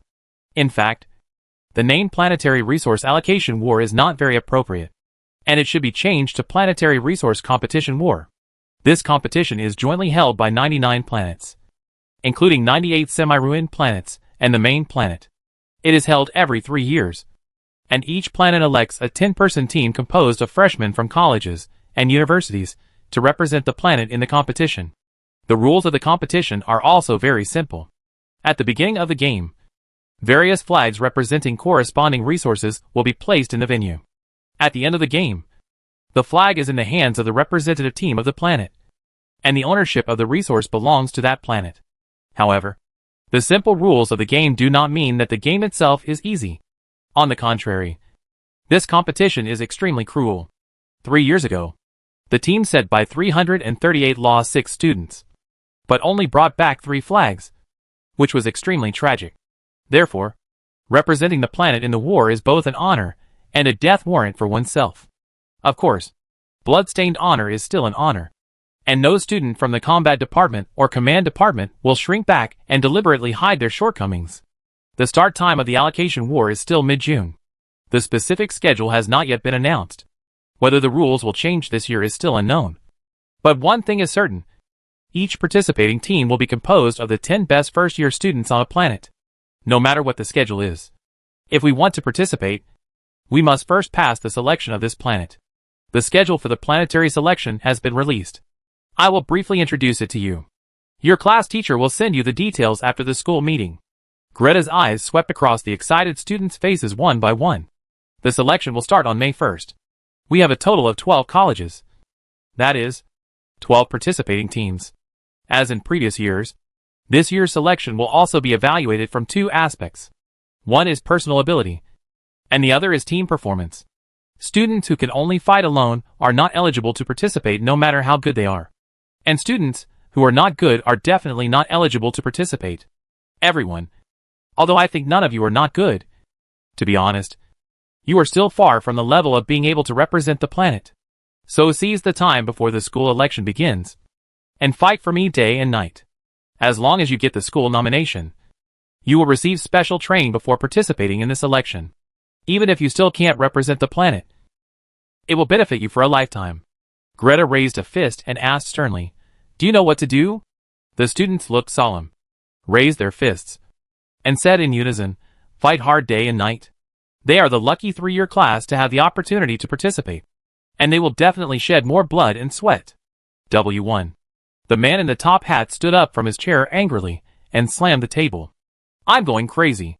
This year, I'm actually responsible for the security of the resource allocation war. Is Leopold dead?" The teacup with ripples was picked up by a slender and powerful hand, and the hot steam still rolling blurred the eyes of the person holding the cup. "Oh no. He's not dead. If he's dead, he won't cause me any trouble." The man in the top hat ran wildly throughout the whole process, shouting and yelling, causing the maids, who were driven to the corner, to look at him sideways. Only this man could say such treasonous words so blatantly. As we all know, Sean, the son of the Marshal of the Annihilation Army, and Leopold, the 12th grandson of the Emperor, are mortal enemies, and have been fighting since childhood. With this relationship, even if Sean said to the outside world that he would kill Leopold directly, it would be reasonable. The housekeeper who made a living by telling tales was already used to it, and skipped these clips directly, disdaining to mention them. After venting enough, Sean sat down dejectedly, leaning his arm on the table. "My holy father, please don't say a word. It will be embarrassing for me." Sinbo had finished the tea in his cup, and he slowly poured another cup before looking up at the baby-faced man who was angry about his new job. "Shouldn't the 12th grandson be more angry?" he said in a flat tone and smiled at Sean. "Although the work arrangement this time is not to your liking. No matter what, you are the commander, and he is the adjutant." Sean was stunned, and after a long while he stammered, "That's right. That idiot abused his power to help the third prince find the unknown hero. So he was caught by the supervisory bureau and severely punished, and demoted to an assistant. Originally, we were all at the same level. I just don't want to do this crappy job anymore. Once I get the job, I'll be his boss." He successfully changed his mindset, and he was happy, grinning. "You're still good at comforting people." Sinbo smiled without saying anything. "That's right." Sean patted his head, remembered the business, and lowered his voice. "You came back suddenly. Did you find anything new? How can there be so many new discoveries?" Sinbo shook his head. "His Majesty asked me to come back." Sean frowned subconsciously, and wanted to say something but didn't say it because he was too afraid. So he just shook his head. After a while, "You, take care of yourself. Come back as soon as you have a reaction." Sean's baby face showed a rare bit of sadness. "Although it's embarrassing. People have to live to have hope." "Yeah. Yeah." Sean stood up again, his eyes wide open, looking at Sinbo stupidly. "What did you say just now? Did I hear it wrong? Or did I remember it wrong? Didn't you always?" He deliberately pinched his throat, imitated the Holy Father's tone, and slightly prolonged his tone. "Maybe it's like this." After imitating, he slapped his hands on the table and put his face in front of the other person to question. "Tell me, every time you said this before, did you use this kind of probably? Maybe? Should words? As if it didn't matter whether you died or hurt?" Sinbo smiled in response, his expression calm. "Really? Absolutely." Sean was so excited that he started to babble. "Something is wrong with you. Since July or August last year, you suddenly said that you wanted to leave the main planet alone for vacation. There must be something wrong. Something must have happened that I don't know about." "Really?" "Yes." "Is that so?" "Yes." Sean was getting happier and happier. "Oh my God." The selfless Holy Father seemed to be popular now. He pretended to be weak and leaned over, pinching his throat and sobbing. "Only the two of us depend on each other on this huge planet. You hid such a big thing from me." In a corner 30 meters away, a new maid approached the housekeeper carefully and whispered, The eavesdropping devices and surveillance cameras installed there have been destroyed by Lord Sean. He speaks so softly now that we can't hear what they are saying. Is it really okay to stand here like this? The housekeeper shook his head. This time, His Majesty summoned the Dean back. And it is not an abnormal return. In addition, look at the Dean's demeanor between Lord Sean and the Dean. It's just a normal exchange. Don't be too nervous. If you make Lord Sean unhappy, you may be directly dismissed by him. But what if? The little maid wanted to say something, but was interrupted by the housekeeper. Do you know why the Dean is so laissez-faire to us even though he knows that everyone in the manor is an eyeliner and every corner is equipped with surveillance cameras installed without his permission? Do you know why he is so closely guarded, but has the authority to go anywhere? The maid was stumped. Why? Because the Dean doesn't care about our surveillance. And His Majesty has never thought of really confining everything about him. Looking at the maid's face that seemed to understand, the butler sighed. Listen and watch more. You can understand what role you play in this manner. The existence of these people is just an attitude of both sides. However, the butler touched the identity ring with a complicated expression. It's another matter when making extra money. The fixed study room of Class 3 of the Combat Department. Zhou Ming, who is the class teacher but appears less often than Greta, cleared his throat and smiled at the student's expectant gaze. Since you are so eager, I won't keep you in suspense. The method of campus nomination for the Planetary Resource Allocation War has been decided. The first step of screening will be the monthly exam at the end of March. According to the comprehensive ranking of 30% of the cultural course scores and 70% of the practical combat scores, the top 30 will be selected. The students with relatively outstanding cultural course scores cried out, unlucky. What bad luck. Zhou Ming deliberately glared. Resource war mainly depends on snatching. What's the point of snatching if you don't have the practical combat ability? The command is taken by the students of the command department. And you are not needed. Teacher, how many places will be available for the final selection? Our combat department has 9 places. Oh my god. A student counted on his fingers. This is nearly 1 in 60. So difficult. Zhou Ming glanced at him. Nonsense. How can you calculate it like this? First, 500 to 30. The admission rate is 6%. And only 1 out of a dozen people can come out. When you are among the 30 people, the probability will be higher. And the 30% hope. Not difficult. Not difficult at all. Everyone looked at him speechlessly. Zhou Ming made a joke. And seeing that everyone looked like they didn't want to pay attention to him, he smiled and said, no matter how you calculate it, it is easier for us to get a place in the competition than the command department. They only have 1 place for 100 people. This consolation was effective. And the students felt relieved. Okay. There's only 1 month left. Everyone, listen carefully and practice hard. Try to get into the top 30 first. Let's go! Zhou Ming finished speaking, picked up the water cup, and was about to leave. Xiao Sifang quickly ran up to stop him and told him about the exemption procedure. That's fine. He looked at Xiao Sifang with regret. Agreed and asked again about this competition. To be honest, according to your strength, let alone the school recommendation, you may not be unable to compete in the official selection. But are you sure you want to participate? After all, this battle for resources is to exchange your life for the glory of the rest of your life. I personally don't recommend you to participate. In the eyes of second-class residents, refugees have always been mediocre and peacefully staying in the rear. Unlike second-class residents, honor comes before life. So Zhou Ming has no scruples in persuading them. But Xiao Sifang has been working hard for this opportunity to make a name for herself. And she can't give up. Thank you, teacher. But I still want to participate. Zhou Ming looked at her steadily and nodded. Okay. I'll let you know when the exemption procedures are completed. Xiao Sifang stopped and bowed slightly to watch him leave. Goodbye, teacher. Lu Yi originally went with everyone. But when she passed by her former roommate, she heard a few words. So she stopped and asked Yuan to wait outside. And she stayed with him.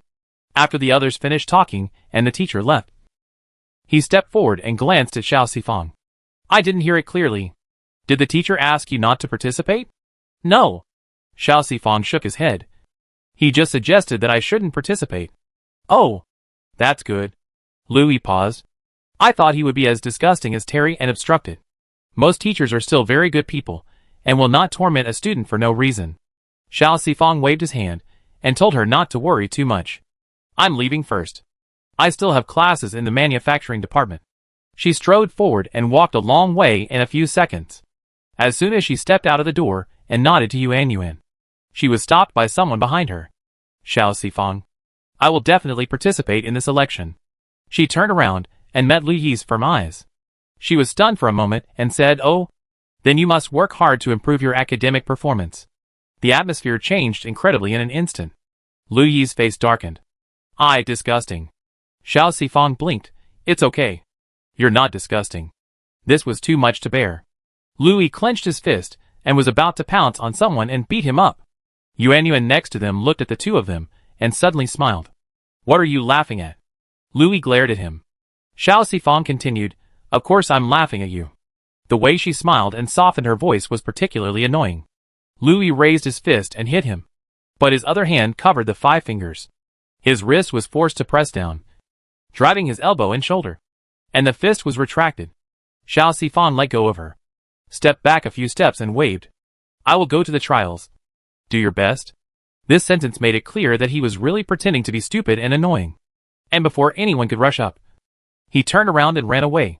Lu Yi didn't catch up with her, and held his breath for a long time before swallowing it, gritting his teeth and hating it. How can there be such a disgusting person? Yuan smiled and took her arm, imitating her sigh. How can there be such an awkward person? Lu Yi. Humph. For the next month, Xiao Sifang was so busy that he was like a high-speed spinning top.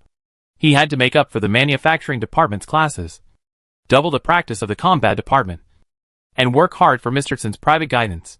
Occasionally, he had to stand in. Super rich friends, please pay attention to the business of the fat boss. It is not any easier than when I was on the ruins.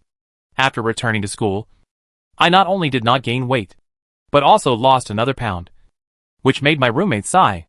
On the day of the monthly exam, Xiao Sifang finished 3 practical courses in a row and ran to the manufacturing department building without looking back. This time she must avenge her previous shame.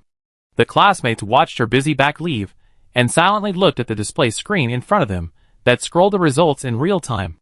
The display screen was newly installed this semester. It is not only used to display the test results, but also the results of the class will be directly recorded on each display screen by the new equipment introduced. Not only can it display all the results on the spot, but even if it is turned off, the highest and lowest scores in the historical results will be retained next time it is turned on for public display. It was both encouragement and threat. Xiao Sifang's name was on all 4 practical tests, except for the last one with 0 points in the ability refining. The other 3 were all ranked at the top for people to look up to. The students in the first class of the combat department looked at the second name with distress. How could Xingxia be the second forever? Xingxia himself was very stable. He didn't even frown. He murmured, It seems that the intensity of training needs to be increased. The night before the monthly exam results were announced, the lights in the dean's office were bright. The 4 large sofa chairs were all full. The men of different shapes and sizes had different expressions. They sat around a round table. No one spoke for a while. Duan Feifei poured the last cup of tea, secretly glanced at Willie, and retreated temporarily at his signal. She shouldn't have been here, because Willie needed a muzzle to ignite the gun. So she came. Ted, the head of the command department, glanced at the gentle and silly head of the manufacturing department.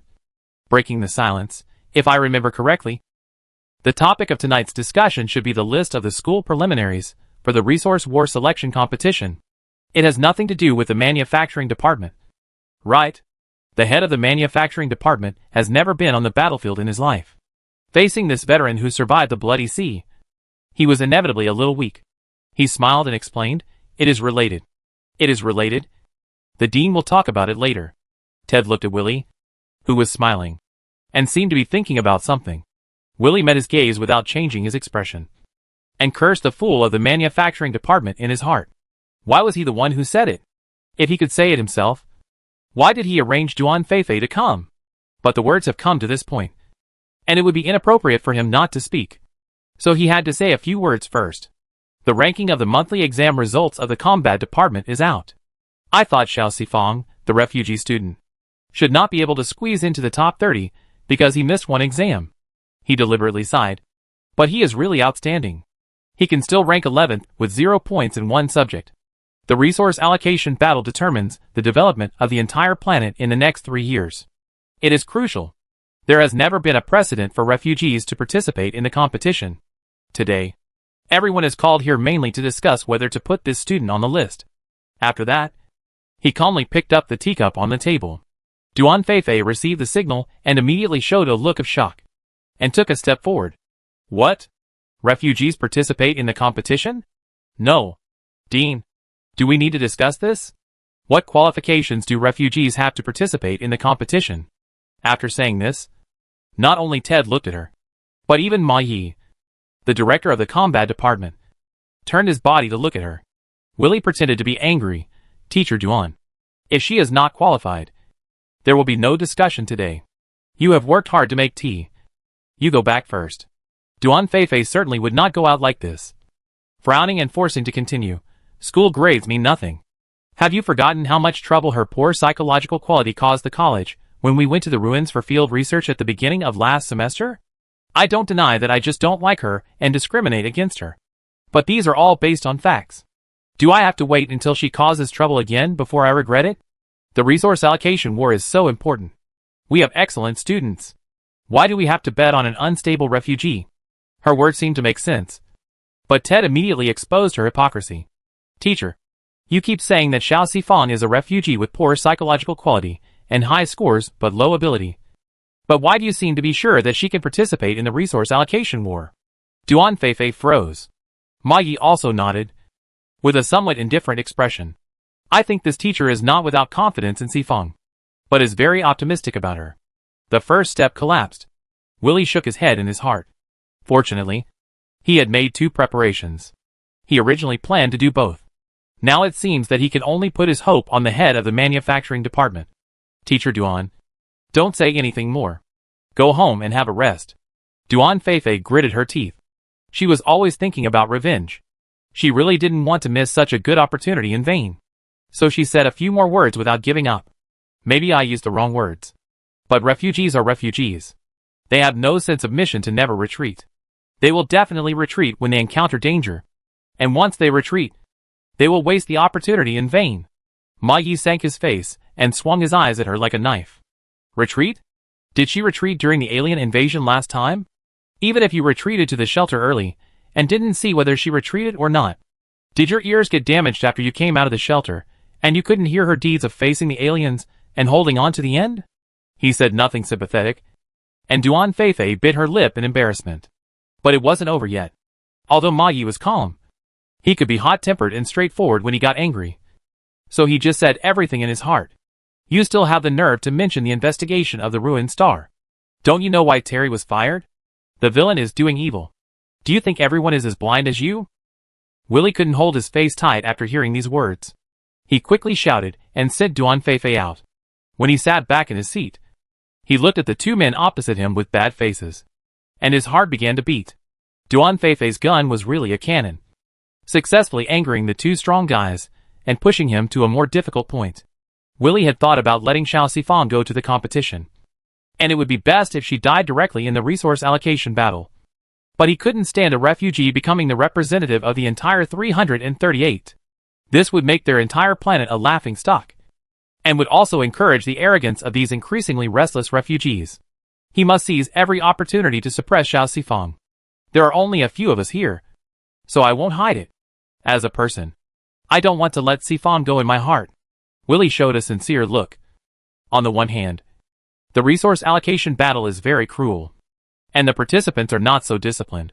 We naturally know Sifang's strength, and I even think that she will stand out in this election and get a place to compete. But our knowledge does not mean that people from other planets know it. I am worried that her refugee identity will make our team a target of public criticism. The old ones are still the wisest. His words are reasonable and hard to refute. On the other hand, he looked at the head of the manufacturing department. That child is really outstanding. Although she didn't get the first place in this monthly exam, she returned to the 3rd place. Moreover, her hands-on ability and creative thinking are not ordinary. Last year, one of her inventions was collected in our exhibition hall. It would be a pity if such a talent fell in the resource war. Yes. Yes. The head of the manufacturing department nodded repeatedly. I also hope that she can follow me to concentrate on manufacturing. Our planet has not made any breakthrough research progress in the past 10 years. Everyone is under great pressure. It's rare to have such a good seedling. I will regret it for the rest of my life if I let her go. Ma Yi hesitated a little and looked at Ted. The latter was quite calm, stroking the edge of the cup with his fingers, and raised his face, which was already wrinkled. First, if Xiao Sifang is really strong enough, then the opponent, who doesn't know her strength and deliberately attacks her, will definitely suffer more than her. It is still unknown who will win at that time. Second, the target of public criticism will only appear at the beginning of the game. For the same reason, as long as she is strong enough, she will make people unable to return. She will definitely become famous within a few rounds. Who dares to act rashly at that time? There are no fools who can participate in the resource war. Third, talents in the manufacturing department are rare? I checked. Her father is Xiao Qingjian, and he also turned our planet upside down 20 years ago. But what happened then? Ted stared at the head of the manufacturing department and said clearly, after graduation, there was no sound. That's because the superiors didn't allow him to make any sound. The head of the manufacturing department refuted in his heart, but he was defeated in the end. That's right. Xiao Qingjian can be suppressed, and Xiao Sifang can also be annihilated. Ted calmly picked up the teacup and took a sip. The tea was slightly cold and bitter in his mouth. So why not let her make more contributions to 338 when she can shine? In this way, the benefits can be maximized. Willie was speechless after being refuted by him. He was worthy of being a commander who was once ranked at the front line.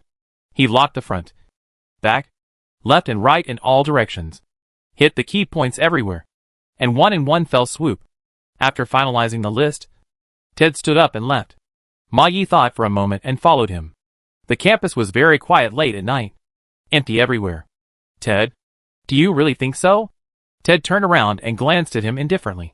What do you think? Ma Yi paused and said, maximize the benefits. He? The person being asked laughed, stopped, put his hands behind his back, thousands of emotions in his eyes, and answered irrelevantly, Director Ma, you have been retired for a long time. You may not know how difficult the front line is now. Ma Yi was stunned. Ted laughed again when he saw this, stopped looking at him, and walked forward. I really think so. Maximize the benefits. The world needs to change, and he is willing to give the revolutionaries of the new era a chance. It's that simple. After the preliminary list was announced, some were happy and some were sad. The students who failed to be selected vented their emotions by drinking water while holding their shoulders. But for the students on the list, there was no time to calm down their excitement from the announcement to the establishment of the special training class. At 6:30 that evening, the 30 members of the Combat Department Special Training Class had already put on their combat uniforms and came to the training ground specially opened for them by the college. Ma Yi, the class teacher, also wore a black combat uniform and glanced at Xiao Sifang, who was standing inconspicuous in the crowd. He has been teaching in the college for more than 30 years, and he was also in the college for the 3 years when Xiao Qingjian's incident happened. To be fair, Xiao Qingjian was so outstanding that he had no prejudice in his heart, and he could only marvel and sigh, just like now, because they were separated by a department. He didn't know much about what happened back then, but even he signed a confidentiality agreement. So you can imagine how big a hole Xiao Qingjian had made. As soon as he was admitted to the manufacturing department, he directly crushed all the students in the first, second and third grades with his talent. He started competing with the teachers as soon as he entered the second grade. With endless ingenious ideas and meticulous professional knowledge, he led 338 to the peak of development in hundreds of years together with the teachers of the manufacturing department. I don't know how many new equipments have his shadow behind them, and countless factories are desperately expanding their scale to earn the first few years of dividends from new machinery. Until the graduation ceremony 20 years ago, hundreds of fully armed soldiers rushed into the campus and arrested people. Since then, he has never seen this true genius again. Originally, he didn't understand why Xiao Qingjian was arrested. In his opinion, although this student was in the limelight, he always followed the rules and did research in the college in a law-abiding manner. He was not dissatisfied with the fact that the results were assigned to the college. He should not have violated any taboos that could make the soldiers so mobilized to arrest people. It was not until Terry, the dean of the department, accidentally let it slip that he vaguely knew the general reason. Breaking the class. Getting close to a second-class resident girl and getting married secretly. This is indeed a serious crime. The identity of the girl was kept secret. But from the fact that Xiao Qingjian and she were still together in the end, and they were only beaten to live in the outer city together, it can be seen that her background must be big. If it were an ordinary second-class resident, it would probably be directly sentenced to death as a warning to others. He didn't know what happened afterwards. If Xiao Sifang hadn't suddenly appeared and walked a more exaggerated path than her father, he probably wouldn't have remembered this person. After many years, history reappeared, and he still couldn't help but sigh. So what if they were refugees? As long as they were willing, they were not necessarily worse than second-class residents. He remained silent for a long time, and the students below stood straighter and straighter, tensing their bodies nervously. Ahem. He realized that his brief distraction had brought considerable psychological pressure to the students. He cleared his throat and softened his expression. I am very happy to meet you all here. When he was speaking, Xiao Sifang felt his back being touched. He turned his head carefully and met Lu Yi's slightly provocative eyes behind him. The 2-month free period did not disappoint any self-disciplined person. Lu Yi's efforts to get up early and go to bed late were very effective. Although he was still lagging behind in cultural subjects, he was just stuck in the 30th place and entered this special training class temporarily formed for the competition. Xiao Sifang saw her as soon as he entered the door. But because Bai Shui came first, he didn't bother to greet her. Maybe because of this, she had the opportunity to imagine the plot of "You thought I couldn't attend the special training class, but I just happened to attend it.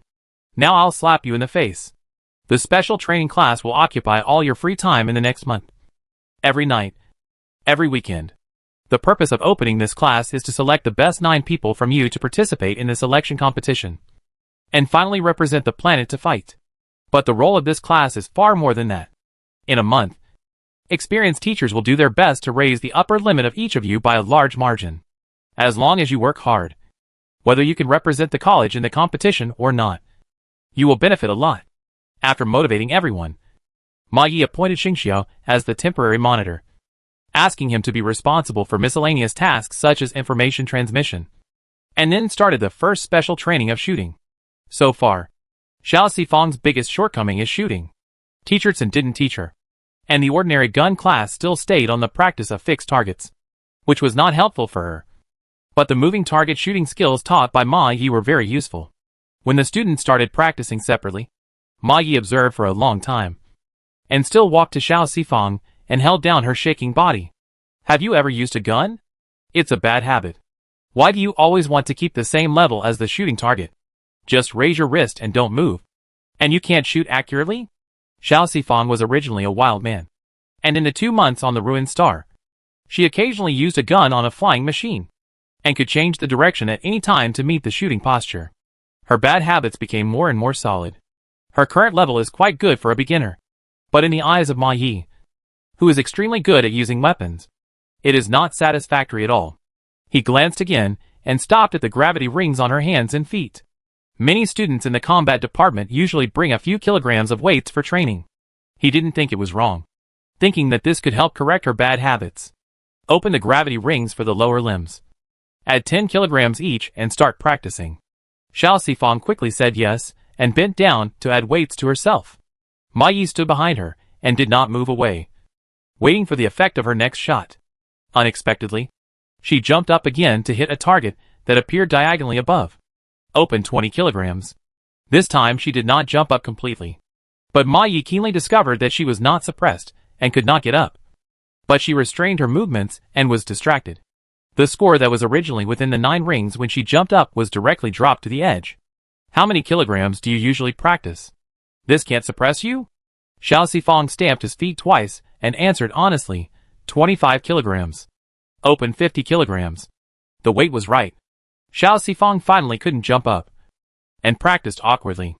The more flexible the gun posture is, the smaller the range of motion is, the more energy is saved, the faster the muzzle is turned, and the greater the range of ability is. Remember these words. You don't have to worry about grades today. Just change this bad habit first. Okay, teacher. Ma Yi watched for a while before turning around and walking to other students to continue one-on-one guidance. To be honest, The original posture of this refugee student was a bit strenuous, but the accuracy was not bad. The first day of special training ended with a full sense of frustration. On the second day of close combat, she vented her anger with full firepower and quickly knocked down the battle doll that was turned to the highest level, forcing the special training teacher to open 2 battle dolls for her at once. And then she fought heartily, because the resource war is also a competition that prohibits superpowers. The use of superpowers is not included in this special training. Xiao Sifang participated in all the special trainings without missing a single one. While she has reached a new level, she has also cast a huge shadow on her classmates. Close combat is always her strongest point. The last close combat special training, she fought 3 people one by one and solved the fighting puppets within 1 minute. Her heroic figure will always remain in the memory of her classmates called Horror.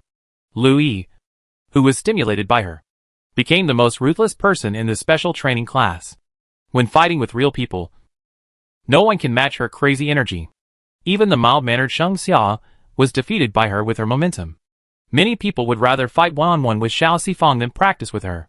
It was this power that made her turn from the last to the last, and once again took the last place in the competition after the teachers carefully selected and compared them repeatedly. When her name was put on the list, the teachers who taught close combat laughed and said, in front of her, even Xiao Sifang and Xingxia, who are much stronger than her, seem a little weaker. Ma Yi also smiled. If other students have this momentum, our college will definitely be invincible. You can't compare them like this. They are not the same type. Ted, who was sitting alone on the other side, said indifferently, each has its own merits. Xingxia from your combat department is so calm and patient at a young age. If she can grow up, she will definitely be one of the best generals. If he had come to our command department, Ma Yi didn't know whether to laugh or cry. Go away. Don't think about my people. Who are you going to give the command position to? Su Qingxin. He answered without any hesitation. The teachers of the combat department looked at each other, but the few people in the command department were very calm. They had prepared themselves mentally long ago, so it was not surprising. Xiao Sifang is fine. She can't find any problems. But this Su Qingxin has just started to learn command. Will this? Ted waved his hand and interrupted the teacher who was talking. His command knowledge is indeed too shallow, and there are many uncertainties. If it were a more disciplined situation, I would not let him go. But there is no black and white in the resource war. He is the most suitable candidate. Speaking of his favorite student, a smile flashed across his eyes. He is far from being a qualified commander, and he is still mediocre as a military advisor. This kid usually looks polite and law-abiding, but when he gets on the command platform, all those conspiracies and tricks. TSK. He is simply shameless. The crowd did not understand the specific situation and was speechless. Anyway, even if they had something to say, such as Willie who got the confirmed list, they could not argue with him at all. So, the list of participants of Chris Academy was submitted to the mailbox of the organizer of the selection. The dust settled. Since the special training began, Mr. Tsen's private lessons have been stopped due to time constraints. Calculating the time, Xiao Sifang has not seen Sun Bo for a full month. The night before the competition, she secretly went to the northwest entrance of the college, hoping to try her luck to see him. If she could, she would ask him to teach her some more tricks for the competition. It's strange that even though the two of them have a close teacher-student relationship, they still have no other way of contact except this position. It's like a secret spy who makes a secret contact, and no one can catch any clues of their contact. Today is also a lucky day. Xiao Sifang saw the man sitting lazily on the bench from a distance. A light with a faint white light hung on the bionic tree next to him. It was not too bright, but it could illuminate people and objects clearly. He held a book in his hand, which was made of paper, as big as an electronic book and 1 centimeter thick. Xiao Sifang calculated the manufacturing cost of paper pulp in his mind as he approached, and then found that the book was actually a required course in elementary school. Selected Chinese classics. This was the course she hated the most when she was a child. The words and sentences in it were too obscure, although the teacher's explanations were quite profound, such as family, country, and the world. How to behave in the world, but when reciting, you can't just recite the meaning. The original text was so difficult to recite, and it took her a long time every time. Fortunately, this course will be discontinued when you are 10 years old. Before she spoke, Sun Bo raised his head. I don't know if it's because of the extra light. His face seems to be whiter than usual. His lips are also white. Or maybe it's an illusion. The color of his eyes seems to be lighter than usual. There is a strange feeling of weakness. Xiao Sifang hesitated for a moment, but still asked, "Are you feeling unwell?" Sin Bo smiled slightly. His expression was not abnormal. And his tone was the same as usual. How could it be? Maybe I feel strange because I haven't seen him for too long. After carefully observing the man from top to bottom, left to right, Xiao Sifang waved away the sense of disobedience in his heart, and chose to believe him, and walked to the other side of the bench and sat down. "I'm going to compete tomorrow. Why don't you take a rest? Are you too excited?" "Not excited." Xiao Sifang put his hands on his knees and told the truth. "I'm a little nervous." "Huh?" "No matter what I did before, I only represented myself. This time I have to represent the college. I'm afraid I can't do well." Sin Bo shook his head and gave only 3 words. "Little girl." "Alas." Xiao Sifang sighed, turned sideways to him, and mentioned his purpose. "Have you participated in this kind of competition? I want some experience." Sin Bo laughed. "You've just arrived. What experience do you need? When you really become one of the contestants of this planet, come and ask me." Without getting an answer, Xiao Sifang said somewhat disappointedly, "Okay." Before she started to feel melancholy, Sin Bo started to chase her away. "Go back and rest. Do your best tomorrow. Don't embarrass me." Xiao Sifang had no choice but to get up and leave disappointed. After walking 4 or 5 steps, she felt as if she had forgotten something, and fell back to stand in front of him. "What's wrong? What's wrong?" She couldn't tell, but just started to look at her dear teacher's face again. Sin Bo didn't get angry. He closed the book and raised his head to show her openly. After looking for a long time, Xiao Sifang finally remembered that she had forgotten something. Strictly speaking, it wasn't her who forgot, but Teacher Tsin who forgot. He didn't touch her head today. Of course, Xiao Sifang would not say such words. She just looked at him worriedly again and suggested in a vague but sincere way, "You should go back and rest early." This time she really left. Sin Bo looked at the shadow on the ground that was getting longer and farther away and laughed again. His eyes were quite sharp. He was obviously not feeling very uncomfortable now. The mimic mirror of May 1st was adjusted to be particularly blue, giving people a sense of clarity and clarity. Under the blue sky, the circular central square was surrounded by a sea of people. 12 teams were neatly arranged in the center of the square. A temporary platform was built in front of the team, with red silk and banners on the platform. There were 12 empty chairs behind a long table for 2 people. The host was dressed in a suit, holding a microphone and standing in a corner of the platform, looking down frequently. 3 smart cameras that had been programmed long ago flew in the air, slowly adjusting the angle to capture the entire square. The drums that had just started to warm up echoed low in the air through the player. In such a tense atmosphere, Xiao Sifang's palms began to sweat and became slightly sticky. Before gathering here, the college received an urgent notice that the selection rules had changed. This year, the college would no longer directly select teams that had been fixed to participate in the resource competition. Instead, they would select the best individuals independently and regroup them into a new team to participate in the competition. There was no more specific explanation. They only said that a detailed and comprehensive explanation would be given on site, and asked them to arrive half an hour in advance to prepare. Such a big change was not notified on the day of the competition. As soon as they arrived at the square, the teachers leading the teams from various colleges gathered together and discussed it. The students in the team couldn't help but start whispering. "What do you mean by selecting individuals? Do we just have to fight in a round-robin manner? And whoever can stand to the end without falling will be selected? I don't think so. I think the college teams still have to fight each other." "I agree. The competition should be the same as usual. But the winning team can't have all its members participate. No. I think there should be new tricks." Whatever they said, Su Qingxin, who was at the end of the team, was so nervous that he kept sweating. It was not a good feeling to have his preset suddenly broken. He had adjusted his emotions for several days, and suddenly there was a gap. Lu De in front of him noticed his abnormality and said, "Don't be nervous. The selection of commanders has always been a separate simulation battle.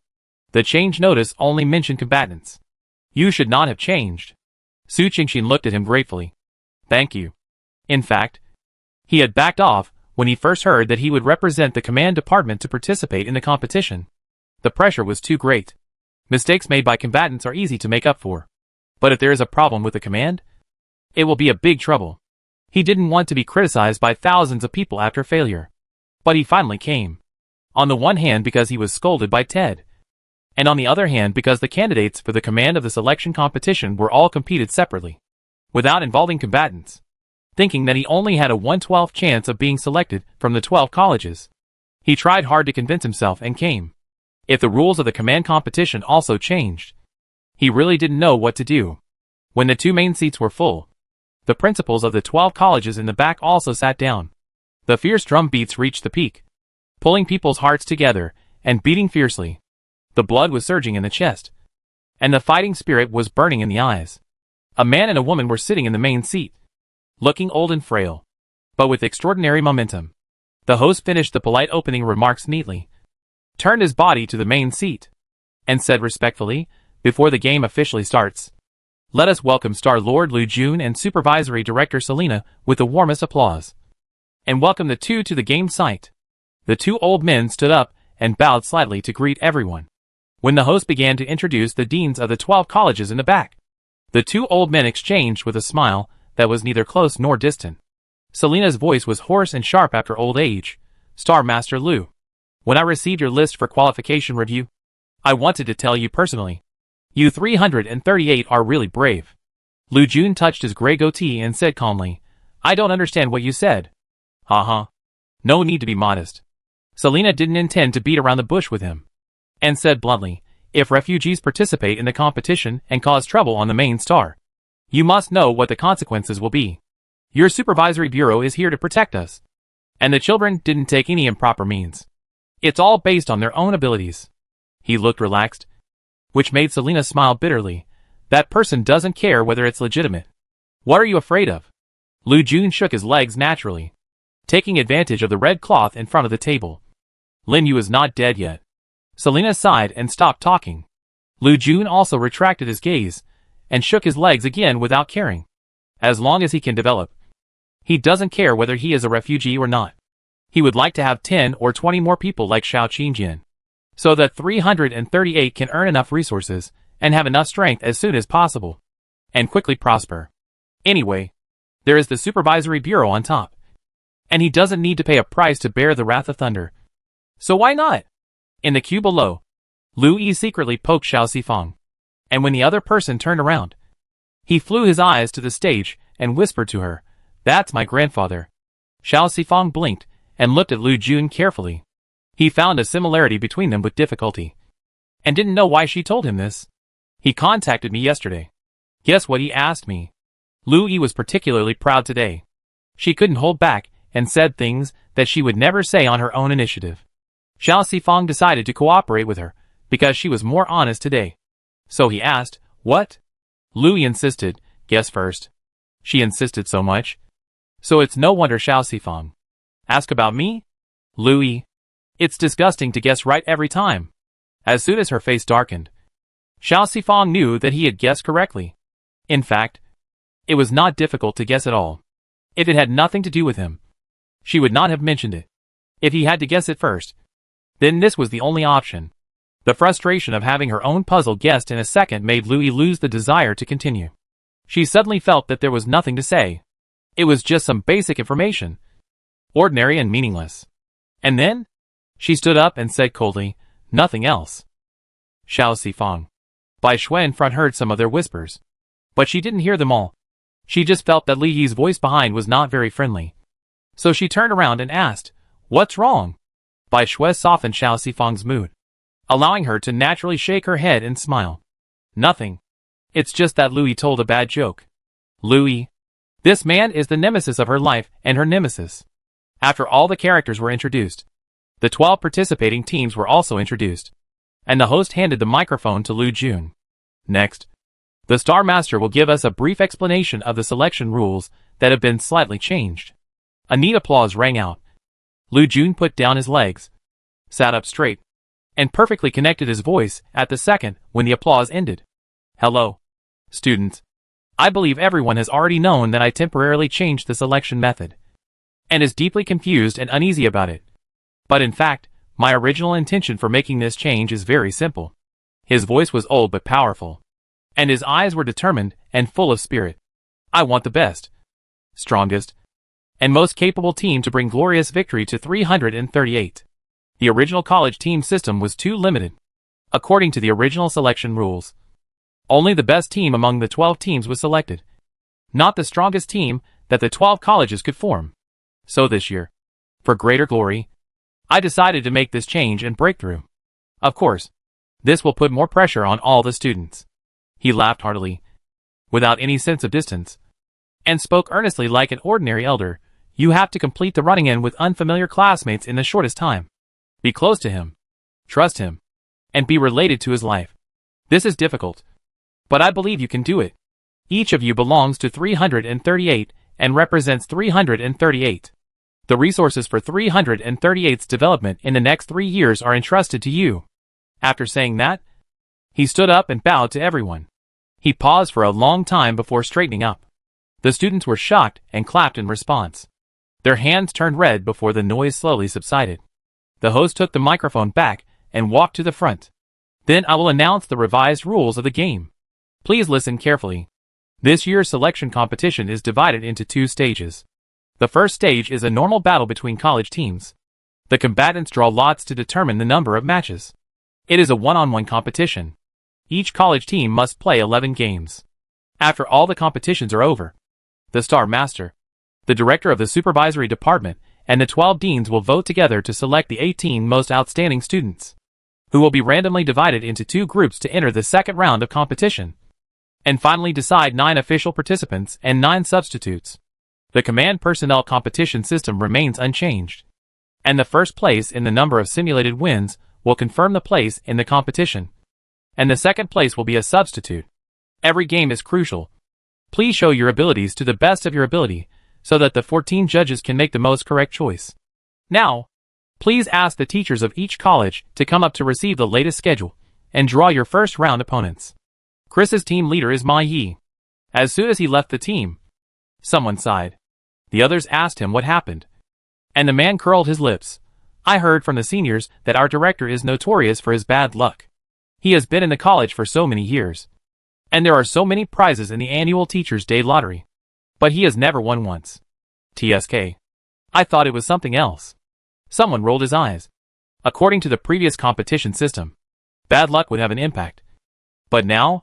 Anyway, we will face each other sooner or later. So what does it matter? Xingxia shook her head. That can't be said. If we lose in the first game, it will affect morale. Pooh!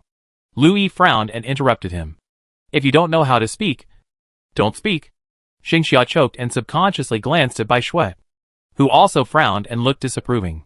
He regretted it very much and quickly corrected his attitude and admitted his mistake. We won't lose. We won't lose even if we play the real coys in the first round. Everyone suddenly had a bad feeling in their hearts. Sure enough, Ma Yi came down from the stage with a stern face and said, I have a bad news and a worse news. Which one do you want to hear first? Everyone, whatever. Ahem. Ma Yi cleared his throat to ease the atmosphere, and first told everyone the schedule.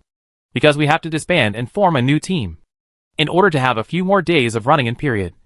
The time schedule of the selection is very tight. We have to play 2 games in the rest of the day, which will be very hard. Everyone is working hard. Not just their college. This news is not too bad. What's the other news? What's the result of the draw? The nervous and expectant faces of the children made Ma Yi's back straighter, and his expression more majestic. Coys. As soon as the voice fell, Xingxia became the focus of all the classmates' attention, and the unspeakable sight cut through his body. Xingxia. I'm sorry. Everyone was powerless to complain. Ted, who came with the team, glanced at everyone lightly. You want to represent 338 in the competition with such a useless person? What's a coys?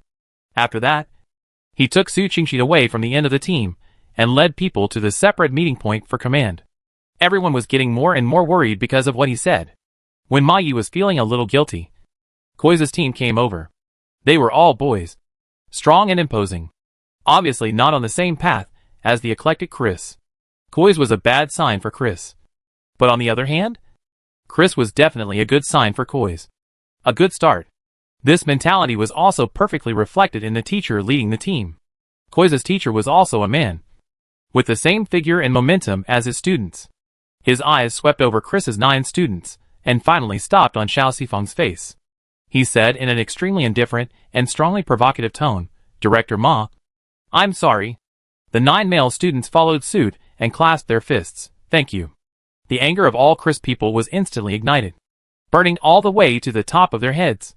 Xiao Sifang clenched his fists, calmly met the other party's gaze, and smiled sweetly. Of course, his voice was sweeter than his smile. "I envy you so much that you can play psychological warfare now to relieve the burden. Our dean doesn't let us do this easily, saying that only worthy opponents are worth our attention. Otherwise it's a waste of energy." Ma Yi. He shouldn't have been angry just now. How could he forget that there is someone who can debate with the heroes on his side? Mistake? Mistake? Bai Shui and others all smiled and looked back at the dark faces of the other side provocatively. Perfectly pulled down and turned the tables. As a top 3 powerful academy, Koi's naturally could not underestimate the enemy. Even though he knew that there was a refugee among the combatants of Chris Academy, he did not have any contempt. The teachers of Chris Academy are not fools.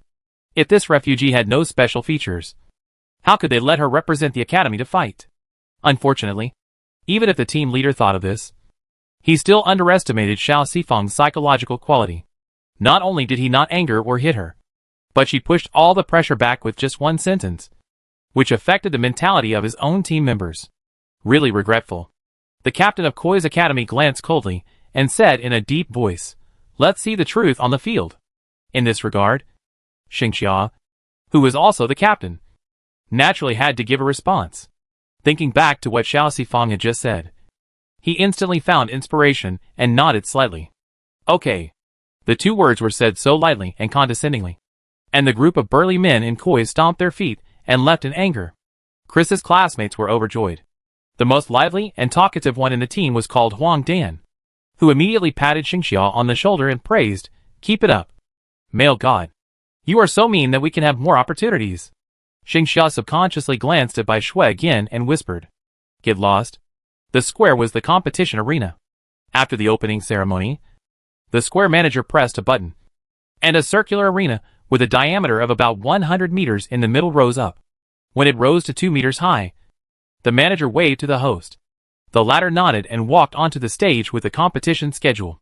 "The first match will begin soon. The contestants from Kronos College and Test College please go to the preparation area next to the stage to collect their equipment and enter the stage in 10 minutes. The rest of the students please go to the viewing area under the guidance of the staff to watch the game." The viewing area is actually a temporary open space with benches set up at the edge of the square. There are 3 huge light screens in front of the open space, broadcasting every scene on the stage in real time. The 10 college students who didn't have a turn sat in a row here. Huang Dan sat for less than half a minute before he left his seat restlessly, stretched his neck to look at the other side of the square, trying to see what the 2 colleges that were about to participate in the battle were doing, and kept talking. "Do you know that in order to avoid casualties, the weapons given in each selection are not only rubber bullet guns and rubber daggers, which are not lethal, but also require everyone to wear a special color-changing battle suit outside the combat uniform. When the battle suit turns into a bloody suit, the team member is dead and cannot continue to participate in the battle. I wanted to try this suit when I was a child, and now I finally have the chance." Xiao Sifang listened to him mumbling for a while, turned around and asked Bai Shui, "Was Kronos College the first-ranked college last year?" "Yes."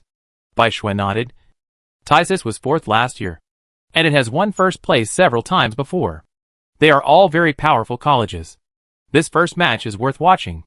10 minutes later, the players of Kronos and Tess appeared on the stage, 1 team on each side, standing in front of their respective flags. The host stepped on the flying vehicle to rise high in the sky, and waved the bright red flag in the middle of the 2 teams. The game begins. The team overall arena match is different from the team relay arena match. The latter is a one-on-one singles match to see who loses first and leaves the stage, while the former is to see which side pulls the opponent's flag first. If the flag is there, the team is there, and if the flag is pulled out, the team is destroyed. Even if all members are alive when the flag is pulled out, it is considered a team annihilation. Xiao Sifang sat upright, staring at the screen without blinking. Kronos Academy used the most common triangle formation, with one person leading, two in the middle, and the rest all in the back for flexible attack and defense. The formation of Tess Academy was a little confusing. At first, they lined up in a row, as if they were going to intercept in a straight line. But when the opponent rushed over, they actually rushed forward all at once. Xiao Sifang studied it for a while, and after seeing two Tess students bump into each other, he judged that this was not a novel team formation, but a self-disordered formation. The teacher sitting in front also confirmed her guess, because the rules have changed and it has been changed to individual selection. Tessa's mentality has become problematic. Yes, I think only 2 students out of 9 know how to cooperate. The others are just showing off. Which teacher led them? Rada, the guy who became the director with only his fists, is a bully. He must not have adjusted the students' mentality before the game. It doesn't matter. There are still 10 games to play. And it doesn't matter if you perform well then. Taixisai's mentality problem directly led to the one-sided trend of the 2 originally evenly matched sides. Both sides did not show any strength, and Taixisai was already defeated, and the flag was pulled down in a few seconds. Not only Taixisai, but Xiao Sifang, who did not gain any experience, also had a bit of a breakdown in his mentality. Xingxiao reluctantly concluded, in short, keep cooperating. Even if it is a team competition, it is still a team competition. If you act independently, you will be the next Tess. The second game is a competition between Nemesini College and Ria College. Both of them are colleges that have been at the bottom of the rankings for many years. The game lasted a long time, but there was still nothing to watch. Louis even snorted coldly. After all, you are the representatives of a school. But how can you not even let go of your hands and feet? It's disgusting.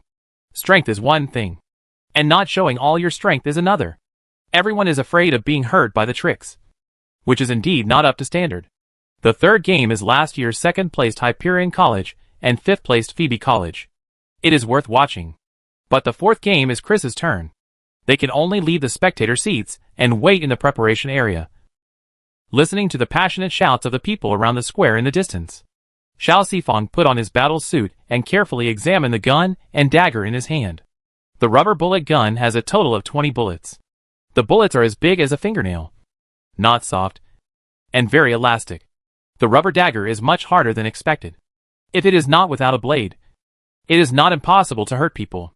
He rubbed the 2 weapons repeatedly to find the feel, and finally hung the weapons on his waist and moved his hands. Instead of taking such weapons into battle, maybe it would be faster to fight directly with your hands? Pay attention to cooperation. Maggie put his hands behind his back and once again strengthened everyone's confidence, just like in normal practice. Just play your best strength. Don't be nervous. Those people in Koi's are just big. At least, their IQ is already visible to the naked eye. He usually never criticizes others. But when the game is about to start, he must ease the tension of the team members, because there are many games to play every day. How to allocate physical strength to keep yourself in the best condition may also be an indicator for the judges to examine. Don't be stubborn and do it recklessly. Cooperating with each other and retreating or rushing appropriately are all strategies. You know. He looked at everyone meaningfully. The resource allocation battle lasts for 3 days and 2 nights. And the allocation of physical strength is very important. The change in the selection rules this time means that the star leader will conduct a comprehensive consideration of each participating member.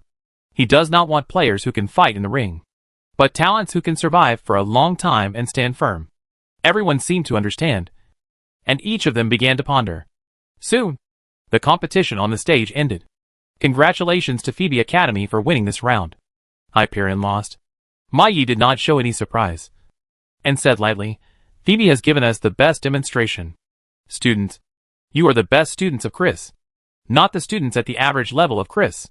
The ranking of the college cannot represent your strength, but you can represent the college. Xingxia took a step forward, and the other 8 people lined up neatly behind him, followed him, and raised their right hands, with a firm look. Chris will never admit defeat.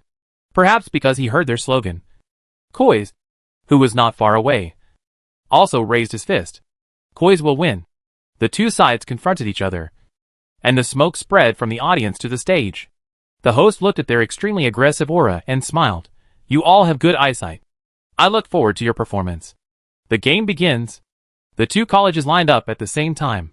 Chris, except for Xiao Sifang, guarded the back, and the other 8 people all stepped forward, forming a sharp contrast with Koi's 3-3-3 formation. This bold formation was proposed by Su Qingxin at the last meeting last night, because Ted was backing him up. He was confident enough to say it in front of a group of second-class residents who doubted him. At that time, no one knew that the rules would be changed. This idea was prepared for the finals, or for opponents who were not sure to win at all. All 8 people rushed forward, leaving Xiao Sifang alone to guard the flag.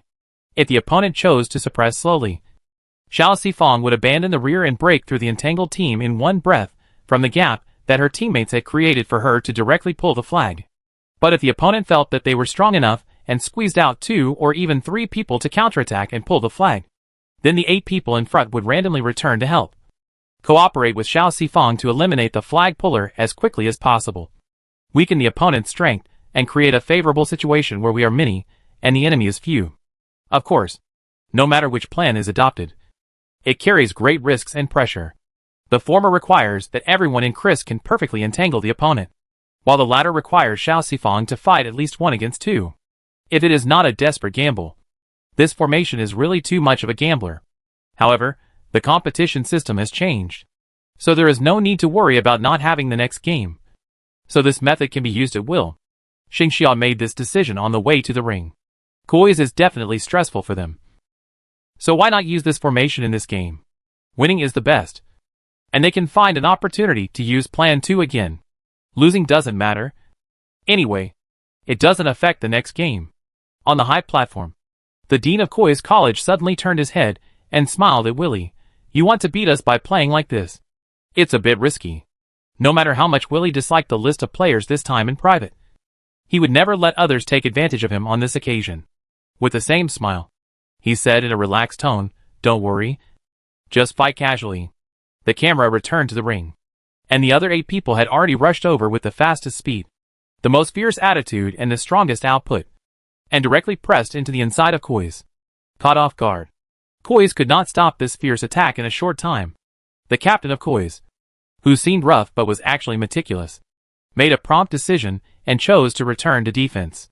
Tangle them. They are 1 man short, and the advantage is on our side. 1-on-1 nearby. I assist.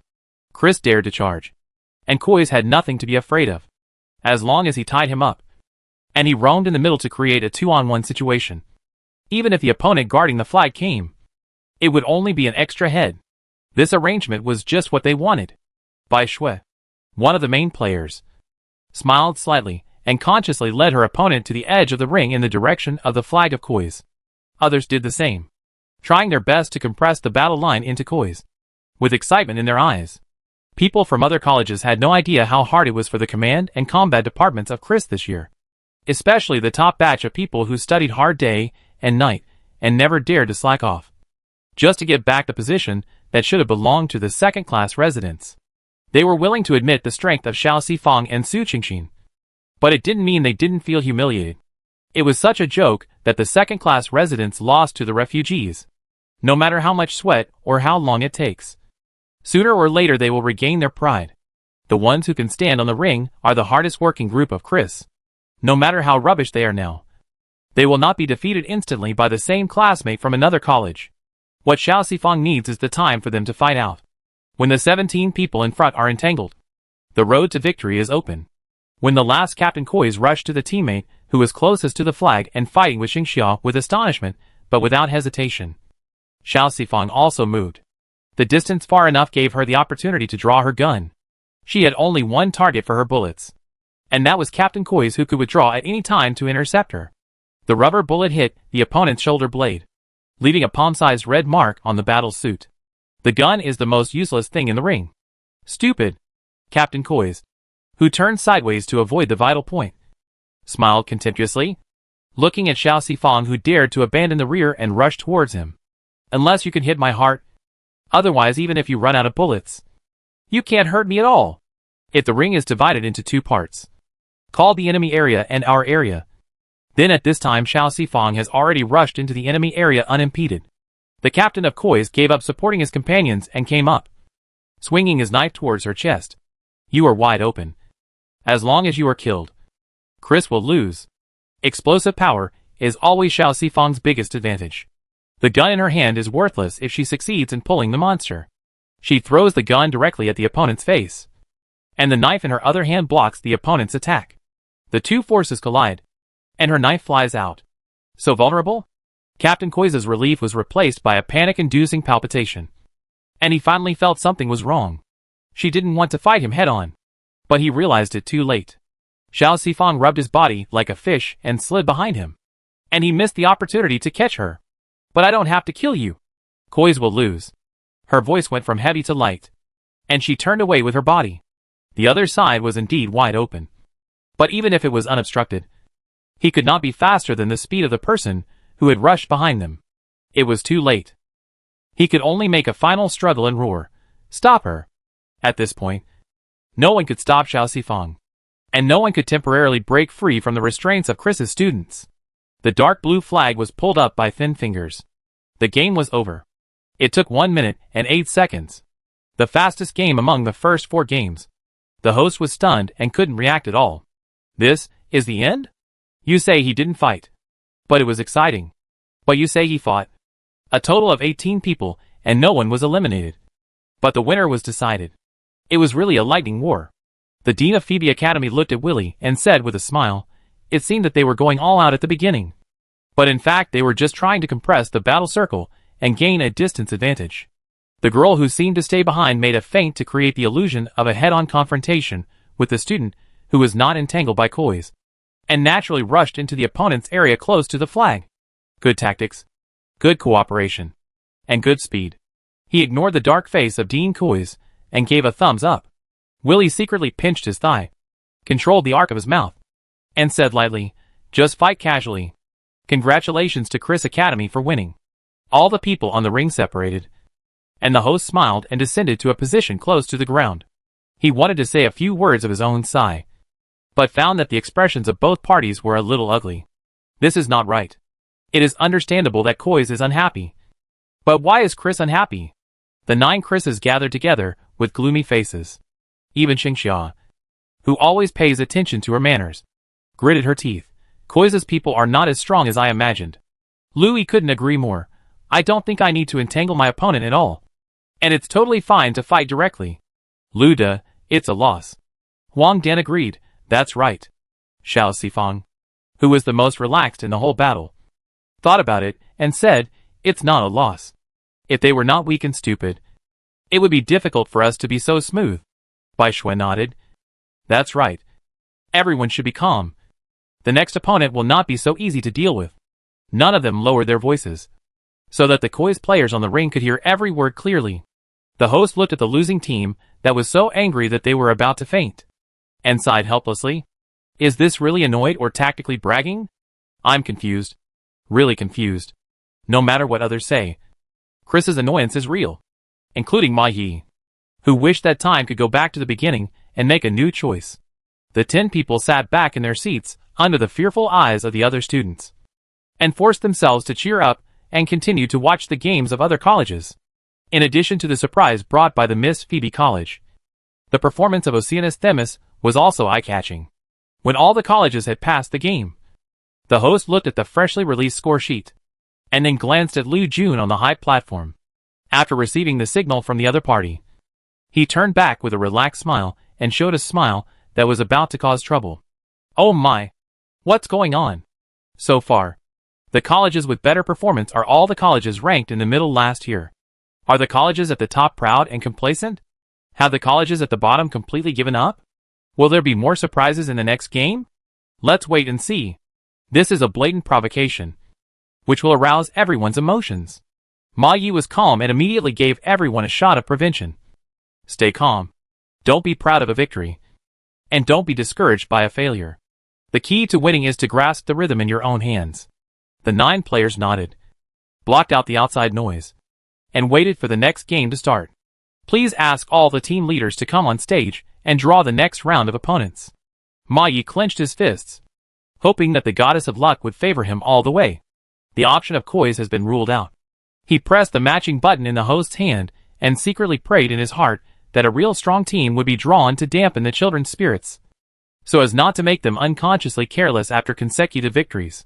However, there is a reason why the stinky hand is called the stinky hand. He looked up and met the sneer of the teacher leading the team of Ria College. He tried to curl his lips, but he couldn't do it. In the end, he just nodded stiffly and brought this news back to the viewing area. The students of Chris College subconsciously looked at the Ria College sitting in the second row, and some of them showed the same smile as their teacher. This time they were in the fifth game, and the fourth college came on stage. They put on their equipment in the preparation area and began to discuss the formation of this round. Wang Dan thought that Ria was so vulnerable that any formation would do. Others thought that they should attack conservatively. Otherwise, if the opponent had a trick up his sleeve, they would lose miserably.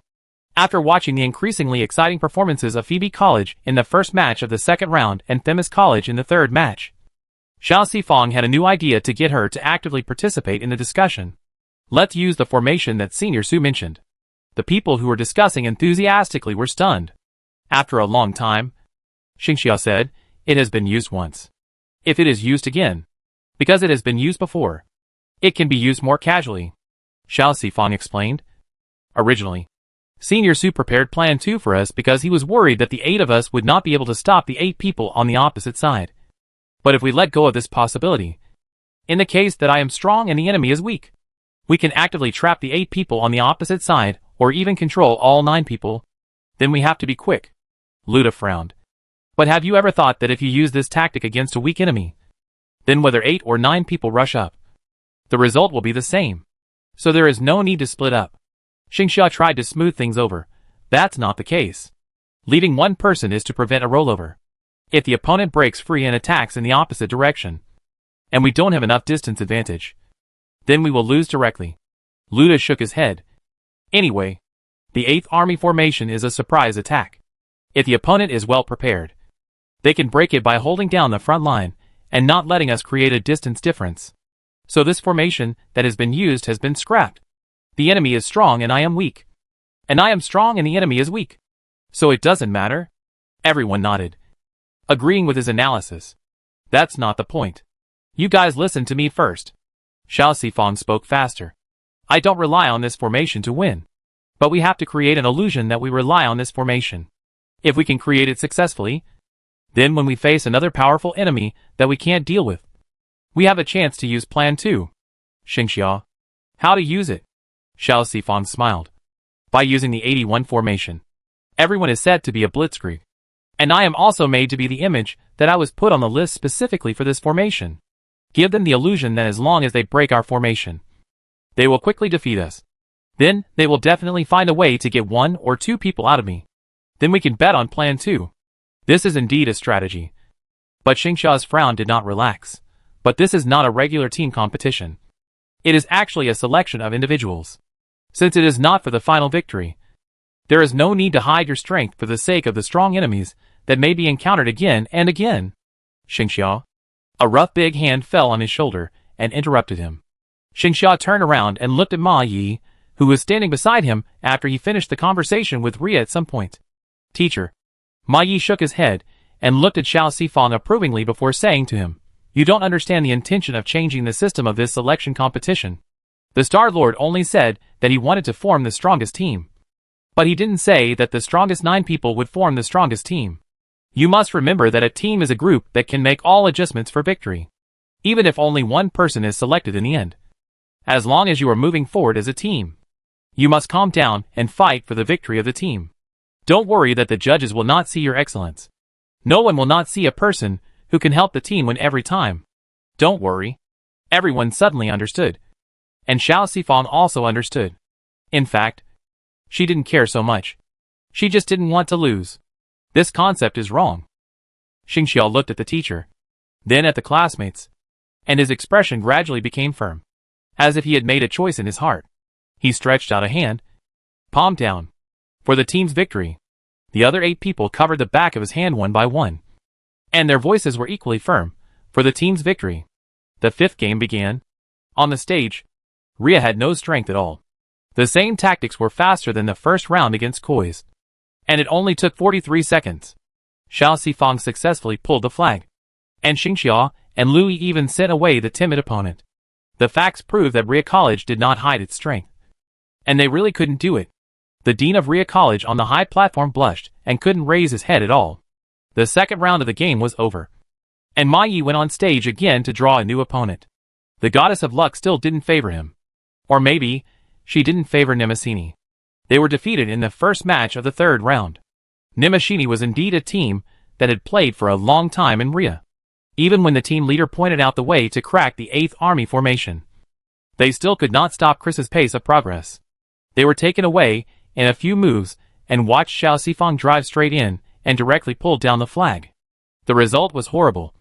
And Lu Jun was so angry that he turned his face away and did not give the deans of the two colleges any face. He directly said that if the rankings did not move in the same place next year, he would ask them to retire early. As for Willie, who had been proud all day, after the children finished a day of hard work, he waved his hand and approved a natural food dinner from the school cafeteria for all the participating teams. 4 meat dishes and 4 vegetable dishes. And reimbursed his account.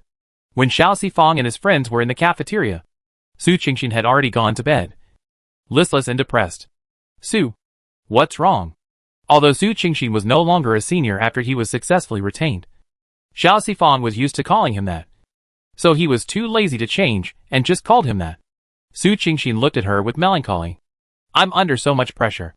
His face was full of sorrow, which was touching. Luda frowned and asked, not going well? How many games today? How is the winning rate? His voice reminded Su Qingxin what kind of occasion this was. And his face froze, and he put away his sad face. Oh no! I accidentally forgot that these second-class residents are ready to die and value honor over life. Showing weakness at this time will definitely make this meal unavailable. Here. He forced a smile and said, 5 games, all won. Temporarily ranked first. The frightened colleagues all breathed a sigh of relief. And then looked at him with some confusion and complaints. Lu Yi frowned and gave him a look. Why do you look so disgusting with such a good result? Because he was one step closer to death. Su Qingxin was extremely sad and happy. And said self-deprecatingly, I'm afraid I won't win all the games. Everyone. Damn talent. Xiao Sifang glanced at his legs hidden under the table. It was shaking so badly. At this table, the only one who could understand Su Qingxin's conflicting feelings was her. As a refugee, you don't need to take responsibility when you are imprisoned everywhere. This can be called psychological relief in a sense. Therefore, when there is pressure and something to carry, it will make people breathless. On the one hand, Su Qingxin doesn't want to lose, and wants to prove that she can do it. On the other hand, she is afraid of this kind of responsibility. Afraid of making mistakes. Afraid that she can't do it. It's okay, senior. She patted the thin shoulders of the person next to her. Just go all out and have a clear conscience. Every refugee who wants to change the status quo must take this step. Only after taking on the responsibilities that the other residents have always carried on their shoulders. As refugees, they can be considered to have the qualifications to challenge these people. Su Qingxin understood the unspoken words from her expression and slowly sat up straight. He finally understood what the path he chose again last year meant. He could not escape. Nor could he retreat. Well, I will continue to work hard. Louis didn't know what they were talking about, and rolled his eyes at Xiao Sifang. Are you really comforting him? Does he need it? This little episode was over quickly, and the chef in the cafeteria had excellent skills, so that the 10 people who had feasted on the food had full stomachs. And then they left. Su Qingxin was picked up by his yellow-haired friend, and Xiao Sifang went to the old place alone. Director Ma's luck was really bad. She had to go to pay homage to Teacherson, who had magical powers, and pass on some good luck to him. Unfortunately, I came to nothing today. Without Teacherson, the light seemed to dim countless times, and the lonely bench was dark. The area under the bench that was not illuminated by the light was like the entrance to an alien world that swallowed everything. Now that he was here, Xiao Sifang sat down in the middle of the bench, opening his arms and legs to occupy the quiet night alone. The slight chill of being alone was like a shadow, and only then did he realize that it was a bit too quiet here. When studying, she could turn a deaf ear to the outside world, and wish that the whole world would become mute so that there would be no noise to disturb people. But in essence, she didn't like the hustle and bustle. When she was bored, she felt that she would go crazy if she stayed in this environment again. I don't know how Teacherson, who was so bored, felt sitting here, just as she was hesitating whether to study here for a while before leaving. A look broke all her comfort, and made her turn her head quickly to find the right direction. Seeing the person clearly, she frowned slightly. You? 20 meters away. A head of golden hair that was still bright in the dim light shone out from the tree. The glowing girl hesitated for a moment and walked towards her. Liz's blue eyes were so charming, and the night covered her freckles, making her look fragile. Xiao Sifang, are you alone?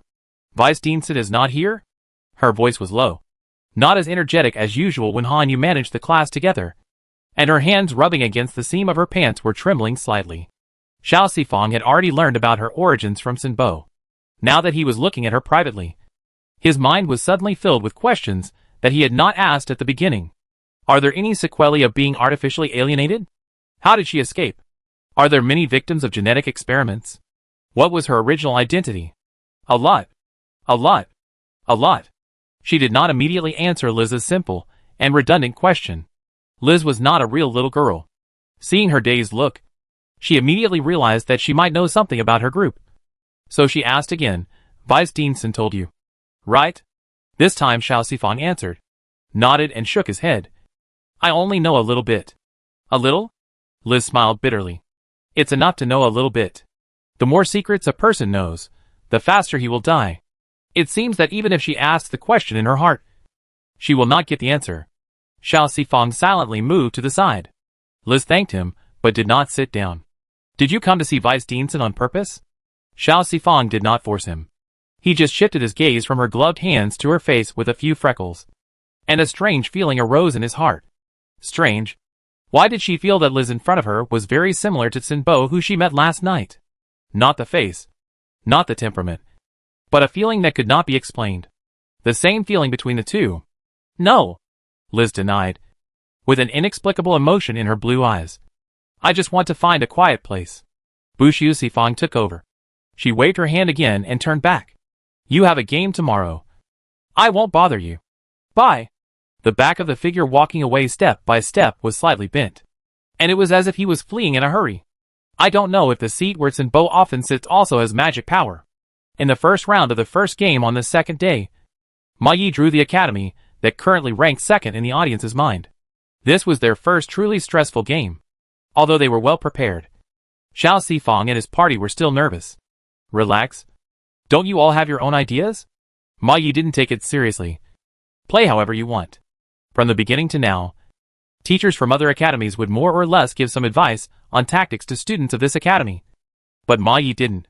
He was only responsible for adjusting the students' emotions and didn't care about anything else. He didn't care. As the leader of the team, Xingxia had to bear more pressure. Fortunately, the members of Chris were very thoughtful and easy to communicate with. He gritted his teeth and held on. We originally planned to act 9 hands of different sizes stacked together. Come on! On the other side, the members of Themis stood in a circle with their team leader as the center to discuss countermeasures. Team leader, so far, among the 12 teams, only Chris has always fought quickly and revealed very little information. Tom Rang? What do you think? Tom Rang, who was named by the Themis team, had a normal expression and a very calm tone. Strike with all your strength. Very good. The team leader nodded. Be cautious with every opponent. This is the way to win.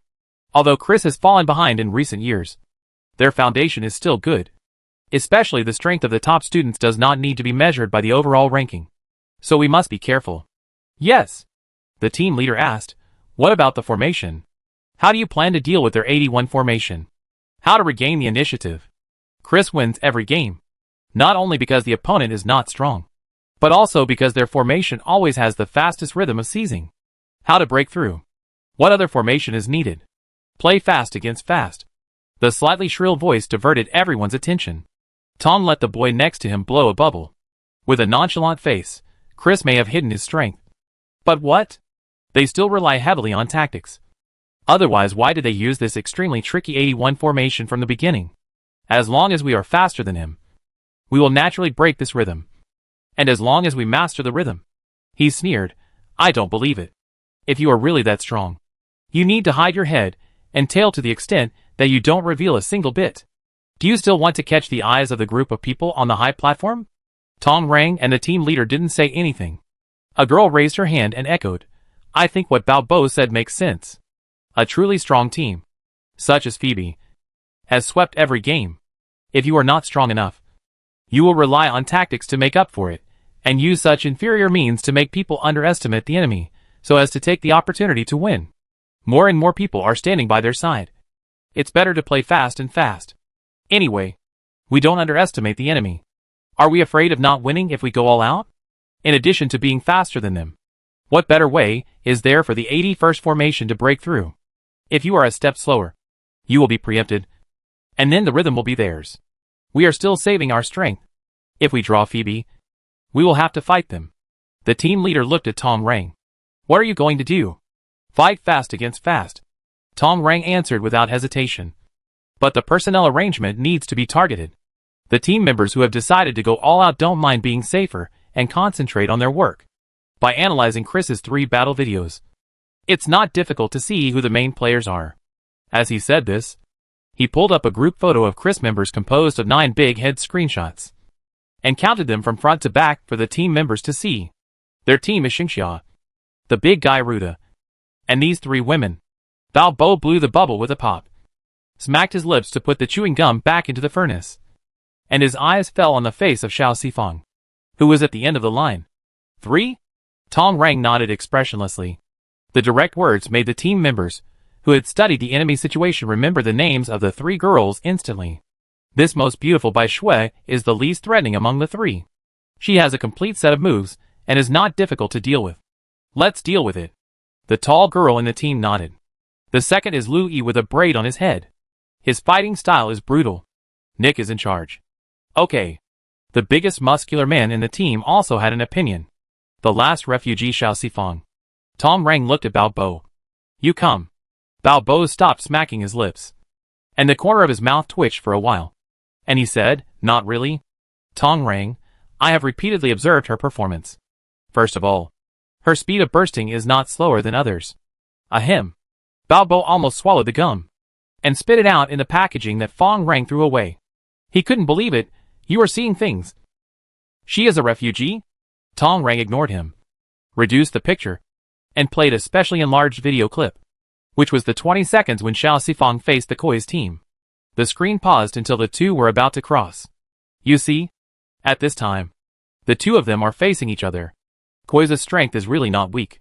If you were to face their team head-on, would you be able to quickly break through to his back? After saying that, he pressed play again, and in a blink of an eye, Xiao Sifang had already passed through behind the opponent. Everyone rubbed their eyes, and Tong Rang played it again. Fuck. She has a unique skill. She can pass through with just a twist. Someone complained. No wonder Chris had to put her up under pressure. More than that, Tong Rang sighed a little tiredly. You don't take the initiative to understand your opponent. This Xiao Sifang was the first in the combat department of Chris for the entire semester last semester. He missed the first monthly exam for the special refinement this year, and his total score is still among the best. Such a person is not so easy to deal with. Bao Bo was silent for a while, and said reluctantly, okay, come. But don't say that you don't take the initiative to understand your opponent. Okay. Not everyone is as perverted as you. And you can find out this level of a refugee. Bang. The team leader slapped him on the head. Annoyed, if you learn to be as thorough as Tong Rang, do you still need to worry about your inclusion in the resource war list? Bao Bo curled his lips, and said nothing more. Tong Rang assigned Lu De to another team member who was at the top of the list, and decided on Sheng Xia for himself. The host held the microphone, and smiled at both sides of the ring, saying, Chris meets Themis. Will there be any new highlights in this game? 3, 2, 1. The game begins. Both sides were going all out. In terms of speed, no one could get the upper hand. At the moment of the fight, both sides felt a little nervous, and had the same idea. This match is not easy to play. Tong Rang's fist was completely intercepted by Sheng Xia's palm. The 2 exchanged more than 10 moves, and narrowed their eyes. They were both reserved, but they could not do anything to each other. Tong Rang's heart sank, and he said in the gap between moves, I didn't expect you to hide so deeply. Sheng Xia retracted his fists and legs, and went straight to his third road, smiling slightly, average. Third in the StarCraft. when she found that the 8 people in front of her could not lead the opponent to move to the enemy area. Xiao Sifang rushed towards Bao Bo, who was also heading straight for her. At the borderline. At the moment of fighting, Bao Bo turned sideways and slid past Xiao Sifang with his feet, and the corners of his mouth curled up. To be honest, Chris's method is really useful. Isn't this winning? Are you a copycat? A soft and sticky female voice that makes one's scalp numb sounded clearly in his ears. The smile on his face had not yet faded. Because of the forward slide, his neck was entangled by a pair of arms. The owner of the arms affectionately stuck to his back for 0.1 second. A strong force hit him, and his unstable center of gravity made him unable to move. He was thrown back in the direction he came from. Xiao Sifang thought that Themis was so interesting and wanted to overtake her car in the opposite direction. If she hadn't saved the idea of getting rid of the person as quickly as possible to support her companions, she might have let him slip past. The opponent's reaction speed was also very fast.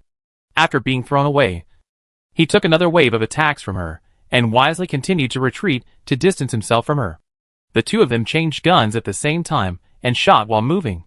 The passive Bao Bo's posture was distorted when he landed, and a gun flew past Xiao Sifang's shoulder, and a huge dot exploded on his chest. Fuck. He finally cursed. Speed. Strength. Shooting skills. This guy is fucking good. Fortunately, he was not a pushover, and he avoided the sensor disc of being shot in the left atrium in time, and his whole body turned red and fell to the stage. The distance was shortened again, and Bao Bo followed his example and threw the old broken gun forward.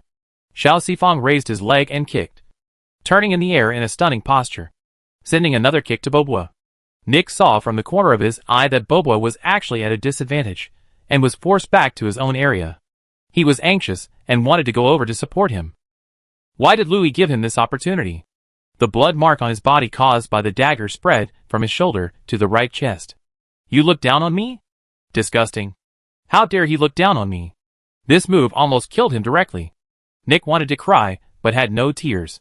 He dared not be distracted anymore, and focused on dealing with the person in front of him. The two daggers collided crazily, and Xiao Sifang used all his firepower to force people back several times. Bawa saw that he was being restrained by the opponent, and was getting more and more unable to perform. He changed his strategy and screamed, "Sister, please show mercy. Let's add each other as friends and fall in love. Please show mercy. Sister." A clumsy play. Xiao Sifang didn't like to talk when he was fighting seriously. He let him scream and ignored him, instead speeding up again. He didn't let him scream anymore. It would affect his teammates.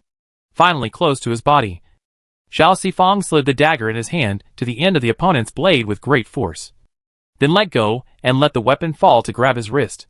With a point of support, his body immediately swung high, perfectly avoiding his other hand that was grabbing in the opposite direction. With his legs and body bent to nearly 180 degrees, Xiao Sifang successfully turned over and grabbed his shoulders, and stepped on his waist with both feet. Kick! Bao Bo screamed in his heart that it was not good, and rolled forward at the fastest speed, still saving his waist intact. Fortunately, this swing made her step firmly, but the flesh was burning. Unfortunately, he avoided the attack, but he could not avoid Xiao Sifang's knee, which was full of strength. He was knocked sideways, and flew more than a meter away. He gritted his teeth and turned over. It was a brutal elbow strike, which hit the sensing disc on his chest. Killed in action. Red quickly spread all over his body. Xiao Sifang did not look at him again. Rushed back to the battle circle, and kicked the girl, who was about to defeat Huang Dan on the shoulder. Go and pull the flag. Huang Dan nodded, holding back the pain in his chest, and ran quickly towards the bright red flag. Tom Rang took on Xingsha's attack, forced himself to block Huang Dan's way, and roared, "Defend!" It's not that easy. Chris used all his strength, regardless of whether his strength was superior to his opponent's. He stubbornly entangled his opponent, and prevented them from returning for help. When Huang Dan was stopped, Xiao Sifang also dealt with the girl and helped Cheng Xia, and the two of them blocked all of Tong Rang's escape routes. Thank you. Huang Dan smiled and safely withdrew from Tong Rang's attack range. 5 seconds later, he raised the flag high. Thunderous cheers rang out in the distance, and the host announced the final result in an excited and sharp voice. The game is over. Congratulations to Chris Academy for winning. and bringing us another surprise. Everything stopped on the ring, and both sides took a few deep breaths to adjust for a while, and then split into two teams again and bowed to each other. Tong Reng extended his hand to Sheng Xia. I'm willing to pay you tribute. Thank you. Sheng Xia also extended her hand, and the two shook hands and smiled at each other. After breathing oxygen and recovering, Bao Bo was still a little unconvinced, and looked at Xiao Sifang with a slanted eye. Don't be so proud. If I hadn't thought about it wrongly and let you take the lead, I don't know what the outcome would be. As soon as he said that, Bai Shui looked at him sympathetically. It's all over, so there's no need to be stubborn. You won't get any advantage. As expected, Xiao Sifang looked at him quite tolerantly, revealing a deep smile. Yeah, whatever my brother says is right. Bao Bo's face turned red at the fastest speed of the aircraft. 100 times faster. You. In the end, he was carried away by Tong Reng and Nick one by one. Ma Yi looked at the students who came with bruises and wounds, and smiled generously. Well done. On the high platform, Themistine snorted, Willie, you are doing great things quietly. Willie smiled modestly, same here. Selena in front followed Xiao Sifang all the way until she sat down in the viewing area, and then she looked away. Excellent, isn't it? Lu Jun shook his legs on the tablecloth, his eyes clear. This is our future. Instead of joining the crowd regardless of whether they are excellent or not.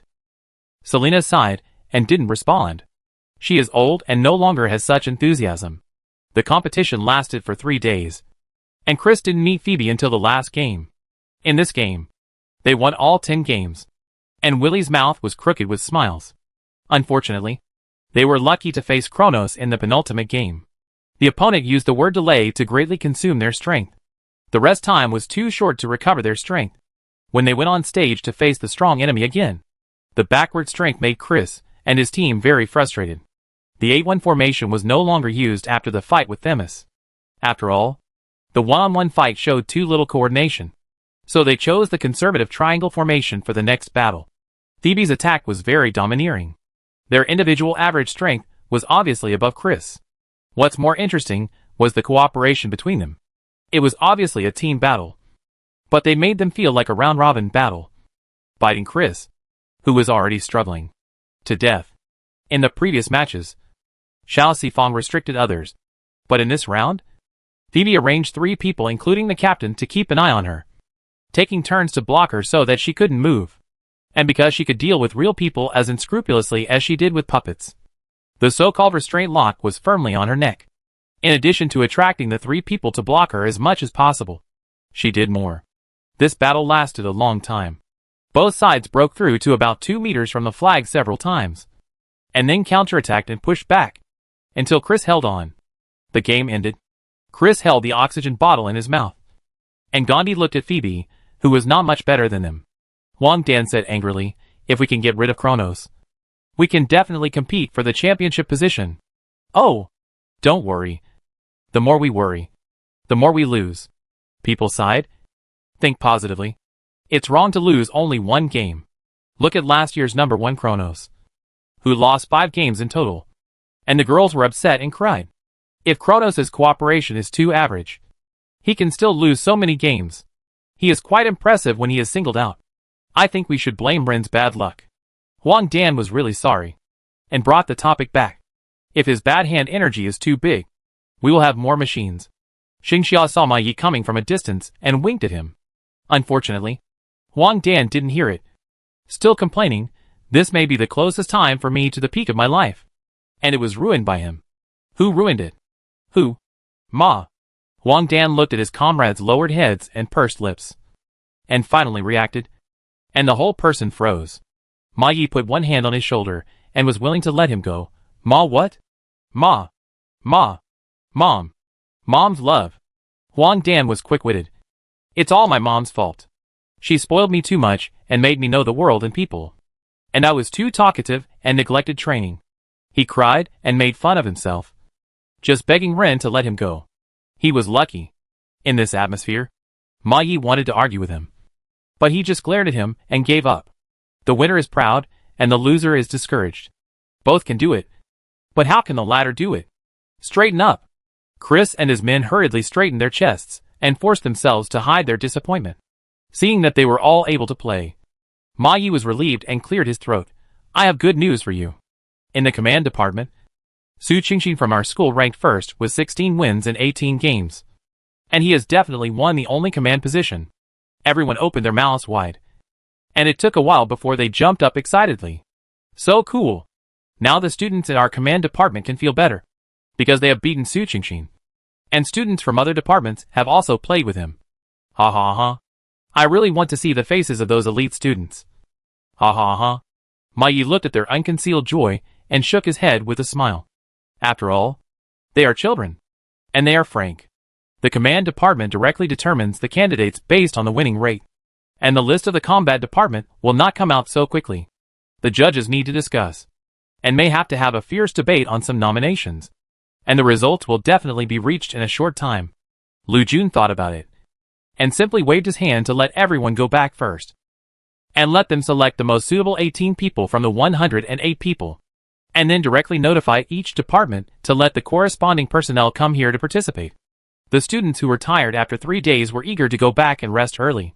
After a sumptuous dinner in the cafeteria, Xiao Sifang congratulated Su Qingxin again, replied to her brother's greeting message, and fell on the bed without even taking a shower. The roommates kept their voices low to minimize external factors that disturbed her sleep. Fatigue made her fall asleep quickly, but her recent increasing worries made her have nightmares. The interstellar space where she saw any starships and spacecrafts was very cold, and all kinds of planets were trapped in the background of nothingness. Everything was far away, and no one responded. The identity ring had completely crashed, and she drove the mecha in panic, knowing how long it could last, and flew towards the planet closest to her. Fortunately, before her energy ran out, she had entered the gravitational range of the target planet and landed safely.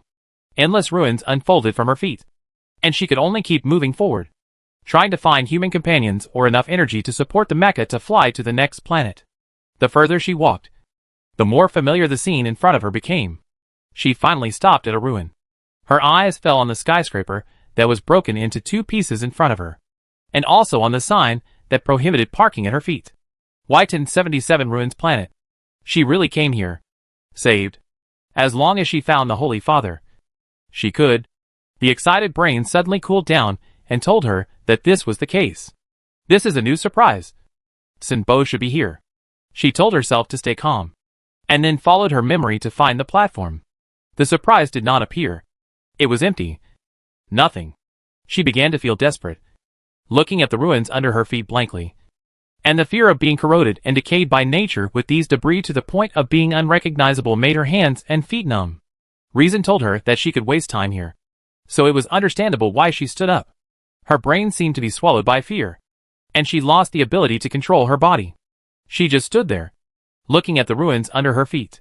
Just when she was desperate enough to jump and end her life, a pleasant voice sounded from behind her. What's the person here? The familiar tone and the words that were exactly the same as in her memory made her cry with joy. And even the extra weight on her shoulders made her feel at ease. She could finally stand up, and her neck turned back naturally. A hand with yellow-brown and black-red pustules first came into view, and the long black nails were as sharp and cold as a knife. Tapping her shoulder gently, the other end was connected to a piece of snow-white sleeves. Xiao Sifang sat up from the bed suddenly, gasping for breath, and reached out to touch his forehead, which was covered with cold sweat.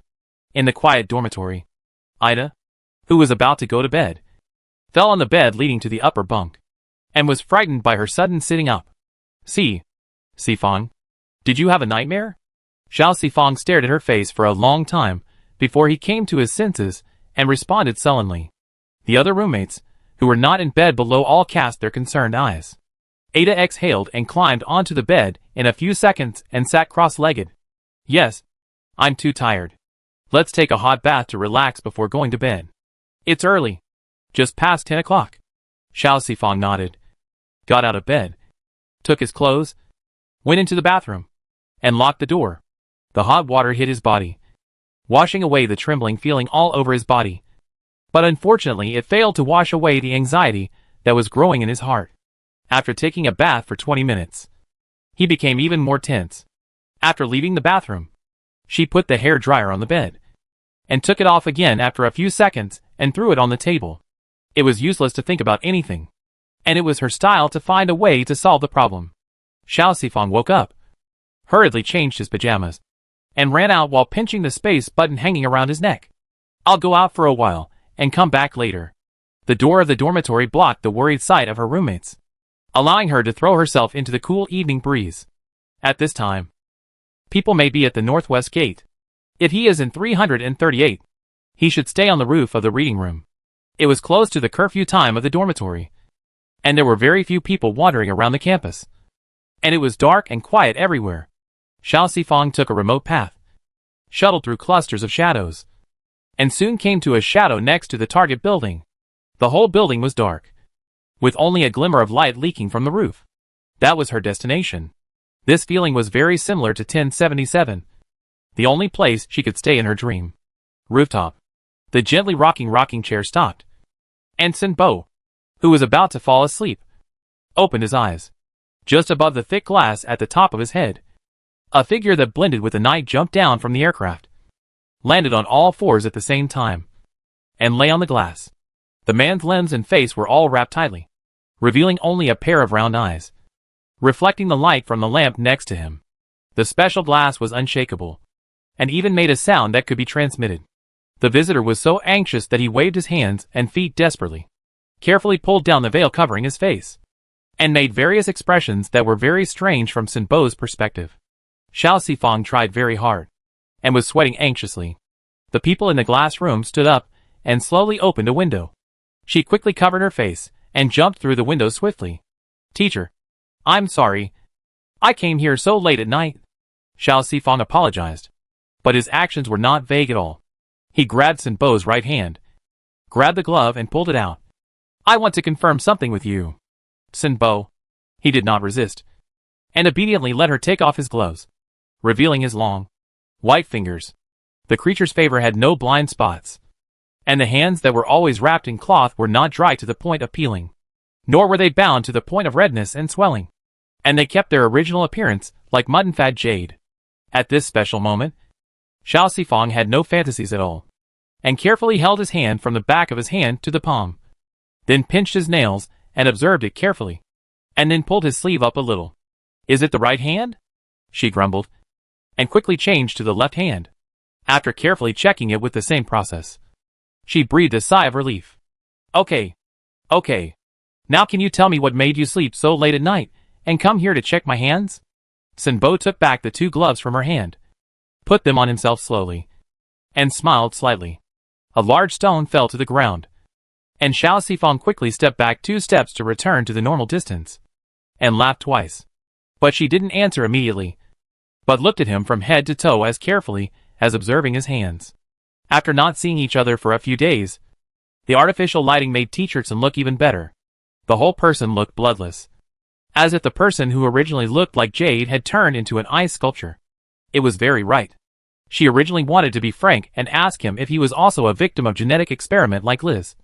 But after looking at him for a few more times, she suddenly changed her mind. Everyone has secrets, and the person in front of her is even more mysterious. If he is really a victim, then what is the point of asking him like a fool just to satisfy her curiosity? After considering it as maturely as possible, she still chose to be frank, but also chose to ask. I met Liz at the Northwest Gate a few days ago. She looked so good that I wondered whether it was the sequelae of genetic experiments that made her become like that. And then I had another nightmare tonight. The unbearable feeling in the dream was very long, but it only took a few words to describe it. She quickly recounted the dream, saying, the sleeves are exactly the same as the dress I made for you. I feel uneasy. I am afraid that I will fall asleep tonight. So I came to see it. She said it very subtly, and tried her best to cover up her personal emotions, which sounded forced. Sin Bo didn't say anything, but reached out and touched her waist. He looked up and felt what he felt in his heart. For the first time, he couldn't respond calmly and naturally at the first time. Should he reprimand her for coming here for such a small matter? Or should he sigh at her unexpected associative ability? Or should he praise her for her meticulous observation? All of them seemed appropriate. In the end, none of them should be chosen. Are you relieved now? Xiao Sifang thought about it, and felt relieved in a sense. So he nodded, seeing that he had no intention of continuing to talk about this topic.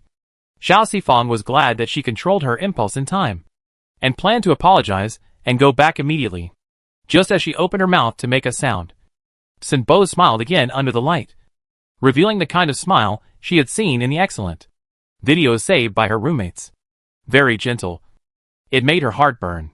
He turned on 2 more lights and pointed in the direction of the lights. Go get some water and boil it in a kettle. Behind the only transparent room, with all kinds of flowers and plants arranged in order, there is a beautifully stacked pool on the edge of the railing. His kettle is hung on the iron hook above the pool. Xiao Sifang did as he was told, boiling the water, and then took it back and put it on the table next to his rocking chair.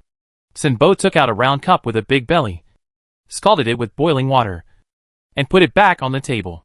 He took out another iron can, gently unsealed it, scooped out 2 spoonfuls of colored powder from it, and poured it into the cup, poured in boiling water, and finally stirred it evenly, and pushed it in front of her. Xiao Sifang blinked. Can I drink it? Well, this is a polymerized milk powder prepared according to the composition of breast milk. It is said that drinking a cup can calm the nerves when you are asleep, and drinking more can make you beautiful. The rich milky aroma filled her nose. She took a deep breath and sighed from the bottom of her heart. It smells so good. I know it suits your taste. Sinbo did not hide his dislike for this smell at all. If you like it, take this whole can and drink it back. Xiao Sifang had heard of polymerized milk powder. It was a small manufacturing plant in District 18, where Yang Depang's mother was assigned to work. Every time she came home to chat with her aunt, she would always mention their factory, how expensive the raw materials were, how complicated the extraction and fusion process was, and after bragging, she sighed that it was so expensive, but it was in pure milk powder. She hoped to see the most high-end milk powder one day, and whether it really tasted like breast milk. Things in the world are always unpredictable. Let her experience it first. Xiao Sifang blew it to cool it down and took a small sip. Except for a little strange smell. The taste is very good, and there is a hint of sweetness when you taste it carefully. A cup of polymerized milk was quickly swallowed. Xiao Sifang rubbed his stomach and felt a lazy and comfortable feeling. It tastes good? Sinbo smiled. Then take it away. I hope it can help you sleep well. You have to sneak into my room and knock on the roof in the middle of the night. Xiao Sifang laughed dryly. The joy of eating and taking made her a little embarrassed. And after the embarrassment, she felt confused. Why do you buy it if you like it? How can I buy these things? Sinbo stretched himself and laid down on the rocking chair and started to rock. It's employee welfare issued by the hospital. I just threw the space button. If you get tired of it, I'll go to the warehouse next time I go back to Xing and bring you all the ones that haven't expired. This is great. Xiao Sifang is used to taking advantage of him. After recording this in his little account book, he happily agreed. After washing the cup, Xiao Sifang asked him if he wanted water. After getting a positive answer, he filled his cup and poured the remaining water in the kettle into the thermos and put it next to the rocking chair. I'm going back. The person on the rocking chair closed his eyes.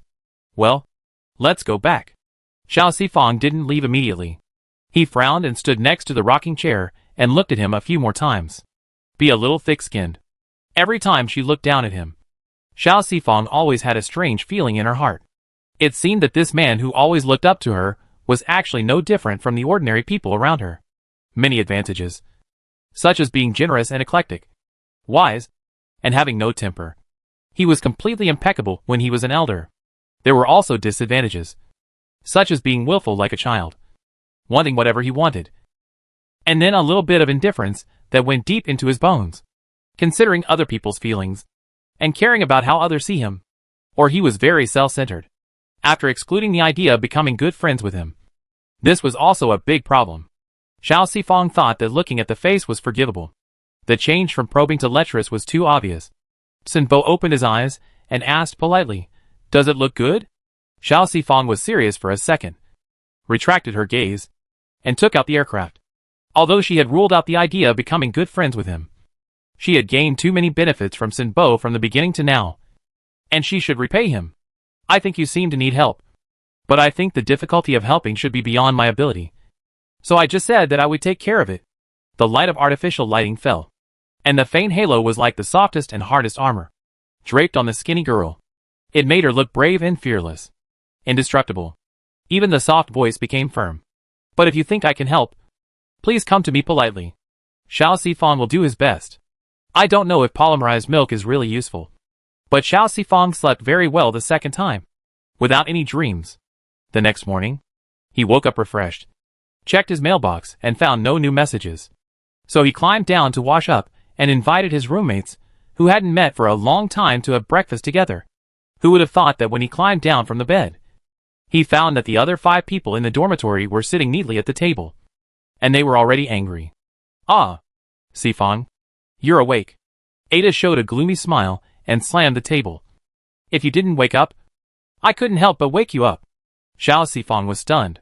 It's really audacious and hateful. Ida ignored the confused Xiao Sifang and pounded the table vigorously. Other roommates followed suit. Oh my god. How can there be such a person? Is she shameless? Wow. It's disgusting to think about it. She just saw that the Holy Father has a good temper, and she won't do anything to him. Right? I really feel sorry for my Holy Father. It's so late. He must have been sleeping soundly and was woken up. Right?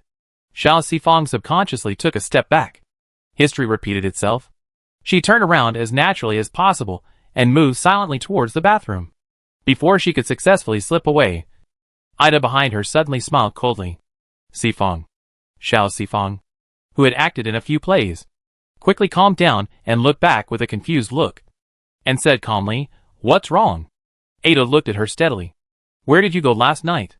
The other 4 roommates stared at her with the same murderous look, leniency for confession, severity for resistance, because of the selection for the resource war. I was a little nervous, so I went out for a walk. Ah. Xiao Sifang quickly analyzed the information revealed in their words just now, pretending to be enlightened. Did something happen to Vice Deanson?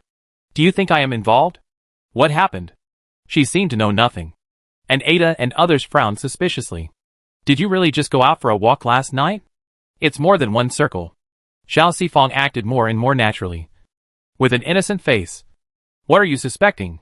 The roommates looked at each other, and finally breathed a sigh of relief. Ada patted her chest, looking frightened. Dad was attacked last night. Someone went up to the rooftop to disturb his rest, and touched our dad's private space. It happened that you went out at that time.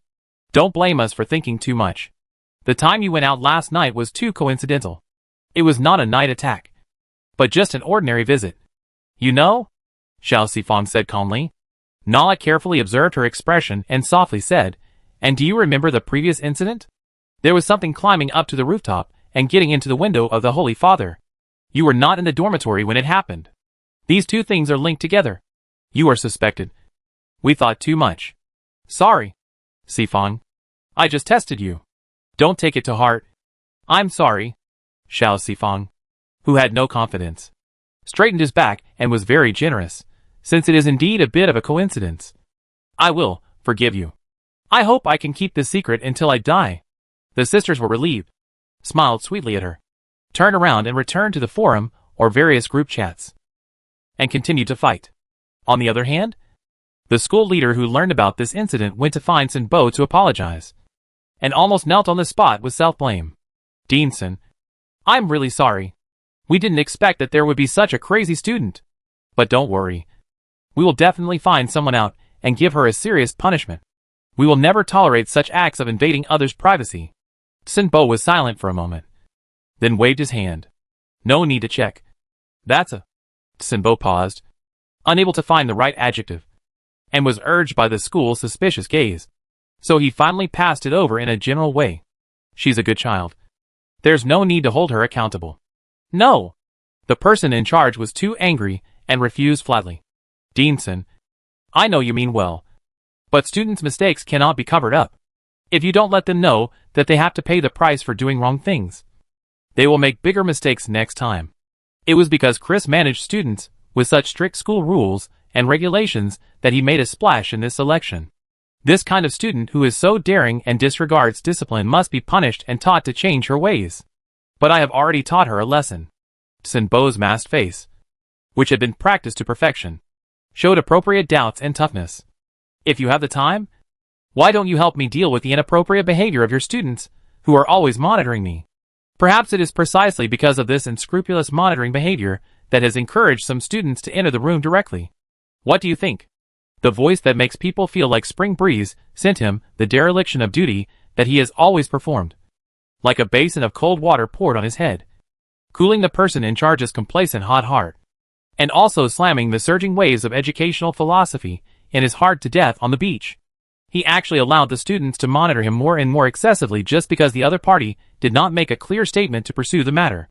In such a dereliction of duty, he also questioned the other party's decision. The person in charge was so nervous that he said yes even hurriedly, and did not dare to wave some messy things freely, and left in a hurry. The door was closed. Sinbo picked up the thermos, poured out the remaining half cup of water in it, drank it, and lay down slowly on the rocking chair. He closed his eyes again. The list of the first round of selection came out in the afternoon. After receiving the notice, Xiao Sifang rushed to the meeting room of the Academic Affairs office on time. There were already 2 people sitting on the empty chairs in the room. Xingxia turned around with a smile and greeted her. Sifang, you came so late. But I knew you would be there. Louis curled his lips and snorted proudly. Huang Dan was still in a state of excitement, muttering incoherently, I am included. I am so awesome. Thank you, Director Ma. Xiao Sifang was not surprised that Huang Dan was also on the list. His marksmanship was the best among all the people. In several matches, he stood by the flag and forced the opponent to not dare to approach with just his wonderful marksmanship. He was the only one on the ring who could achieve this level with a toy gun. Are there any others? Xingxia looked down at the time and shook her head. Luda said that he was not the best among his kind. And then Bai Shui. He mentioned the name a little unnaturally. She said she was too serious and too persistent, and her personality was not suitable. I didn't ask about the others, but the time for notification has come. So it should be just the 4 of us. As he spoke, Ma Yi and Willie walked in from outside. Because he was in a good mood these days, Willie's fake smile became more sincere. Hello, classmates. Congratulations on entering the second round of selection. The 4 stood in a row and smiled in coordination. Sit down. He took the lead in pulling the chair of the main seat. The second round of selection will start at 9 o'clock tomorrow morning. Before the final battle begins, your Director Ma has something to say. Everyone quickly took their seats. Ma Yi sat in the middle of the 4 people, crossing his fingers on the table. As everyone knows, the first round of selection selected 18 people including you at one time.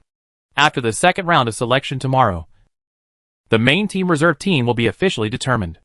Although a reserve team was prepared as a substitute just in case. To be honest, if you sit on the bench, you will basically be a spectator. Today is May 4th, and there are still about 40 days before the start of the resource war. This time is too short for a team that needs to retrain. Therefore, after the second round of selection, unless something unexpected happens, we will not let a member of the reserve team replace a member of the main team to retrain and waste time.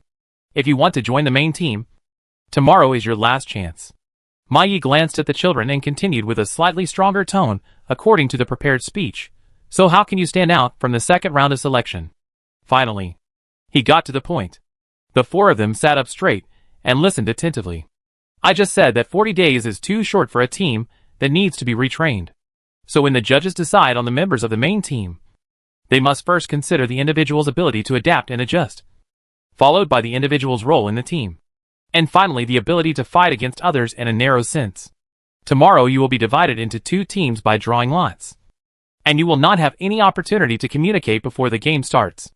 Fighting on stage is a real test of the first 2 points I just mentioned.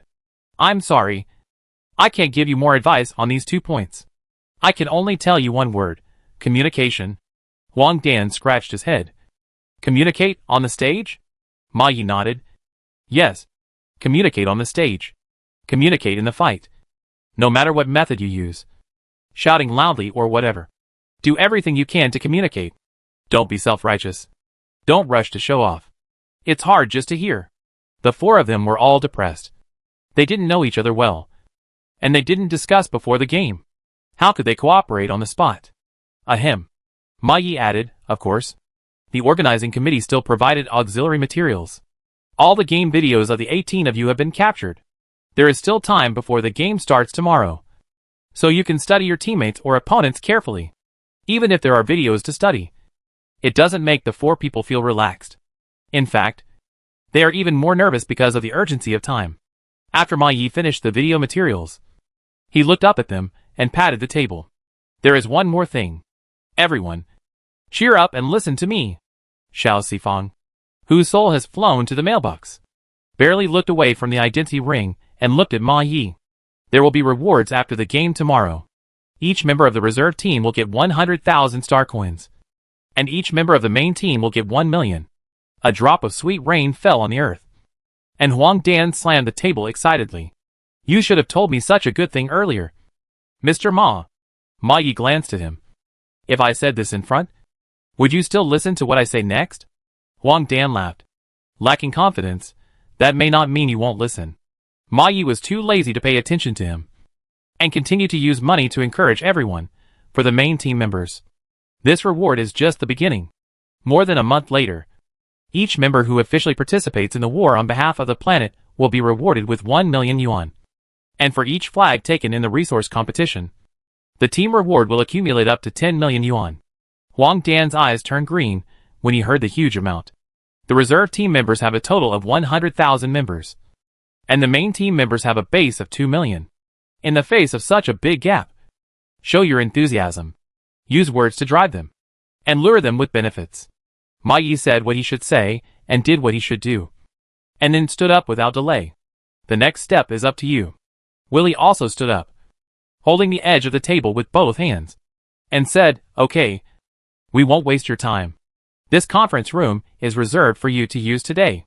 If you have any questions, please contact your director Ma at any time. Okay, teacher. We will work hard to squeeze into the main team. Huang Dan stood up and expressed his determination. After that, the 4 students immediately gathered together, not looking at the 2 teachers. Huang Dan, let's watch it together. Let's discuss ideas and so on. Xingxia, then I'll record it. Lu Yi, okay. Give everyone a copy after it's over, and get up early tomorrow to take a look. Xiao Sifang, thank you for your hard work. Huang Dan, ha ha ha ha. For the honor. Go for it. For the honor.